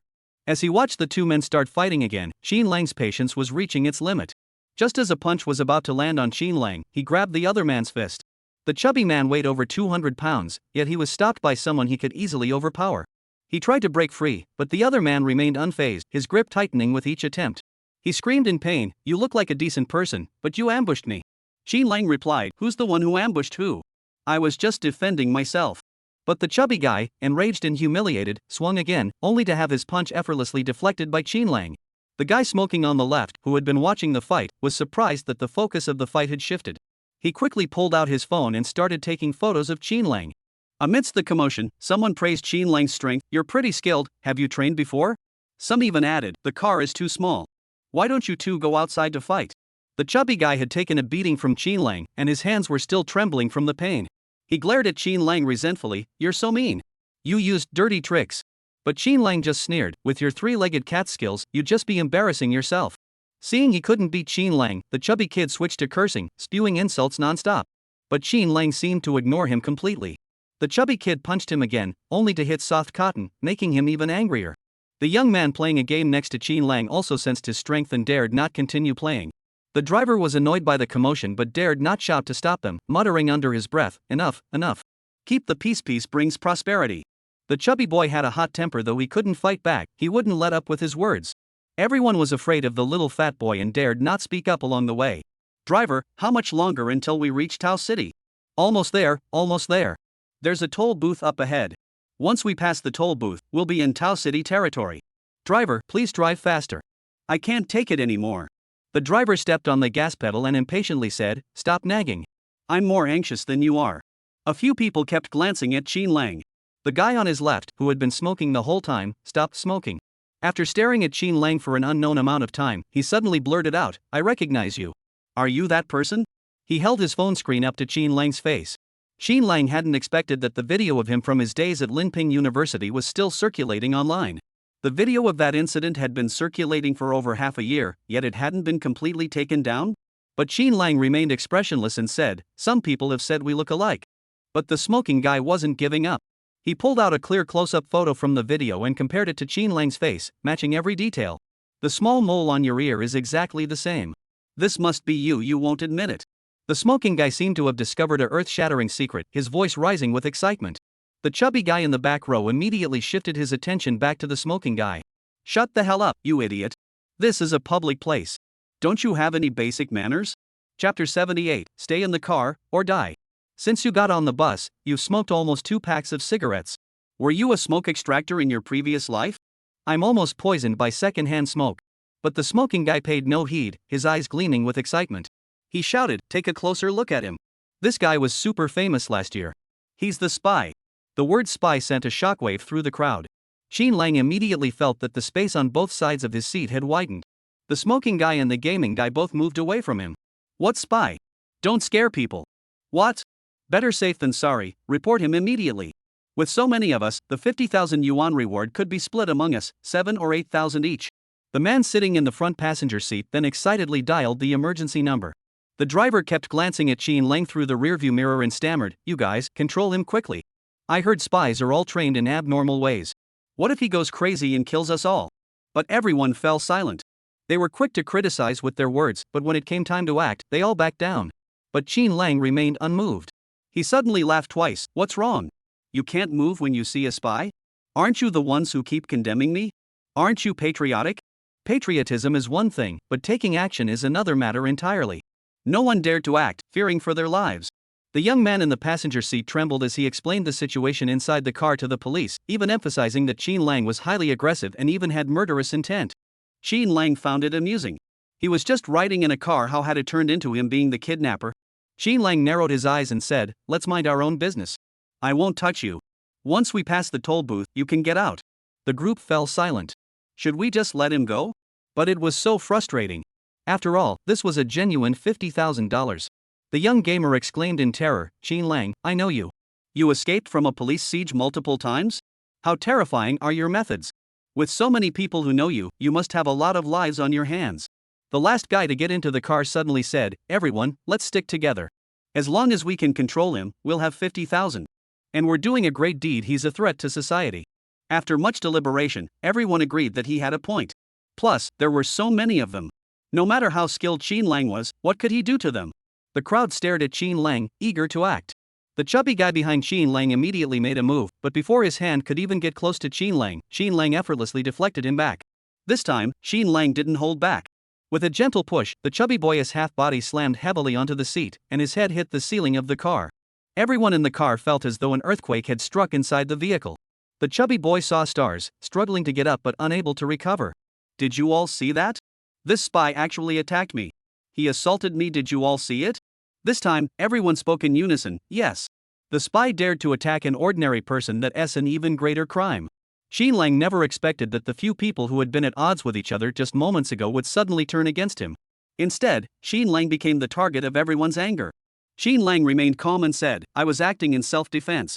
He lowered his voice further, "Let me say this one last time, don't label me with such a disgusting term as spy." The smoker exclaimed in horror, "What self-defense? You weren't injured, so that's malicious attack." Qin Lang.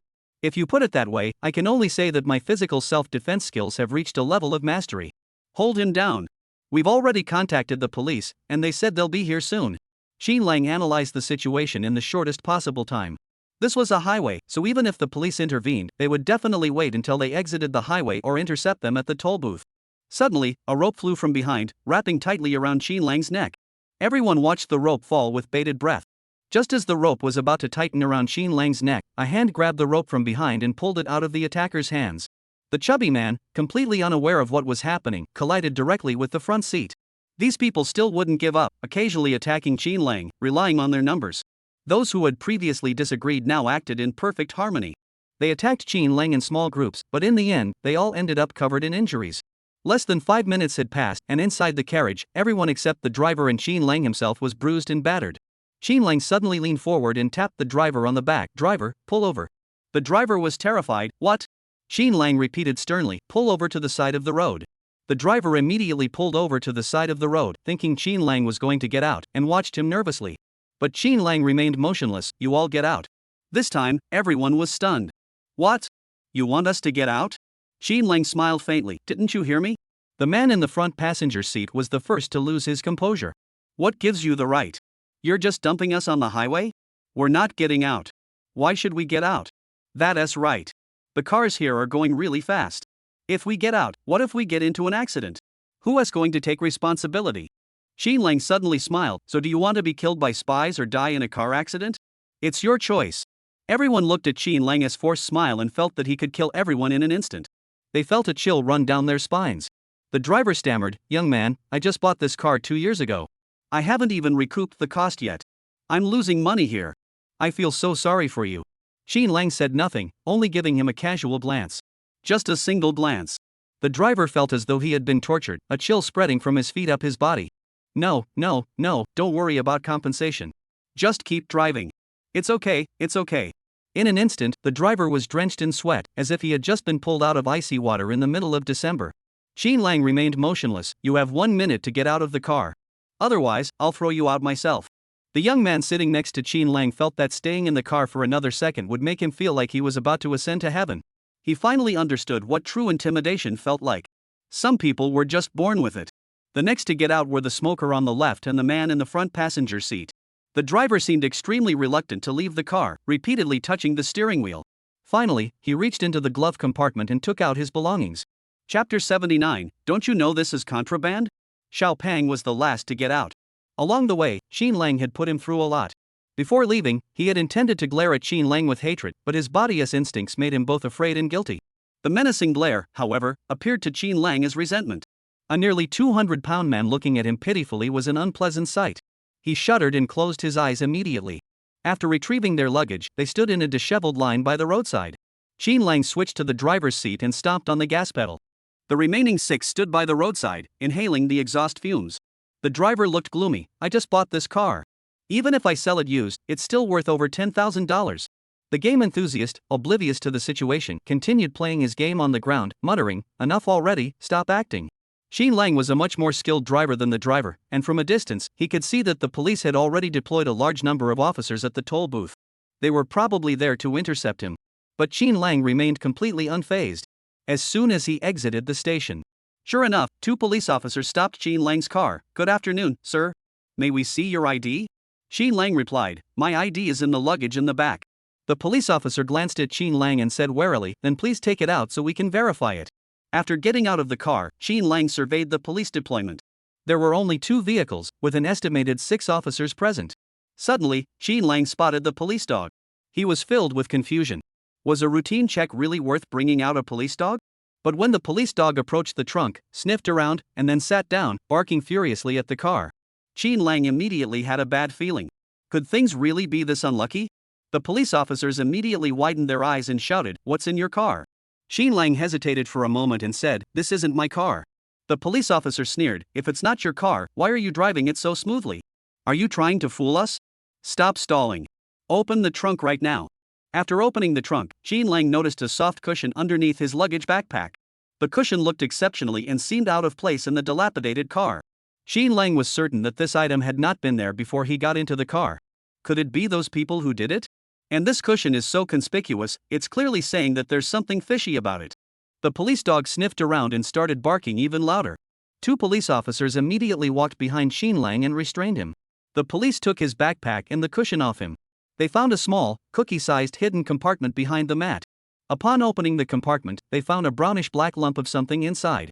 Instantly, Qin Lang's expression changed. It seemed that his actions had been anticipated by the other party. Otherwise, how could there be police dogs waiting here and suddenly discover this lump of charcoal? Those few people in the car must have been actors, right?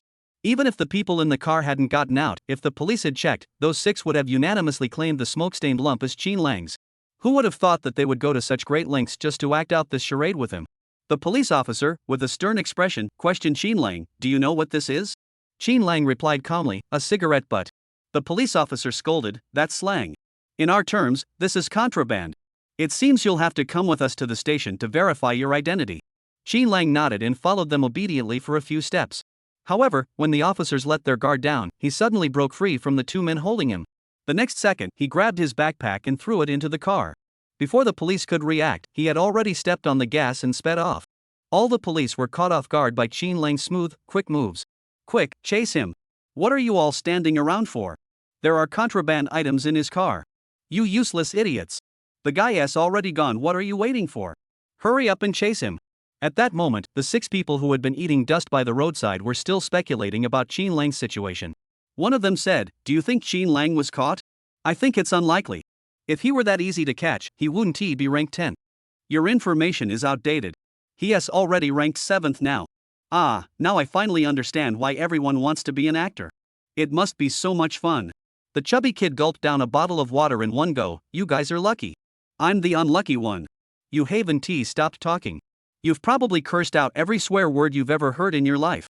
The driver chuckled. How are those moves you just pulled off with Qin Lang? How strong is he? The chubby kid shook his head. He really pushed me into the car with one palm. I wasn't acting. One slap sent stars flying before my eyes. This time, everyone stared at him in shock. "We thought you were acting because your reaction was so exaggerated." The chubby guy shuddered at the memory. "No," and I could tell he was holding back. "Otherwise, my arm would be broken." The gamer nodded in agreement. "Right, Qin Lang has an aura about him. When he told us to get out of the car, I really felt that if I didn't do as he said, he could grab my neck with one hand and pin me to the ground." Ugh, the guy shuddered. Even though the scene was just imagined, it felt like it could happen at any moment. The last young man to get in the car remained calm throughout. He said with a half smile, "That's normal. Otherwise, he wouldn't be worth having Colonel Ruan issue a special order to make things harder for him." The others also began to anticipate Qin Lang's next move. Qin Lang stepped on the gas, and the swaying minivan suddenly sped off like a professional race car. The 2 police cars chasing behind him struggled desperately but could only catch a glimpse of his exhaust fumes. How can this kid drive this old clunker so smoothly? Didn't the military just contact us and say that Qin Lang's car was on the verge of being scrapped? This doesn't look like it's about to be scrapped. It feels like it could last another 800 years and become a family heirloom. Can you do it? Are you flooring it? The driver, annoyed by the constant yelling, snapped back. "There are so many cars on the road, I dare not floor it." Can you stop complaining? If you think you can do it, go ahead. The other person immediately shut up but still occasionally gave directions until they could no longer see Qin Lang's car exhaust. Did he just turn this way? No way. I thought he turned right. Damn it, there are 6 of us with 6 pairs of eyes, and we managed to lose a guy driving an old van? Chapter 80, your police car isn't up to par either. The police followed closely behind Qin Lang the entire way. This kid has got some skills. Which side are you on? Why are you praising him? The man scratched his head awkwardly, "Just speaking my mind, but his driving skills are really impressive." Meanwhile, the police officers were marveling at Qin Lang's driving skills. Meanwhile, Qin Lang's own car had stalled. Damn it, I'm really impressed. This old car only had a little bit of gas left, and it stalled after just 2 accelerations. Qin Lang decided to play it safe, abandoning the broken down car and opting to walk instead. Qin Lang mentally replanned his route, and the nearest bus stop was the closest option. Take bus 56 to the intersection of Taocheng South Road, then transfer to bus 805 and ride to the final stop. However, the final stop was still 100 kilometers away from his intended destination. However, he could take a direct bus to his destination from the terminal. Qin Lang remembered that the buses departed every hour. The journey takes about an hour. He only had 7 yuan left in his pocket, which wasn't enough for a ticket, but he figured it wouldn't be too difficult to sneak on board.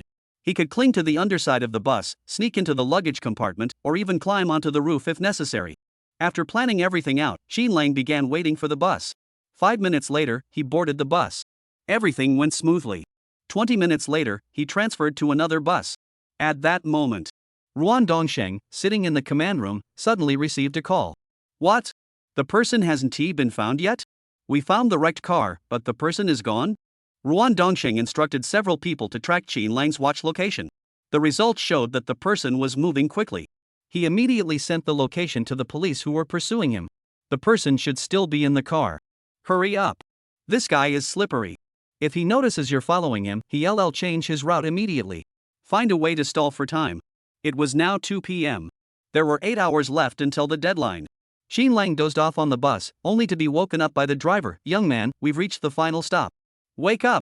Qin Lang glanced around and hurriedly got off the bus. As soon as he stepped off the bus, he noticed several shady-looking individuals staring at him. Qin Lang immediately activated the system's scanning function and discovered that all of them were carrying guns and handcuffs. They must be police who had set up an ambush here in advance. Qin Lang was puzzled. How had they managed to predict his location? He immediately thought of his watch. There was no doubt that the watch had a tracking device. If it weren't for the centipede repeatedly emphasizing that this thing must not be discarded, he would have thrown it away long ago. It seemed that as long as he wore it, they would always know where he was, which was somewhat troublesome. But Qin Lang smiled slightly, and a plan immediately formed in his mind. Qin Lang walked along the road for a while and noticed that the people behind him were still close behind. He went to the bus terminal and checked the departure time. 20 minutes later, the bus would arrive at the destination city before 5 o'clock. Qin Lang had originally planned that 20 minutes might be too long. But the next moment, the relentless police officers made their move.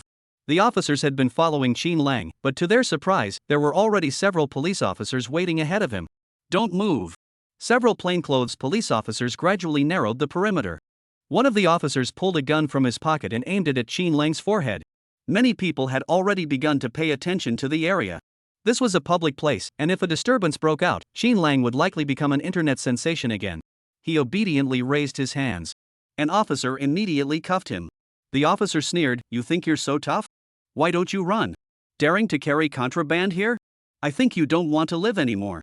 Someone even took the opportunity to kick Qin Lang, causing him to stop in his tracks and turn to face the person who had kicked him.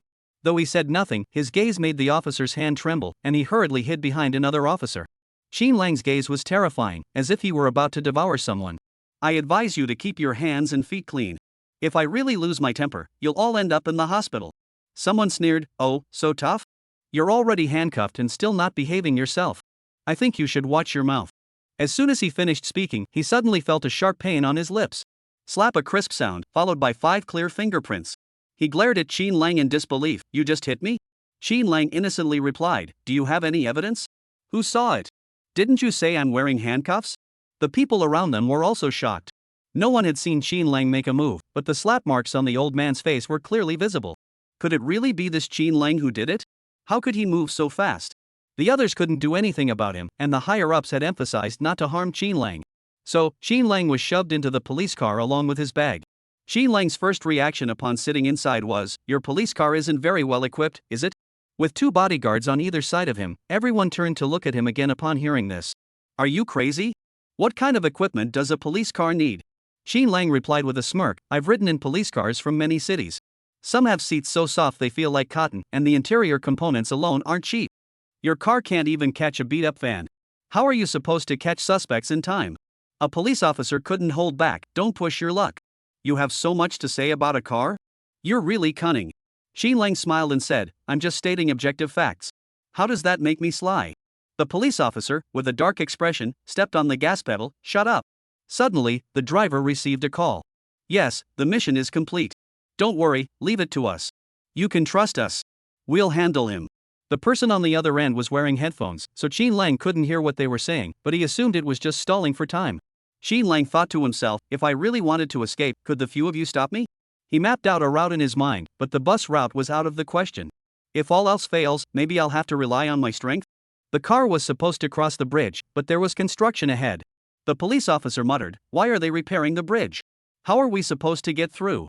Before the police officers on either side of Qin Lang could respond, he said, "Turn left, then take the first left at the traffic light, go straight through the overpass, then." Everyone looked at Qin Lang suspiciously. They seemed curious whether Qin Lang was just making things up. One of the police officers, unwilling to believe it, pulled out his phone and started navigating the route, only to find that it matched exactly what Qin Lang had said. Now, the shock in their eyes was impossible to hide. "How do you know that?" Qin Lang replied calmly, "I memorized the map of this area before coming here." The others memorized the map? Chapter 81, We Chased a Truckload of Pigs? Everyone was amazed and exclaimed in unison. But they felt that, given the average person's brain capacity, this was impossible. Are you kidding? How many people could possibly memorize the map of these rural roads in such detail? Qin Lang, however, looked down on them and said, "Isn't that the most basic thing?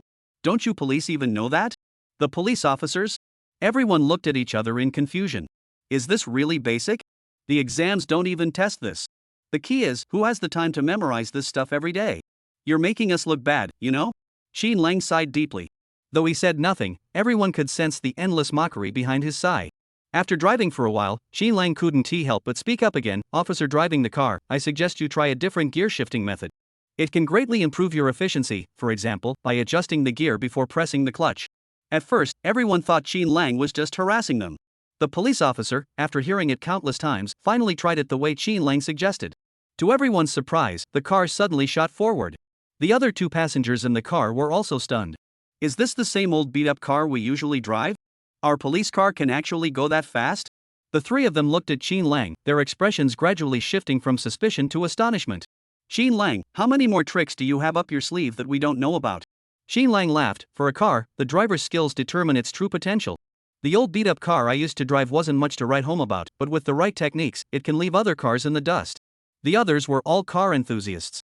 They had previously thought Qin Lang was joking. But now, seeing the real skill, they immediately wanted Qin Lang to teach them a few more tricks.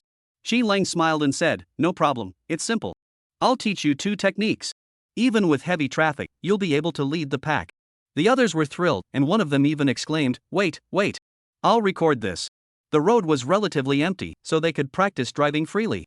Suddenly, Qin Lang smiled and said, "I'll teach you a finishing move, slow down first, then accelerate. With this combo, you can reverse into the parking spot directly." Which man wouldn't want to experience the smoothness of backing into a parking spot? Even just imagining the scene made them feel like their charm was off the charts. After Qin Lang explained the technique, the others believed him wholeheartedly. With a smooth deceleration, just as he was about to step on the gas to accelerate, Qin Lang smoothly pressed the window button. Without anyone noticing, Qin Lang smoothly jumped out of the car. And even after jumping out, he didn't forget his luggage. The luggage hit the face of the police officer behind him. Oh my god. The police officer driving the car noticed that Qin Lang had jumped out, but the gas pedal was already out of control. Compounded by his distraction, he failed to adjust the steering wheel properly, causing the vehicle to reverse directly into a ditch by the roadside. The ditch wasn't deep, less than a meter, and there was no water inside. The three of them fell in unharmed. However, the car doors were jammed shut, and no amount of struggling could open them. Frustrated, the 2 police officers screamed inside the car, "Qin Lang, you big liar. You deliberately tricked us. We're done for. We just guaranteed we could delay Qin Lang. He did it on purpose. From the start, he was talking about driving skills just to lower our guard. Qin Lang is so despicable." The group continued to curse angrily. Qin Lang just smiled and said, "It's your lack of vigilance that's the problem." Isn't that basic? Basic my ass. Qin Lang always manages to casually drop a remark that drives people crazy. Qin Lang picked up his backpack from the ground and looked at the handcuffs on his wrists. It was a bit of a hassle, but searching for the keys would waste even more time. The priority now was to find a mode of transportation and head toward his destination. He walked forward for a while and spotted a mountain bike parked by the roadside. Without hesitation, Qin Lang hopped on the bike and rode off. The young man who had been riding the bike had only stepped away for a moment to use the restroom, and when he returned, the bike was gone. He broke down and shouted by the roadside, "Where's my bike? Which bastard took my bike? Damn it, where's my bike?" Meanwhile, Qin Lang had already disappeared into the distance on the mountain bike. The police station received 2 calls that afternoon. One was from the 3 unlucky police officers. "Captain, we've been tricked. The car fell into a ditch. Send a tow truck to rescue us." The other call was from a young man, screaming in panic, "Police officer, my mountain bike was parked by the roadside, and I don't know who took it. I just went to the bathroom for a moment, and someone actually stole my bike. Officer, my bike isn't cheap. You have to help me find it." The police noticed that both incidents occurred on the same road and immediately pieced together the sequence of events. They sighed helplessly, "Don't worry, we'll do our best." Just as they passed 2 streets, Qin Lang suddenly realized something was wrong. He hadn't dealt with the watch on his wrist. In his haste, he had forgotten about it. Qin Lang stopped the car, placed the watch on the ground, crushed it with his foot, and removed a component from inside. Just then, a truck loaded with pigs passed by. He threw the tracking device onto the truck and put the battered watch back on his wrist. It was a complete return to its original state. He took a piece of clothing from his bag and draped it over his hand to cover the handcuffs. In the command center, Ruan Dongsheng received another call from the police. "What? We've completely lost him this time?" Ruan Dongsheng ordered someone to track Qin Lang's location. The staff reported, "The route has just changed. He seems to be heading toward the suburbs." Ruan Dongsheng found this odd. Why is he moving further away? Does he have other plans? He then passed the location to the police. The police followed the route for over 2 hours and eventually spotted a pig transport truck ahead. They immediately had a bad feeling. "We've been played again, haven't we?" Several officers approached the truck with grim expressions. The driver, looking terrified, said, "Officer, my pigs have all passed inspection. I'm an honest citizen." There was no sign of Qin Lang among the pigs in the truck. They contacted Ruan Dongsheng again. "Are you sure it's here?" "There's only a truck full of pigs here." "He must have thrown the tracking device into this vehicle." Ruan Dongsheng sighed helplessly. "Alright, it seems we've all been played by this kid. There's no point in chasing him. As long as he doesn't want us to find him, we won't be able to. But everyone was even more curious about Qin Lang. They wondered how he would show up. Ruan Dongxing suddenly burst into laughter. Xin Lang, you always manage to surprise us. Chapter 82, only 1 minute left, where is Qin Lang? De Cohen had originally planned to take the train. However, during the transfer, he didn't board the next train as planned. Instead, after getting off the train, he asked a few people if they needed a ride and planned to take a shared ride to get there. Carpooling involves paying after the ride, and he planned to find another way to avoid paying later. At a critical moment of life and death, who would bother with principles or morality? Power is the ultimate truth. Hao Dawe's route was by bus, so his risk was relatively lower. However, after getting off the second bus, he noticed a delivery motorcycle parked by the roadside. The keys were still in the ignition. He hopped on and was about to start the engine. But the delivery guy outside panicked and shouted, "What are you doing? In broad daylight, you're actually trying to steal the bike? Be careful, I'll call the police. Give me back the bike." But Hao Dawe said, "Go ahead and call the police. If you call the police, you'll get your car back." After all, this was part of their evaluation. In theory, any damage to property or unauthorized use of transportation during the process would be handled by designated staff. However, the other party thought Hao Dawe was provoking him and intentionally trying to anger him. As Hao Dawe twisted the ignition, his emergency call was already dialed. "Is this the police station? My car has been stolen." In addition, police stations in various areas received multiple reports of the same incident. Some even called Ruan Dongxing directly. "We weren't supposed to get involved in your special forces recruitment assessment, but isn't this getting a bit out of hand? How much extra work have you caused us?" Ruan Dongxing apologized jokingly while trying to smooth things over, promising to treat them to a nice meal next time. A survival selection for new recruits ended up causing a huge commotion. But the more they caused a commotion, the happier Ruan Dongxing became. He even boasted to those around him, "Did you see that? This year's new recruits are much more resourceful. I estimate that over 30 might pass the first round of assessments." This absurd farce continued until past 8 o'clock in the evening. Ruan Dongxing, the centipede, and others had already gathered at the assembly point. Some followed their original plan and were already on their way out of the province. They might have realized something was wrong, but they had already missed the best opportunity and, with it, their only chance to become special forces soldiers. Those who remained resorted to all manner of absurd methods to reach the gathering point. Some had come by garbage truck, others by kind strangers' electric scooters, arriving in segments. There was even a wealthy young man who took out his gold chain to give as a gift, asking someone to drive him there. Regardless of the method, as long as it was within reasonable limits, it was permitted. There were 2 assembly times. The first gathering time was at 9 p.m., and Hao Dawe and Lao, who were part of this group. Qin Lang and De Cohen were in the second group, gathering at 10 p.m. Hao Dawe sped along the road at breakneck speed, with the motorcycle tires nearly skidding off the ground several times. Fortunately, the delivery guy's phone was also in the car, so he checked the map while speeding, and arrived at the destination by 8:30 p.m. He was thrilled, not expecting to arrive so quickly. He handed the motorcycle to the staff, explained the situation, and added, "The delivery guy is calling every minute. You guys handle it." However, it was almost 9 p.m., and there was still no sign of Old Hu. Hao Dawe rushed in and out several times but couldn't find anyone. Until the ending signal sounded. When Ruan Dongxing announced, "All new recruits who arrived at the destination by 9 o'clock, congratulations to all of you here. You have passed the Special Forces selection." Some were overjoyed, while others were devastated. Someone asked in disbelief, "Does that mean my best friend was eliminated?" The centipede said, "If you didn't arrive by the specified time, you're eliminated." Hao Dawe sighed, "How could this happen? How could Old Hu be eliminated? He had planned this all along, didn't he?" Old Hu had indeed planned it all out. After getting off the bus, he didn't take the taxi that was on his original schedule but changed routes twice. But for some reason, he always ended up getting caught in inspections, and each time he had to flee in a hurry. Although he had served in the military for many years, his ability to think on his feet was somewhat lacking. In the end, he missed the last bus and accepted his fate. He tapped give up on his watch, and soon someone came to pick him up. He sighed, "Xin Lang and the others must be almost there by now. They're so capable, this should be no problem for them." He felt sorry for himself but also prayed for their success. Only Hao Dawe remained gloomy. Soon after, more soldiers began to return one after another.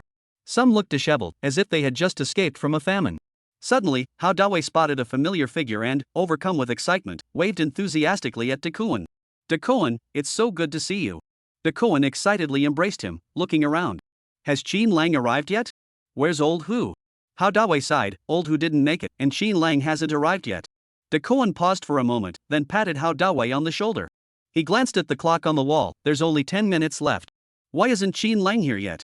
Hao Dawe also said anxiously, "Yeah, Qin Lang is so capable he must be the first to arrive." "He's not here yet? That's unusual. Another 5 minutes passed. 4 more people arrived one after another. But there was still no sign of Qin Lang. This time, both of them couldn't contain their impatience. Where the heck is Qin Lang? There's only 5 minutes left. Qin Lang can't be running late, can he? 2 minutes passed.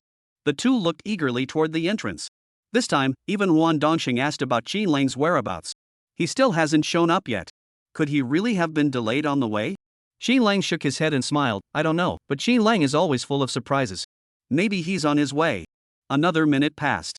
This time, Hao Dawei really couldn't stand it anymore. He kept glancing out the door. Qin Lang, hurry up and show up. There's only 2 minutes left. Qin Lang, you're so capable. We agreed to join the special forces together. I've come all this way, don't mess this up. Only 1 minute left. Suddenly, the front door rang again. This time, several familiar figures stumbled in. Song Yan, Han Zhangyi, and Liang Yueming. What are you all doing here together? Ruan Dongxing also raised his eyebrows in surprise. I didn't expect anyone else to show up at this time. Only 20 seconds remained. This time, the door slowly closed. If Qin Lang didn't show up soon, he would have completely lost this opportunity. Everyone held their breath, staring intently at the clock on the wall.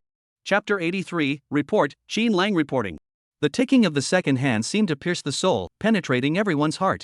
Just as the second hand reached 59 seconds, a voice suddenly cut in, Qin Lang reporting. Instantly, everyone turned their gaze toward the door. Qin Lang stood at the entrance, facing the bell signaling the end of the selection process, and stepped back into formation one step at a time. Ruan Dongxing said, Good job, Qin Lang. You sure know how to time things. Did you do that on purpose to draw all the attention to yourself? Qin Lang shook his head and pulled out a silver handcuff from his pocket. I was just unlocking the handcuffs, which took a bit of time. It wouldn't be appropriate to meet you with this. Everyone's gaze once again focused on the handcuffs. What's going on here? Even Hao Dawei looked completely confused and whispered, Qin Lang, why are you wearing that? What's going on? Qin Lang smiled slightly and said nothing. Ruan Dongxing gave Qin Lang a meaningful look. He then announced the selection process was over. There are a total of 36 people standing here, 6 more than we expected. A commotion suddenly erupted among the crowd. Ruan Dongxing said, since 36 of you have passed the final selection, it means you are all qualified to participate in the training. Please give yourselves a round of applause. Clap, clap, clap. The applause was accompanied by the excited expressions of many who had not expected to pass the selection. It was indeed quite challenging. Especially for Qin Lang, his exam questions were clearly customized for him and became increasingly challenging. No one else received such treatment. Others had a few challenging obstacles along the way, but not too many. Only Qin Lang had to jump from one fire pit into another abyss. Ruan Dongxing said, there are 36 of you, plus the 20 who were admitted directly, making a total of 56. However, only 30 will ultimately pass the training. Don't think that passing this assessment means you're off the hook. Training begins officially tomorrow. You must clearly understand one thing, once the Special Forces training truly begins, your days will be hell. Hearing this, many felt a chill run down their spines. Just as everyone thought they could finally relax, Ruan Dongxing suddenly added, I know that some of you only passed this selection test because of certain connections. Upon hearing this, many faces turned grim. Some even looked nervously at Qin Lang. As for the person at the center of the controversy, he remained focused ahead. Qin Lang thought that having influential people helping him was also part of his luck. On the battlefield, ability is one thing, but luck also plays a part. Qin Lang had several close calls where he thought he was about to lose his life, only to suddenly find a way out. Perhaps that's what they mean by heaven doesn't abandon those who are about to perish. Therefore, Qin Lang does not believe that occasionally encountering good teammates who lend a helping hand at the right moment is a bad thing. After finishing his words, Ruan Dongxing looked at Qin Lang meaningfully and said, if some people are truly that capable, they should lead everyone to the end, to victory. This time, many people noticed that Ruan Dongxing was addressing those words directly to Qin Lang. Many people's understanding of Qin Lang was still limited to him being the strongest newcomer. And the 3 people who had entered before Qin Lang, it was easy to connect them to Qin Lang through this selection process. After Ruan Dongxing left, the new recruits gathered together, curiously gossiping. Qin Lang, what's going on? How did the 4 of you end up together? And what about your handcuffs? Why are you still wearing those? What did you encounter along the way? Tell us about it. So, Qin Lang told them about how he had ended up meeting the other 3. Song Yan happened to encounter Han Zhangyi during the secret room assessment. The two immediately decided to team up, but their teammates had already been eliminated one after another. They also used unconventional methods to barely obtain the map in the secret room obstacle course. At first, the two didn't realize there was anything wrong with the map. While waiting for a ride by the roadside, a talkative old man asked them where they were going. After they told him their destination, the man asked them how they planned to get there. The two pulled out two different routes, and the man burst into laughter upon hearing them. What were you thinking? Following your plan, what should have taken 3 hours would take you over 10 hours. The two finally realized that the final hurdle might be a complication in the route. The man cheerfully helped them plan a new route. Seeing them acting so mysterious yet looking completely clueless, he thought they were filming a variety show. Someone whispered over, "Are you filming a variety show?" Song Yen and Han Zhongyi exchanged a glance and agreed instantly. Yes, but the camera is filming remotely from a distance. Look at this watch, it's the current audio microphone. The uncle immediately adjusted his posture and said, "My name is Chang Baishun. Make sure to credit me when the show airs." Han Zhongyi added, "No problem, sir. And you're so kind-hearted and helpful. We're so lucky to have met you. Could you help us plan a shorter, more cost-effective route? We're traveling on a tight budget." The uncle immediately tapped into his network, arranging for them to take a bus to a certain location, then called a car to take them directly to their destination. The two of them were on the bus when they encountered Liang Yueming, who was following the designated route diligently. After hearing the truth, Liang Yueming was utterly shocked. "Goodness, I had no idea. I'd almost missed the time." So the two became three, and they all got into the car together. However, the car broke down halfway through the journey. The driver apologized, "I'm really sorry. Why don't you just walk there? There were still over 20 kilometers left, but if they ran, they could make it in time." Unfortunately, things didn't go as planned. The road the driver told them about was closed. They had no choice but to turn back and ask for alternative routes. As a result, they ended up wasting a lot of time. The driver's car was still parked on the road, and he hadn't found a mechanic yet. Just then, Xin Lang rode by on his bike. Upon seeing the three familiar faces, he immediately got to work fixing the car. 10 minutes later, the car was actually fixed. The driver took the four people, along with the bicycle, and sped all the way to their destination. However, they arrived during peak evening traffic and nearly missed the optimal time. De Cohen and Hao Dawei were utterly amazed. "Your lives are so eventful." Yeah, and it was such a coincidence. Hao Dawei was still curious about Qin Lang's handcuffs. "What's the story with those handcuffs?" So, Qin Lang briefly recounted the series of mishaps he had encountered along the way to the others. Everyone was amazed. "Qin Lang, you've really been favored all along. Next time there's a selection or evaluation, I definitely won't be with you. Being with you makes everything harder." De Cohen laughed and said, "But being with Qin Lang also greatly increases your chances of passing." Hao Dawei paused for a moment, then laughed and said, "Right, then I'll stick with you. At least I have a better chance." A short while later, a truck arrived outside. The centipede said, "Everyone, take your luggage and get in the back of the truck." Chapter 84, No need to line up to watch. Next time I practice shooting, I'll call you. Everyone loaded their heavy luggage onto the truck and, once inside, began discussing the incidents they had encountered along the way. That's too abstract. Who knew the exam would be like this? Let's introduce ourselves. My name is Chao Shang. I was a veteran from the artillery company. My name is Su Wenbiao. My name is Song Yen. When it was Qin Lang's turn, before he could speak, someone said, "You're Qin Lang, right?" Qin Lang nodded and said, "My name is Qin Lang, a new recruit in the Reconnaissance company." Many had already heard of Qin Lang's reputation, and combined with his arrival today, it was impossible not to notice him. Someone mocked him, saying, "Qin Lang, your name is famous. I've heard that you could hit a target 600 meters away when you were a new recruit. We veterans are all lining up to see this sharpshooter's skills." Everyone could hear the sarcasm in his words. Before formal training had even begun, conflicts were already arising. This wasn't a good sign. Many remained silent, watching the spectacle, while others wore smirks, eager to see Qin Lang make a fool of himself. In the end, Qin Lang merely nodded slightly and said, "No need to line up next time. I'll call you when I'm practicing." Everyone. What the hell? Qin Lang is clearly provoking them. In the military, new recruits are supposed to show some respect to the veterans. Yet Qin Lang dared to speak so arrogantly to the veteran. The veteran who had just spoken twitched his lips twice before saying, "Qin Lang, you did that on purpose, didn't you?" Qin Lang looked innocent and said, "You said you wanted to see me shoot, so I invited you to watch. How is that intentional?" Qin Lang's two sentences only poured oil on the fire. Many onlookers were practically ready to grab some sunflower seeds and sit down to watch the show. Han Zhongyi and Hao Dawei, along with a few others, struggled to suppress their laughter, but they couldn't hold it in anymore. Innocence is the most powerful weapon. Another veteran said, "Qin Lang, remember this, in the military, where there are so many hidden talents, don't act so arrogant. It's better for you." Qin Lang replied, "Same goes for you." This veteran was well known in the sharpshooters company and served as a platoon sergeant. He was acquainted with Liang Yueming. He had previously expressed dissatisfaction with Qin Lang. During the time when Qin Lang was training the Reconnaissance Company's soldiers, his name was frequently mentioned in the sharpshooters company. Some were curious about Qin Lang, but most were hostile. Among them, a man named Shin Jiaba was the most vocal.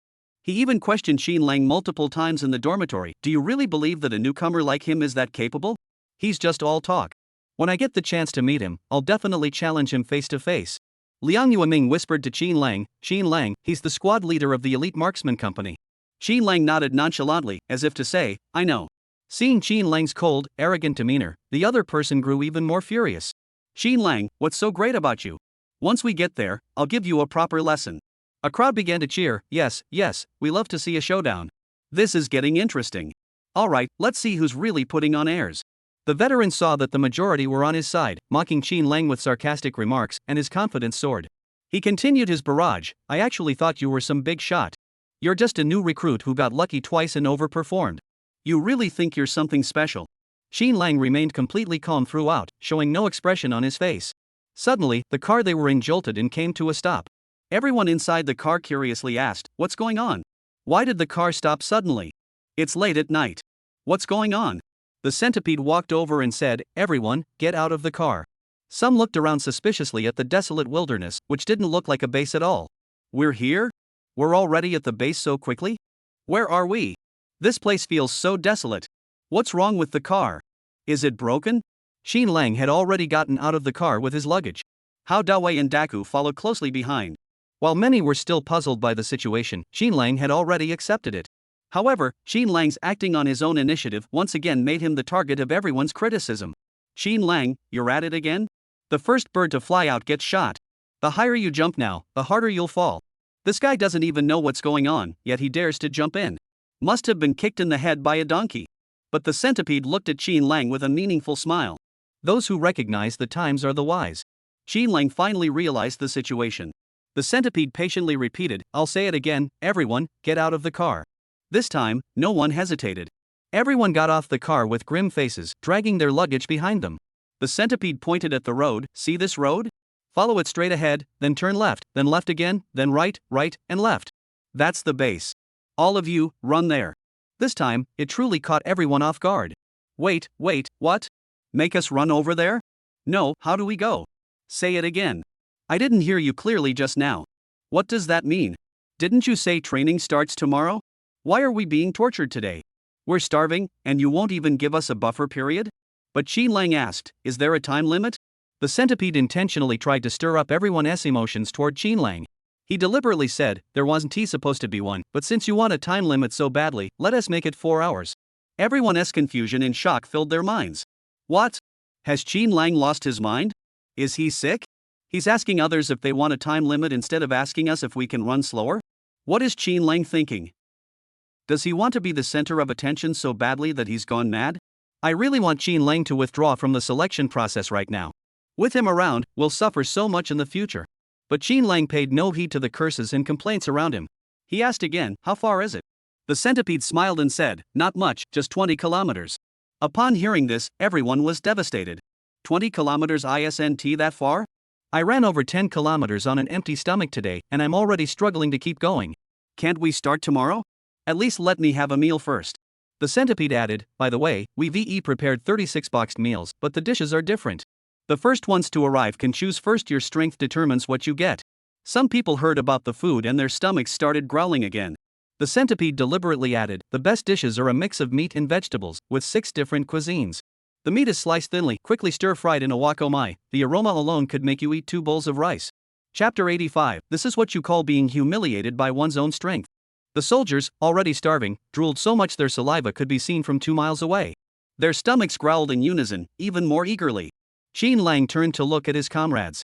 They nodded slightly and followed Xin Lang out along the path. Those still lost in their food fantasies never expected Xin Lang to have already beaten them to it. They were instantly filled with anger. Xin Lang, how dare you be so shameless? You didn't even wait for the signal to start. Do you have any sense of rules? Instructor, aren't you going to do anything about him? Xin Lang sneered coldly, don't you have any brains? Did you see the stopwatch in his hand? We've been walking for half an hour already. Everyone finally looked at the stopwatch in the centipede's hand. It had already been nearly 3 minutes. Wait, when did he start it? The centipede said, from the moment I first told you to get out of the car. He laughed, I've been holding this stopwatch for ages. Didn't you notice? Suddenly, everyone fell silent. With a dark expression, he followed Xin Lang closely. Someone in the crowd muttered angrily, Xin Lang is way too much. He saw it and didn't he even warn us? Yeah, does he just want to win secretly? Oh, he probably just wanted to see us make fools of ourselves. How petty of him. These people deliberately didn't lower their voices, and their conversation drifted to the ears of the people ahead, including De Kuan. Liang Yuning was the first to lose her temper. These people are getting too bold, aren't they? At first, we were cursed at when we got off the car, then we were cursed at for running first, and now they've finished running themselves and are still cursing us? This never ends. Song Yan also said with a dark expression, they're targeting Qin Lang. I can't stand it anymore. These people are all obsessed. Suddenly, Xin Lang laughed. Alright, let them see what real strength looks like. Everyone, adjust your breathing and maintain the rhythm. De Kuan hesitated and said, Xin Lang, shouldn't you at least yell at them to vent your anger? Xin Lang remained calm. What's there to scold them for?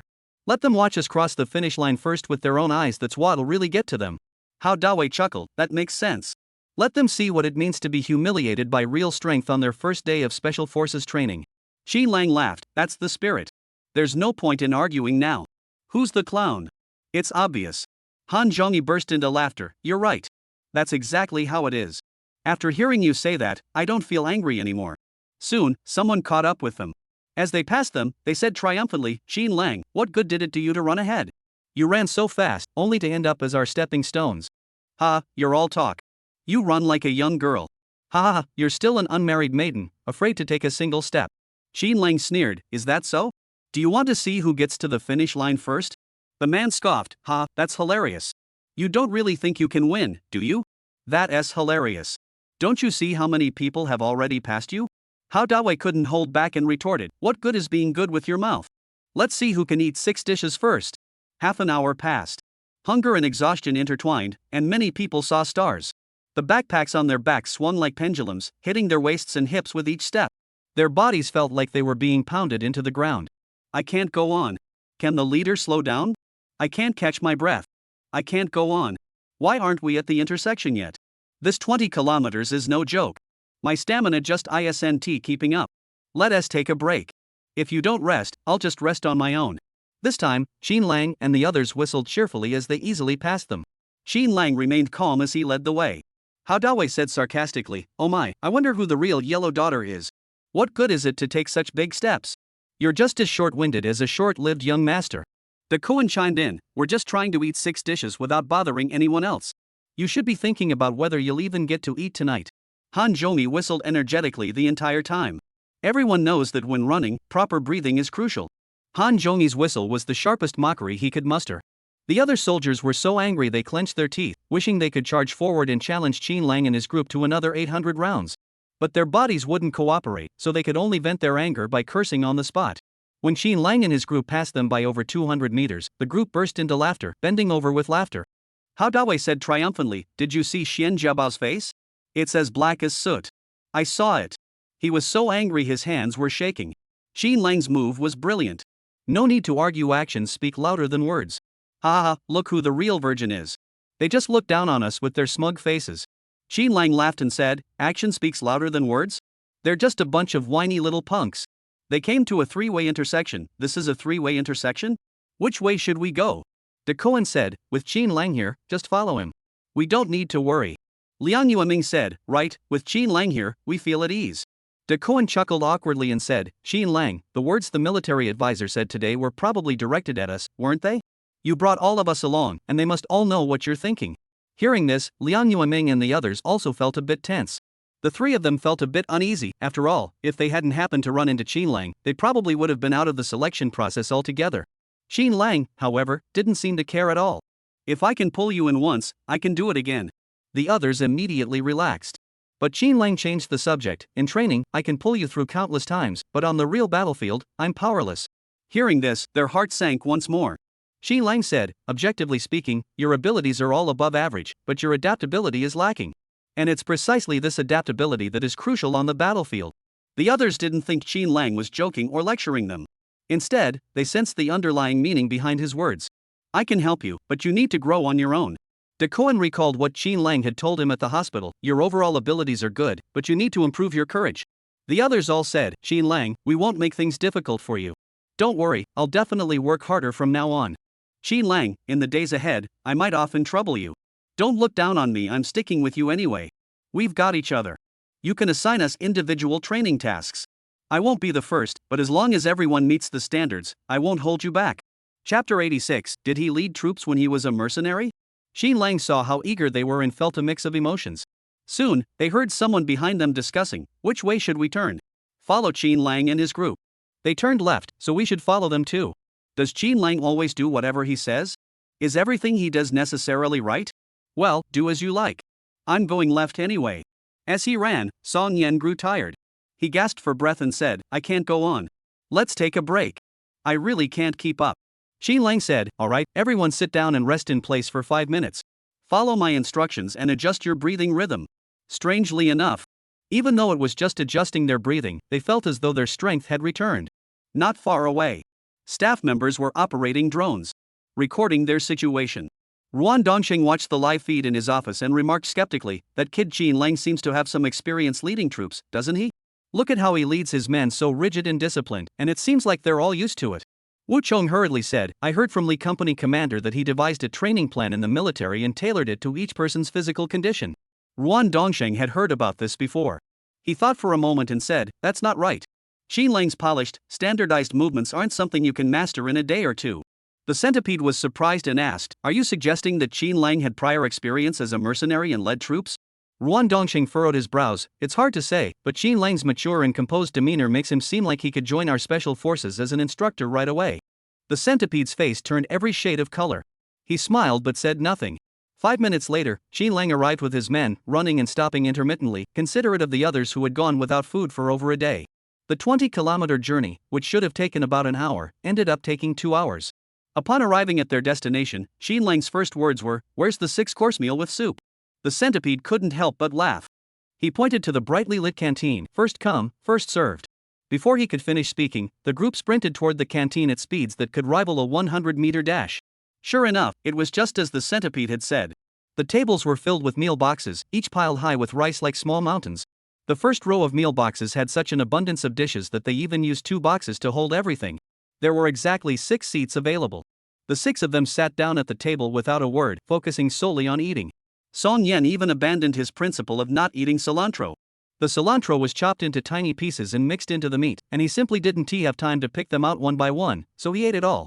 Although the taste was still not great, after experiencing hunger, he felt that even if someone gave him a bunch of raw cilantro, as long as he could survive, he could convince himself to eat it. Though it was still painful. Rice was served unlimited, and Hao Dawei had seconds twice. Until the Koan couldn't stand it anymore, didn't you eat 2 bread rolls at lunch? Hao Dawei replied while eating, that was to make up for what I didn't eat earlier. I still owe my stomach 3 meals. Duck Kuan. Can you even count that? This was the first time I heard such a ridiculous calculation. A large bowl of lotus root and pork rib soup sat on the table, and everyone took turns passing it around until it was completely empty. After eating their fill, they felt that all the hard work of the past few days had been worth it. After leaving the canteen, an expressionless veteran pointed to the building behind them. Your dormitory is behind there. You can choose your own room. Song Yen, upon hearing that they could choose their own dorm rooms, immediately said he wanted to share a room with Xin Lang. Liang Yueming also said, I'll stay with Xin Lang too. The Koan calculated that there were exactly 6 of them, so they could all stay together. Why bother choosing? We can all just stay together. However, when they saw the dormitory, they were all stunned. It feels strangely familiar. Don't mention it, I feel like I've been here before too. As soon as they entered the dormitory building, all the doors on the first floor were locked. It seemed they were meant to go to the second floor. Upon reaching the second floor, the doors on one side of the corridor were indeed unlocked, revealing room doors. They pushed open the first one, and were stunned by the scene that greeted them. This wasn't a dormitory at all, it was a large dormitory hall. If one were to count the beds, this rectangular space, approximately 20 meters long and 10 meters wide. There were only two rows of beds.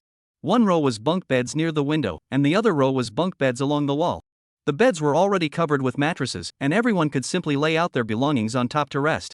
But faced with this shocking sight, the few people there took a while to process it. What were they thinking? Are our living conditions really this bad? This room is way too cramped. I think prisons are better than this. At first glance, the room was surprising, but the more you looked around, the colder your heart grew.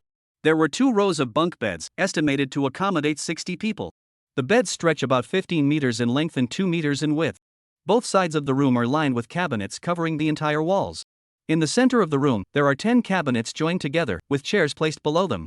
All the daily training uniforms and essentials have been provided for everyone. After standing there for a while, they had no idea where to begin. Just then, someone suddenly opened the door. It was the person who had just assigned them their dormitory. Haven T, you chosen yet? Since you arrived early, you can pick your spots. Liang Yueming asked with a grim expression. We only have this one dormitory? The veteran looked at him and said, did you bring a clone? One dorm isn't enough for you?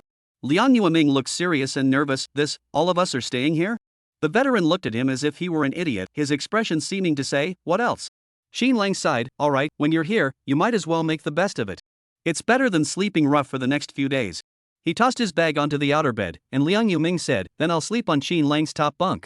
Hao Dawei snatched the spot next to Xin Lang, sighing, thank goodness there's a partition between the beds.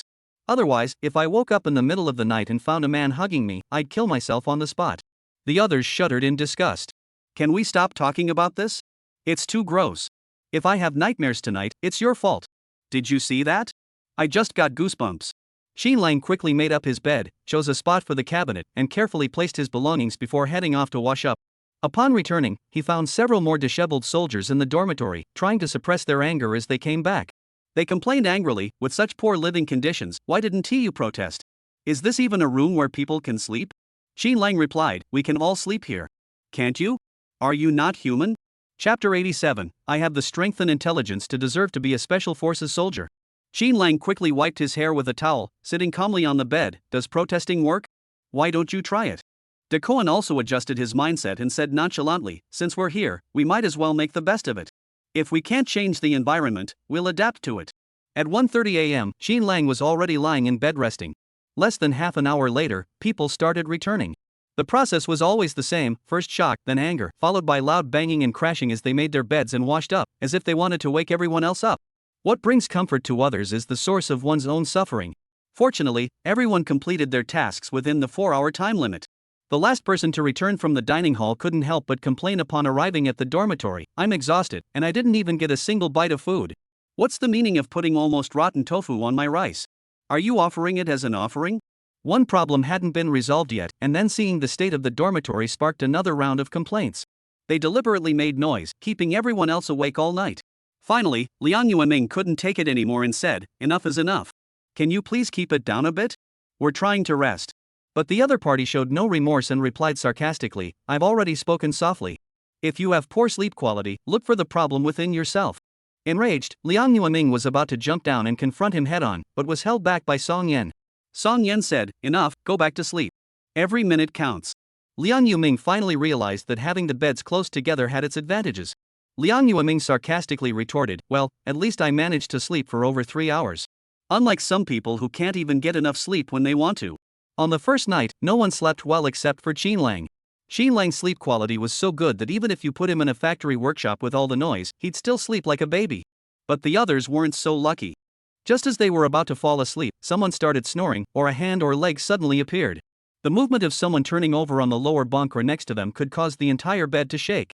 Some people were so exhausted that they came back without washing up and went straight to bed, and the strong odors from their bodies made it impossible to fall asleep, only to wake up again from the suffocating smell. That night, everyone truly experienced what it meant to be utterly miserable. 6 o'clock in the morning. The wake-up call sounded. Most people hadn't even seen the Sandman yet and were forced to get up and face the centipede. Many who had merely felt sluggish found that their dark circles under their eyes were now larger than ever after waking up together that morning. But no matter how tired they were, everyone managed to get their affairs in order within minutes and gather downstairs. To their surprise, soldiers had been waiting there for some time. Xin Lang spotted a familiar face, Yao Wenbin from the Reconnaissance company. It seemed these were all recommended recruits. In contrast, people like Hao Dawei looked as though their souls had been sucked out of them, each one listless and dejected. They, on the other hand, looked energetic and alert. Each of them stood tall and straight, gazing at Xin Lang and the others with a look of arrogance. Hao Dawei snorted in defiance. What are you bragging about? Tomorrow morning, you might be worse off than us. Ruan Dongsheng ordered, everyone, fall back into formation quickly. Now that all the special forces selected through the screening are present, I will announce the training schedule. Afterwards, those of you who just arrived should return to the dormitories to unpack your belongings. You have half an hour. Meet at the mess hall in half an hour. Let me start with some basic principles. Do all of you want to be special forces soldiers? Everyone replied weakly, yes. Ruan Dongsheng, you don't want to. Only a few people emphasized, we do. Ruan Dongsheng repeated, "You don't want to." This time, no one said a word. Your voices reflect your resolve. Do you have any resolve? Your voices are as weak as a mosquito's. They're not even as strong as a military dog giving birth. Look at yourselves in the mirror. What part of you resembles a special forces soldier? He launched into a tirade of insults. Many clenched their fists, struggling to suppress their anger. I've seen plenty of new recruits like you. You're all talk shouting slogans and daydreaming, but when it comes to the real thing, you don't even know where to run. Do you really think you have what it takes to be special forces? Yes. A single reply rang out like a bell. All the soldiers thought it was Ruan Dongsheng scolding them, so none dared to respond, hanging their heads dejectedly, ready to be slaughtered. Even Ruan Dongsheng himself hadn't expected anyone to answer him. And it was none other than Qin Lang. The expression on his face was a mix of emotions. Ruan Dongsheng was completely stunned.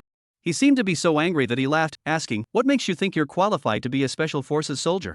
Qin Lang replied, "I have the ability and intelligence to deserve the title of special forces soldier." Ruan Dongsheng sneered, "You're pretty bold. Just because you say you have it, does that mean you actually have it?" This time, everyone turned to look at Qin Lang. Most of them were gloating, eager to see Qin Lang make a fool of himself. But Hao Dawei and a few others were genuinely worried about Qin Lang. Sticking your neck out gets you shot.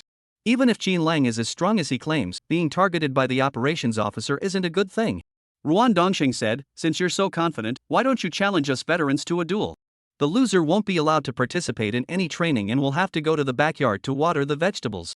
If you lose, Qin Lang, you must pass all the assessments, and if you intentionally fail, you'll have to run 20 kilometers with a heavy load." This time, Song Yan and De Cohen's faces turned grim. Qin Lang had come to join the special forces, but even if he was strong, facing so many special forces soldiers who had returned from the battlefield, he couldn't guarantee a 100% win, right? Qin Lang remained silent. Ruan Dongsheng challenged him, "What? You're not convinced?" This time, Qin Lang replied without hesitation, "No, I accept." "When do we start the competition?" Qin Lang thought to himself, "They're actually hoping I'll show my weakness. Then let you see what true strength looks like." Ruan Dongsheng didn't expect Qin Lang to be so straightforward. He raised his eyebrows and looked at the group of special forces soldiers behind him. "Since Qin Lang wants to compete, who among you will play with him?" His words sounded like he was coaxing a child into playing a half-hearted game. A group of veteran soldiers mocked Qin Lang with disdain, not taking him seriously at all. A few seconds later, the centipede stepped forward from the crowd. With a smirk, he said to Qin Lang, "I'll practice with you." Qin Lang asked, "What should we compete in?" The centipede humbly replied, "I'm an old soldier. If I suggest a competition, it might seem like I'm bullying you. You choose something you're good at." Qin Lang smiled slightly, "Then let's compete in shooting." This time, everyone was no longer calm.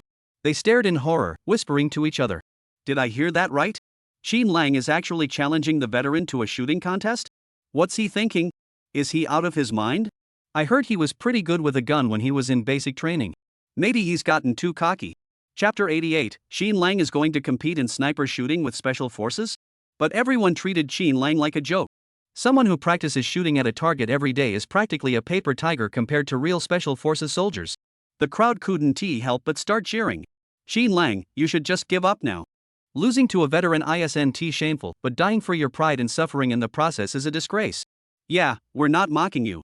Even if you go water the vegetable patch, so what? We're all new recruits, everyone's equal. Ha ha ha ha." Though they spoke of equality, no one took Qin Lang seriously, they all saw him as a joke. But the centipede wasn't as relaxed as he appeared on the surface. Over the past few days, he had been closely monitoring Qin Lang's evaluations. Qin Lang's abilities were truly unpredictable. Apart from jumping off the third floor of the mall, he hadn't done anything too extraordinary. But the obstacles specifically set up for him were all easily overcome by him. Therefore, the centipede pretended to stare at Qin Lang. He curled the corners of his mouth and chuckled, "Are you sure? But remember, if you lose, you have to go water the vegetable patch." A crowd joined in, mocking Qin Lang. "Go water the vegetable patch. Water the vegetables. Qin Lang, water the vegetables."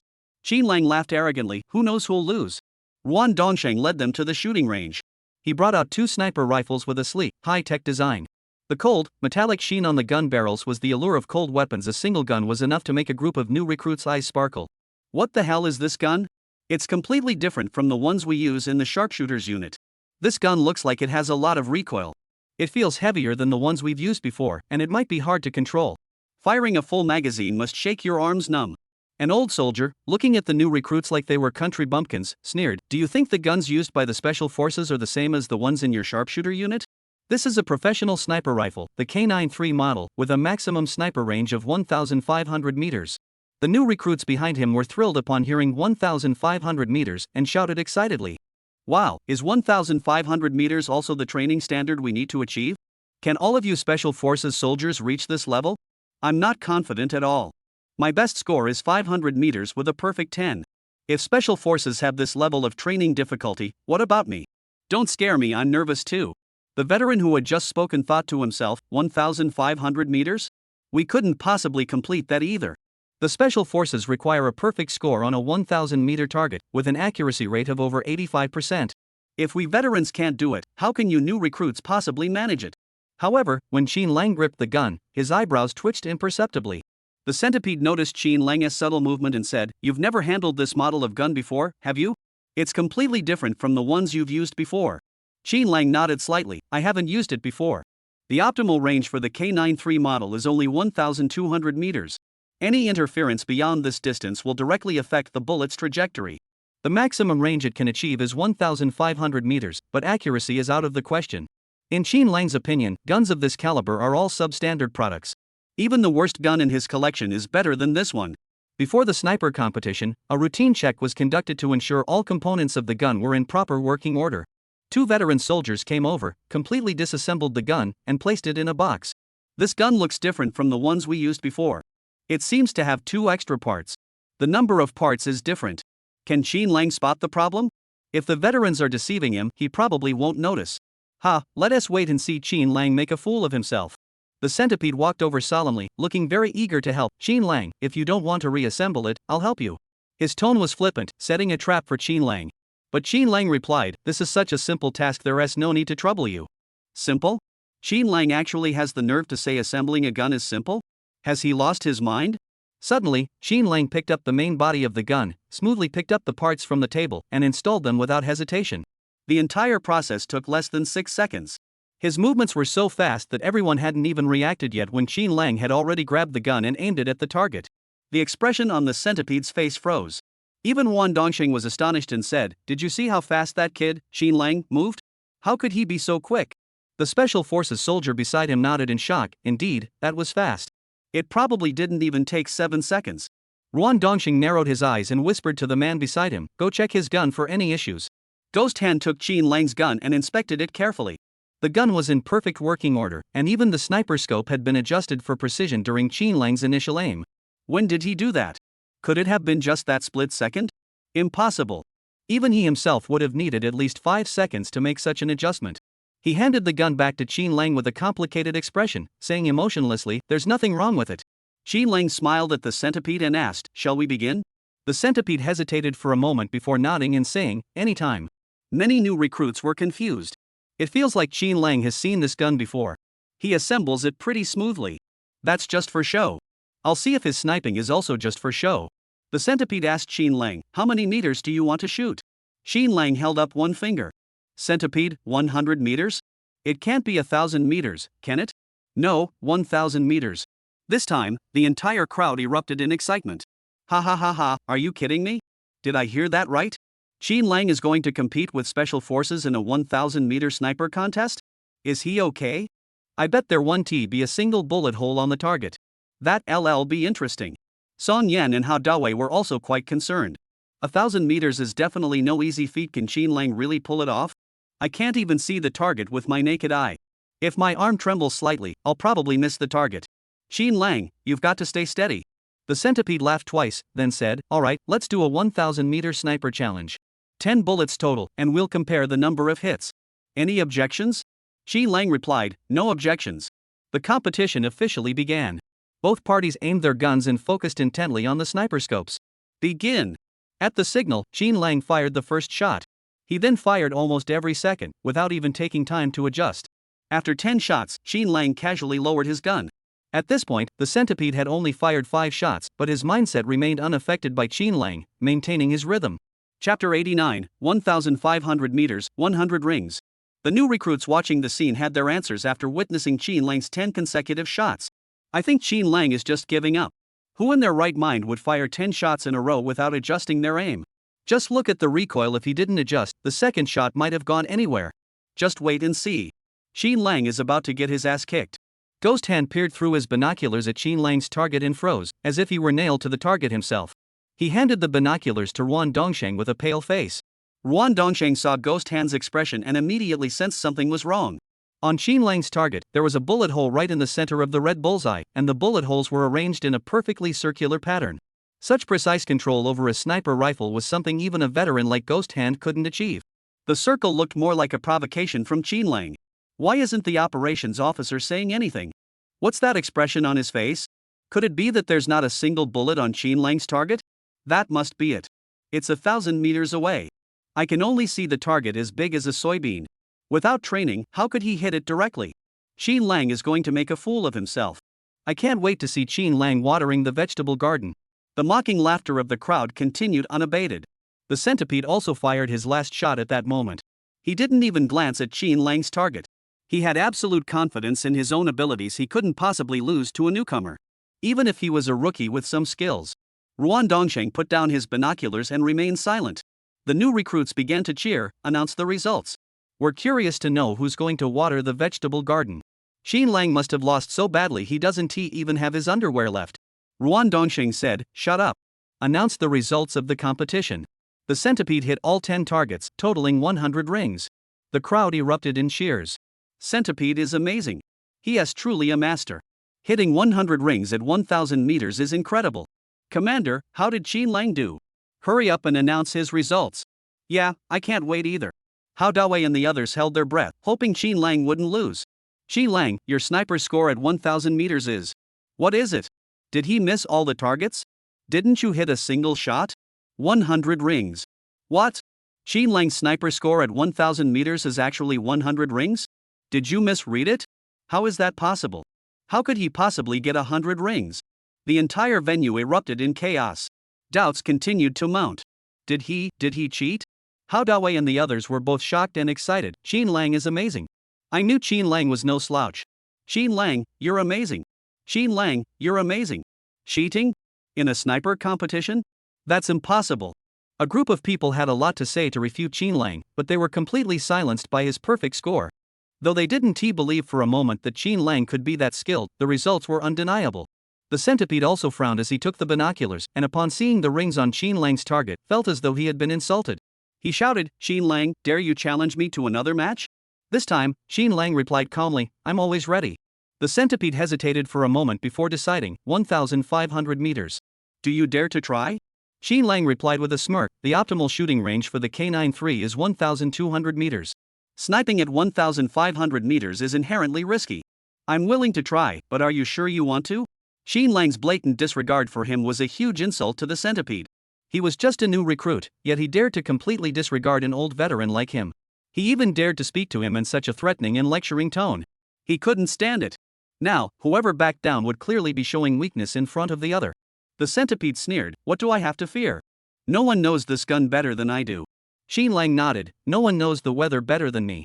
The current air humidity is 82%, southeast wind at 3 meters per second, visibility 16 meters.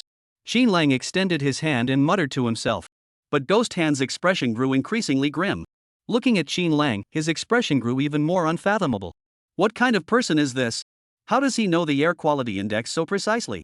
Ruan Dongsheng also glanced at the air quality data on the computer and couldn't help but shiver. He narrowed his eyes and ordered someone to prepare a 1,500-meter shooting target immediately.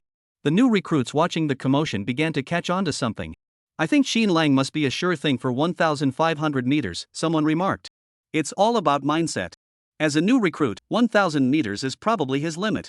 Adding another 500 meters is like trying to go from 110 to 120, it's no small feat." No, look at the serious expression on his face. He seems to be taking this seriously. Wow, could Xin Lang really aim at 1,500 meters? If he can, he's my big brother from now on, my own brother. This time, the two of them raised their guns under everyone's watchful eyes. The centipede's performance was clearly not as relaxed as before, and his arms were noticeably stiff. After the start, Xin Lang maintained his pace of 1 shot per second. However, the centipede beside him grew increasingly cautious, pausing for over 10 seconds after each shot to adjust his aim. After firing 2 shots, Xin Lang had already holstered his gun and stood behind him with his arms crossed. The centipede felt his breathing becoming irregular, a major mistake. A growing urge welled up inside him, urging him to show Xin Lang his sniping skills. But he couldn't. If he looked now, he would be completely influenced by Qin Lang's results. He took several deep breaths, but the sweat on his body betrayed his tension. Did the centipede mess up? Why is he sweating so much? Did Qin Lang hit all of them? I think the centipede's remaining shots are also in trouble. The more tense he became, the more he tried to focus, but the constant whispers of doubt kept seeping into his ears. After adjusting several times, he finally fired the third shot, followed by the fourth. After a few shots, he was drenched in sweat. The final 2 shots were fired under the weight of the doubts and his own unstable mindset. He sighed deeply, unable to muster the courage to pick up the gun and look at his results. His expression turned dejected as he looked at Ruan Dongsheng. He had let Ruan Dongsheng down. After glancing at both sides' scores, Ruan Dongsheng gave Qin Lang a meaningful look. Qin Lang crossed his arms and yawned, seemingly unconcerned. 1,500-meter sniper shooting, Qin Lang. 100 rings. In an instant, the crowd's shouts were deafening. Are you kidding me? Did I hear that right? Say it again, did I hear that right? How many rings at 1,500 meters? 100 rings. 100 rings. Qin Lang is really damn good. Chapter 90. I never knew Qin Lang was this strong. He just became a Special Forces soldier and is already competing in the peak-level tournament. Commander, how many rings did the centipede hit? Yeah, we've been waiting for ages. How many rings did he hit? Ruan Dongsheng tightened his grip on the binoculars, and the centipede's head dropped even lower. The centipede, 86 rings. A chorus of exclamations and continuous doubts echoed through the air. I never thought Qin Lang's score would be higher than the centipede's. This time, the centipede really got humiliated, and by a rookie who's lacking in every way. While I can't stand how arrogant Qin Lang is, his skills are undeniable. He's too strong. I'm starting to admire him. Qin Lang himself never expected that on the first day of Special Forces training, he would directly use his strength to conquer all the new recruits. Even many veteran soldiers couldn't stop praising him. Ruan Dongsheng was both delighted and concerned. The only one injured was the centipede. The outcome was decided, and the result was clear. Qin Lang smiled at the centipede. Centipede, the outcome is decided. The loser can't back out now. Many people teased the centipede, but he remained expressionless and said, "You win, you lose. I'll go water the vegetable patch." Ruan Dongsheng hesitated, watching the centipede's back, and shook his head helplessly. Ruan Dongsheng cleared his throat and ordered all the new recruits to assemble. This time, he didn't speak as bluntly as before but instead said diplomatically, "The new recruits vary greatly in ability. The strong stand out, while the weak struggle even to carry a 20-kilometer load. But what we're training is a Special Forces squad capable of executing tasks as a team. No matter how skilled you are individually, you're useless if you can't contribute value to the squad." He glanced meaningfully in Qin Lang's direction. From this moment on, forget your previous identities and achievements. Start from scratch. Remember one thing, obey orders. The Special Forces selection process hasn't ended, it officially begins today. Every day from now on will be hell. After speaking, Ruan Dongsheng instinctively called out to the centipede. A second later, he remembered that the centipede had gone to the vegetable garden to water the plants. He could only grimace and have Ghost Hand take over as instructor. Ghost Hand led everyone to the training ground and had them form a square formation. There are 56 of you in total. Form 7 rows, with 8 people in each row, and keep a 2-meter distance between rows. Several veterans held stacks of bulletproof vests, handing them out one by one to the new recruits. Everyone, you have 6 seconds to put on the bulletproof vests. The first row, start counting from left to right. The first column, start counting from front to back. Everyone looked at Ghost Hand's actions with confusion. Do you all know your positions now? Read the rows first, then the columns. Everyone looked puzzled. How did this have anything to do with math? How Dawei, tell us your coordinates. How Dawei was suddenly called out. Huh? I should be in the 5th row and 4th column. Should be? How Dawei immediately straightened his posture. I'm certain. Alright, everyone must remember their coordinates. Next, we'll test your reaction speed. This is the first test to determine if you're qualified to be Special Forces. In a moment, I'll randomly call out coordinates. The person whose coordinates are called must immediately move to the unknown position of one of the 4 people in front, behind, or to the side of them. Because the sniper will fire at your previous position 1 second later. Remember one thing, we Special Forces never use blank rounds. Many of them felt a chill run down their spines upon hearing this. They finally understood why each of them had been given a bulletproof vest. Someone nervously wiped their sweat and asked, "Are you sure you won't miss?" Ghost Hand waved his hand behind him. Suddenly, 10 Special Forces soldiers appeared on the high platform, each holding a sniper rifle. Ghost Hand sneered, "Do you think we're like you? Would we mess up?" A new recruit muttered discontentedly, "We're scared too. What if we end up losing our lives here?" Ghost Hand snorted coldly, afraid of this and that? Then what are you doing here? Special Forces are meant to face bullets every day. From now on, you can leave any time. Those who are afraid of dying have no place in the special forces. Some of the new recruits felt uneasy, others were terrified. The only oddball was Qin Lang, who found it all quite amusing. It was a bit like the game he had played before, but the waiting time seemed too long. Wouldn't someone be too slow to react in just 1 second? Qin Lang's position was in the first row, third column, a rather conspicuous spot. You have 10 seconds to adjust. 10 seconds, and we're starting. Some people had even started rehearsing their movements in advance. 2 rows, 3 columns. The new recruit behind Qin Lang screamed nervously, "What? Why me?" His voice echoed around Qin Lang's head, swaying left and right, creating a 3-dimensional sound effect. Finally, even his body leaned forward. Boom! The bullet struck the ground behind him. The men in the second row, third column, trembled behind Qin Lang. 4 rows, 7 columns. Third row, fifth column. First row, second column. At first, it was to give everyone time to adjust, but by the end, he was calling out faster and faster, and all 10 snipers were busy taking aim. Some were so frightened their faces turned pale. Others, in the chaos, were hit by a bullet. In less than 10 minutes, almost everyone was drenched in sweat, some from fear, some from tension, and others from the physical exertion. Many new recruits had poor mental resilience. As soon as they heard any number from their row or column, they panicked and ran around, scaring themselves half to death. Qin Lang, however, was calm and composed. The moment first platoon, third row was called, he had already sidestepped to his right. After finally enduring the 10 minutes, everyone heard an even more shocking announcement. From now on, anyone who dares to take the test without wearing a bulletproof vest will pass. What? Was this supposed to be a beginner's training session? Are they being this harsh right off the bat? Those who were hit are now feeling weak in the legs. That hit wasn't a joke, he felt his whole body tremble. Don't worry if you're not ready yet. We'll pause every 10 minutes. You can choose to take off your bulletproof vests. We'll continue to randomly call out coordinates. If you manage to dodge without the vest, you pass this stage. The test for reaction speed and courage lasts 2 hours. If anyone still dares not take off their bulletproof vest within that time, they'll be eliminated immediately. This time, many people's hearts sank completely.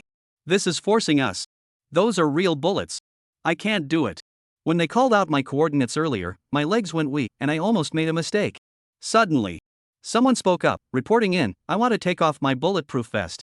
Chapter 91, I told you to plant vegetables, not destroy them. Instantly, everyone turned to look in the direction of the speaker. A row of 3 men, Qin Lang. Holy crap, it's Qin Lang. How is Qin Lang so powerful? Is he really the first one?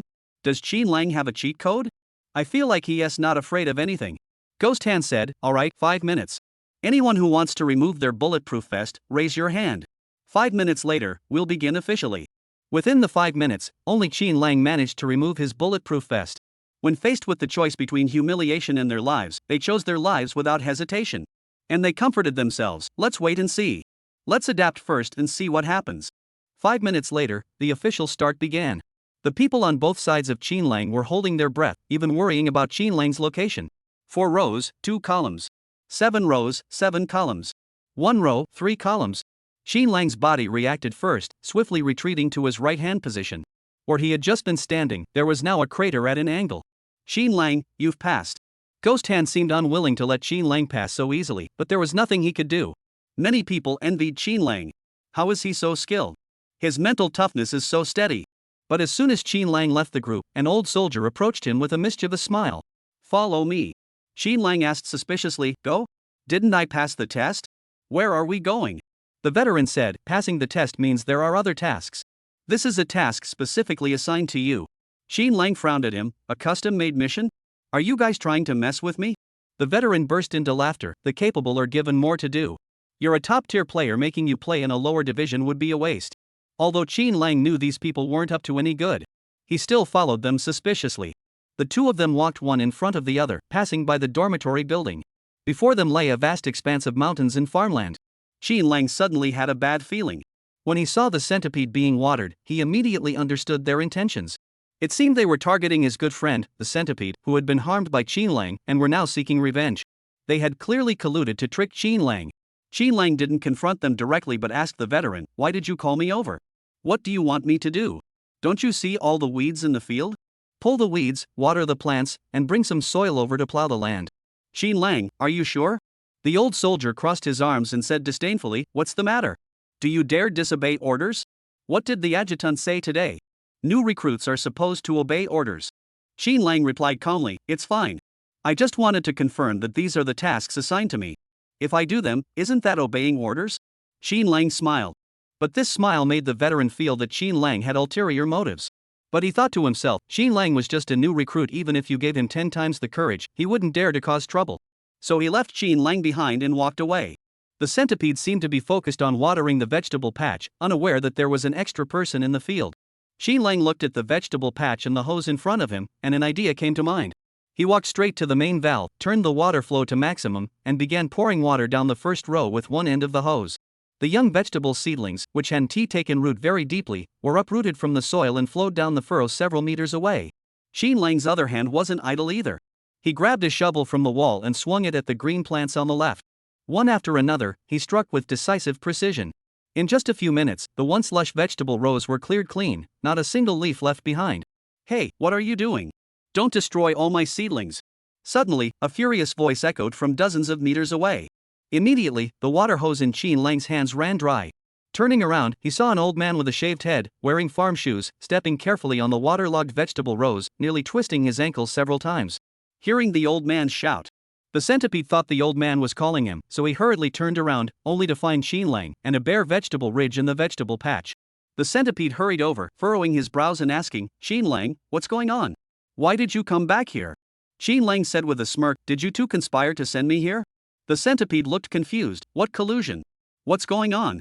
The bald old man also ran over, panting heavily, grabbing Xin Lang's arm and refusing to let go. Yes, you must explain this to me properly. What's going on here? Who told you to come and ruin my vegetable seedlings? Xin Lang innocently said, I was just taking a training assessment earlier. As long as I didn't wear the bulletproof vest and pass the sniper test, I would pass. But I was the first to pass, and then they said they gave me a special task to come here and water the plants and pull weeds. I've never done farm work before. How am I supposed to know the difference between weeds and vegetable seedlings? I also can't control the amount of water to use. Xin Lang thought to himself, as long as it's a green plant, I can tell them apart. But since you're out to get me, I won't let you off easy either. The bald old man gave the centipede a meaningful look. I don't care what you've arranged for you, but you can't cause trouble for me. The vegetables in my vegetable garden are all pesticide-free vegetables prepared for you. You can't waste the food. The centipede looked displeased but kept apologizing to the old man. Old man, I'm sorry. I'll handle it properly. The old man glared at Xin Lang angrily. And you little brat, don't think I don't know you did this on purpose. The two of you must plant these vegetable seedlings properly before you can leave. I'll be sitting right here watching you. You'd better work hard. Xin Lang exaggeratedly saluted him. Yes, sir. I'll make sure the task is completed. The old man snorted coldly. You little brat, stop trying to fool me. That won't work on me. Get back to work. Xin Lang looked at the soggy ground and thought, I should have known better than to pour so much water. Xin Lang, I'm sorry. Suddenly, the centipede whispered from the side. Xin Lang raised his eyebrows and looked at it. Whether you believe me or not, I didn't know they sent you here. I'm upset about this morning's competition, but I'm angry at myself for not being as strong as you. I'll work harder on every aspect to match you. He lowered his head, staring at the empty vegetable bed, but this is still my fault. I'll plant the seedlings. You can go. Earlier, the centipede had an arrogant and boastful demeanor, but now that aura had faded considerably, allowing Xin Lang to detect a hint of sincerity. Perhaps he truly didn't know. The centipede squatted down, picked up a vegetable seedling, and planted it back into the vegetable bed. Xin Lang took a few steps forward and knelt down in front of him. What are you talking about? The old man told us to work together. I'm following orders. Chapter 92. Why not try it the way Xin Lang suggested? The old man watched their movements closely, afraid that one of the young men might destroy his vegetable seedlings again. But to his surprise, both of them did it perfectly. The new recruit who had earlier claimed he didn't recognize vegetable seedlings performed the planting motions with remarkable precision. Even the seasoned farmer couldn't find fault with his technique. The two worked diligently, and after 10 minutes, the vegetable rows were brimming with life. Xin Lang approached the old man. Sir, can I go now? The old man, holding his fan, casually fanned himself and hummed, It's passable. Get out of here. If you dare to mess with my seedlings again, I'll punish you. Xin Lang teased, I doubt you'll get the chance. After this little incident, Xin Lang, with mud caked on his shoes, returned to the original training ground. By then, 6 new recruits stood nervously on the outskirts. Upon seeing Xin Lang, they asked in astonishment, Xin Lang, where did you just go? Ghost Hand also spotted Xin Lang from a distance. He frowned and asked the person beside him, Isn't that kid supposed to be watering the vegetable patch? How did he get back so quickly? Special Forces veteran Xia, with a grim expression, confronted Xin Lang. Weren't you told to water the plants? Did you finish your task? Xin Lang snorted, if I hadn't finished, would I have come back? Old Xia thought Xin Lang was a sly one. There was more to his words than met the eye. He gritted his teeth and fixed his gaze on Xin Lang. Xin Lang, if I find out you've been up to something, your punishment will be doubled. Xin Lang looked at him innocently. Look at how you're talking. I'm just a new recruit. How dare I pull a fast one in front of a veteran? I really finished the task. If you don't believe me, go ask around. Xin Lang was an oddball, but his words were flawless. Old Xia was left speechless. He said, Xin Lang, since you're just standing around, take the new recruits who passed the test and do a set of frog jumps. 100 each. It seemed like these people couldn't stand seeing him idle and were determined to find him something to do. Xin Lang sighed, all right. The training ground had another row of 1-meter deep pits, specifically for frog jump training. There were 30 in a row. Each time, the soldiers would place their hands behind their backs, bend their knees, and use the force from their knees to jump back to the ground, then immediately jump into the next pit. Normally, frog jumps were relatively easy, but after a rain, the water in the pits mixed with the loose mud, sticking to their shoes. Each time they jumped out, it felt like they had 10 pounds of sandbags tied to their legs. They were lucky this time the pits were relatively dry. This frog jump training was one of the most routine exercises in the military, but since many had returned late the previous night, their thighs and calves were already feeling the strain today. Xin Lang led the way, his movements crisp and his jump smooth and fluid. But those behind him were groaning in exhaustion. Oh my gosh, I almost twisted my ankle just now. My thighs can't generate any power. What should I do? Why do my legs feel so sore? I've only jumped a few times and I'm already out of breath. Wow, how does Xin Lang jump so fast? He only jumped a few seconds earlier than us, but he's already almost halfway out. Someone complained bitterly, Xin Lang, can you teach us how you're jumping? Do you have any tips? Xin Lang listened, then smoothly turned around in the pit and jumped back in the direction he came from. Xin Lang said, don't rely on brute force. In the special forces, you need to learn how to conserve energy. Conserve energy? The 6 of them looked at Xin Lang skeptically. Are you suggesting we take shortcuts? With so many eyes watching, that's unlikely, right? Xin Lang laughed, you're wrong. By saving energy, I mean adjusting your breathing, adjusting your points of force in contact, and adjusting your jumping posture. You can use only half the effort. The group nearly popped their eyes out of their sockets. Is that even possible? It's the same action. How can you save half the effort? You're not fooling us. Yeah, stop joking around. Xin Lang said calmly, believe it or not, I'll only demonstrate the technique once. Then, Xin Lang demonstrated the technique once, performing it flawlessly before leaping forward alone. Lao Xia kept a close eye on Xin Lang's movements. Earlier, he had called the old man from the vegetable garden out of disbelief, only to be berated by him. You good-for-nothings, all you do is cause trouble for me. This isn't a prison camp. My vegetable seedlings are precious. You send a bunch of people who don't even know the difference between grains and weeds to weed my garden? Are you playing with them or with me? My vegetable patch was almost ruined by him. I don't want to see you lately. Stay away. Slam. The old man hung up angrily. Old Xia's face darkened as he clenched his phone tightly. Xin Lang. I knew you were causing trouble for me. When he saw Xin Lang seemingly teaching those few people frog jumps, he wondered, is Xin Lang teaching them? Him? Can he do it? At first, the others were also hesitant. After all, Xin Lang made it sound easy, but the way he said it with such certainty made it sound a bit like a pyramid scheme. They whispered among themselves, is Xin Lang trying to trick us? Can we trust what he's saying? I just feel like it's not very reliable. Oh, forget about whether it's reliable or not. Do we have any other options right now? Let us give it a try. After some deliberation, they decided he had a point. Let's give it a try. It won't hurt to try. What did Xin Lang say earlier? Was it about controlling your breathing rhythm before jumping? Right, you try it first. One person tried it the way Xin Lang had just described. The moment their feet touched the ground, they felt as light as a feather. Even the person himself didn't react in time and landed on the ground in an extremely graceful posture. He was utterly amazed. Wow, it really works. And it doesn't hurt my knees at all. Really? I'll try too. Really? Following Xin Lang's instructions is spot on. It seems Xin Lang really has some skills. How did he learn such a technique? I've been in the military for years and never knew about this. Several people followed closely behind Xin Lang, refusing to give up. Old Xia was also stunned and said, what's going on? They were all complaining earlier. How did they become idols now? 2 hours passed in the blink of an eye. Out of the 56 Special Forces soldiers, only 4 dared to take off their bulletproof vests. On the first day of Special Forces training, they were eliminated. The few felt a mix of emotions. But the ghost hand insisted on dragging the 4 of them onto the stage for public humiliation. Everyone else can do it, why can't you? If before it was merely mental and physical torture, forcing them to dodge bullets. Now, it was a mental humiliation. One of them closed his eyes tightly. I was just hit by a bullet. I'm scared. I'm afraid of dying. Chapter 93, My hand is the scale.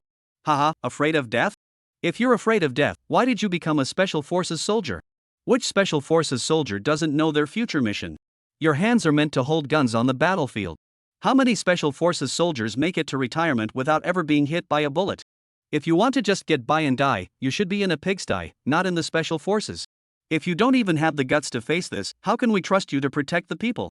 Many of the new recruits clenched their fists, lowered their heads, and gritted their teeth, enduring the insults from the drill sergeant. From now on, you'll be dealing with bullets every day. Not getting hit today is your lucky day, but there's no guarantee you'll have the same luck during the rest of your training. If anyone wants to quit, do it now. Don't train for a few days, experience the hellish conditions, and then quit. You'll have wasted the past 2 days. Gue Shou's piercing gaze swept over everyone. Is there anyone else who wants to quit? Many looked around nervously. If you want to quit, go ahead. Why are you looking at others? Can't you even decide for yourself? If you can't, I'll decide for you. Get out of here. Ghost Hand's words were ruthless and left no room for mercy. On the first day of formal training for the Special Forces, he had already crushed everyone's self-respect. Some even secretly observed Qin Lang's reaction. They wondered, Qin Lang has never been one to give in to others. This morning he even dared to confront the operations officer. Is he going to confront Ghost Hand now? But Qin Lang stood straight and tall the entire time. He had a temper, but he wasn't reckless. Ghost Hand's method of disciplining new recruits was beyond reproach. Those with poor mental resilience should have dropped out long ago. The training intensity of Special Forces is worlds apart from that of regular troops. Many can't even endure the regular training, complaining non-stop every day. Those who think they can rely on luck to sneak into the Special Forces should just quit early and save others time. Seeing that Qin Lang didn't react, many found it boring. Is there no one here? Do you all think you're so special, with exceptional abilities and mental toughness? The crowd remained silent. All right, everyone head to the dormitory, prepare a 10-kilogram weighted backpack, and follow me for the training exercise. Yesterday they ran, this morning they dodged bullets, and now they're doing frog jumps. The intensity was almost enough to fry their lungs. Before it even started, some people were already struggling to breathe. This is insane. I can barely catch my breath. How much more running is there in this drill? We have to carry 40 pounds, and I'm starting to feel like I can't handle it. The sharp-eared Ghost Hand heard someone say they couldn't handle it. Oh? Someone can't handle it? You can drop out now. Anyone want to quit? Everyone fell silent once again. Ghost Hand laughed, no problem, there's no rush. If you want to quit, just let me know anytime. You have 10 minutes. After 10 minutes, gather downstairs to have your luggage weighed. If it's under 20 kilograms, you'll have to pay double the weight difference. The timer is now started. Everyone rushed back to the dormitory. Opening the door, they were greeted by a wall of cabinets. Hey, don't push me. Who stepped on my foot? I'm looking for something. Who closed the cabinet door and hit my head? What did the instructor just say? Do we have to carry 20 kilograms of stuff downstairs based on feel?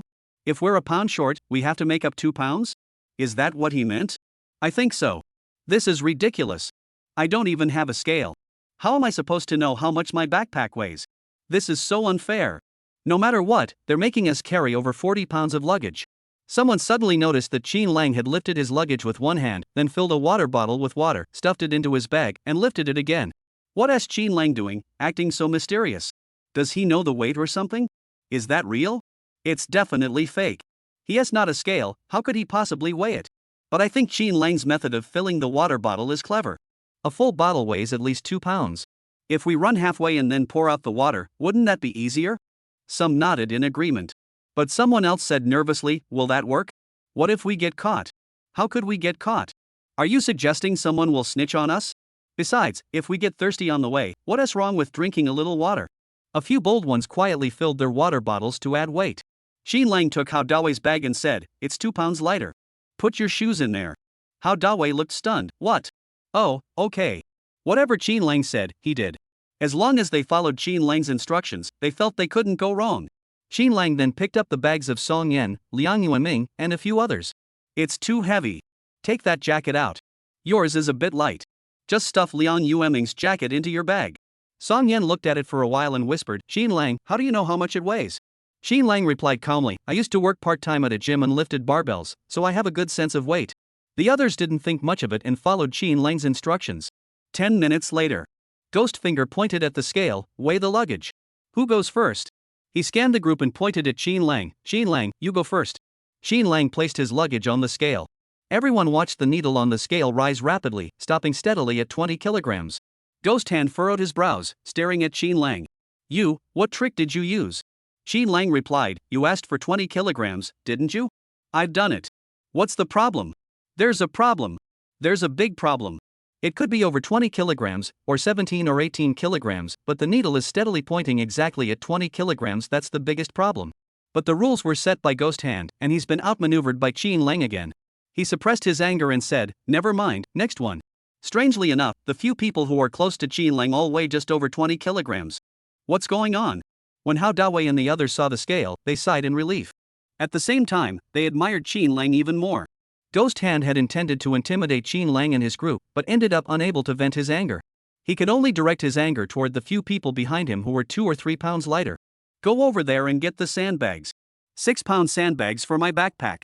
You're pretty tough, carrying a backpack that's almost 50 pounds. Alright, newcomers have that kind of energy. Keep it up. The drill began. Ghost Hand rode his motorcycle at the front of the group, leading the way. Keep up with my pace. In 15 minutes, the instructors will depart together. Everyone was puzzled. What does that mean? What does it have to do with the instructors? Chapter 94, Qin Lang, you organized the group for running. Are they going to make us compete with the veterans again? A group of new recruits complained bitterly. But Qin Lang's instincts told him it couldn't be that simple. The Ghost Hand sneered, you're afraid you can't keep up, so the drill sergeant will help you run.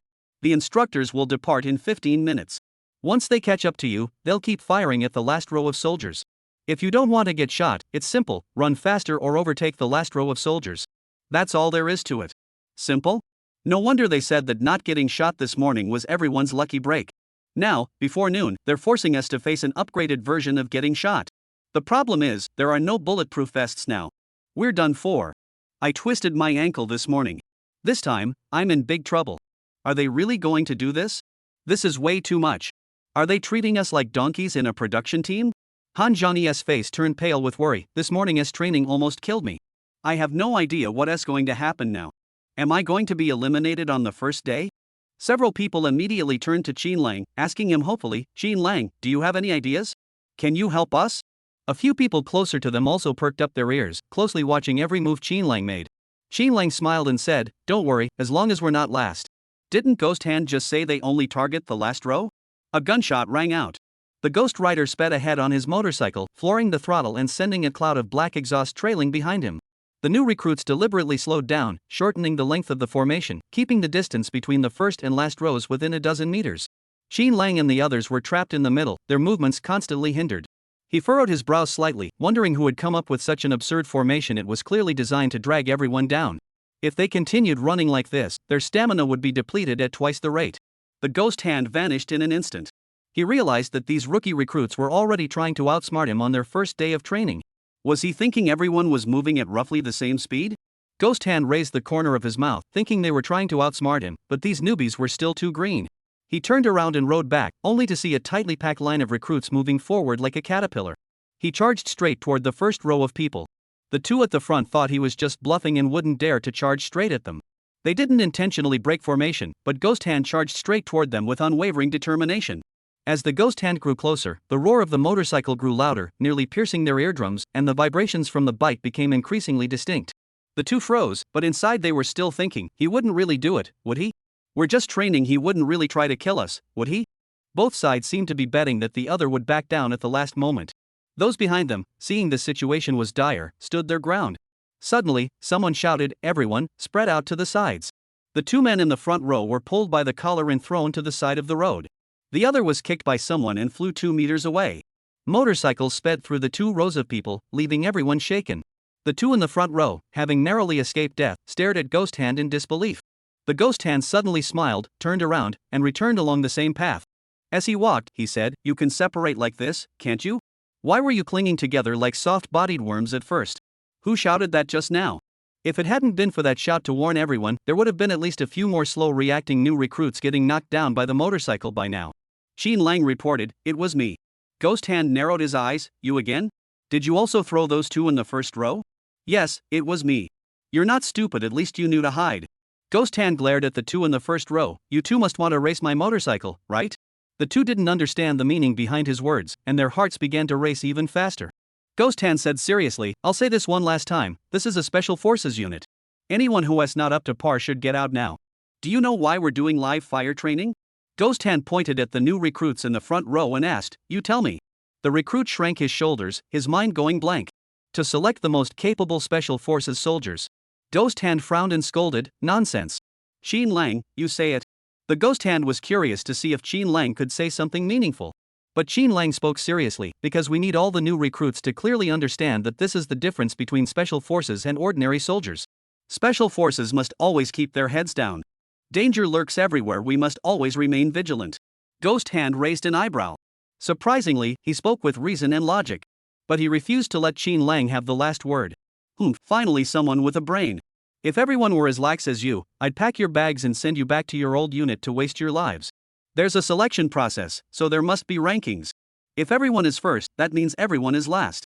Ghost Hand surveyed the crowd, his gaze finally settling on Qin Lang with a meaningful look. "Qin Lang, you have a solid foundation and know a lot.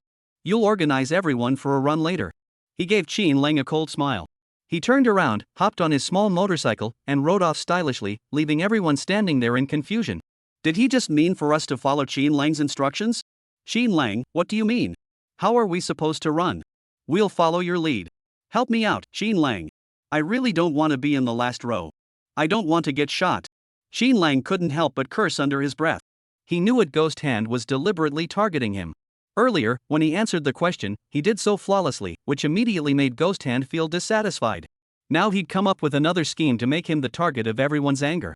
No matter how Qin Lang arranged things or organized everyone to run, there would always be someone in the last row who would get shot. To satisfy everyone, Qin Lang would have to handle it himself. As long as he takes the last row himself, that would be the perfect solution for everyone. "This guy is trying to kill me." Everyone gathered anxiously around Qin Lang. "Qin Lang, what should we do? It's been almost 5 minutes. Do you have any ideas? If it's really impossible, let's just run away first." Someone interjected, "Just do what he says? How do you know he's not just trying to save himself and sending us to our deaths?" "What? That can't be. This." Many people began to harbor resentment toward Qin Lang, their hearts wavering between doubt and uncertainty.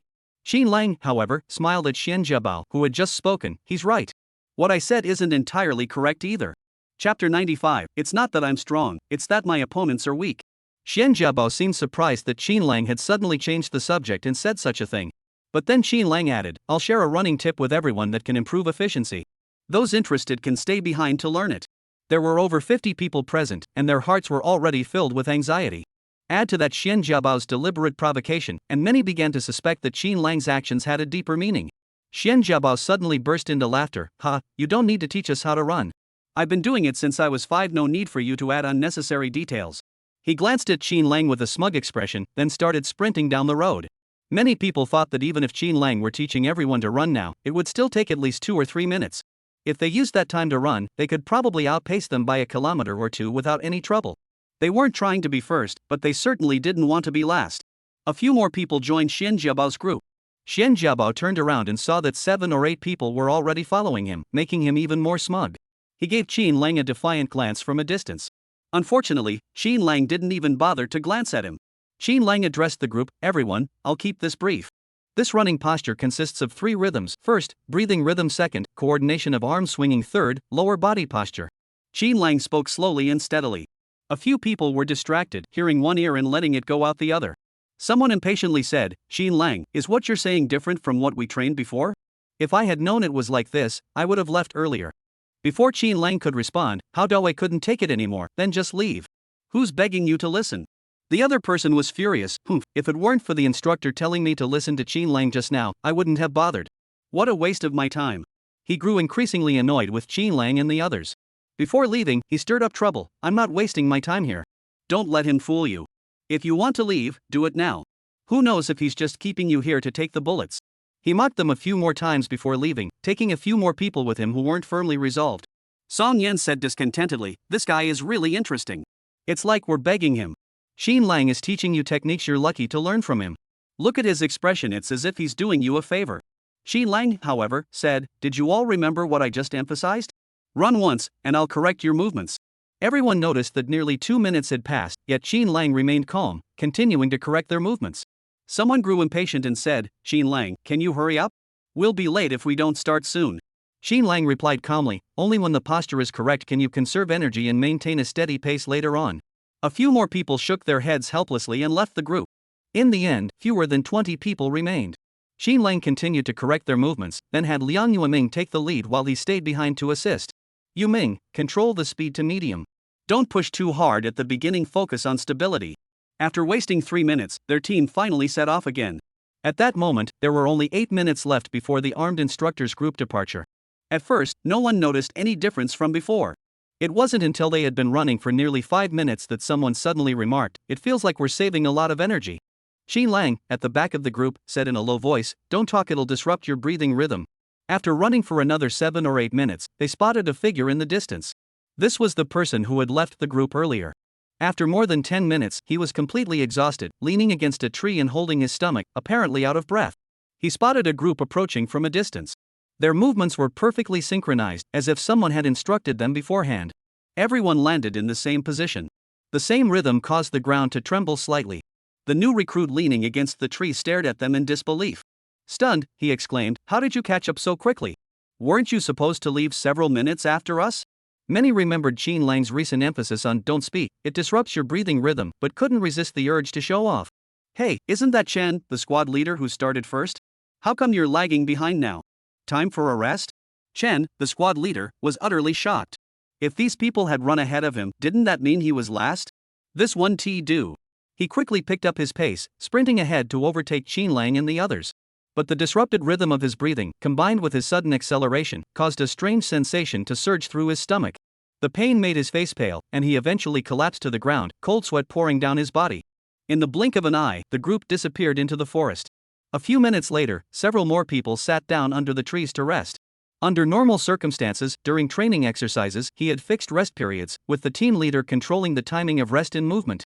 However, these people were so exhausted that they had completely disregarded their bodies' rhythms, resting whenever they could no longer walk, and the more they rested, the less they wanted to move. Upon seeing Xin Lang and the others, a burst of energy surged from their feet, compelling them to rush forward to catch up with Xin Lang and the others. But after a few minutes, they gradually fell behind. One after another, they overtook the new recruits who had once betrayed them. This caused a surge of pride to rise in everyone's hearts. A few of them said with a half smile, "It really is a case of the wheel turning. No wonder the instructor had us follow Xin Lang.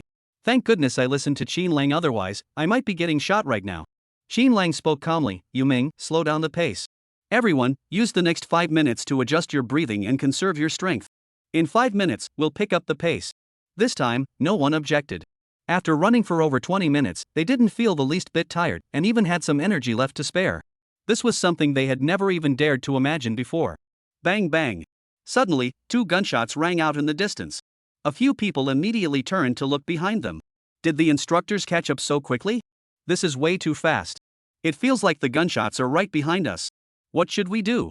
Will we make it in time? Xin Lang smiled wryly, "Relax, the rules say we only shoot the last row, right?" Everyone immediately felt relieved. "That's right. As long as we're not the last ones. I don't want to fight for first place."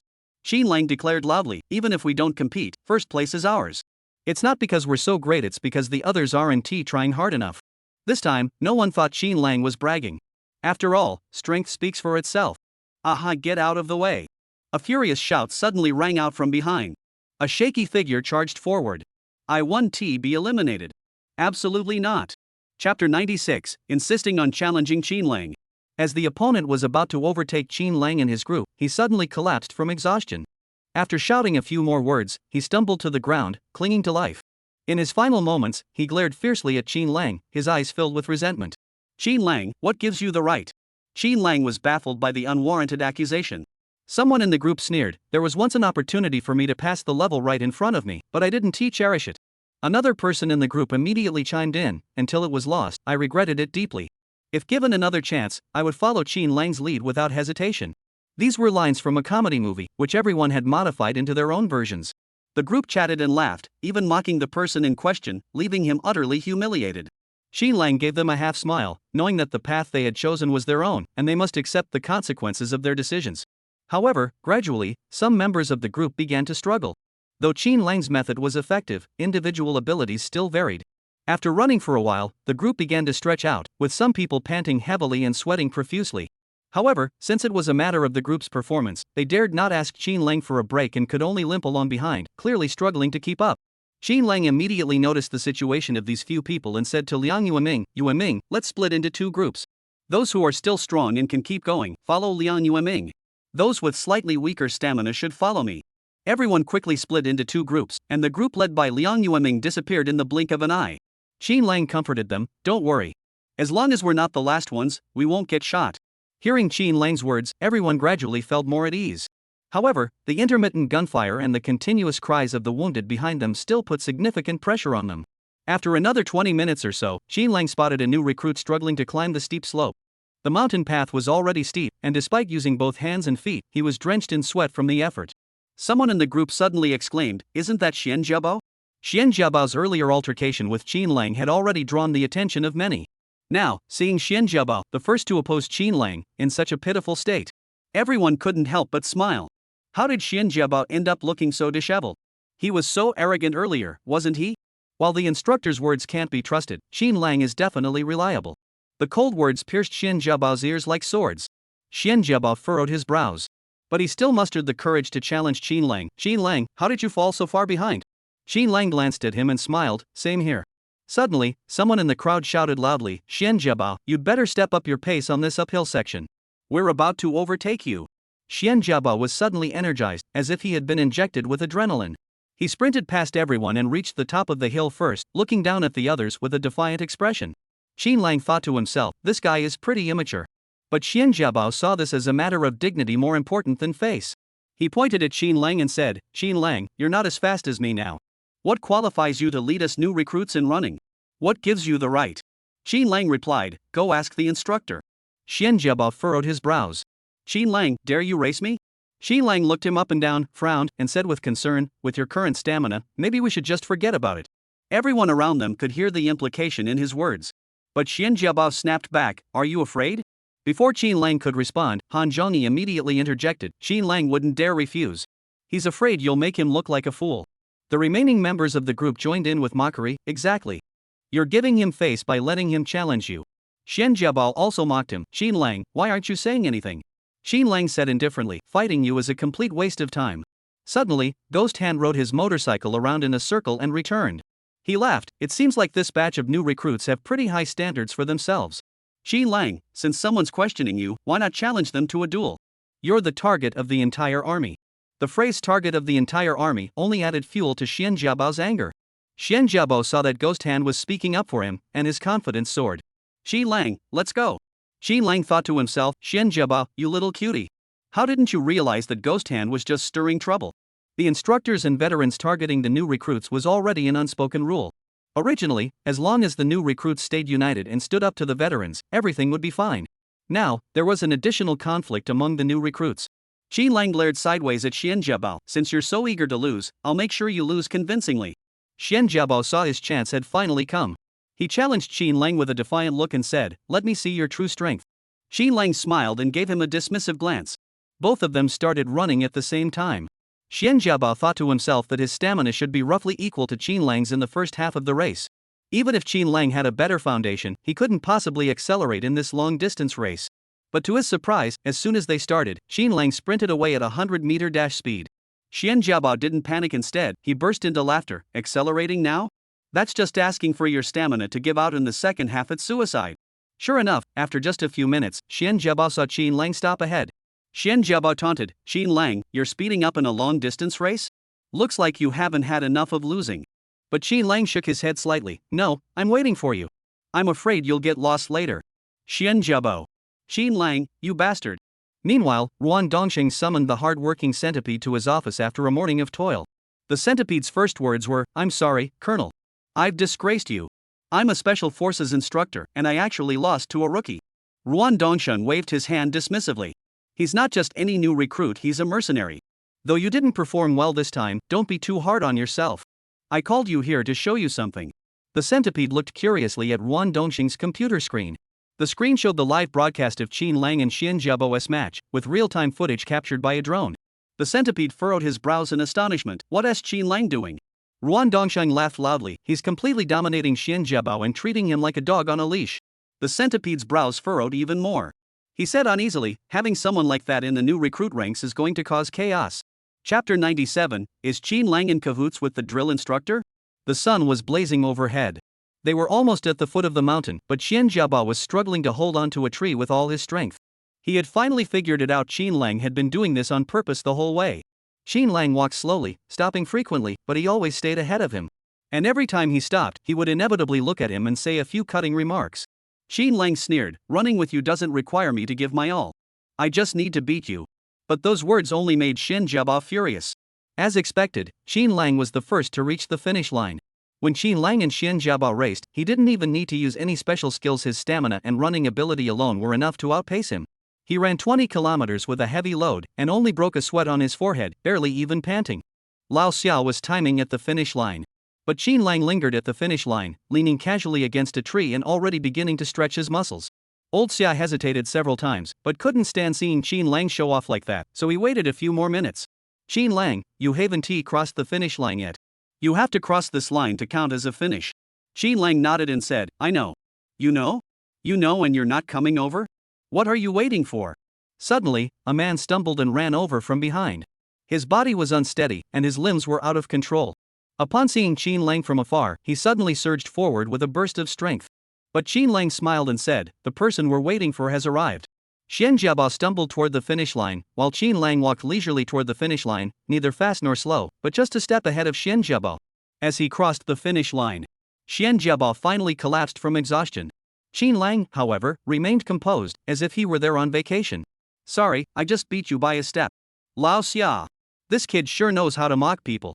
Xian Jiaba was so angry he was pounding his chest and stomping his feet. He wanted to charge at Qin Lang and fight him. Clearly, he could have ended it quickly, but instead, he chose to tease him, step by step, crushing his pride. Qin Lang, you're doing this on purpose. Qin Lang snorted, I already told you, this is a waste of time. There's no need for this. Xian Jiaba was both angry and frustrated. In a fit of rage, he grabbed a handful of dirt and threw it at Qin Lang. Qin Lang, you just wait. Qin Lang brushed the dirt off his clothes, his voice growing colder. Are you going to wash my clothes now that they're dirty? The two of them's actions left Lao Xia speechless. What's going on? An internal feud? It wasn't until he saw Xian Jiaba tossing dirt that he cleared his throat and said, alright, Qin Lang comes first, Xian Jiaba second. Soon after, Liang Yueming led his team across the finish line. The group collapsed onto the ground, too exhausted to get up for a long time. They were lucky they didn't even catch a glimpse of the gun-wielding veteran. However, a few of the weaker ones had already given up the moment they saw the armed veteran. Another two new recruits dropped out of the assessment. Ghost Hand had old Xia hold the scale and weigh each person's backpack. A few people immediately looked down at their noses, feeling anxious and uneasy. Zhao Bo, your luggage weighed 23 kilograms earlier. How did it become 19 kilograms now? Zhao Bo's face turned pale as he stammered, I was just thirsty and drank some water. Ghost Hand snorted, oh? How thirsty were you? Could you drink 8 pounds of water?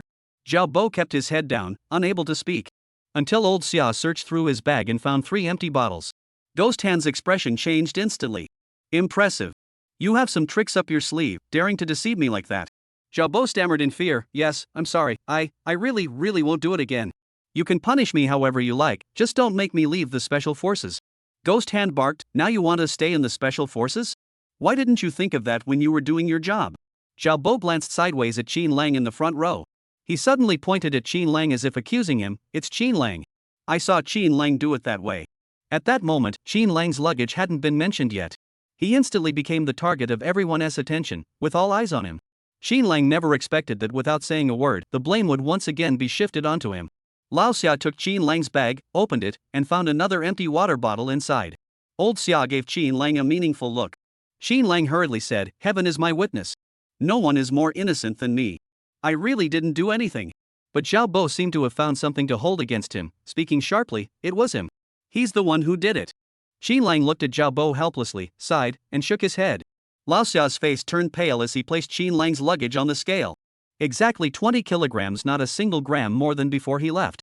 Old Xia tried again twice, his brows furrowing deeper with each attempt. Ghost Hand asked, what's wrong? How much is missing? Lao Xia replied, not a single gram. It's the same as before. What? Zhao Bo said in disbelief. He pointed at Qin Lang, what trick did you use?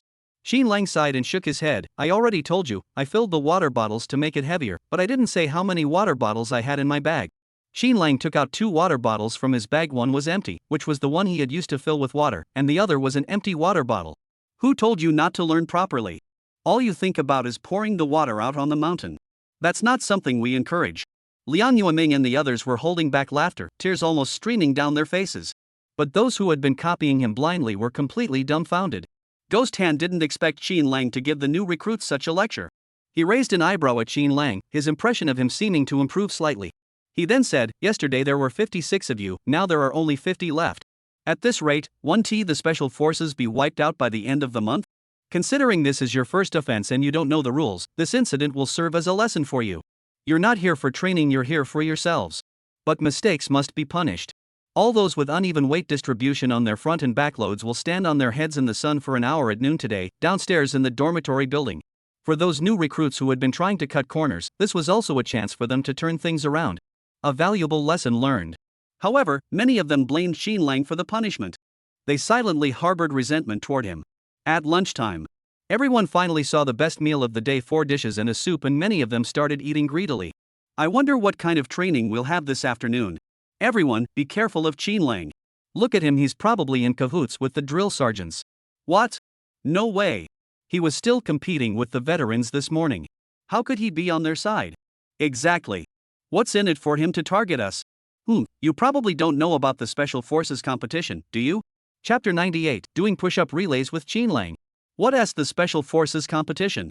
The new recruits were already overwhelmed by their daily training and had no energy left to pay attention to other gossip. But when he brought it up, everyone started getting curious. What does this have to do with Xin Lang? Tell us more about it in detail. We'll be more cautious during training. Xin Lang had made a big splash this time, but unknowingly, many had begun to see him as a rival. However, Xin Lang himself was completely unaware of the turmoil unfolding around him. The soldier who spoke had only overheard 2 instructors mention it briefly the previous evening. They didn't say much, and he didn't catch all the details. However, he pieced together the limited information and deduced that this year's Special Forces competition was open to all soldiers from Special Forces units nationwide, and that it was intentionally designed to give newcomers a chance to stand out. However, the newcomers the veterans were referring to were those who had become Special Forces soldiers in the past 2 years, not those who had not yet obtained Special Forces qualifications. Nevertheless, many had already begun to regard the Special Forces status as a foregone conclusion. Upon hearing this, they couldn't help but think of the relationship between Xin Lang and the veterans. While it was called a friendly competition, it might actually be an opportunity for Xin Lang to gain fame and recognition. Damn it, if you put it that way, I'd better be careful. From now on, I won't listen to anything Xin Lang says. Don't let it end up with us getting the credit for his good leadership. Just wait until I find an opportunity to take care of Xin Lang. By the end of the morning, many were already exhausted and out of breath, and they could sense the veterans' harsh treatment. A few even frowned and said, "If this keeps up, I don't think I'll last 3 months. I might not even make it through the first week. Even if I were a robot, I'd need to be wound up. Running day and night, do you think my legs were given away in a lottery?" Someone coughed a few times. But the complaining new recruit continued, "Don't just look at me like that. I don't believe you don't have any complaints either. Cough, cough." Suddenly, a cold voice cut in. "Stop coughing.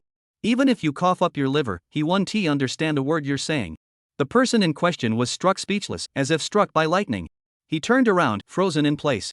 The centipede and the ghostly hand at the door had been standing there for who knew how long. The centipede looked solemn, while the ghostly hand frowned in displeasure, his anger simmering beneath the surface. Everyone immediately formed 2 rows, standing at attention. The centipede scanned the crowd, his gaze finally resting on Xin Lang. He withdrew his gaze with a meaningful look. "It seems you didn't train hard enough today. If you were really exhausted, do you think you'd have the energy to stand here chatting?" He spoke calmly, yet his words carried an undeniable authority, making everyone feel an immense pressure that left them struggling to breathe.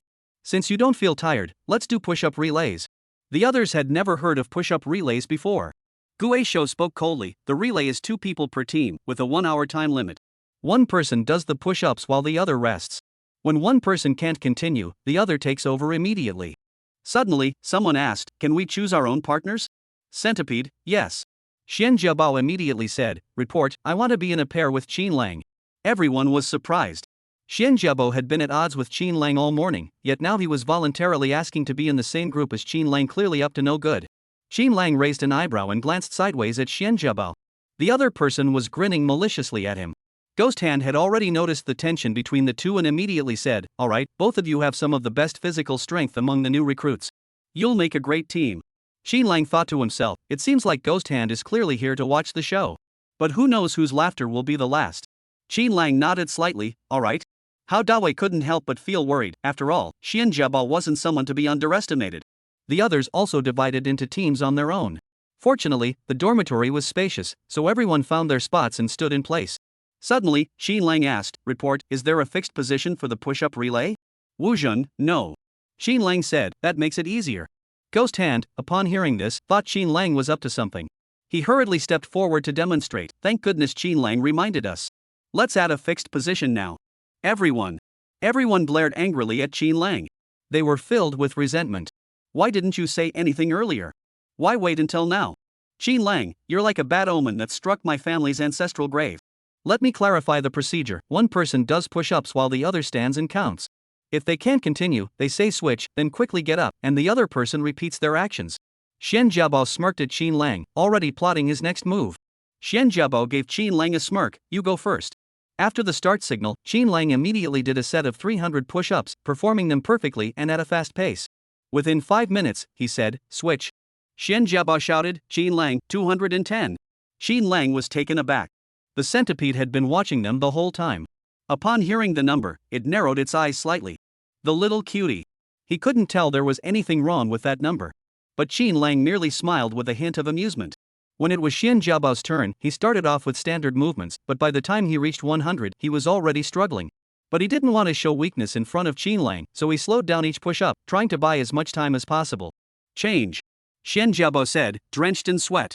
Xin Lang said, Xian Jiabao, 221. The number was accurate, which only made Xian Jiabao even more puzzled by Xin Lang's intentions. When it was Xin Lang's turn, Xin Lang simply said, change. This time, Xian Jiabao was stunned. He stood there dumbfounded. Xin Lang, you can't do that. Xin Lang nodded toward the centipede with his chin. The rule is that once you call for a change, you must change. Are you refusing to follow orders? Xian Jiabao had always thought of many ways Xin Lang might deal with him, but he never imagined Xin Lang would step on the edge of the rules and use this method. Ghost Hand frowned. Xin Lang, Xian Jiabao, what are you two doing? Xian Jiabao glared at Xin Lang and muttered, you're ruthless. Let's see who can outplay who. Xian Jiabao followed suit, did a push-up, and also called for a change. Those doing push-ups nearby also began to feel increasingly dissatisfied. No one wanted to do more than the other. Thinking about how they had done over 300 while the other had only done over 200 before switching, they were even more furious. Many others began to mimic their tactics. The anger of the Ghost Hand was about to boil over. Are you guys just messing around? Chapter 99, Why did you provoke him? The centipede chuckled lightly. Alright, the newbies seem full of energy. Let them go ahead and make a mess. Dealing with one is more tiring than dealing with 5. If they want to cause trouble, let them cause trouble. Liang Yuanming and Song Yan were paired together, and both shook their heads simultaneously. Both sides maintained a pace of doing 200 and switching once. The movements weren't fast, but they were very precise. Even after half an hour, their arms were only slightly sore, and the sweat on their backs hadn't fully soaked through. In contrast, many others switched after each repetition, effectively doing a full push-up each time, and each movement had to be precise. After 10 minutes of this, their entire bodies felt tense and strained. The most obvious example was Xian Jiabao. Xin Lang's movements were both fast and precise, and when it was time to switch, he rose with ease. Xian Jiabao, on the other hand, dragged his nearly rusty body, and after just half an hour, he was more exhausted than after doing push-ups for an hour. Yet Xin Lang still smiled and said, switch. Those words sounded like the trumpet of death. As soon as he stood up, he had to lie down again. This time, to avoid repeating the motion of standing up, he forced himself to spend a full minute doing over a dozen push-ups. Switch. He glared at Xin Lang with a warning look. But Xin Lang didn't follow his hint and did one as well. Switch. The centipede watched for a while, now with a smile in his eyes. Xian Jiabao was no match for Xin Lang, neither in physical strength nor in intelligence. Even the Ghost Hand had been outmaneuvered by Xin Lang. He had deliberately mentioned the posture issue. Who would have thought that in less than a day, Xin Lang could already understand the personalities of these veteran soldiers so well? Others who had followed Xian Jiabao's example were also exhausted and realized that this was a mutually destructive move. Both sides began to show signs of wanting to make peace, agreeing to take a break every 50 minutes. Only Xian Jiabao could only rely on doing push-ups to earn himself some rest time, while Xin Lang stood there leisurely the entire time. He looked down on Xian Jiabao from above. Every time Xian Jiabao switched positions, he caught Xin Lang's gaze. Disdain, mockery, and scorn. An hour finally passed. Xian Jiabao was soaked in sweat from head to toe, glaring at Xin Lang with resentment. But Xin Lang smiled and said, Xian Jiabao, your stamina isn't up to par either. It seems you're not only bad at counting, but your eyesight isn't great either. Are you sure you can be a sniper? Xian Jiabao was so angry his lips trembled, unable to say a word. The centipede raised the corners of its eyes, smiling as it glanced at Qin Lang. He then turned to the others and asked, "Are you all tired now?" No one dared to answer, afraid of saying the wrong thing. The centipede asked again, "Are you tired?" This time, Qin Lang spoke first, tired. Seeing that Qin Lang had spoken, the others followed suit, thinking that if anything went wrong, Qin Lang would take the blame. Tired. Tired. The centipede said again, "If you're tired, stop talking nonsense. If you're not tired, go train until you can't speak anymore. Today's noon break is cancelled. Go clean the bathroom thoroughly right now. No corner or crevice is off limits. I'll check at 3 p.m. The new recruits were now so overwhelmed they didn't even know how to vent their frustration. Even if we're treated like cattle, shouldn't we at least get a moment to catch our breath? They're so exhausted they can barely breathe, and you're still driving them? Don't the veterans have any conscience or morality? Ghost Hand glared at them. Didn't you hear what the drill instructor just said? Are you all deaf? Everyone could only temporarily suppress their inner resentment and grit their teeth, shouting, "We heard you." The group took their tools to the public bathhouse. Except for one shower stall on each floor, there was a locked room on the first floor, the large bathhouse. Inside were bathtubs for soaking and rooms for steam baths. As they pushed the door open, dust that had accumulated over time fell like rain, choking the new recruits into coughing. When they saw the scene inside, everyone was completely speechless. 2.5 hours, are we sure we can clean this up? Forget about the corners, the dust on the floor is probably as thick as the soles of our shoes. What the hell? Do they think we're janitors? Qin Lang surveyed the room. Instead of complaining, let us get to work. Xian Jiabao had just been humiliated by Qin Lang, and now he couldn't stand looking at him. He immediately retorted, "Who do you think you are? What are you doing here acting like a big shot? You think you can tell us what to do? Who do you think you are?" Liang Yuming was the first to step forward, his brows furrowed into a straight line. "Say that again? Who do you think you are?" The few people with Xian Jiabao had already been dissatisfied with Qin Lang and his group stealing the spotlight. Now that they finally had an opportunity, they couldn't afford to be outdone. Both sides, filled with resentment, gathered together in small groups, rolling up their sleeves, ready to attack each other. Just as they were about to strike, a cold, bone-chilling stream of water poured down from above, soaking everyone. Who the hell is looking for trouble? Qin Lang stood nearby holding a hose, smiling and saying, "Gentlemen, don't forget the formalities. We're just a bunch of bathroom cleaners." A man named Lu Zi, standing beside Xian Jiabao, touched his face and pointed at Qin Lang, shouting, "Qin Lang, you bastard, you're just looking for trouble." Another blast of cold water poured down on his head. Lu Zi's face turned dark, and he clenched his teeth. Qin Lang feigned shock. "How could you still be pouring water on people? I thought you were the trash that needed to be swept away." Put. Ha ha ha. The onlookers, who had been watching the spectacle, were suddenly amused by Qin Lang and burst into laughter, some of them laughing so hard they could barely stand up. Xian Jiabao's face was as cold as ice, glaring at Qin Lang with an unpredictable expression. Qin Lang spoke calmly, "There are still 130 minutes left. If you don't start now, we'll really be in trouble." Many people grabbed mops and rags and began mopping the floor. Qin Lang calmly assigned tasks, one person per area, won't be enough. "Let us divide the work among everyone now, we still have a chance." Hao Dawei was the first to respond. "Qin Lang, I'll assist you." With Song Yan and others joining in, over 20 others also raised their hands to assist Qin Lang. Only Xian Jiabao and a dozen others remained, glaring at Qin Lang. Qin Lang paid no attention to them and said, "Starting now, Hao Dawei and I will be responsible for first wetting the floor with water. The three of you will first clear away the first wave of clean water, and the rest of you will take the opportunity to clean the centipedes off the walls." Qin Lang arranged everyone's tasks in just half a minute. Lu Zi suddenly burst into laughter. "Hey, look at how they've done all our work. We're just here to supervise." Some people were wary of Qin Lang, fearing he might use some underhanded tricks on them, which would be a loss for them. So a few more people joined the cleanup crew and began sweeping the floor alongside Hao Dawei and the others. Chapter 100, Turning the Tables with a Single Move. Xian Jiabao and a few others stood by, arms around each other's shoulders, leisurely watching the commotion. This instantly drew the displeasure of many people. "You're being a bit too much. We're all in this together. Why aren't you working?" Lu Zi said smugly, "It's not that we're not working. Qin Lang has already assigned all the tasks. All the work is for you guys, so naturally we don't have to do anything." This time, a few people glanced at Qin Lang with disapproving looks. But Qin Lang smiled and said, "Who said there's no work for you?" Xian Jiabao narrowed his eyes and stared at him. "You want us to work just because you say so? Why should we?" Qin Lang continued pouring water. "As the first lesson for special forces, you must understand one thing: one person's mistake is the collective responsibility of the group." Many people stopped what they were doing and looked at Qin Lang. Xin Lang continued, it seems today's punishment is inevitable.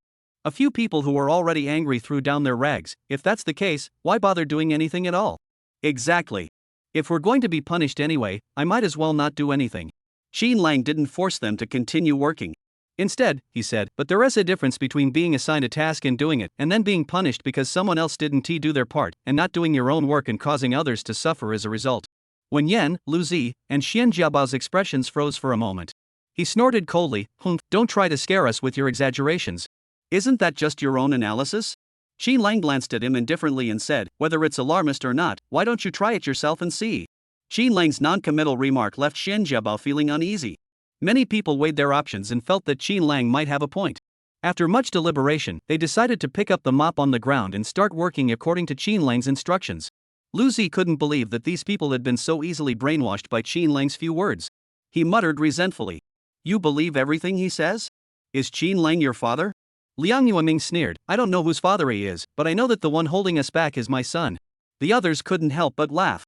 Xin Lang said again, I'll assign you all some tasks. Don't come complaining later that we re. The others looked extremely disdainful, with no intention of following Xin Lang's orders. You'll be responsible for cleaning up the wastewater. Everyone, pay attention, all the wastewater must be handed over to them for disposal. Lu Zi glared at him, don't give me orders. I'm not one of your obedient sons. Xin Lang didn't get angry, he just smiled at him briefly. But it made Lu Zi feel a chill run down his spine, as if Xin Lang was hiding something sinister behind his smile.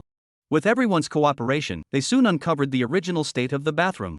There was a drain on the floor, but the garbage and dust had accumulated in clumps, quickly blocking the drain. Xin Lang, the water isn't draining here. What should we do? Xin Lang pointed in the direction of Xian Jiabao. They're handling the wastewater. Xian Jiabao's eyes went dark, and he stood motionless on the ground. Seeing that Xian Jiabao remained motionless, Xin Lang finally took matters into his own hands, gathered a pile of trash from the ground, and flung it at Xian Jiabao's feet. Lu Zi glared at Xian Jiabao and stood in front of him, staring angrily at Xin Lang. Xin Lang, are you looking for trouble? What the hell do you think you're doing pouring water on us? Xin Lang innocently replied, we agreed on the division of labor. You were supposed to clean up the wastewater. Since you didn't, don't blame me for treating you like wastewater. Xin Lang's sarcastic tone made many of the new recruits who had been working all morning feel vindicated. They had already been annoyed by them. They were all new recruits, what were they trying to act like big shots? Xin Lang pointed at the ground where Xian Jiabao was standing. First, throw all the trash and wastewater onto that spot. We'll clean it up together later. Xin Lang stared at Xian Jiabao's face and emphasized slowly, note this, the wastewater must be thrown on the ground. Don't let certain people pick up evidence and accuse us of bullying others. Got it. Liang Yueming and the others responded first, pouring various dirty and wastewater continuously onto the ground where Xian Jiabao and the others were standing. Damn it, you bastards are just looking for trouble. Xin Lang, you wait and see, I'll kill you. The group retreated rapidly, with splashes of wastewater flying over 2 meters, soaking their heads and bodies. Finally, with no other choice, they followed the door and fled frantically into the corridor, where they finally managed to catch their breath. What are you doing? You're not working. Suddenly, a harsh voice startled everyone. The men turned around in panic, only to see Ghost Hand glaring at them with a menacing expression. Everyone else is working, and you're just slacking off here? Lu Zi hurriedly explained, no, it's Xin Lang causing trouble. He is deliberately targeting us. Bang! The bathroom door slammed shut from the inside. Liu Zi, seeing this, grew even more brazen and said, look, they're deliberately excluding us. They just don't want us to work. The tactic of accusing someone else first caught Ghost Hand's attention. If he hadn't been eavesdropping in the hallway earlier, he might have believed Lu Zi's lies. Although Ghost Hand didn't want Xin Lang to be in the spotlight, he couldn't stand seeing dishonest people taking advantage of the situation. What are you responsible for cleaning? Lu Zi replied without hesitation, we're cleaning the floor by the entrance. With so many of you, cleaning that little bit of floor? Lu Zi paused, and Xian Jiabao hurriedly said, it's all because of Xin Lang. He insisted we follow his instructions. Xian Jiabao thought smugly, even if we have to be punished, Xin Lang must suffer a little. Gue Shou frowned and pushed open the bathroom door. Everyone was working enthusiastically with their tools, especially the area near the entrance where Xian Jiabao and his group were responsible for, which was so clean it could reflect light. Seeing Xian Jiabao bring out Ghost Hand, everyone gave him a look that said, I knew it. Ghost Hand turned to Xian Jiabao and asked, you said you were in charge of the entrance, and they're targeting you, right? Xian Jiabao clenched his fists. As expected, it must be Xin Lang and the others causing trouble. He had planned to take the initiative, but to his surprise, Xin Lang said, what's going on? You're not working hard enough, and now you want to go tell the instructor on us? Lu Zi stammered, his face alternating between red and white. Qin Lang, are you deliberately targeting us? Xi Lang shrugged and said, everyone is busy working. Who has time to mess with you? I already told you earlier, if you don't want to work, just don't. Don't waste our time. Look, we're almost out of time. This time, Xian Jiabao and the others really had no words to express their frustration. They had planned to report Qin Lang to the instructor, but instead, they ended up being outwitted. The ghost hand's scrutinizing gaze fell on Xian Jiabao, leaving him utterly embarrassed. Chapter 101, Please enjoy a group foot massage. The ghost hand was well aware of the underlying issues. Though he disliked both sides, he had to suppress their conflicts due to the regulations governing the selection of new Special Forces recruits. I've only been gone for a short while, and you've already caused such a commotion. It seems your minds aren't on the task at hand. Can't keep your mouth shut, can you? Come on, sing a military song. Unity is strength. Everyone's stamina was nearly depleted, and now they couldn't even spare their voices. Can't you sing? Don't you have mouths? Upon hearing this, Qin Lang took the lead. Unity is strength, unity is strength. Everyone joined in the chorus, but their hands didn't stop working. Xian Jiabao and the others stood there dumbfounded for a while until Ghost Hand said, are you guys just going to be spectators? Lu Zi quickly picked up the bucket by his feet and joined the chorus, singing along half-heartedly. Qin Lang, however, barely noticeable, narrowed his eyes slightly, and the corners of his smiling eyes swept over Xian Jiabao. If you want to challenge me, you're still far from my level. Until the designated time, Xian Jiabao and the others didn't cause any trouble. However, Ghost Hand's inspection was ruthless, targeting those who had no time to tend to the corners and crevices. Don't you see this place? There's a pile of dust here. Would you want to take a bath here? In short, the new recruit's performance was criticized as utterly worthless. In fact, the task, which was impossible to complete in the first place, was carried out under Qin Lang's leadership, with results far exceeding Ghost Hand's expectations. That afternoon, they went to the training ground and completed 1,000 frog jumps. Even when the training was declared over, everyone was so exhausted they lay sprawled on the ground, unable to do anything but gasp for breath. Even the slightest movement, like curling a finger, had drained them of all their energy. You've worked hard. To everyone's surprise, Ghost Hand suddenly spoke a kind word of concern. This left everyone feeling both surprised and honored. Yet they couldn't help but speculate whether Ghost Hand's words hid another scheme. Everyone, we've arranged a foot massage for you all tonight. It'll be in the bathroom you cleaned this afternoon. Qin Lang's eyes narrowed immediately. Following the usual pattern, that room was likely filled with alcohol. Many new recruits hadn't experienced such intense running before, and both their feet were covered in blisters. Upon hearing about the foot massage, many of them excitedly exclaimed, really? That's fantastic. Is the service in our Special Forces unit really this good? I didn't expect there to be a foot massage after training. Someone nearby said, I guess this is a perk for new recruits. Everyone should make the most of it. Report, can I skip the foot massage? Qin Lang suddenly asked. Ghost Hand looked at him and asked, why? Qin Lang replied calmly, I'm skilled in acupuncture. Every time I'm tired, I give myself acupuncture. I don't like foot massages. Ghost Hand sneered, you know acupuncture? Well, that's perfect. During the foot massage tonight, you can give everyone an acupuncture session to relax. We have such skilled personnel it would be a shame not to use them. Xian Jiabao spoke up immediately, report. I don't want Qin Lang to do acupuncture. The acupoints are so important. If someone accidentally hits the wrong one, it could cause lifelong disabilities. I don't want to end up half dead before even stepping onto the battlefield. Lu Zi and the others also protested. Ghost Hand said, Qin Lang's acupuncture is on hold. Is anyone else not interested in a foot massage? This time, everyone shook their heads. Compared to acupuncture, foot massage was definitely more reliable. After walking for a while, the blisters on their soles burst and stuck to their feet. That raw, broken flesh felt like the softest skin rubbing against the hard sole of a shoe with every step. Many were already groaning in pain, limping as they walked. This is painful. Does anyone have any antiseptic ointment? I'll apply some tonight. But there is still foot massage, which should feel better. Qin Lang felt sorry for them, they had no idea what was in store for them. The Ghost Hand led the way, and before they even reached the bathroom, someone could already smell the pungent odor of alcohol. What is that smell? Someone frowned, it smells just like the disinfectant alcohol at the hospital. Damn it, they're not going to make us wash our feet with disinfectant alcohol, are they? No one knew who had said it. Many people immediately stopped in their tracks, moved forward, their faces turning pale. You, don't scare me. It shouldn't be, right? Ha ha. Upon opening the door, what greeted their eyes was a bathtub filled with alcohol in the center of the room. The strong smell made my eyes water. Oh my god, are they making us go down there? The ghostly hand spoke with a mocking smile, go ahead. If you want to experience a foot massage, get in there. A group of people sat on the chairs around the pool, engaged in intense internal debate. Stepping into that alcohol with my feet, that's a death sentence. Every time I disinfect my wound, it hurts like hell. I can't even imagine what my foot would look like if I stepped in there. Would it rot on the spot? Xin Lang frowned, staring at the alcohol residue on the ground in the pool, lost in thought. It seems like you don't want a foot massage after all. Why don't I let Xin Lang give you an acupuncture session instead? Xin Lang smiled at him. Instructor, I'm ready for the foot massage. I don't have time for acupuncture. Ghost Hand raised an eyebrow at Xin Lang. Xin Lang swiftly removed his shoes and socks and stepped directly onto the ground. He walked across the wet ground without expression, stepping into the pool with one foot. The entire process took less than 5 seconds. Before anyone could react, Xin Lang was already sitting on the edge of the pool, stretching his arms, and beginning to enjoy his foot soak. Everyone stared at him in astonishment.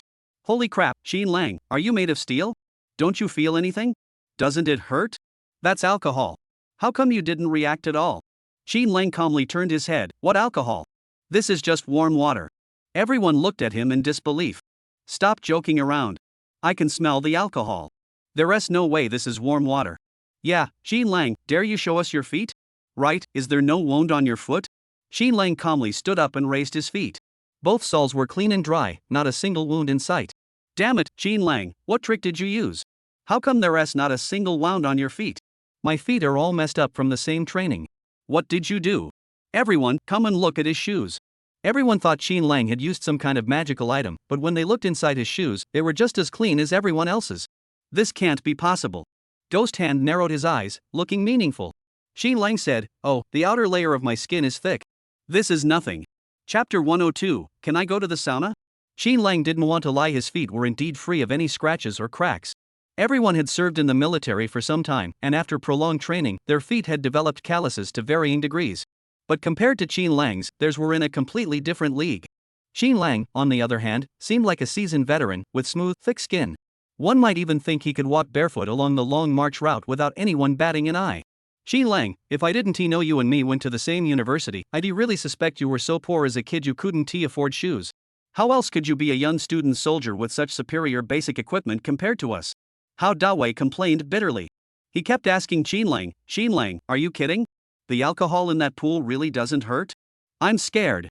Xin Lang assured him, don't worry, it really doesn't hurt. How Dawei and Liang Yueming made up their minds, but the moment their feet touched the ground, the excruciating pain made their faces turn pale. Xin Lang, you said it wouldn't hurt. Why does it feel like needles piercing my skin? The two of them were as restless as ants on a hot pan. One foot was too painful to bear, so they lifted it up and used the other foot to support themselves, fumbling around in a panic. Xin Lang remained calm and said, oh, I don't have any wounds on my feet. I can step anywhere without feeling pain. The two were stunned. Xin Lang said, take off your shoes, walk a few steps, and put your feet in the pool. As Liang Yueming and the others walked, a trail of bloodstained footprints remained on the ground. The two of them were in so much pain that their teeth were chattering, and cold sweat was pouring down their faces. Are you sure? Are you sure you're not just messing with us again? Many people around them saw Liang Yueming and how Dawei's pitiful state, as if they were feeling the pain themselves, their expressions twisted into grimaces. The two stood in place, waiting for the pain in their feet to subside before slowly moving forward. Standing by the pool, they hesitated to step in. Relax, it's fine. Does Xin Lang really mean it when he says it's fine? But the two of them finally made up their minds and dipped their feet into the pool. The water in the pool was actually hot. The piercing pain they had feared did not appear. Instead, they felt a warm, soothing sensation. The two looked at Xin Lang in confusion. Xin Lang said, I told you it wouldn't hurt, did I? Liang Yueming stared blankly and said, this is. Xin Lang interrupted him, it's a foot massage. The two finally realized what was happening. This was indeed a test. The smell of alcohol in the room was testing whether everyone had the courage to press forward without hesitation. The floor was completely covered in alcohol, making each step feel like walking on broken glass, causing excruciating pain. The test was whether they would still charge forward without hesitation when faced with a pool of alcohol. The two then followed Xin Lang in convincing the others, hey, this foot massage is really comfortable. I wish we had come sooner. The warm water gently caressed their soles, and combined with the soothing effects of the alcohol, it did feel much more comfortable. Xian Jiabao furrowed his brows, you two are singing in unison, what are you up to? The ghostly hand appeared out of nowhere. He glanced at the time, the foot massage session is limited. There's only half an hour left. You can decide for yourselves. Xin Lang looked at the steam coming from the sauna and asked, reporting to the instructor, can we use the sauna? The ghost hand turned and glared at him, are you really here to relax? Xin Lang laughed, work and rest go hand in hand. Since we have the opportunity, why not enjoy it while we can? Everyone else was so shocked by Xin Lang's mindset that they felt a wave of dizziness. They were all new recruits. How could Qin Lang be so strong? It was almost inhuman. Ghost Hand suddenly smiled maliciously. Alright, if you wanna go, go ahead. I just hope you can handle it. Qin Lang raised the corner of his mouth. There's nothing I can't handle. Under everyone's gaze, Qin Lang pushed open the door to the sauna room. The sauna was located in the northwest corner of the bathroom and could accommodate up to 10 people at a time. Probably because it had been restarted, the temperature inside fluctuated wildly. As the door opened, the room felt like a furnace, and a wave of heat engulfed Qin Lang's body. Ghost Hand stood by with his hands behind his back, waiting to see Qin Lang give up. But to his surprise, Qin Lang pushed open the door and stepped inside without hesitation. Instead, the heat wave from opening the door felt like a burst of flame, scorching the two people closest to Qin Lang. Is that a sweat room? It's like a mountain of fire. Is Qin Lang even human? Is he experiencing sensory distortion? Even Ghost Hand was taken aback for a moment before glancing meaningfully toward the door. After entering, Qin Lang first placed his damp clothes by the door, then took some water from the bucket inside the room and poured it over himself. The thermometer on the wall fluctuated wildly, showing 68 degrees one moment and 45 degrees the next. Qin Lang gently pressed on several acupoints on his body, and the muscle soreness eased significantly. If only I could do acupuncture, that would be even better. The temperature inside the sauna would be unbearable for an ordinary person after just a few minutes. But Qin Lang had long since grown accustomed to it. After all, back in the day, he had piloted a fighter jet whose wings were blown off by enemy fire, causing the temperature inside the cockpit to skyrocket in an instant. In that situation, to prevent the fighter jet from crashing and injuring civilians on the ground, Qin Lang forced the jet to accelerate, racing against the speed of the burning and exploding aircraft, and managed to crash land in an uninhabited area before escaping via parachute. Perhaps it was sheer luck that, just 3 seconds after Qin Lang left the fighter jet, it exploded. He was exposed to temperatures nearing 100 degrees Celsius, sustaining burns over much of his body. However, Qin Lang was fortunate to survive. Since then, he has repeatedly pushed himself through high-temperature training. Now, temperatures of over 60 degrees Celsius are still considered comfortable for Qin Lang. Many others outside also gradually made up their minds, enduring immense suffering before entering the pool. Their reactions were the same as those of Hao Dawei earlier. Ghost Hand closely monitored Qin Lang's movements. It's been 15 minutes already. Can Qin Lang really endure this? There was also a thermometer outside the door, showing the same temperature as inside. Everyone watched as the temperature fluctuated wildly, rising above 60 degrees and then dropping back down to the 40s, and they exclaimed in astonishment, "Is this thermometer broken? I tried steaming it before, and it only went up to 50 degrees. Any higher, and it's unbearable. I can only endure 50 degrees for 6 or 7 minutes. How could Qin Lang possibly stay in there that long? The thermometer must be broken." Ghost Hand snorted, "If you think the thermometer is broken, why don't you try it yourselves?" Everyone fell silent immediately. 20 minutes later, Qin Lang stretched his limbs, feeling much more relaxed all over, and pushed the door open. Everyone's gaze immediately focused on Qin Lang. "Qin Lang, you're not done yet, are you?" Chapter 103, You call this welfare benefits? As Qin Lang approached, a wave of heat hit them. Everyone felt the burning heat and quickly turned away. "Why don't you try it? It's really comfortable and relaxing." Qin Lang's face was flushed, and his entire body glowed pink, but his eyes were sharp and alert. Someone took a step back, avoiding his gaze. "No, I think I'll pass. I'm afraid I'm not worthy of such a blessing."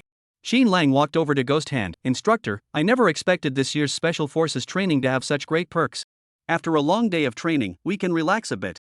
Ghost Hand was speechless. What the hell do you call this a perk? If this were anyone else, picking any one of them out would be a punishment that would torture them half to death. Is our punishment really that easy for you? We're feeling pretty defeated too. Ghost Hand glared at Qin Lang with a grim expression. He glared at his watch, clenched his teeth, and said to the other 3 hesitating people, "You have 5 minutes left. If you don't go in now, you'll never set foot in that pool again." That pool was more than just a test, it was a symbol of something deeper. The 3 of them steeled themselves and ran over. They didn't even bother to feel the alcohol on the ground, their feet were already in the warm water. "Is this warm water?" Son Yen looked speechless and said, "Yes, Qin Lang just said it was comfortable inside, didn't he?" The others looked awkward. After all, the things Qin Lang talked about were on a whole different level from what they were experiencing. They were human, but Qin Lang might not be. This test was successfully passed by everyone. Many were still curious about how hot the sauna was inside. After opening the door, they immediately shut it again without hesitation. It was indeed as they had imagined. The temperature inside was not something they could endure. Even after leaving the bathroom, many still felt a lingering pain in their skin. The training over the next few days remained just as intense, with no breaks. Many were so exhausted that they didn't even take off their shoes. When they returned in the evenings, they dragged their lifeless bodies to bed, propped their feet on the edge, and fell into a deep sleep. One midnight. A storm raged outside. Hao Dawei was awakened by the rain. He had forgotten to close the window before going to bed the previous night, and now it was raining heavily in the middle of the night. The rain was pelting against the window, and he closed it with a sigh. Just as he was about to lie back down to sleep, he glanced toward the door in a daze and noticed a figure standing there.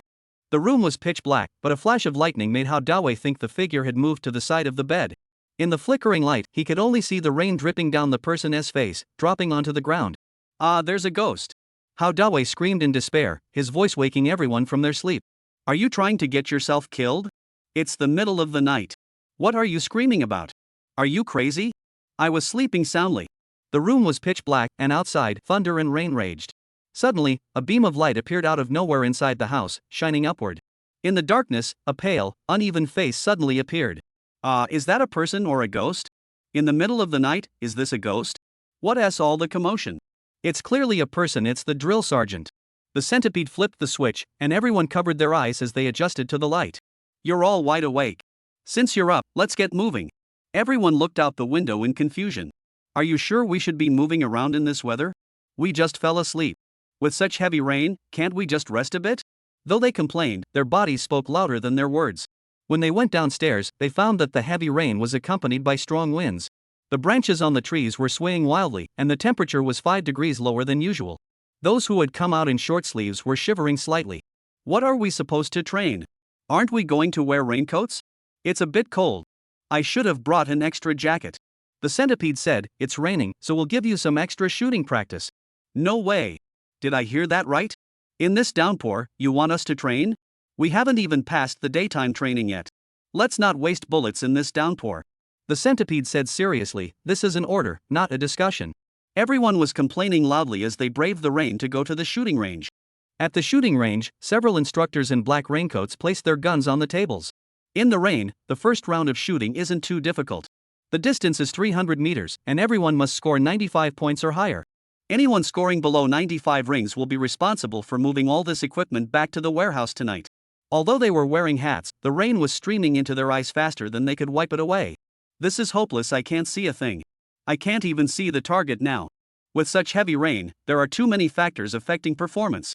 Before the training even officially began, many people had already started complaining. The centipede barked harshly, are you already giving up? It's only 300 meters, and you're already this messed up? You're supposed to be special forces. Are you going to surrender to the enemy every time it rains? If the battlefield is full of cowards like you, I'll be over the moon. On rainy days, everyone will just stand around and wait for my bullets, right? If you're too scared to even try, then don't waste bullets. Let's just start the punishment right away. Everyone kept their heads down, silent. You have 10 seconds. Those with the guts to train stay. Those with hearts smaller than an egg yolk, get out now. This time, no one left. The centipede said, since no one is leaving, we'll follow the rules I just laid out. Form groups of 5. Do it now. Xin Lang, step forward. Xin Lang was called aside alone, drawing the attention of many. The centipede said, Xin Lang, I lost to you last time, and I'm not satisfied. Are you willing to compete again today? Xin Lang smiled and retorted, are you sure you want to compete with me in this weather? The centipede raised an eyebrow and said, are you afraid of losing? I'm afraid you'll lose. A drill instructor losing twice in a row to a new recruit, that's a bit embarrassing, isn't it? You're pretty confident, aren't you? I have that much confidence. The centipede, however, said, I've never been afraid of losing. If I lose to someone who's stronger, I'll accept it. Xin Lang admired the centipede's nonchalance. Now that everyone had switched to instructor mode, many people were overly concerned about saving face and went out of their way to assert their authority as instructors. Xin Lang said, alright, let's race 1,000 meters? The centipede nodded and let Xin Lang choose first. There were 4 guns in the box. Xin Lang picked one, weighed it in his hand, and said, this gun is faulty. Ghost Hand frowned and said, impossible. I personally inspected all these guns, there's no way there's a problem. Don't you dare make excuses because you're afraid of losing. If you lose, will you blame the gun? Chapter 104, 67 rings versus 100 rings? The centipede handed Xin Lang another gun. If you think there's something wrong with it, take another one. Ghost Hand looked down on Xin Lang with disdain, as if he thought Xin Lang was just making excuses. Xin Lang pushed away the gun the centipede had returned. No need. I'll use this one. The others, who had been preparing for training in the rain, now felt that their own scores didn't matter. The real focus was on the showdown between Xin Lang and the centipede. This was a once-in-a-lifetime opportunity they couldn't afford to miss. Xin Lang adjusted the gun in his hands and asked, can I fire a test shot to get a feel for it? Do you let you try a test shot when you're on a mission? Ghost Hand had been picking on Xin Lang repeatedly. Xin Lang had endured it twice, but finally couldn't take it anymore and said, "Instructor, 1,000 meters isn't 300 meters. You're asking a new recruit like me to hit the bullseye without any practice. Are you too confident in me? If you think so highly of me, how will Centipede Instructor save face?" Ghost Hand narrowed his eyes. "Xin Lang, don't be causing trouble on purpose. Don't you know what kind of strength we have?" Xin Lang laughed lightly and retorted, "What strength do I have? Do you have any proof?" This only served to extinguish Ghost Hand's anger, as there was indeed no evidence. Reborn had been too thorough, even the National Security Bureau didn't have any evidence. How could they possibly have any? The centipede gave Ghost Hand a casual glance and said to Xin Lang, "Go ahead." Xin Lang fired a shot at the target. Ghost Hand, holding the binoculars, laughed out loud, "7 rings. Xin Lang, the rain is really affecting you. Your accuracy has dropped so much." Song Yen clenched his fists and silently prayed, "Xin Lang, show your true strength. I know this is a piece of cake for you." Facing Ghost Hand's mocking remarks, Xin Lang remained expressionless, merely adjusting the position of his gun silently. He turned to the centipede and said, "I'm ready. We can start any time." At Ghost Hand's command, the two adjusted their positions and fired their first shots. Xin Lang's style was always relentless. He never hesitated when firing, locking onto his target and firing 10 shots in rapid succession. The crowd couldn't see the target and could only stare intently at Xin Lang. Rainwater streamed down the brim of his hat, washing over his eyelashes and stinging his eyes. Despite the intense distraction, Xin Lang remained as still as a mountain, his gaze fixed straight ahead. Everyone held their breath for him. Lu Zi sneered, "In such heavy rain, he keeps firing. I wonder what's going through Xin Lang's mind." Another man who was close to him said, "What's there to say? He must have given up and surrendered early. Maybe there'll be a bullet hole on the target by the end, and the rest will all miss." The crowd laughed unrestrainedly. Xian Jiabo watched the spectacle with a mischievous grin. Liang Yueming defended him with a cold expression. "Didn't you see Xin Lang's shooting skills last time? Or have you all forgotten? Even if Xin Lang were shooting with his eyes closed, he'd still be better than your 300-meter outlining technique." This remark immediately hit a nerve with a few people. "Liang Yueming, you're just Xin Lang's lackey. What good does it do you to speak for him? His skills aren't yours." Liang Yueming sneered, "It's just a rebound." A punch landed on cotton, and Liang Yueming, satisfied with the exchange, quickly backed off, waiting for the results of Xin Lang's performance. Ha ha ha. The laughter of the Ghost Hand made everyone feel uneasy. "Xin Lang, I thought you were just putting on a show, but you actually have some skills. I never expected you to be this weak. I really underestimated you." These words immediately caused Liang Yueming and the others to furrow their brows. What is going on? Could Xin Lang have performed poorly? That can't be. I've never seen anyone as steady as Xin Lang. At that moment, the centipede fired his final shot. He glanced at Xin Lang's target through his scope, his expression complex. Xin Lang, however, said nothing. He disassembled his gun and stared at the muzzle for a long time. "Are you going to blame your poor performance on the gun again?" Xin Lang replied, "The gun is faulty, but I performed well." "Ha, do you really think my scope is malfunctioning?" "There are 7 bullet holes on your target, one of which is a 7 ring from your previous shot, and the remaining 6 are 10 rings, with 4 shots missing the target. What else can you possibly explain?" Xin Lang shook his head with a smile and continued to look at the gun in his hands. The centipede coldly ordered someone to bring back both of their targets. Ghost Hand announced excitedly, "The winner of this 1,000-meter range sniper competition is..." "Hold your tongue." The centipede interrupted him with a serious expression. Ghost Hand asked in surprise, "What's wrong? Is there a problem?" The centipede touched the scar on his left hand with his right thumb, lost in thought. It wasn't until Ghost Hand saw Xin Lang's target that his expression also changed. How could this happen? Impossible. How could someone control a gun's accuracy to this extent? The others, who had been holding their breath, didn't care if they were in training or not. They craned their necks and asked, "What's going on? How many rings did Xin Lang get?" Under the night sky, the streetlights cast a pale glow on Ghost Hand's face, his hollow eyes staring blankly at Xin Lang, who was still studying the gun. He mechanically inserted his fingers into several bullet holes, distinguishing them one by one, before realizing that the 4 shots Xin Lang had fired, which hadn't hit the target, hadn't missed. They had completely penetrated the bullet holes left by previous shots. The bullet holes penetrated by 2 bullets were larger than those made by a single bullet, and the surrounding area had a faint burn mark, making them hard to notice without close inspection. If it weren't for the fact that Ghost Hand and the others had encountered a similar situation during their previous training, Xin Lang would have been ruled as missing the target this time. Who won in the end? Exactly, can we get a result? We've been waiting for ages. The Ghost Hand spoke in a dull voice. "The centipede and Xin Lang both have 100 rings. Oh, it's a tie. I thought Xin Lang was so strong. Still no winner. Should we have another round?" The centipede dropped his gun and calmly said, I lost. What? For a senior instructor to admit defeat like that? Aren't all the shots perfect? How do you determine the winner? Qin Lang was quite surprised. It seems that the centipede and ghost hand have quite different personalities. Xian Jiabao couldn't hold back any longer. He rushed forward, grabbed the two targets, and looked at them. What's going on? This is 67 rings. Whose is this? Qin Lang's? 167 rings, 100 rings. Ghost hand instructor, how can both be 100 rings? Ghost hand's mind was still reeling. He was stunned by Qin Lang's marksmanship. This level of skill could easily make him their instructor. Their usual training, compared to Qin Lang, was like showing off a knife in front of Guan Yu. Chapter 105, We VE met before, Haven Tiwi? The centipede walked calmly to Qin Lang's side and asked, You said there's something wrong with the gun. Did you figure out what the problem is? Qin Lang replied, The firing trajectory is off, but it's not too severe. Within 500 meters, it has no effect, but beyond that, it starts to deviate. At 1000 meters, it deviates by 3 centimeters. 3 centimeters? That's the distance between the 10th and 7th rings. Could it be that Qin Lang's first shot wasn't a test shot, but to determine the deviation distance? Then, for the next 10 shots, Qin Lang would have to adjust his aim each time. Under these circumstances, Qin Lang was still able to fire 4 bullets that passed through the original bullet holes. How terrifying is this man's skill? The centipede took the gun, assembled it, and tried it himself. Sure enough, it was exactly as Qin Lang had described. He was completely convinced this time, both in heart and mind. He lowered his voice to a whisper, speaking so only the two of them could hear, Your abilities would be wasted as a new recruit. Qin Lang replied with a half-smile, If I had taken the original path up the mountain, I would have had to walk all the way down and then climb back up step by step.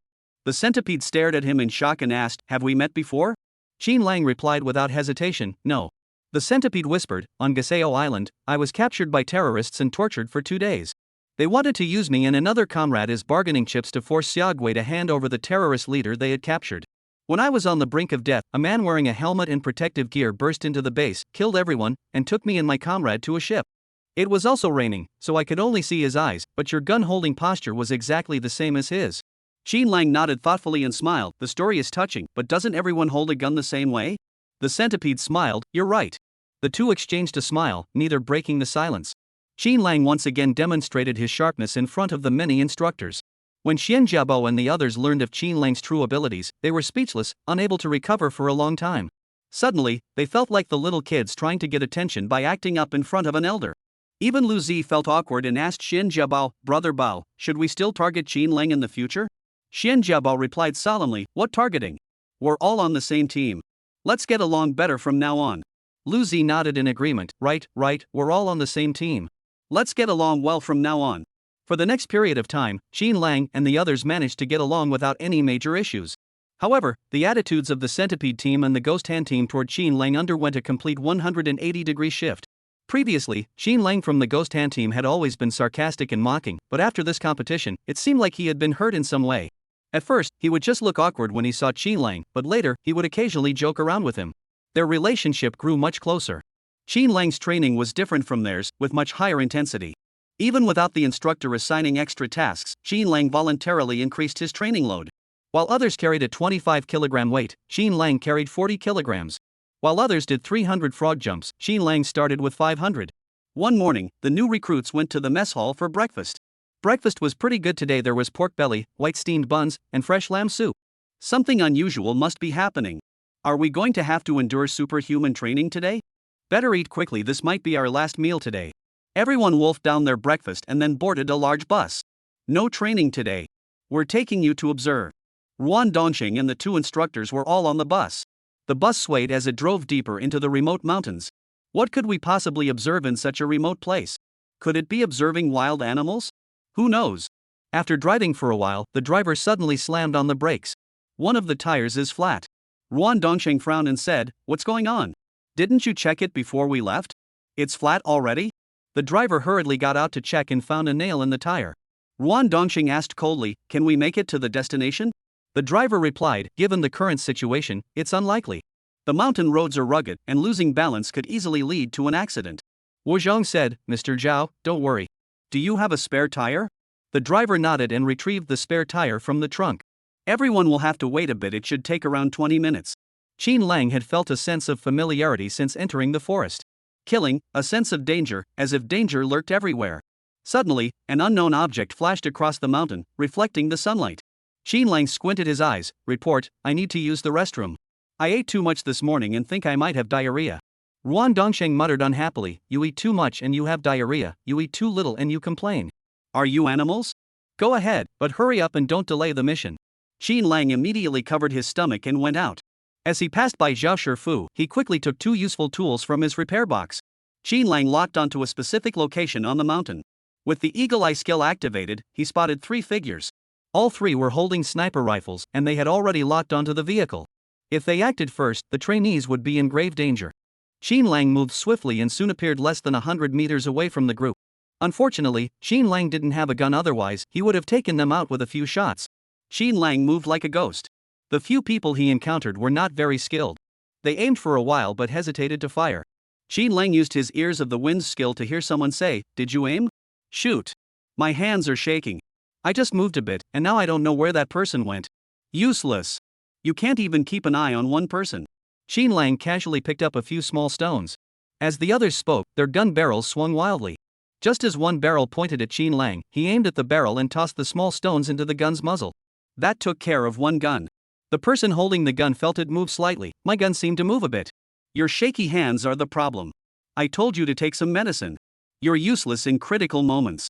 Probably because the man had a lot of issues to begin with, after being scolded by the other person, he didn't take it seriously and just blamed himself. Xin Lang took advantage of the others' inattention, using his disguise skills to quietly sneak up to a spot just a few meters away from them. The others were still blaming each other and didn't notice Xin Lang's arrival. Xin Lang held a screwdriver in one hand and a wrench in the other, his gaze fixed on the person in the middle. Chapter 106, Discovery of 3 Bodies. While the two were still muttering and complaining to each other, they had no idea that Xin Lang had already struck. The screwdriver pierced the man's main artery from the side, and blood spurted out over 2 meters high in an instant. The scalding blood burned the man beside him, causing him to tremble. Before he could scream, Xin Lang struck him on the head with the wrench. The man's eyes rolled back, and with a crack, his neck snapped, causing him to collapse to the ground in a twisted heap. Xin Lang, disgusted, gripped the screwdriver tightly and shook the blood off his hands. Damn it, this is so annoying. The man who had just been talking and complaining to him moments ago was now one of 2 lifeless bodies.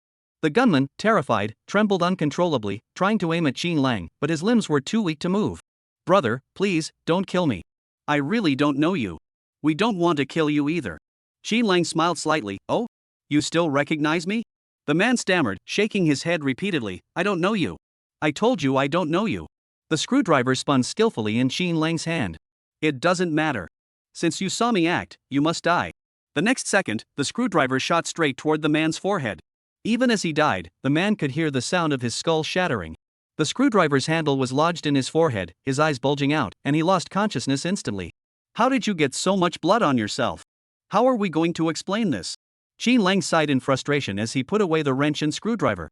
He wiped the blood off his clothes and pulled out a phone from the man's clothing. He operated the phone through the clothes, deliberately keeping his voice low as he called the police. "XX Mountain, there are several bodies." The police immediately took notice. "What? Where is it? Who are you? Why are you there? What are the conditions of the individuals?" Xin Lang didn't know where he was. He looked around and spotted a signal tower. "We're southwest of the signal tower, about 320 meters away.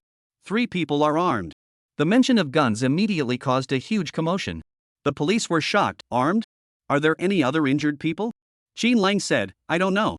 Please come over as soon as possible." Before the person on the other end could ask any further questions, Xin Lang hung up the phone and threw it back. He took off one of the men's jackets, wiped the tools as he left. A few drops of blood splattered on his sleeve, and Xin Lang furrowed his brows, rolling up his sleeve. At that moment, on the bus. Why is Xin Lang taking so long in the restroom? He has always been in good shape. Why did he suddenly get an upset stomach? Who knows? Maybe he got lost. Even if you got lost in your own home, Xin Lang wouldn't get lost. A group of people stood outside the bus, chatting and joking with each other in small groups. "Hey, where's my wrench? And that Phillips screwdriver? Where did they go?"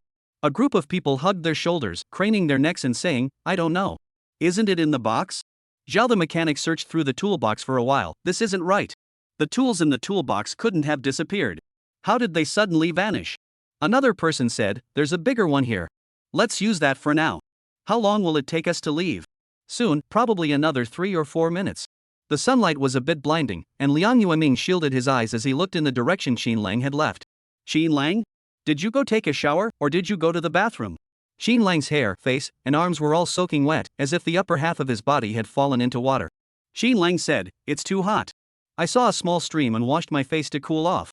Mr. Zhao, have you fixed it yet? Zhao the mechanic complained, "I lost my screwdriver and wrench. This is really holding us up."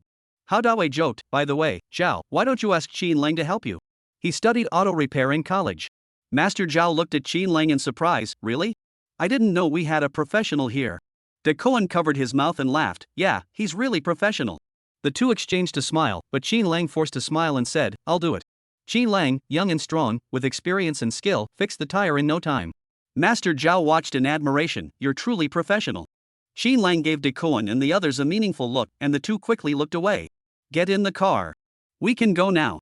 With this little incident, the tense atmosphere that had been building up all morning had dissipated by half. What's with all the mystery? What do you want us to do? Hey, Xin Lang, weren't you and Hao Dawei in the same major in college? Something like telecommunications engineering, right? Why are you suddenly into car repairs? Hao Dawei looked at Xin Lang with a meaningful expression and said, "This is Xin Lang's part-time job." The two parties burst into laughter. The others looked at Xin Lang in confusion. "Xin Lang, what's going on?" Xin Lang said expressionlessly, "Nothing. I used to work part-time at a car repair shop." He gave them a warning glance to shut up, but the two were too bold to notice. The car drove deeper into the mountains, and suddenly someone spotted a few small houses. In such a remote and poor area, there are actually people living here? Look at that car. It looks like a police vehicle. Beep beep. Suddenly, 3 police cars drove past them. Ruan Dongsheng looked astonished. They're even using their sirens. Are they responding to a call? Wu Ge also said doubtfully, "Even if they're responding to an emergency, they can't be the police from around here, can they? Could something have happened nearby?" Ruan Dongsheng immediately dialed the phone. "We're almost there. Did the police cars that just left go out for something?" Everyone craned their necks, curious about the conversation on the phone. "What? Something like that just happened? Right now? We didn't see anything when we arrived, nothing out of the ordinary. Wait, something's wrong."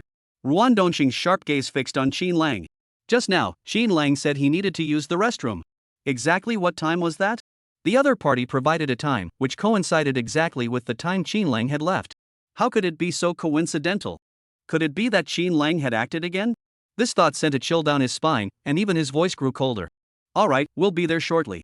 Let me know as soon as you have any results. I might know something." He glanced at Xin Lang with a meaningful look. Several others followed his gaze and looked at Xin Lang as well. What is going on? Could it be related to Xin Lang again? That's impossible. I heard it's a matter of life and death. Didn't Xin Lang just go to the bathroom? It's not necessarily so. Don't you know about Xin Lang's past? He's rumored to be a spy. Cough, cough. Liang Yueming coughed twice, glaring fiercely at those who had been whispering, and they immediately fell silent. Chapter 107, Why Can He Only Die Once? From start to finish, Xin Lang remained completely uninvolved, as if nothing that happened had anything to do with him. The centipede had figured it out too, typing on his phone and handing it to Ruan Dongsheng. "Do you suspect that Xin Lang was behind this?" Ruan Dongsheng remained silent, his expression growing even darker. The atmosphere in the car grew tense. After taking 2 more mountainous turns, they finally arrived at a military-restricted zone. Upon seeing them approach, a man in uniform walked over and greeted Ruan Dongsheng with a smile. "Commander Ruan, it's been a long time." Ruan Dongsheng casually slapped him on the shoulder. "It's not that I missed you, I just wanted to bring this bunch of rowdy kids to see you today. Oh, your troops look great this year. They're all young and full of energy, with a sense of grandeur." The group got out of the car in small groups. Xin Lang was the last to leave. He quickly hid the screwdriver and wrench from his pocket under the driver's seat, next to the toolbox. "Come over and say hello. Just call him Deputy Director Sunday." The new recruits shouted in unison with loud voices, "Hello, Deputy Director Sun." Deputy Director Sun smiled broadly, glancing at his watch. "Hurry inside. It starts in 10 minutes. Ghost Hands signaled the new recruits to form 2 lines and walk toward a fenced-off area inside. An open grassy field stretched out before them, with several cross-shaped pillars tied to the ground.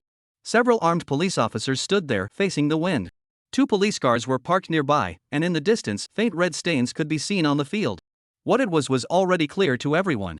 Several people felt a sudden wave of nausea, their heads spinning and their stomachs churning. "Are they going to make us watch an execution? They're killing people. What are you talking about? This is punishment for those ruthless criminals. We're killing criminals, what does that have to do with ordinary people?" Yao Wenbin's face was as white as paper. He could barely stand, leaning on the railing in front of him. How strong must the hearts of those carrying out the executions be? Someone whispered, if it were me, I'd probably be unable to sleep at night, with these images playing over and over in my mind. Are you afraid? Terrified? Disgusted? You'll be just like them someday. Many people knew that Special Forces soldiers were undoubtedly covered in blood on the battlefield and that it was impossible to survive as a saint. But preparing mentally and actually facing death are two entirely different concepts. They can imagine their gun targets as enemies' heads in their minds, but they dare not treat the real people in front of them as targets. Every glance, every movement, speaks volumes. This is a living being. Even someone who wouldn't harm a cat or a dog feels a heightened sense of unease when facing another human being with independent consciousness. I feel really upset right now. Ugh, move aside, I feel a bit queasy. The ghost hand looked down on these people with their overly compassionate hearts. You feel sorry for him? Who feels sorry for the drug enforcement officers who died in the line of duty? Do you know who we're going to kill today? Yes, right here, about to meet his end. The man to be executed today is a drug lord. His activities have endangered the lives of over 10,000 people. He has been negotiating with drug enforcement officers on the border with Xia Kingdom for 8 years. Do you know how many of us have been sacrificed over the past 8 years? 2 more undercover police officers were captured by them, drugged to gain their trust, and are still in a rehabilitation center, living in a daze, constantly contemplating suicide. 3 other undercover agents were discovered by his men, who brutally shattered their knees and shins, then crushed their hands with stones, all to force them to become bargaining chips to be exchanged with the police. Do you still feel sorry for such people? De Cohen clenched his fists tightly and bowed his head. His heart felt like it was being squeezed by an iron fist. Thinking about the actions of our country's drug enforcement police, he felt an overwhelming sense of awe. What a strong sense of belief, what unwavering determination and willpower. They had abandoned their own families, choosing a path they knew was dangerous, yet someone had to take the first step. Perhaps when they put on their police uniforms, they had already anticipated the hardships they would face in the future, yet they still charged forward without hesitation. Hao Daoi's eyes also grew slightly moist. Ghost Hand's voice trembled slightly. Do you fear killing people? But he took pleasure in torture, killing several of our police officers. How could you not have anticipated this? No one sentenced to death deserves sympathy, for the crimes they have committed deserve to be punished 10 times over. Making you witness their death serves 2 purposes. First, to give you a sense of life and death, and second, because this will be a mandatory lesson for you in the future. Suddenly, the police car door opened, and 2 officers roughly grabbed the condemned prisoner, who was wearing a black hood. He was injured, wearing silver handcuffs, with his legs bound by a chain less than 20 centimeters long, and carrying 2 heavy iron balls. With each step, the chains clanked loudly, the sound never ceasing. One officer coldly removed the hood from the prisoner's head. But the condemned man revealed a fearless smile, even daring to glance at Qin Lang and the other onlookers. Hey, it's pretty lively today. It seems that while I was alive, I was revered by thousands, and even in death, so many people are watching my live broadcast. To live a life like mine, how fortunate I am. The condemned man swayed back and forth, shaking his head, and even winked and taunted Qin Lang and the others. Lu Zi had been silent all along, but he seemed to have been provoked by something. He cursed at the man. Damn it, Suan, you bastard. I wish I could cut you into 1,000 pieces and feed you to the maggots in a latrine. Xian Jiabao silently stopped him. Enough, enough. 6, it's all over now. Lu Zi's tears poured out. Why? Why wasn't it me who fired the gun? I really want to kill him. I hate that my sniper skills aren't good enough. Otherwise, I would have taken the police officer's gun and sent him to his death with a single bullet. Xian Jiabo hugged him, speaking in a hoarse voice along his back. Liuzi, calm down. We were just there to watch. He was already a dead man. Lu Zi gradually lost the strength to struggle, his hands hanging limply at his sides. But why? Why does he only get to die once? What about my uncle? Why can't he suffer what my uncle suffered? Everyone watched Lu Zi in silence. The usual petty quarrels had long since faded away. Now, in everyone's eyes, Lu Zi was just a man who had lost his uncle. The centipede spoke in a low voice. The 2 drug enforcement officers who were tortured earlier, one of them was Liu Zi's uncle. After being tortured for 3 days and 3 nights, he eventually lost consciousness. Wow. Lu Zi's emotions erupted instantly, and he couldn't stop crying. Chapter 108, Qin Lang, could you act any worse? The death row inmate in the distance heard the cries and shouts and smirked. Oh, you want to kill me? There are so many people who want to kill me. Who do you think you are? Lu Zi's eyes bulged with fury. If not for Xian Jiabao holding him tightly, he would have rushed forward to tear the condemned prisoner's mouth apart. Shut up, the police officer beside the condemned man couldn't take it anymore, frowned in disgust, and pushed him aside. The condemned prisoner staggered, glancing sideways at the police officer and taunting. Actually, I'm not afraid of death. I think my life has been particularly meaningful. The police officer was clearly annoyed, but he couldn't afford to lose his temper in front of the prisoner. Do you even know what money and power mean? You spend your entire life scrambling for a few crumbs, looking up to this person and then that person. You're a pathetic loser who'll never amount to anything. Your life is like this, and your children's lives will be like this too. You'll never know what it's like to spend money like water. What about those with money and power? Back when I was at the height of my glory, didn't they all have to look to me for favors? In my entire life, I've done everything except become an emperor. But in my little corner of the world, I was indeed an emperor. I'm content with my life. I die with no regrets. The death row inmate laughed maniacally, but his laughter was extremely jarring. The police officer couldn't take it anymore and punched him in the jaw. Is that so?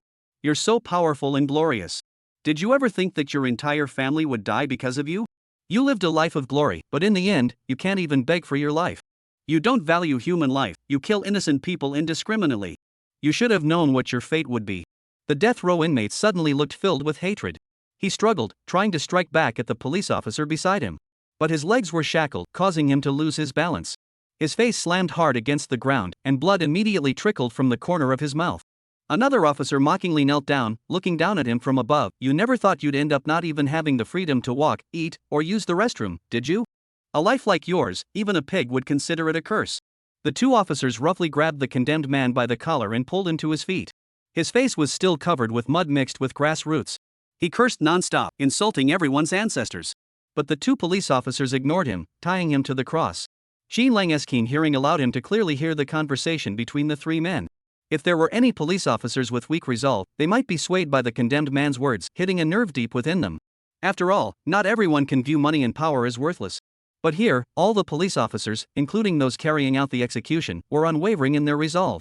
Even if the condemned man threw countless sweet-talking lies their way, in their eyes, it was merely the desperate resistance of a dying man. They hate themselves, hating that they weren't the ones carrying out the execution. Thinking of all the blood-soaked police officers and soldiers who died at the hands of such people, they feel that even killing them 10,000 times would not be enough to quell their anger. The death row inmates, with their hands and feet bound, still sing out loud. I lived in glory, and I'll die in glory too. I'm not afraid of death. You ants aren't even worth my time. Boom. A bullet pierced the center of his forehead, his eyes bulged out, and before his mouth could close, blood began to flow down his forehead. Bang bang bang. Several more bullets struck his body. The man's skull shattered, his face sagging loosely against the bones, his entire face resembling a crumpled piece of paper that had been unfolded. His chest and lungs, several vital areas, were hit like the red bullseye of a target, with bullets lined up and embedded in his body. The new recruits around Xin Lang saw this for the first time. They watched helplessly as bullets flew into his forehead, bringing out red blood mixed with white liquid, the nature of which was obvious. Some instinctively reached for the back of their heads. Hao Dawei covered his mouth, his stomach churning violently, his intestines and stomach twisting into a knot, and he vomited a lot of acid. Don't vomit, don't vomit. I'm going to be a special forces soldier. This kind of scene will be commonplace in the future. I can't vomit. The others were also struggling to hold back. Lian Yueming's face was as red as a monkey's, but his stomach cramping, and his neck tensed as if he were trying to vomit. In the end, he couldn't overcome his body's instincts and crouched down, vomiting violently. Most of them found something to lean on, trying to support their fragile bodies and minds. Only Xin Lang, with a smirk, said, dying in such a way is fitting. Even in death, you make others feel sick. That's quite the glorious end. The man beside him, Hao Dawei, had already vomited several times. He staggered to his feet, one hand trembling as he gripped Xin Lang's arm. Xin Lang, don't you feel nauseous? Nauseous? Oh. Right. I should be feeling nauseous. I was so busy trying to laugh at the death row inmate that I forgot that the first time someone sees an execution, they usually get so sick they throw up. Xin Lang hurriedly covered his stomach with a grim expression, his throat making a couple of dry retching sounds. Ugh, my stomach was already upset, and now I'm forcing it down. He turned around and squatted on the ground, shrugging his shoulders for a while, pretending to be nauseous and in pain, his face turning red as he spat twice on the ground. Just as he stood up, he noticed the centipede's hesitant expression, his brows furrowed as if he had swallowed 2 dead flies. The centipede sighed in frustration. Xin Lang, can you act any worse? Several police officers approached the body with expressionless faces to begin the cleanup. Lu Zi lifted his head from a pool of vomit, tears streaming down his face. I wish he could rot here, die and become a wild ghost, dying on the soil of the Chinese military. My uncle would at least have died with a sense of fulfillment. But when Lu Zi looked up, he saw the body being carried away by the police. His neck was already broken. As the 2 police officers moved abruptly, the neck snapped out of place with a crack, nearly folding in half toward his chest, with only the loose skin hanging limply. Lu Zi couldn't hold back any longer and vomited violently again. The meat he had eaten that morning was still vaguely recognizable. Many people had swallowed the pork belly without chewing it properly, and now the undigested meat was clearly visible, with the white flesh connected to the leaner parts. It was hard not to think of the executed prisoner from earlier. Damn it, I'll never eat meat again in my life. That's disgusting. Ugh, I feel sick just smelling the meat. The centipede observed everyone's reactions and was surprised that the effect of this lesson was so unexpectedly strong. He stood with his hands behind his back and said, "Assemble. You've seen enough. Today's lesson is the most important one before going into battle. If you're going to vomit, hold it in. Get on the truck and return to the base." Just as everyone was about to leave, they were suddenly stopped by Ruan Dongxing's stern shout. "Wait, don't move." Chapter 109, I Have a Friend. The crowd covered their mouths awkwardly, their stomachs still churning. A group of people looked at Ruan Dongxing in confusion. Why is the adjutant general's face paler than ours? Can't he stand the sight of blood either? Ruan Dongxing fixed his gaze on Qin Lang. "Qin Lang, come here." The new recruits all turned to look at Qin Lang. What's going on here? What did Qin Lang do to offend the staff officer again? Everyone curiously examined Qin Lang. Qin Lang followed local custom, covering his mouth and pretending to feel nauseous. If anyone else knew that the top-notch actor now sharing their nausea had, just half an hour ago, single-handedly killed 3 armed thugs, they would be speechless. Qin Lang, barely able to speak, approached Ruan Dongxing, reporting to the chief of staff, "Is there something you need?" What don't you know? Are you trying to play dumb with me?" Ruan Dongxing snorted coldly. Sun, the deputy director, also dropped the smile that had been on his face and studied Qin Lang. Ruan Dongxing exchanged a few words with the centipede, and the two of them led Qin Lang to the office building. "What's going on?" "I noticed the chief of staff and deputy director's son both look really upset." "Did Qin Lang cause trouble again?" "That can't be. Qin Lang has been living and eating with us these days and has been behaving well." "Could it be that deputy bureau chief's son has taken a liking to him and wants to poach him?" A group of people whispered and gossiped, curiously craning their necks to look at Qin Lang's expression. "Enough. Mind your own business and stop prying." The centipede interrupted their baseless speculation with a serious expression. "Hurry up and get in the car. Let's go back first." "How do I?" asked worriedly. "Isn't Qin Lang coming with us? He'll be returning with the chief of staff later." "Instructor, will something happen to Qin Lang?" "I don't know. Let's go first." Qin Lang was led into a room that resembled an interrogation room. A small table was placed beside the door. Directly opposite the door was a chair for interrogating prisoners, with a camera facing it. After entering, Qin Lang scanned the room and stared at the chair used for interrogating prisoners, saying, "This isn't for me to sit on, is it?" Ruan Dongxing sighed. "For now, it's just for you to sit on. But whether you'll end up staying here long-term is another matter." Qin Lang sat down casually, relieved that no police officers had come to handcuff him. Ruan Dongxing asked coldly, "Qin Lang, you said you needed to use the restroom on the way here. Did you really go?" Qin Lang nodded, "Absolutely." Ruan Dongxing slammed the table in anger. "Don't try to fool me." Just now, Deputy Director Sun and the others received an emergency call reporting 3 bodies found in the forest. When they arrived, the bodies were still warm. That call was made during the time you were out, and you're telling me it wasn't you. Qin Lang remained calm and said, "Oh? 3 bodies were found? What are their identities?" This time, Deputy Director Sun leaned forward, crossed his arms on the table, and stared at Qin Lang. "They're still verifying, but they're armed, so they should be able to confirm their identities soon." Dong dong dong. "Deputy Director, we've just received word that the identities of the 3 individuals have been confirmed."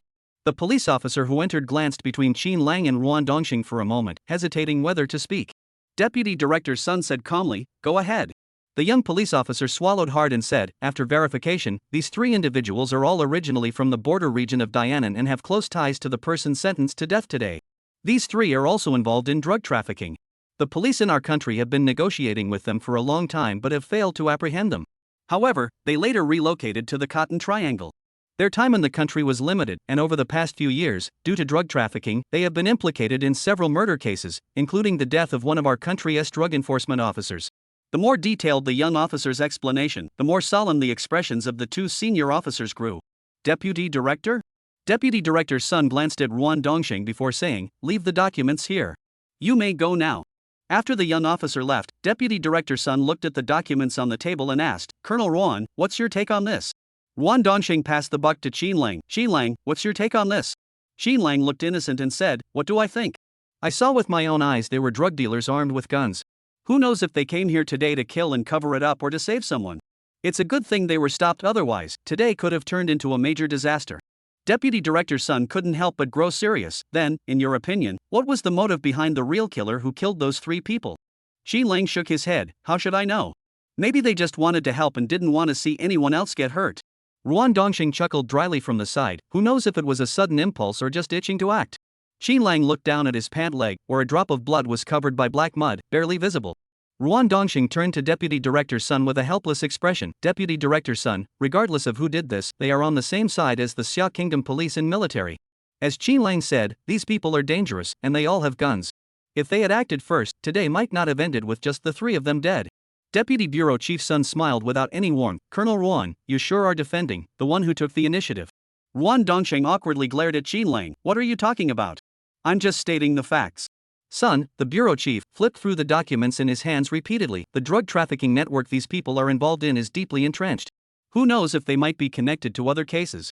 If it affects the narcotics police's operations, the losses this time will be enormous. The documents in his hands were slapped loudly. Ruan Dongsheng was at a loss. If this matter had to be investigated thoroughly, it might take some time to pin it on Qin Lang. But after all, Qin Lang had a prior record, and keeping him as a suspect would also be a hassle. Moreover, Qin Lang was a key surveillance target for Ruan Dongsheng. Although Qin Lang's bold move completely caught him off guard, upon closer inspection, if Qin Lang had carried out the operation as a soldier from Xia Nation, he wouldn't just avoid suspicion, he could even apply for a third-class merit award. After much consideration, it still seems that Qin Lang did nothing wrong. If there's any real issue, it's just that he didn't report before going on the mission. At most, he'll be punished with writing a 3,000-word self-criticism.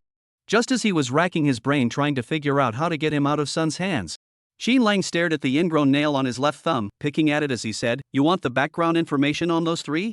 No problem. I have a friend who might have some connections." "What kind of friend do you have?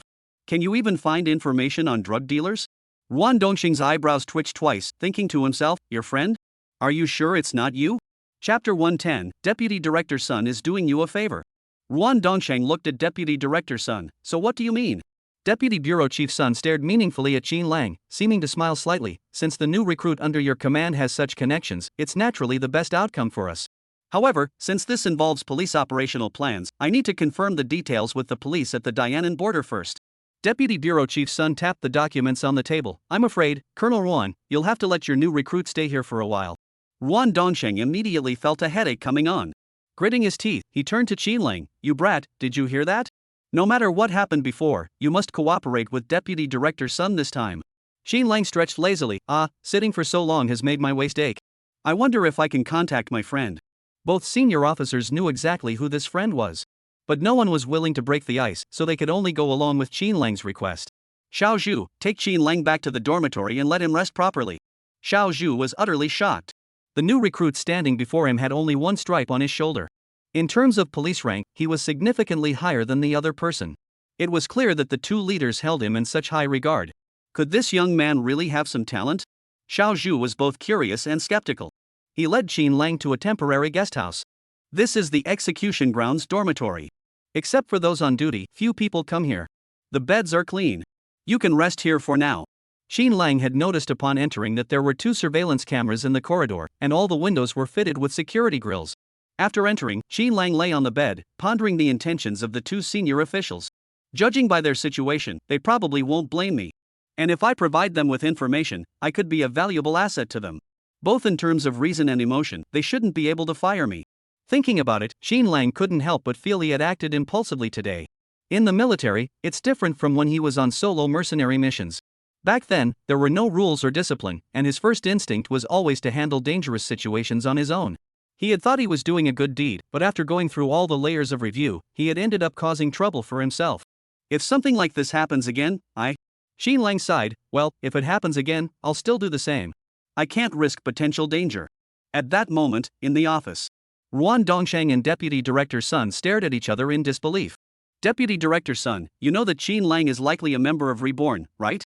You're also aware that he used to be a mercenary." "Precisely because we know that, we believe Qin Lang has valuable connections that can be utilized. Moreover, drug enforcement has always been a top priority for our country. If Qin Lang helps us this time, wouldn't it perfectly demonstrate his loyalty?" Ruan Dongsheng sighed helplessly. "Actually, we've always been clear about Qin Lang's stance. But the State Security Bureau's stance is that we should first observe him, and then later persuade him to use his reborn identity to help our country eliminate potential threats. If Deputy Director Sun were to use Qin Lang's mercenary identity to investigate, any exposure could jeopardize the military's future operational plans." Sun, the deputy director, gripped his pen, removed the cap, and closed it again, repeating this several times before saying, "Since that's the case, I won't insist." Since Qin Lang is a key asset you value, naturally his mission takes priority. We will cooperate fully on any matter. As for the 3 bodies, I will submit a written report. Since Qin Lang denies any involvement, the credit cannot be attributed to him. Although Deputy Director Sun was reluctant, he knew that capturing these 3 individuals was already a major victory. The deaths of 3 mid-level drug lords would at least disrupt certain drug trafficking networks in Dianan for a while and allow the police to reorganize their operations. Dong dong dong. The sound of knocking came from the office door. Deputy Director Sun asked with a grim expression, "Who is it?" "Report, it's Qin Lang." Deputy Director Sun looked surprised and exchanged glances with Ruan Dongsheng, their eyes filled with confusion. "Come in." Qin Lang walked in calmly and asked, "Aren't you asking for the documents? Do you still need them?" Deputy Director Sun frowned impatiently and said, "No need. Follow Colonel Ruan after this." Ruan Dongsheng feigned anger and glared at Qin Lang. "Did you hear that? Hurry up and thank Deputy Director Sunday.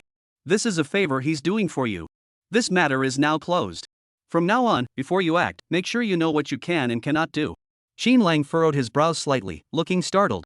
Just a moment ago, weren't they demanding that I find them the documents? How could things change so quickly? And he even said he was doing me a favor, making it sound like I had done something wrong. And I, Qin Lang, have never liked owing favors to anyone. Qin Lang said expressionlessly, "All right, I'll go take a walk."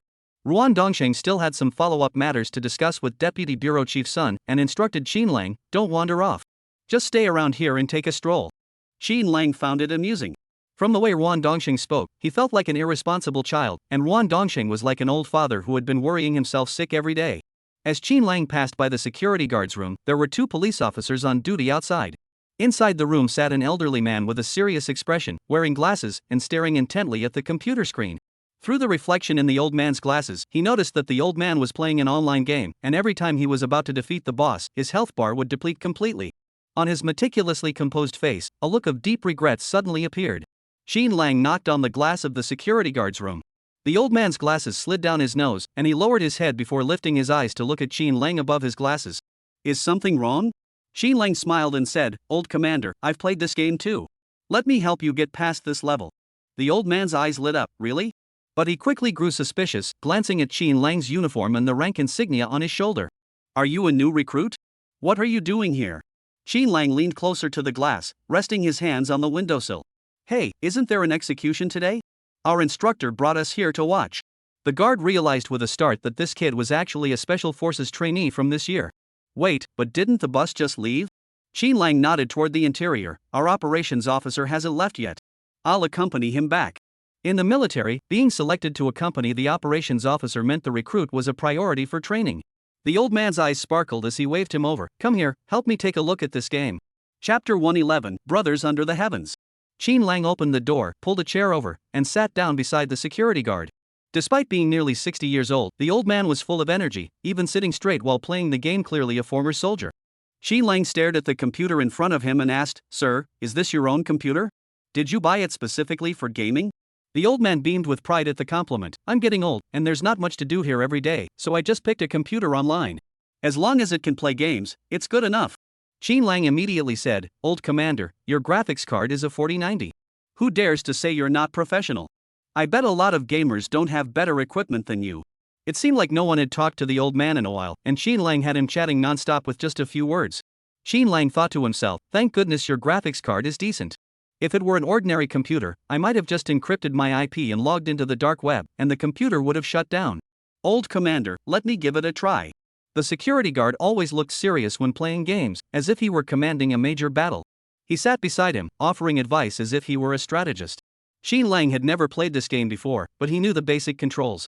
After a few attempts, he gradually figured out the pattern and started to get the hang of it, making bold moves in the game. Previously, whenever it was the security guard's turn to fight the boss, he would be left with barely half his health. But when it came to Qin Lang, he defeated the earlier enemies using less than a fifth of his health bar. "Old commander, you take the boss." The security guard looked at Qin Lang in disbelief. "You're doing pretty well, aren't you?" Qin Lang stood up and moved his chair. "Old commander, you've already fought this boss 3 times.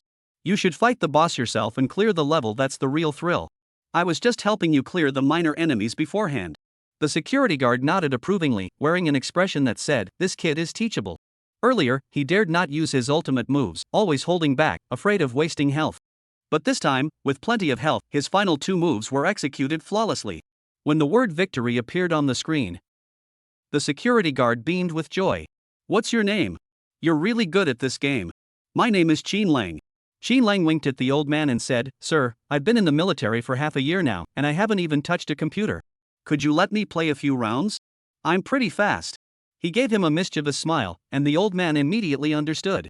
All right, go ahead and play. I was just about to go for a walk. The old man gave Qin Lang a wink. Be careful, okay? Then, he took his water cup and walked out. Now that he was alone, things were much easier. Earlier, Qin Lang had checked the network connection on the computer. It wasn't the internal network but the old man's own portable Wi-Fi. Though the signal wasn't as stable as the internal network, it offered greater freedom of operation, more than enough for playing these small online games. Qin Lang quickly began using his hacking skills, first disguising his IP address, then logging into the dark web. I bet Director Gao and Director Luo are monitoring my dark web account every moment, but there's no other way. Meanwhile, inside the National Security Bureau, a staff member monitoring the Reborn account urgently pressed the alarm bell. Chaotic footsteps echoed through the corridor. Someone burst in. What's going on? Reborn is online. What? Notify Director Zhao immediately. Director Zhao, who had been speaking non-stop all morning, was about to take a sip of water when he was hurriedly summoned to the information office. Where is Reborn's IP address? The IP address is heavily encrypted. We're still trying to crack it, but it should be in Nanzhou. Director Zhao's eyebrows knotted into a knot, confirmed Qin Lang's location. Isn't he training with the troops? A subordinate immediately called to confirm. We just received word that Qin Lang is not inside the military base. They went to the execution site this morning. What did he say? Don't stutter, speak up. It said that on the way to Qin Lang's base, he killed 3 people. Director Zhao was struck speechless. What? Qin Lang killed someone? His subordinates shook their heads repeatedly. Not exactly. Those 3 were drug dealers and armed. They're said to have connections with the person executed today. We're not sure if they were there to raid the execution site or had other intentions. Director Zhao's heart sank with relief. You scared the life out of me. Next time, can you just say it straight? I almost sent the police to arrest someone. His subordinate blushed and apologized repeatedly. I'm sorry, it won't happen again. The meeting regarding the issue with Qin Lang is still ongoing, so Qin Lang and General Ruan Dongsheng, the chief of staff of the 76th Group Army, are still at the execution site. Zhao, the director, couldn't help but wonder, with Qin Lang under the watchful eyes of 2 high-ranking officials, he shouldn't cause any trouble, right? Keep an eye on them. Report any movements immediately. Reborn was online for only a few minutes before logging off. Before they could decrypt the final address through multiple layers, Qin Lang had already obtained the information he needed. Qin Lang had once helped a faction in the Cotton Triangle region during an internal conflict, and the group was deeply grateful. They had even signed a gentleman's agreement with Qin Lang, promising never to engage in any business involving Xia Nation. However, they were well informed about the major transportation channels in the area. When Qin Lang contacted them, they immediately sent him all the information they had. We don't have a complete picture, but there's no doubt that their leader is this person. Most of the sales channels and routes in the Cotton Triangle are under our control. He's been dissatisfied for a long time and started laying the groundwork in Xia Kingdom years ago. We've heard that in recent years, all the goods have been shipped through Xia Kingdom. Qin Lang replied immediately, thanks. If there's any task in the future, just let me know. I'll do it for free. Qin Lang instinctively sent a discount message to his old clients, but then suddenly remembered that he was now in the military and needed to break old habits. He added, but I'm pretty busy lately, so I won't be doing any business for now. When I come back into the game, I'll be the first to let you know. The other person laughed and said, what business? We're friends, aren't we? If you keep talking about clients like that, it means you don't think much of me. Qin Lang logged out of his account, cleaned up all traces on the computer, and then used the printer in the security guard's office to print out the documents. The documents were all in foreign languages, but that was no problem for them. When Qin Lang came out with a stack of documents, the old man was just strolling back leisurely. What are you doing with all that paper? Qin Lang said, isn't it possible to take the military academy entrance exam while in the army? I thought I'd use my free time to review some foreign languages, so I just printed out some materials online. Chapter 112, Don't Use Me as a Pawn. Qin Lang showed the first 2 pages to the security guard. The old man glanced at them and didn't notice anything unusual.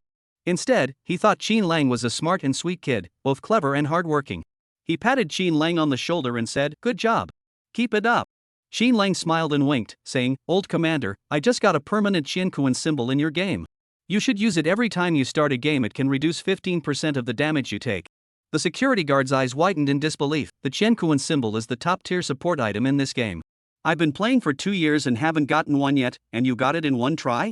Qin Lang shrugged, just lucky. The security guard rushed back excitedly, eager to catch a glimpse of the Qiankuan symbol. Xin Lang, holding a stack of documents, knocked on the office door. Inside, Ruan Dongsheng was bidding farewell to Deputy Director Sun when his attention was suddenly diverted by the unexpected visitor. Ruan Dongsheng said unhappily, Xin Lang, didn't I tell you to wait outside? Xin Lang placed the documents in front of Deputy Director Sun. All the documents are here. You can translate them and take a look. They will definitely be helpful to you. The two men were speechless, staring in shock at the documents in front of them. Is this the information about the drug trafficking network behind those drug dealers? Xin Lang said, I obtained this from someone else, and we only have partial key information. The internal details of how the drugs are transported and how the branches are extended are unclear. But the information on these key leaders should be of great assistance to your investigation. Deputy Bureau Chief Sun was so excited that his hands were trembling as he flipped through the documents, which also had printed out photos attached. Ruan Dongsheng, shocked and suspicious, asked, Where did you get this information? How did you manage to print it out in such a short time? Xin Lang spoke in a calm tone. I, Xin Lang, don't like people doing me a favor. If I owe someone a favor, I'll repay it without delay. Ruan Dongsheng was taken aback. He didn't expect that the words he had just spoken would be taken so seriously by Xin Lang. Sun, the deputy director, hurriedly said, You two take a break first. I'll send the documents back first. Xiao Zhu, bring out the iron oolong tea from my office and brew a pot for Colonel Ruan and Xin Lang. Xiao Zhu looked completely bewildered. Huh? What? Wasn't that Tiguanyin tea deputy director Sun's prized possession? He had only kept a small box of it in his office at the execution site for emergencies. Normally, even when senior leaders came by, Deputy Director Sun never mentioned the Tiguanyin. It seemed that the military advisor and Xin Lang were Deputy Director Sun's honored guests. Xiao Zhu couldn't help but glance at Xin Lang a few more times. What does this kid have going for him? Even when pouring tea for Xin Lang, he couldn't help but glance at him a few more times. Soon, Deputy Director Sun returned with a radiant expression. Excitedly, he grasped Ruan Dongsheng's hand. Ruan advisor, you've really done me a huge favor this time. Especially thank Xin Lang and his friend as well. It's already afternoon. If we leave any later, the mountain roads will be difficult to navigate. You two should go back first. I'll definitely invite both of you out for a meal another day. Ruan Dongsheng looked puzzled as he exchanged polite banter with Deputy Director Sun. Even after the two had gotten into the car, Deputy Director Sun instructed Xiao Zhu to make sure they were safely dropped off. Xin Lang said, There's no need to trouble Officer Zhu to send us. I'll drive back myself. Seeing Xin Lang's firm attitude, Deputy Bureau Chief Sun didn't insist further. The car had barely driven 100 meters out of the crime scene base when Ruan Dongsheng coldly asked, Xin Lang, tell me what's going on here. There's nothing to it. I know someone who happened to be needed by the police, so I just helped out. Isn't it said that the military and police are like family? Ruan Dongsheng's face turned red with anger. Xin Lang, you know how sensitive your position is. Do you have any idea how many eyes are watching your every move? Xin Lang's voice grew colder. I act in accordance with my conscience, ensuring that no harm comes to the nation. I don't think I've done anything wrong. If there is. Xin Lang glanced at Ruan Dongsheng through the rearview mirror. Apart from some paperwork being incomplete, it shouldn't be worth getting so angry over. I suppose what I did might not have met some people's expectations. Xin Lang didn't finish his sentence, he just smiled. If someone is using me as a pawn, then the one who set this up is a bit careless. I'm just a wild card within a reasonable game, but one that doesn't align with everyone's expectations. Ruan Dongsheng's face suddenly turned pale. Xin Lang was hinting at him, and also at the group of people behind him. Ruan Dongsheng gave up and said, Enough, I don't care anymore. Just drive your car. If I keep talking to you, I'll end up dying from anger. At the military base at that moment, Hao Dawei and the others had been served a nauseating meal since returning at noon. When they saw the table filled with white meat and various brightly colored dishes, their stomachs churned violently. They hadn't eaten a single bite at lunch and nearly vomited the previous night's meal. Despite their condition, they were still thinking about Xin Lang. Xin Lang was called away alone. What could it be? It's been nearly 3 hours, why haven't they come back yet? The adjutant's face was as dark as soy sauce. I just knew something was wrong. Ugh, stop talking about Xin Lang. Just thinking about this morning's scene makes me feel sick. I'm definitely going to have nightmares tonight. Just as everyone was chatting animatedly, a car drove into the base gate. The car came to a stop in front of everyone. Xin Lang had just gotten out of the driver's seat when Wu Ji hurriedly opened the back door. Ruan Dongsheng still had a dark expression, as if he were holding back anger. Xin Lang looked at everyone, who seemed exhausted. What's wrong with you all? What kind of training this afternoon could have worn you out like this? De Koan cried, complaining, Xin Lang, are you serious? It's all because of this morning's shooting scene. We didn't even have lunch, and now all I can see when I close my eyes is the dead bodies. Xin Lang nodded awkwardly. Oh, right. I almost forgot. Everyone was stunned. Forgot? How could you forget something like that? They couldn't even force themselves to forget it. The scene kept playing like a slideshow in their minds. Ruan Dongsheng looked at Qin Lang with a sigh of resignation. If these energetic new recruits knew that the man standing before them had personally killed 3 armed drug lords, and that killing was as routine for him as eating breakfast, they would be speechless. The centipede, noticing his hesitation, asked, "Colonel, is there something you want to say?" Ruan Dongsheng shook his head. "There's nothing to say. Ghost Hand, organize their training. Centipede, come with me to the office." Chapter 113, The one who saved me was Qin Lang. As soon as he entered the room, Ruan Dongsheng collapsed onto the chair as if his soul had been sucked out of him. The centipede hurriedly poured a cup of warm water for Ruan Dongsheng. "Chief of Staff, what's going on today? Are those 3 murders this morning really connected to Qin Lang?" Mentioning Qin Lang made Ruan Dongsheng's head ache. He pressed his temples. "Don't mention that troublemaker. He's been driving me crazy all day, and my mood has been all over the place." The centipede was even more curious. Since Qin Lang had returned unscathed, it must mean the matter had been resolved. "I suppose Qin Lang should be fine now, right? Should we give him special treatment?" Ruan Dongsheng sighed heavily and said, "That kid has some skills." The 3 dead men were drug traffickers. The police had tried to arrest them before but failed, and then that troublemaker Qin Lang took care of them. What's more, that deputy bureau chief's son isn't someone to be underestimated. He's trying every trick in the book to pin something on Qin Lang, even bringing up all the messy behind-the-scenes dealings within the police force. When he got to the part about the deputy director, Ruan Dongsheng's face turned red, and he slammed his fist on the table. How could the police's operations be exposed so quickly? There are countless hidden threads behind the scenes. Old son just wants to intimidate Qin Lang and keep him here. If higher-ups come looking for answers, he'll have someone to blame. The centipede listened with his hair standing on end. These people had so many twists and turns in their minds. Someone like him, who had nothing to offer, would probably give away everything he knew just by talking to these old foxes. He wiped the sweat from his palms in fear. But Qin Lang is back, isn't he? Is he just waiting to be summoned? Oof.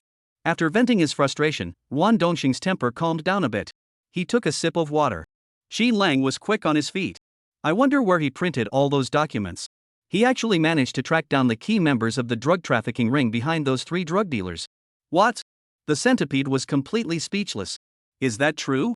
Where did he find that in such a short time? Who knows? He said he got it from a friend, but at least it shut Deputy Bureau Chief's son up. Ruan Dongsheng snorted disdainfully, but the smile in his eyes and the softening tone of his voice seemed to betray a hint of pride. After speaking non-stop until his mouth was dry, he looked down to find his cup empty. The centipede hurriedly poured another cup, but his mind was still fixated on Qin Lang's affairs. Wu Gong.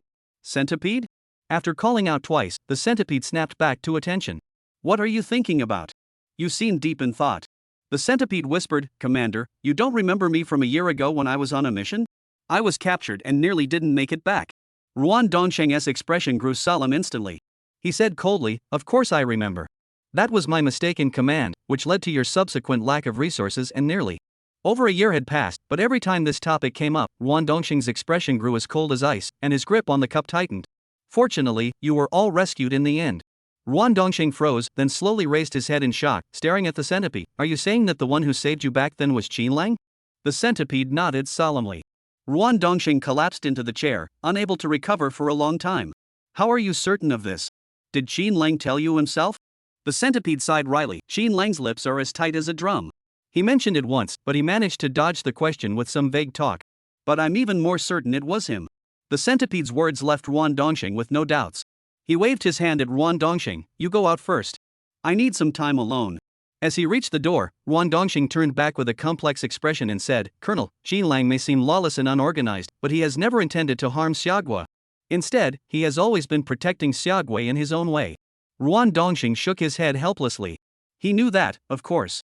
After spending time with him, he had come to understand Qin Lang's goals and intentions, even though talking to him could drive him to the brink of madness. But Qin Lang always put the interests of Xiaogua first. After Ruan Dongsheng and the centipede left, all the new recruits surrounded Qin Lang. "Qin Lang, what is going on? You were singled out and called away. Are they going to assign you a task? Are you okay? Did you get hurt?" Hao Dawei grabbed Qin Lang's sleeve anxiously, examining him from head to toe. As Hao Dawei was about to pull down the rolled-up sleeve, Qin Lang quickly took off his jacket and rolled the blood-stained sleeve inside his clothes. "What could I possibly be in trouble for? It's just that I'm pretty good at nighttime sniping, right? There's a police officer who doesn't believe me and wants to challenge me." Qin Lang spoke candidly. But no one believed him. "Stop trying to fool us. That's impossible. If it was really a sparring match, why didn't you say it in front of us? Why did you call him away secretly? Exactly. It's not something to be ashamed of. Let us all watch together. Xin Lang said indifferently, I skipped training for half a day, but if you skip training for half a day, you'll have to work overtime to make it up. Everyone's expressions grew even more grim. Xin Lang, enough. Don't rub it in. We shouldn't have cared about you. This is just asking for trouble. Ugh, you just mentioned shooting, and I had a conditioned reflex. Ghost Hand listened to them chatter on for a while but didn't catch any key information. Get in position immediately. We're about to carry a heavy load for 10 kilometers. Get ready. Over the next few days, Xin Lang continued his daily routine of early mornings and late nights of training. The matter of the 3 bodies seemed to have been put to rest. The new recruits still occasionally thought back to the scene at the execution ground that day. Many of them frequently had nightmares, waking up screaming in the middle of the night. A loud scream would wake half the dormitory, and after muttering a few curses, everyone would fall back asleep. One day, the sun was blazing. The new recruits on the training ground, bare-chested, were practicing continuous rifle fire. The sun beat down on their bodies, burning their skin, and the skin on their shoulders was cracked from the heat. Everyone, keep your water bottles hanging from your rifles. If your bottle slips down, you'll do 300 push-ups. If it falls twice, the push-ups stack up. Lu Zi's arms ached terribly, and his 2 arms trembled like a butterfly flapping its wings. Clatter. The water bottle hits the ground. Lu Zi, that's the second time your water bottle has fallen. 600 push-ups. Lu Zi complained, who can endure this for 20 minutes? It's impossible to complete. Look at Xin Lang. He hasn't moved a muscle since the start. How does he do it? Liu Zi muttered to himself, is Xin Lang even human? His stamina and endurance are abnormal, aren't they? How can we, ordinary people, compare to a freak like him? But he couldn't say it out loud, because admitting it would mean acknowledging he's weaker than Xin Lang. Training? Xin Lang, come here for a moment. Suddenly, a voice interrupted everyone's training. Chapter 114, Xin Lang, could you help me out? Many thought they finally got a break and lowered their gun barrels slightly. What are you all doing? Don't think I didn't see you. Just now, several of you lowered your gun barrels. Quickly raise them back up. The new recruits groaned inwardly. How could such a small movement be noticed? Did these people have scanners on their eyes? Though their hands raised, their eyes and ears followed Xin Lang. Xin Lang removed the water canteen from his gun, held the gun in one hand, and walked over to Ruan Dongsheng. Good morning, Colonel. Ruan Dongsheng was seething with anger. What is good about it? Nothing is good. Come with me. Xin Lang handed the gun to Ghost Hand and put on his own short-sleeved shirt. As soon as they left, the new recruits started whispering again. What's going on here? Xin Lang has been summoned alone pretty frequently lately. Could it be that he's about to rise to prominence? Promotion my ass. I just feel like the operations officer and Xin Lang are hiding something from us. It must be something big. What's that supposed to mean? Is the staff officer going to report every decision he makes to you guys now? Let you approve it first? Ghost Hand's cold voice cut in. Everyone jumped in fright and quickly shut up. Xin Lang followed Ruan Dongsheng into his office. Upon entering, he saw a familiar figure sitting on the sofa, looking solemn and deep in thought. Upon seeing Xin Lang enter, he hurriedly stood up. Xin Lang, I need to talk to you. Deputy Director's son, you've come all this way. You're not going to pursue the matter of the 3 bodies again, are you? Deputy Director's son sighed and pulled Xin Lang to sit on the sofa. Xin Lang was both flattered and surprised, but his resolve only grew stronger. Deputy Director's son couldn't possibly be here for anything good. Sure enough, as soon as he spoke, Xin Lang's face turned red with embarrassment. Xin Lang, you need to be temporarily transferred to the Dianan Public Security Bureau first. Xin Lang grimaced, sucked in a sharp breath, glanced at Ruan Dongsheng, and said awkwardly, are you serious? For such a minor matter, you're sending me all the way to the police station? Colonel, could you say a word for me? Ruan Dongsheng looked like he was about to cry. What can I do for you? It's all your own fault for making such a big deal out of nothing. Xin Lang muttered to himself, if I had known you guys would turn a small matter into a big deal and a big deal into an explosion, I would never have been so eager to help. Then, what should we do? Are they going to demand my head? This is serious. It can't be that bad. If it comes to that, I'll have to use the law to defend myself. Deputy Director's son glared at Ruan Dongsheng and hurriedly reassured Xin Lang, no, don't listen to Ruan's scare tactics. You gave us some documents last time, right? Those documents provided significant assistance to the police. They've been planning a large-scale arrest operation for over a week and have made contact with the military in the Cotton Triangle. They'll be assisting us. Xin Lang nodded, that's great news. Those drug traffickers have been running rampant for so long. This time they'll finally be caught. You should go celebrate with the police. Why are you bothering me? Son, the deputy director, looked troubled. The police thought their plan was airtight, but they didn't expect that at the critical moment of the final operation, the drug traffickers somehow detected the operation first. We managed to catch some of them, but 2 drug lords took 2 of our officers hostage and escaped. Xin Lang heard this and thought, they must think I'm connected to the Cotton Triangle gang, right? Xin Lang immediately raised 3 fingers, standing as straight as 3 incense sticks. I swear, this has nothing to do with me. This is the result of my daily early mornings and late nights of training. How would I know anything about how the police planned or executed the operation? Anyone in my dorm can vouch for me I'm an honest person. Deputy Bureau Chief Sun hurriedly said, I know this has nothing to do with you. I didn't come here to blame you, I just need your help. Xin Lang's mood did a complete 180-degree turn. He pointed at himself with his index finger. You want me to help you? Deputy Bureau Chief Sun spoke earnestly, his expression serious. Ruan Dongxing chimed in from the side. Deputy Director Sun just told me about this matter. I thought I should ask your opinion first. This is a secret rescue operation. They originally planned to have other special forces carry out the mission, but considering your experience and relative familiarity with the Cotton Triangle region, you might be more suitable for the task. Xin Lang didn't expect they had such plans. He laughed awkwardly and feigned ignorance, saying, What experience? I don't know much about the Cotton Triangle. Ruan Dongxing couldn't stand it anymore. He cleared his throat and said, Enough with the act. This is an emergency mission. We're borrowing you to go in alone to the Cotton Triangle region. You must rescue the kidnapped police officers. There's no time to waste. After all, they've lost so many men, and the police officers are likely already in danger. We must act swiftly. Xin Lang, what's your plan? Xin Lang's expression grew serious. Their decision was indeed the right one.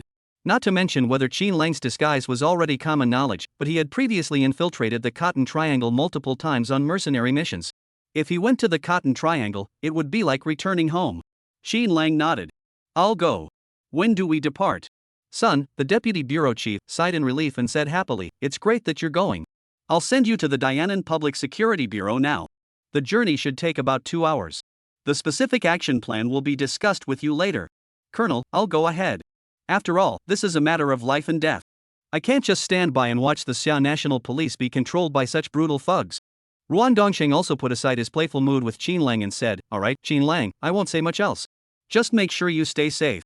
It was rare to see such an expression on Ruan Dongxing's face, and for a moment, Xin Lang felt a bit uneasy. He joked, Chief of Staff, if I come back safely, will you guys put up a banner to welcome me? Prepare some flowers or something? Ruan Dongxing snorted at Xin Lang's playful tone, Hurry up and go. Where are we supposed to get flowers and banners for you? Do you think the military is a supermarket opening? But as Xin Lang walked to the door, he couldn't help but remind him, Make sure you stay safe. Xin Lang didn't turn around, he waved his hand at him. He thought to himself, usually, Ruan Dongxing acts like a cold-hearted old man who doesn't care about his family, but I never expected him to have such a considerate side. 3 hours later, Xin Lang entered the border region of Dianan. The air here was humid, and if one were to come here for a vacation, this would definitely be a great place to stay. Chapter 115, Betting His Life on This Student Soldier? At that moment, in a certain police station in Dianan City, all police forces were gathered in the conference room, closely monitoring the movements of the remaining drug trafficking gang members. Unfortunately, it was like searching for a needle in a haystack, they found nothing. If we keep this up, old Yao might. A female police officer with glasses and a slender face looked deeply concerned. An older male police officer patted her on the shoulder, Always look on the bright side. Old Yao is an experienced officer, he'll find a way to buy us some time. But everyone was just trying to comfort themselves. Those heartless drug dealers, if they really wanted to torture old Yao and Bai Hao, the 2 of them would likely be in grave danger by now. Captain Li, didn't you say Deputy Bureau Chief Sun went to request reinforcements? Why haven't they arrived yet? Captain Li was pacing back and forth in the room, clearly anxious. He bit his bare thumbnail and frowned, I'm worried too. Deputy Director Sun said the person's identity is special, and he's already on his way to the bureau. What kind of person is this? Why did Deputy Director Sun have to go personally? Has he participated in any operations before? Is he experienced? Captain Li didn't know the details either. A few days ago, 3 bodies of drug dealers were found, causing a stir throughout the police station. Deputy Director Sun had originally been from another police bureau, but apparently he had obtained a classified document, so higher-ups temporarily transferred him to the narcotics squad. However, Deputy Director Sun does not participate in other cases. He only passes on the information to them, and all other arrangements are handled by the Narcotics Bureau. That makes sense, after all, Deputy Director Sun is originally a deputy director in charge of criminal cases, and he only has a superficial understanding of the internal workings of the narcotics squad. If he were to fully intervene, others would certainly object. However, issues arose during the deployment. Although Deputy Director Sun did not intervene or issue any commands, some inexperienced newcomers began to suspect that the information he provided might contain errors. They were severely reprimanded by their superiors, leaving the new recruits in the narcotics squad so stressed that they dared not breathe a word in their daily work. Old Yao was always kind to the new recruits, and everyone got along well with him. He had been missing for nearly 10 hours, and his whereabouts were unknown. Everyone feared he might be in serious danger. Make way, Deputy Director Sun is back. A commotion of footsteps echoed down the corridor. 2 on-duty police officers ran into the office. Everyone turned to look at the door, wondering who the important person Deputy Director Sun had brought along was. Squeak! The office door swung open, revealing a young man in military fatigues standing behind Deputy Director Sun. He appeared to be in his early 20s, tall and muscular, with a youthful face that still bore traces of innocence, though his skin was tan from the sun. This was a textbook example of a student soldier. Are you sure this is the person Deputy Director Sun went to great lengths to bring in as reinforcements? What could this person possibly have that makes him so special? He probably hasn't even been to a battlefield and can't even hold a gun properly. Many people had strong opinions about Qin Lang the moment they saw him. I'd wager that any police officer with over 5 years of experience here has seen more than this student soldier ever has. Qin Lang, sit here. Lily, pour Qin Lang a cup of water. But Deputy Bureau Chief Sun, who was always calm and commanding, showed him great respect.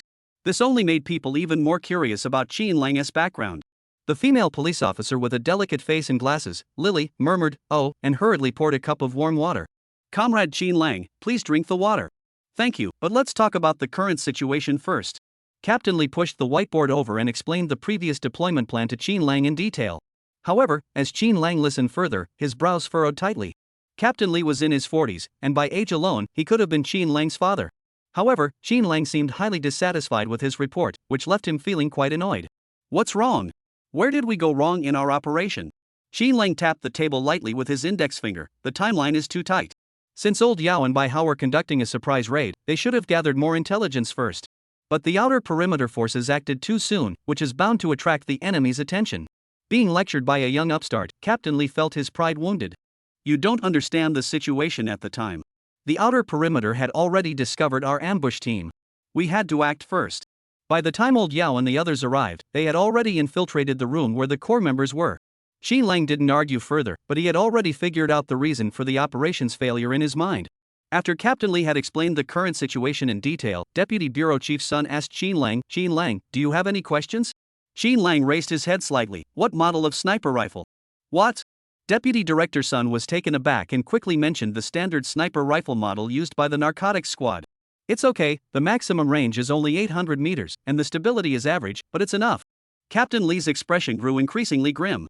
This young man wasn't very old, yet he was so brazen?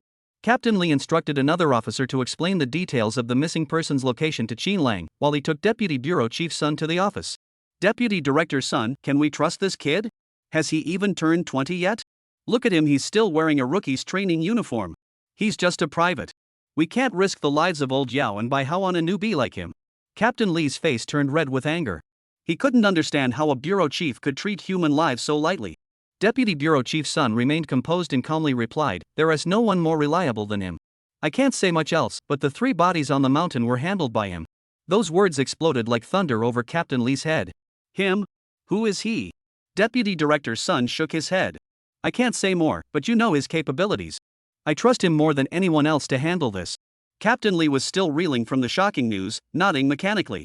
He looked at Qin Lang assembling a gun in the office, his heart filled with mixed emotions. Qin Lang suggested, I need a computer that isn't connected to the internal network.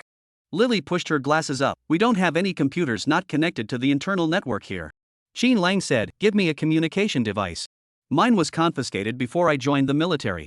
They hurriedly found a spare phone, which had location tracking and police surveillance systems installed.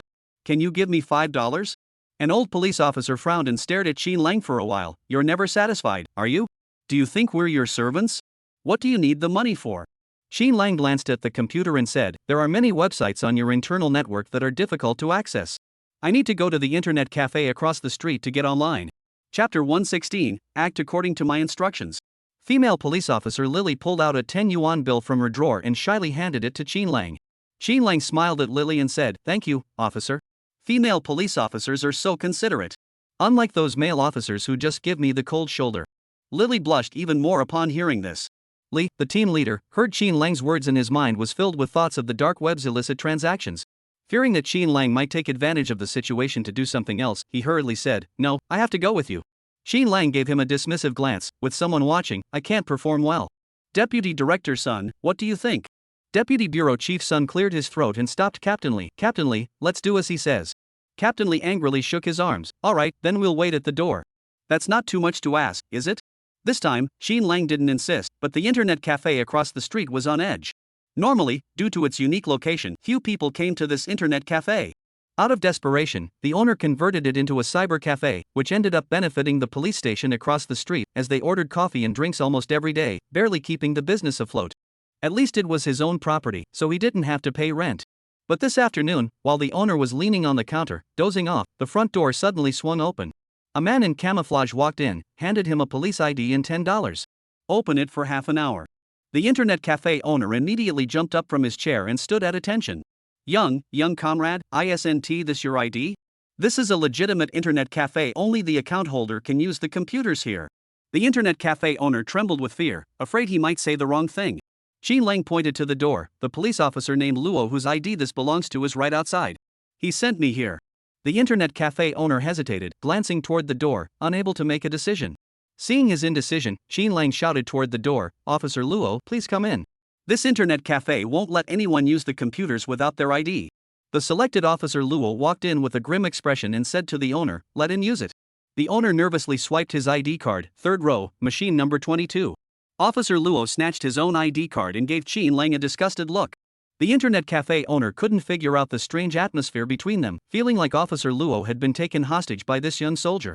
But this was right across from Officer Luo's workplace. There was no way he could let an officer be held hostage.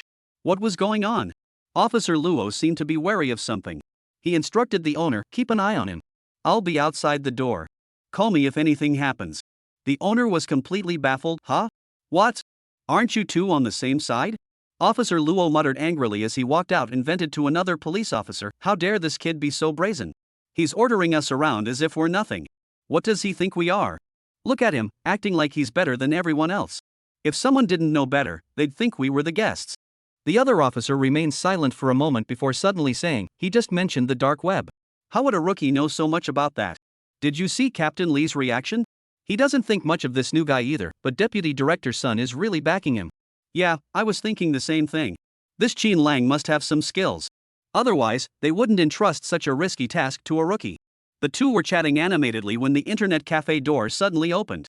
A clear voice came from behind them, carrying the aura of a university student. "Were you two talking about me?" The two froze, realizing that talking behind someone's back and discussing them to their face were two very different things. Officer Luo forced a smile and said, "Don't flatter yourself." "Who said that about you?" Qin Lang didn't pay much attention, fiddling with his phone. Soon, it beeped twice. Officer Luo and his team were highly attuned to this sound. The ringtone of their phones, used for special missions, differed slightly from ordinary ringtones. They reflexively looked at Qin Lang's phone. "Didn't we just give you this phone? Why is someone contacting you?" Qin Lang didn't respond, just kept looking at the content on his phone. Back at the police station, Qin Lang waved his phone. "You all saw the message this phone just received. I've already made arrangements for the Cotton Triangle. The rest I can handle on my own. I have one request: don't interfere with my plans. I have my own strategy. If any unnecessary harm occurs during your forced intervention, I will not be held responsible." His words were harsh, especially coming from a rookie who dared to issue a warning to his superiors. It sounded particularly absurd. But Deputy Bureau Chief Sun nodded and said, "Don't worry. Unless there are special circumstances, we won't interfere with your personal actions. But I must emphasize one point: first confirm the safety of Old Yao and Bai Hao. If anything happens to them, then you." Deputy Bureau Chief Sun had intended to have Qin Lang promise his own safety, escape, and avoid unnecessary casualties. "Regardless of whether the two police officers are in danger, I will eliminate all remaining members of the drug trafficking gang. I will not allow them to rise again." Some of the police officers found Qin Lang's words amusing. If eliminating a remnant gang were as simple as Qin Lang made it sound just talking about it, then why would they go to such great lengths to set up all these traps? However, at that moment, despite their lack of trust in Qin Lang, they had no choice but to take a gamble. The police had originally planned a route for Qin Lang, but he refused it. Qin Lang said, "Give me an off-road vehicle, and I'll drive straight there." The police immediately objected to Qin Lang's plan. "No way. You're armed. How can you just drive straight there? What if they discover you at the checkpoint? Xi Lang replied, "Your guns are useless. I won't take them. I tried one earlier, and it felt terrible. I'll go alone and handle the rest myself." Captain Lee nearly lost his temper several times, but was restrained by a stern glance from Deputy Director Sun. Deputy Bureau Chief Sun warned again, "Xi Lang, are you certain this operation is safe? Are you sure there won't be any complications?" Xi Lang smiled and nodded. "Those people don't have the guts to lay a finger on me." Many people scoffed at this. Deputy Director Sun handed Xi Lang a small video recording device about the size of a button, which could be pinned to his clothes without drawing attention. Xi Lang fiddled with it for a while before saying, "All right, I'll take it. I'll leave as soon as the car is ready." Before leaving, he noticed a fruit basket on the bureau chief's desk, presumably for visitors. Inside was a folding fruit knife, which Xi Lang casually took. Chapter 117. What exactly is Xi Lang's identity? The action was so quick that no one else noticed, except for Lily, who was staring at the fruit and lost in thought. Suddenly, she saw a hand reach out and take the fruit knife. When she looked up, she only saw a row of backs and couldn't tell who had taken it. Deputy Director Sun changed Xi Lang's clothes and gave him a new identity, allowing him to pass through the checkpoint unimpeded. Xi Lang, now dressed in athletic wear, grabbed a pair of black-framed glasses from the wardrobe room. Aside from his skin being slightly darker than before, he looked like a college student. "Please pack some everyday items in my car, including a camera. My identity for this trip is that of a global self-driving tourist." Once everything was ready, Deputy Director Sun leaned down to look at Xi Lang in the driver's seat. "Xi Lang, remember the purpose of this operation." Xi Lang gave him a thumbs up and drove off. Many people watched the dust kicked up by the car's exhaust, feeling uncertain. Is Xi Lang reliable? From the moment he arrived until now, I haven't noticed anything unusual about him. Captain Lee said with a complex expression, "I hope everything goes as I expected." Xi Lang smoothly passed the checkpoint and entered the Cotton Triangle region. He did not linger in the nearby city but drove directly to another city closer to here. At that moment, everyone in the command center was closely monitoring Xi Lang's movements. Where is he heading? The last information we received indicated that the remnants were likely still in Shinko, wasn't it? Deputy Director Sun shook his head solemnly. "I'm not sure. Track Xi Lang's phone and see if anyone has sent him any messages." The information officer pulled up Xi Lang's phone and said, "It's still the original message, there's nothing else. Retrieve the location where this text message was sent." A few minutes later, the information officer reported, "We just confirmed it. The location where the message was sent matches the direction Xi Lang is currently traveling in." Everyone had a hunch that Xi Lang was probably heading to meet the person who sent him the message. Inside the room, everyone had their own thoughts. Some sighed repeatedly. "Deputy Director Sun, you should explain to us why you trust Xi Lang so much. Any one of us here has more experience than him." Captain Lee also frowned and said, "Deputy Director Sun, you should explain this to everyone clearly. Otherwise, no one will feel confident about this operation. To be honest, even though you just told me that, when I see him, he still looks like a student. I find it hard to associate him with these matters."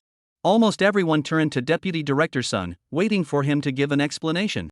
Deputy Director Sun sighed helplessly and said, "All right, I'll be straightforward. Xi Lang isn't as simple as you all think. I can't disclose his previous identity, but he's a specially recruited Special Forces soldier. His close combat skills are so formidable that he can take down an entire Special Forces unit on his own." Everyone thought they were dreaming. Did I hear that correctly? He looks so frail, like I could knock him out with one punch.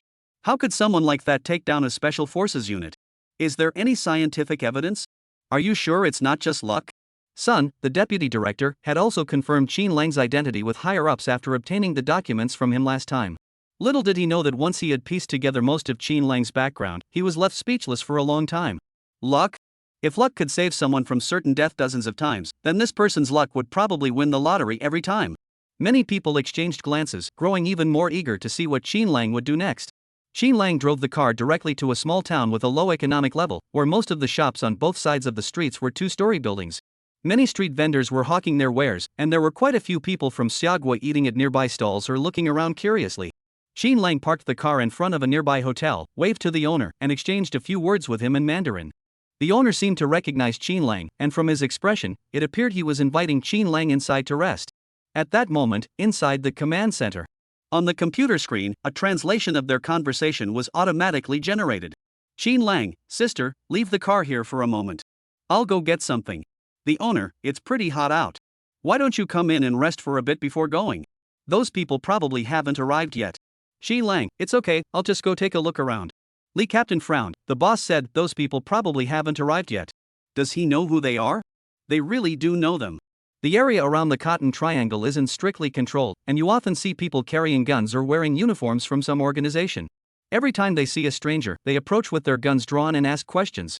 Qin Lang encountered two groups of people. Their expressions were menacing, but Qin Lang seemed to show them something off camera, and their attitudes immediately changed, and they all moved away from him. This left everyone curious. What did Qin Lang show them? We've all seen Qin Lang's clothes, right? Or did he say something with his lips? Since Qin Lang didn't want them to know, the others could only speculate. Qin Lang walked around the area for half an hour, stopping by one shop here and another there. The police found no useful clues in Qin Lang's footage. Captain Lee couldn't help but grow impatient, ignoring Qin Lang's initial warning, and turned on the microphone to remind him, "Qin Lang, I need to remind you that the mission is the top priority. Don't forget your identity." Qin Lang chuckled, "If you say one more word, I'll destroy this recording device right now. Do you believe me?" Captain Lee was furious. Deputy Bureau Chief Sun snatched the microphone and comforted him. "Qin Lang, Captain Lee is just a bit anxious. Just proceed at your own pace." Qin Lang walked into a tea shop. The shop owner eyed the young man warily.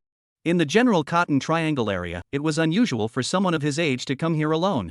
"What do you want to buy?" the shop owner asked in broken Shogwa dialect. Qin Lang replied fluently in the local dialect, 3 packets of tea. No black tea, no iron oolong, no jasmine. The shop owner's expression changed instantly. He hurriedly led Qin Lang into the inner meeting room, brewed a pot of tea for him, and then went to the backyard to make a call. "Mr. Boss, please wait a moment, they'll be here shortly." This sudden turn of events completely stunned everyone in the Xiagua command center. What's going on here? Why are they being so respectful to Qin Lang? Does he know some big shot? Holy crap, what's Qin Lang's real identity? I'm getting goosebumps. Chapter 118, Why would a boss work under Qin Lang? Inside the command center, everyone's hearts were in their throats. No one dared to breathe a word. Qin Lang's identity remained a mystery, and the truth seemed about to be revealed. Suddenly, the sound of a car engine could be heard outside the small shop. The people in the command room couldn't help but wonder who it could be. But Qin Lang remained seated, sipping his tea leisurely. Soon, a person approached, their face covered, smiling as they walked over and greeted Qin Lang warmly. "Long time no see, R." But he stopped mid-sentence and changed his greeting, "Young man." However, the people in the command room noticed that he seemed to have something left unsaid. R? R what? What was he about to say?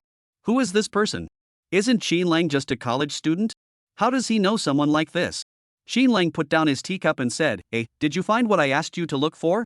I hurriedly replied, "I looked, but the other party has strong counter-surveillance awareness. I can only confirm they're within a certain range, I don't know the specifics." The person named took a tablet computer from his subordinate. It showed the location they had pinpointed. "Quickly zoom in on the location in the video and identify it clearly," Captain Lee said, pointing at the screen. The intelligence personnel quickly zoomed in on the image. After restoring the image quality and comparing it with the police database, they discovered that the area was a prohibited plant cultivation zone. Moreover, the area was adjacent to a tropical rainforest, reportedly spanning 10,000 square kilometers. Even locals had only ventured as far as 1 kilometer from the outer edge of the rainforest, and beyond that point, it was said that no one had ever returned. The air circulation in this rainforest is poor year-round, and there are many toxic fumes near the landmarks. Additionally, it is said that there are many undiscovered poisonous insects inside. Even locals who venture in may not survive. These people aren't that crazy, let's go there.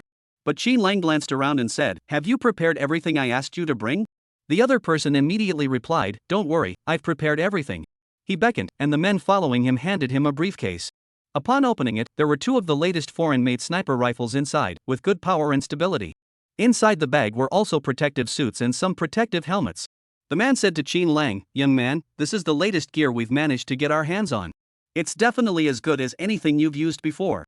The other party seemed to realize he had said something wrong and quickly shut up, awkwardly waiting for Qin Lang's evaluation.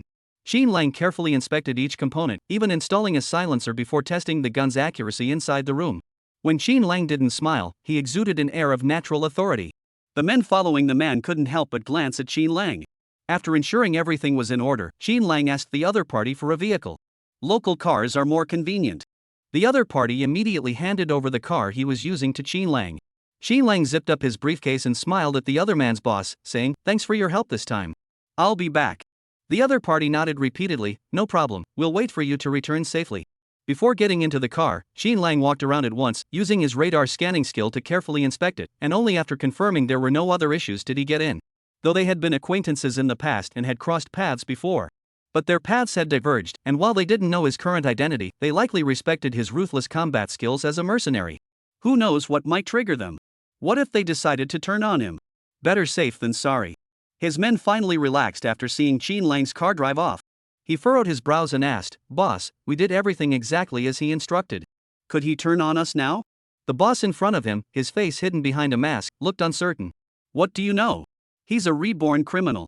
He's always taken money and done the job. This time, he must have taken on an important mission. We have no grudge against him, he won't turn on us. But if we try to pull a fast one and he finds out, by tomorrow morning, the news of our organization being wiped out will spread all over the world." The younger members behind him were trembling in fear. "Boss, are you joking? He doesn't even look older than me. Would he really be that ruthless?" The boss's gaze grew distant, recalling the vivid memories of the Reborn operation. A lone figure, swift and decisive, armed with a sniper rifle and a dagger, had left 7 or 8 mercenaries helpless, completely outmaneuvered. Even in that situation, surrounded by mercenaries, Qin Lang still managed to take out the enemies lurking behind him. From that moment on, he realized the true danger of the young man before him. Later, Qin Lang also helped them resolve an internal conflict within the organization. He admired Qin Lang greatly, but feared him even more. Deep down, he had only one thought: never provoke Reborn. His subordinates seemed a bit dissatisfied. "But treating your boss like this is a bit of a challenge to your authority, isn't it?" The leader of the terrorist organization laughed coldly. "Do you think this is a challenge to my authority? You're wrong. We're just going with the flow and reaping the benefits." His subordinates were confused. The leader smiled. Helping Qin Lang seems like doing him a favor, but in reality, it's using Qin Lang as a tool to eliminate a rival. The market is limited, and although the opponent's business has shifted to Xia Kingdom, but they couldn't rule out the possibility of the other side using underhanded tactics to sabotage their business. Therefore, since Qin Lang was coming to the Cotton Triangle to do big business, he naturally felt compelled to lend him a hand. Xia Nation's southern border. A certain public security bureau, command center. In the cramped space, everyone's expressions were somber. They were closely watching every move Qin Lang made. Did the other side just say that the goods they obtained are no worse than what Qin Lang used before? Didn't Qin Lang use military-issued guns before? Isn't that the same type we're using? Deputy Director Sun couldn't explain, so he coldly said, "Stop listening to that nonsense. Keeping an eye on Qin Lang's movements is more important than anything else." But someone worried, that man sent Qin Lang to such a remote place. Do you think he might ambush Qin Lang in the chaos? Exactly. That godforsaken place, even the locals don't have confidence they'll survive. Can Qin Lang manage it? Captain Li looked worried. But he tried to lighten the mood in the office. "Enough. Let's not talk about it anymore. Since we've already decided to send Qin Lang on the mission, we can only trust him for now." Chapter 119, I retract my insult toward Qin Lang. The car wound its way through twists and turns, eventually arriving at a secluded mountain path. Qin Lang used his eagle-eye skill to confirm the safety of the surroundings, then quickly donned his protective gear, wearing a bulletproof helmet that left only his eyes exposed. The earpiece buzzed with a warning: "Hurry up and bring the camera. We must ensure your safety." "Ensure my safety?" Qin Lang smiled faintly. "Whether you're here to confirm my safety or monitor my actions, you know exactly what you're doing." But Qin Lang still strapped the camera to his body and said, "Once I get out of the car, don't say a word. If anyone interferes with me while I'm moving, I'll destroy the surveillance equipment and the walkie-talkie immediately. If you don't believe me, try it." Qin Lang's voice was calm, but it carried an air of unwavering certainty. Deputy Bureau Chief Sun hurriedly said, "Don't worry, just focus on the mission." Li, the team leader, was concerned about the operation, pinning all his hopes on Qin Lang, but he also worried that Qin Lang lacked experience. If this operation failed, would there be any other way to salvage the situation? He was torn and conflicted inside. After changing into his gear, Qin Lang did not drive away immediately. Instead, he slung his gun over his shoulder and walked into the nearby woods, looking around for a while. The people in the command room looked puzzled. What is Qin Lang looking at? It's foggy inside, the cameras can't see clearly. Is Qin Lang trying to pinpoint their location with his naked eye? Are you kidding?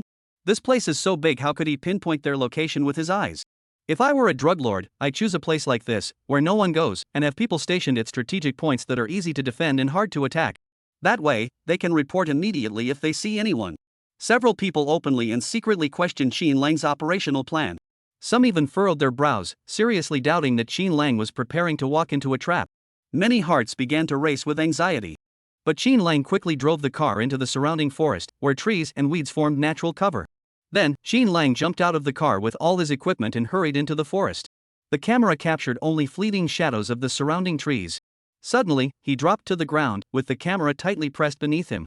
In the command center of the Dianan Border Police Bureau in Xia Kingdom. We can't see anything. What's Qin Lang's current situation? Should we contact Qin Lang? Deputy Director Sun said coldly, "What's there to say? Didn't you hear what Qin Lang just said?" Bang! A sudden gunshot startled everyone. Did he fire a gun? What is going on? I'm so anxious. Then, Qin Lang stood up, and in the shaking footage, a figure seemed to be visible in the top left corner. Quick, zoom in on the top left corner. What is that?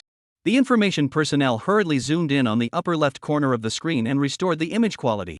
A crooked figure lay on the ground, with a blood-red hole in the center of his forehead, and blood spattered all over his face. Female police officer Lily screamed in horror upon seeing the image. Ah! Is that a dead person? However, Captain Lee's brows were tightly furrowed. The figure in the footage was very small, and estimating the distance from Qin Lang to the target, it was at least 500 meters. The bullet had struck the forehead directly, indicating that the target had not detected Qin Lang's presence even when facing him. This Qin Lang has excellent reconnaissance and disguise skills. After taking care of one, Qin Lang boldly ran toward the location of the deceased. Inside the police station, someone expressed concern he shouldn't have charged straight toward the dead body. We don't know the enemy's deployment. If there are others nearby, isn't Qin Lang walking into a trap? Deputy Chief Lee slapped the table. Enough. You've been chattering for ages. Don't look down on him just because he's young. I saw how Qin Lang handled it just now. He was much better than all of you. Stay quiet and watch. Qin Lang wouldn't do something he's not sure about. A few young police officers in their late 20s, fresh out of the police academy, were brimming with arrogance. Ever since they saw Qin Lang, they had regarded him as their imaginary rival. Every time they saw Qin Lang act in a way that didn't align with the action logic of their academic professors, they immediately stepped forward to offer their opinions. This time, they muttered to themselves for a while before being shut down by Captain Lee's single sentence, reluctantly closing their mouths. But they still couldn't help but pick apart Qin Lang's actions in their minds. At this moment, the edge of the tropical rainforest. Located on the outskirts, this area still had some signs of life, with occasional small wooden huts visible. These were likely temporary shelters for firefighters stationed nearby. However, some of the huts had already been taken over by others. Whoosh! A strange bird call echoed through the air. Qin Lang quietly hid behind a tree, adjusting his gun silently and aiming at one of the small huts. This time, the cabin visible in the camera's view was no larger than a soybean. Based on the scale, the location was at least a kilometer away. Can you see where Qin Lang is aiming?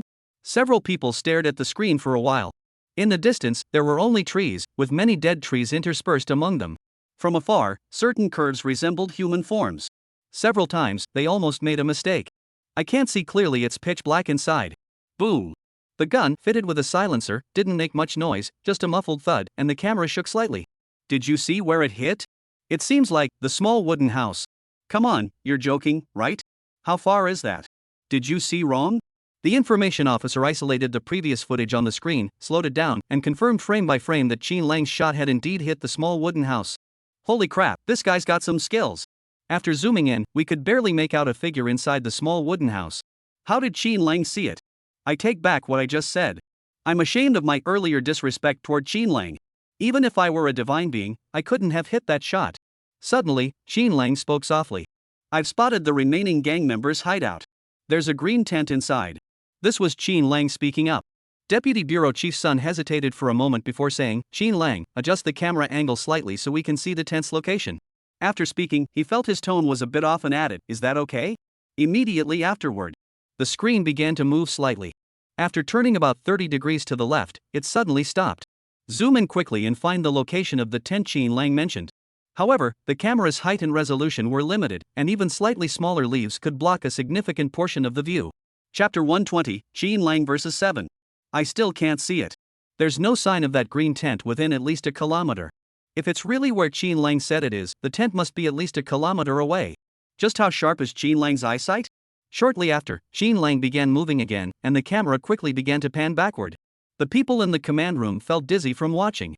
Moments later, Qin Lang crouched down under a tree and slowly stood up to investigate the tent's situation. The camera revealed a clear, full view of the green tent. This was a military greenfield tent commonly used by troops during training exercises. However, there was only one tent, and outside the entrance, two lifeless figures lay motionless, tied to the tree with ropes like pieces of trash. Their arms and calves were twisted into grotesque shapes, and to prevent them from screaming, their jaws had been dislocated. Saliva mixed with blood soaked through their uniforms on their chests. The two were in agony, their brows furrowed, and their breathing labored. Lily saw this scene and couldn't help but let tears stream down her face. She covered her mouth, suppressing the sobs that threatened to escape her throat, afraid of disturbing others. She turned away silently and wiped her tears against the wall. Officer Luo was furious. Old Yao and Bai Hao have been tortured like this. They're still breathing, there's hope. Don't worry. Xin Lang seemed to sense their concern. After seeing the injured police officers, he first reassured the people in the command room. There are 3 people inside the tent and 6 patrol officers outside, but 2 of them are standing near the police officers. In case of an emergency, they can respond immediately. Officer Luo was worried and wanted Xin Lang to prioritize ensuring the safety of the 2 police officers. But as he reached for the microphone, his hand was held back by Captain Lee. Did you forget what Xin Lang just said? Let Xin Lang handle it his way. Human lives are at stake, he knows what's more important. Whatever you say, he already knows. Officer Luo awkwardly withdrew his hand and whispered, "It was my oversight." The few people outside the tent were highly vigilant, occasionally walking toward the surrounding forest to check the situation. Xin Lang waited for a while, planning to take them down one by one. It seemed to be the shift change for the guards at the small wooden house. One man, holding a gun, swayed from side to side, and the gun barrel swept past Xin Lang several times, but the man himself did not notice the greatest danger. As the guard disappeared from the sight of the other patrol members, Xin Lang fired immediately, striking the target fatally with a single shot. Even the direction in which he fell seemed calculated, landing awkwardly in the grass. The weeds here were over a meter tall, and the area was infested with venomous snakes and insects. Within half an hour of someone falling to the ground, they would become natural prey for the insects and worms. Of course, Lao Yao and Bai Hao, who had been trapped at the entrance for some time, were likely also unable to escape the insects' attacks. It was said that some of the poisonous insects in this forest could kill their prey within half an hour from the moment they struck. It seems we need to act quickly. After disposing of one person, Xin Lang crawled on the ground for a short distance, then aimed at another man holding a gun and used the same method. The man fell heavily to the ground. Just as Xin Lang was about to aim at the third man, a loud argument erupted inside the house. "I've told you so many times, there is no need to lay the trap so densely. Now look, if they really come after us, we're as good as dead." A sharp female voice rang out from inside the house. "What good does it do to say that now? We're only a few people left. We need to find a way to make a comeback. Blaming each other won't help us recover our losses." Another man with a hoarse voice said, I told you bringing the police along is just a burden. You don't know much about dealing with the Xiagua police. They're like venomous snakes. Once they latch on, they never let go. We brought their men with us to buy some time, but they'll catch up eventually and kill us all." The woman said, "Hiding here isn't a solution.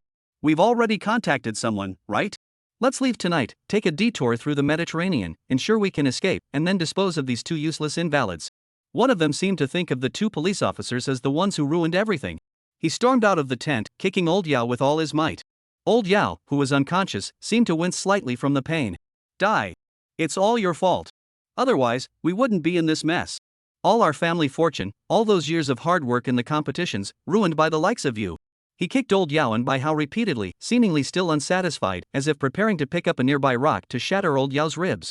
In the command room, the people watching the monitors felt as though their hearts were being squeezed by a fist. The pain was so intense they couldn't breathe. Why isn't Xin Lang acting yet? I think Old Yao can't hold on much longer. Whoa, Bai Hao is so badly injured. I'm afraid he won't hold on. Lily glanced over once before turning away in distress. She was sobbing uncontrollably. Captain Lee also said with a heavy heart, Xin Lang has no choice. He just took out 4 people, and there are still 4 bodyguards patrolling around, plus 3 bosses inside the house. Even if Xin Lang is an expert marksman, he can't take out all 7 of them at once. His top priority is not to expose himself. Once he's exposed, the target will likely shift to him. Captain Lee stared at the screen, analyzing the situation with a worried expression. Bang! The next second, Xin Lang fired a shot, hitting the man attacking Lao Yao and Bai Hao. The bullet pierced his heart, and the man's hands, which had been clutching the rock, instantly let go, causing the rock to crash heavily onto his own feet. Someone's ambushing us. The man slowly collapsed to the ground. In the blink of an eye, Xin Lang quickly turned his gun and aimed at the patrol officer closest to the deceased, eliminating him with a single shot. He then eliminated 2 more in the same manner. At this point, only 1 patrol officer remained. After taking out 4 people in quick succession, Xin Lang finally caught the enemy's attention. Someone's ambushing us. Someone's ambushing us. The 2 people inside the tent panicked, grabbing their guns, and lifted a small gap in the tent, shouting timidly toward the outside. Are you all useless? Hurry up and kill him. I'll pay you more, I'll give you a raise, you must kill him for me. The woman stared at the 2 dying police officers, her lips curling into a cruel smile. She picked up the gun and slowly aimed it at Old Yao. Gritting her teeth, she said, "You 2 scum, go to hell." Chapter 121, Hurrying Back for Roll Call. In an instant, a grenade was thrown behind the tent. At that moment, inside the command room, everyone sucked in their breath in shock. Did Xin Lang make a mistake? Everyone's hearts were in their throats. Boom! A gunshot rang out before the woman's bullet, striking her in the chest. Ugh! The woman stared in horror, her eyes wide with fear. She had plotted so carefully, yet in the end, it was she who had narrowly escaped death. Boom! A massive explosion sent a wave of heat sweeping through the room, instantly engulfing the remaining gang members and the woman. All that could be heard were the agonizing screams of the men inside. The lone patrolman, seeing the situation was dire, immediately turned and fled into the tropical rainforest. The man was in a state of utter disarray. The rainforest was covered in slippery moss, exposed tree roots, and vines everywhere. The man slipped and fell, his head hitting the tree root with a loud thud. Ugh! He struggled to steady his gun and staggered to his feet.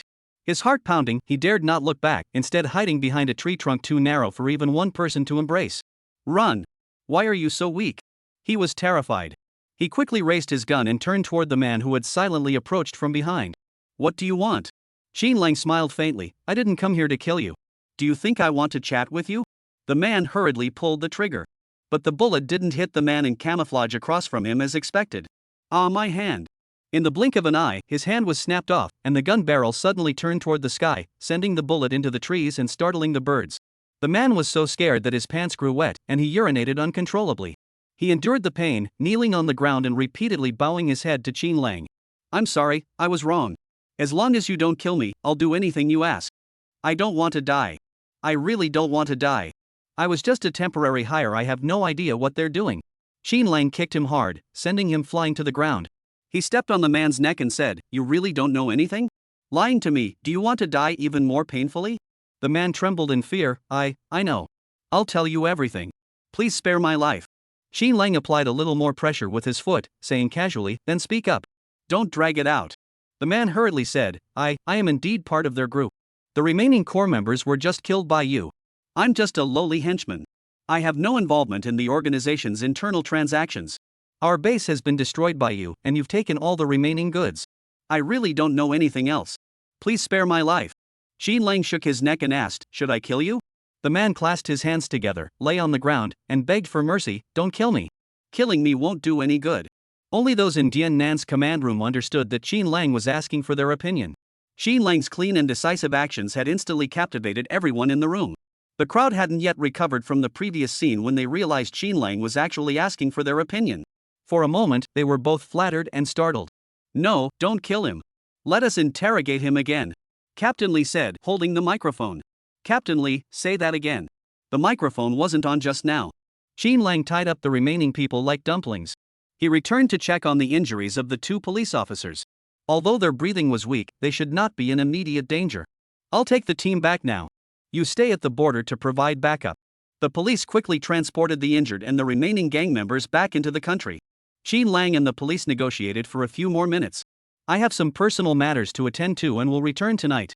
Deputy Bureau Chief Sun hesitated for a moment. Qin Lang, you must be mindful of your position. You should know what actions are appropriate and what are not. Qin Lang chuckled lightly. Don't worry. I worked hard to put on this uniform, I wouldn't take it off lightly. However, I need to repay a debt of gratitude. Qin Lang changed back into his previous clothes, and the moment he put on his glasses, his demeanor changed instantly. The car pulled up in front of the tea shop. He opened the door and stepped out, once again the sunny college student he had been before. The shop owner, upon seeing Qin Lang, immediately contacted their boss. Qin Lang placed his briefcase on the table. The shop owner approached him with utmost respect, poured him a cup of tea, and said, The boss is on his way. Please wait a moment. Before long, the boss arrived in a hurry. Shocked, he exclaimed, You managed to handle it so quickly? Qin Lang took a sip of tea. You know that, don't you? I always prioritize efficiency. The man across from him stared blankly and said, I knew that, but I didn't expect it to be this efficient. He finally asked, How about you? Are you okay? Qin Lang shook his head. Just the two of them weren't enough to hurt me. I'll return everything to you. As for the bodies at that location, please dispose of them when you have the chance to avoid any unnecessary trouble. Don't worry, I've already sent someone there. Qin Lang set down his teacup. Thanks for this time. It also indirectly helped you deal with a significant issue. Same as always, don't deal with Xiaoguo when finding buyers. If you ever need anything in the future, just give me a shout. The man across from him was overwhelmed with gratitude. No, how dare I? You've helped me so many times. I was just doing you a small favor. I wouldn't dare trouble you again. Diao-song, what about the things you were supposed to prepare? The boss turned to ask his subordinate. The subordinate quickly retrieved a beautifully packaged gift box from the car. This is a small token of my appreciation. It's nothing special, but it might help you stay alert when you're tired. Qin Lang opened it and found 6 tea cakes inside. Just the appearance and aroma alone indicated that they were of the highest quality. Qin Lang didn't hesitate. Alright, I'll take it. I'll go ahead. If I'm late, I'll miss the evening roll call. The other person chuckled. At your level, shouldn't your subordinates handle such tasks? Why bother doing it yourself? I was the one called out. You have no idea how painful it is to work. Qin Lang waved his hand and left with the gift box. Those left behind in the store exchanged puzzled glances. What did he just say? He's working? It sounds like that. Holy crap, the 7th ranked mercenary in the world, Reborn, actually has to work? And he has to rush back for roll call? Am I dreaming? I think it's pretty surreal too, but somehow it doesn't seem that surprising coming from him. Who is this person? What kind of person could have someone like Reborn as their subordinate? The shop owner shuddered. Just thinking about having a mercenary who kills without batting an eye as my subordinate makes me think I'll have nightmares for a month straight.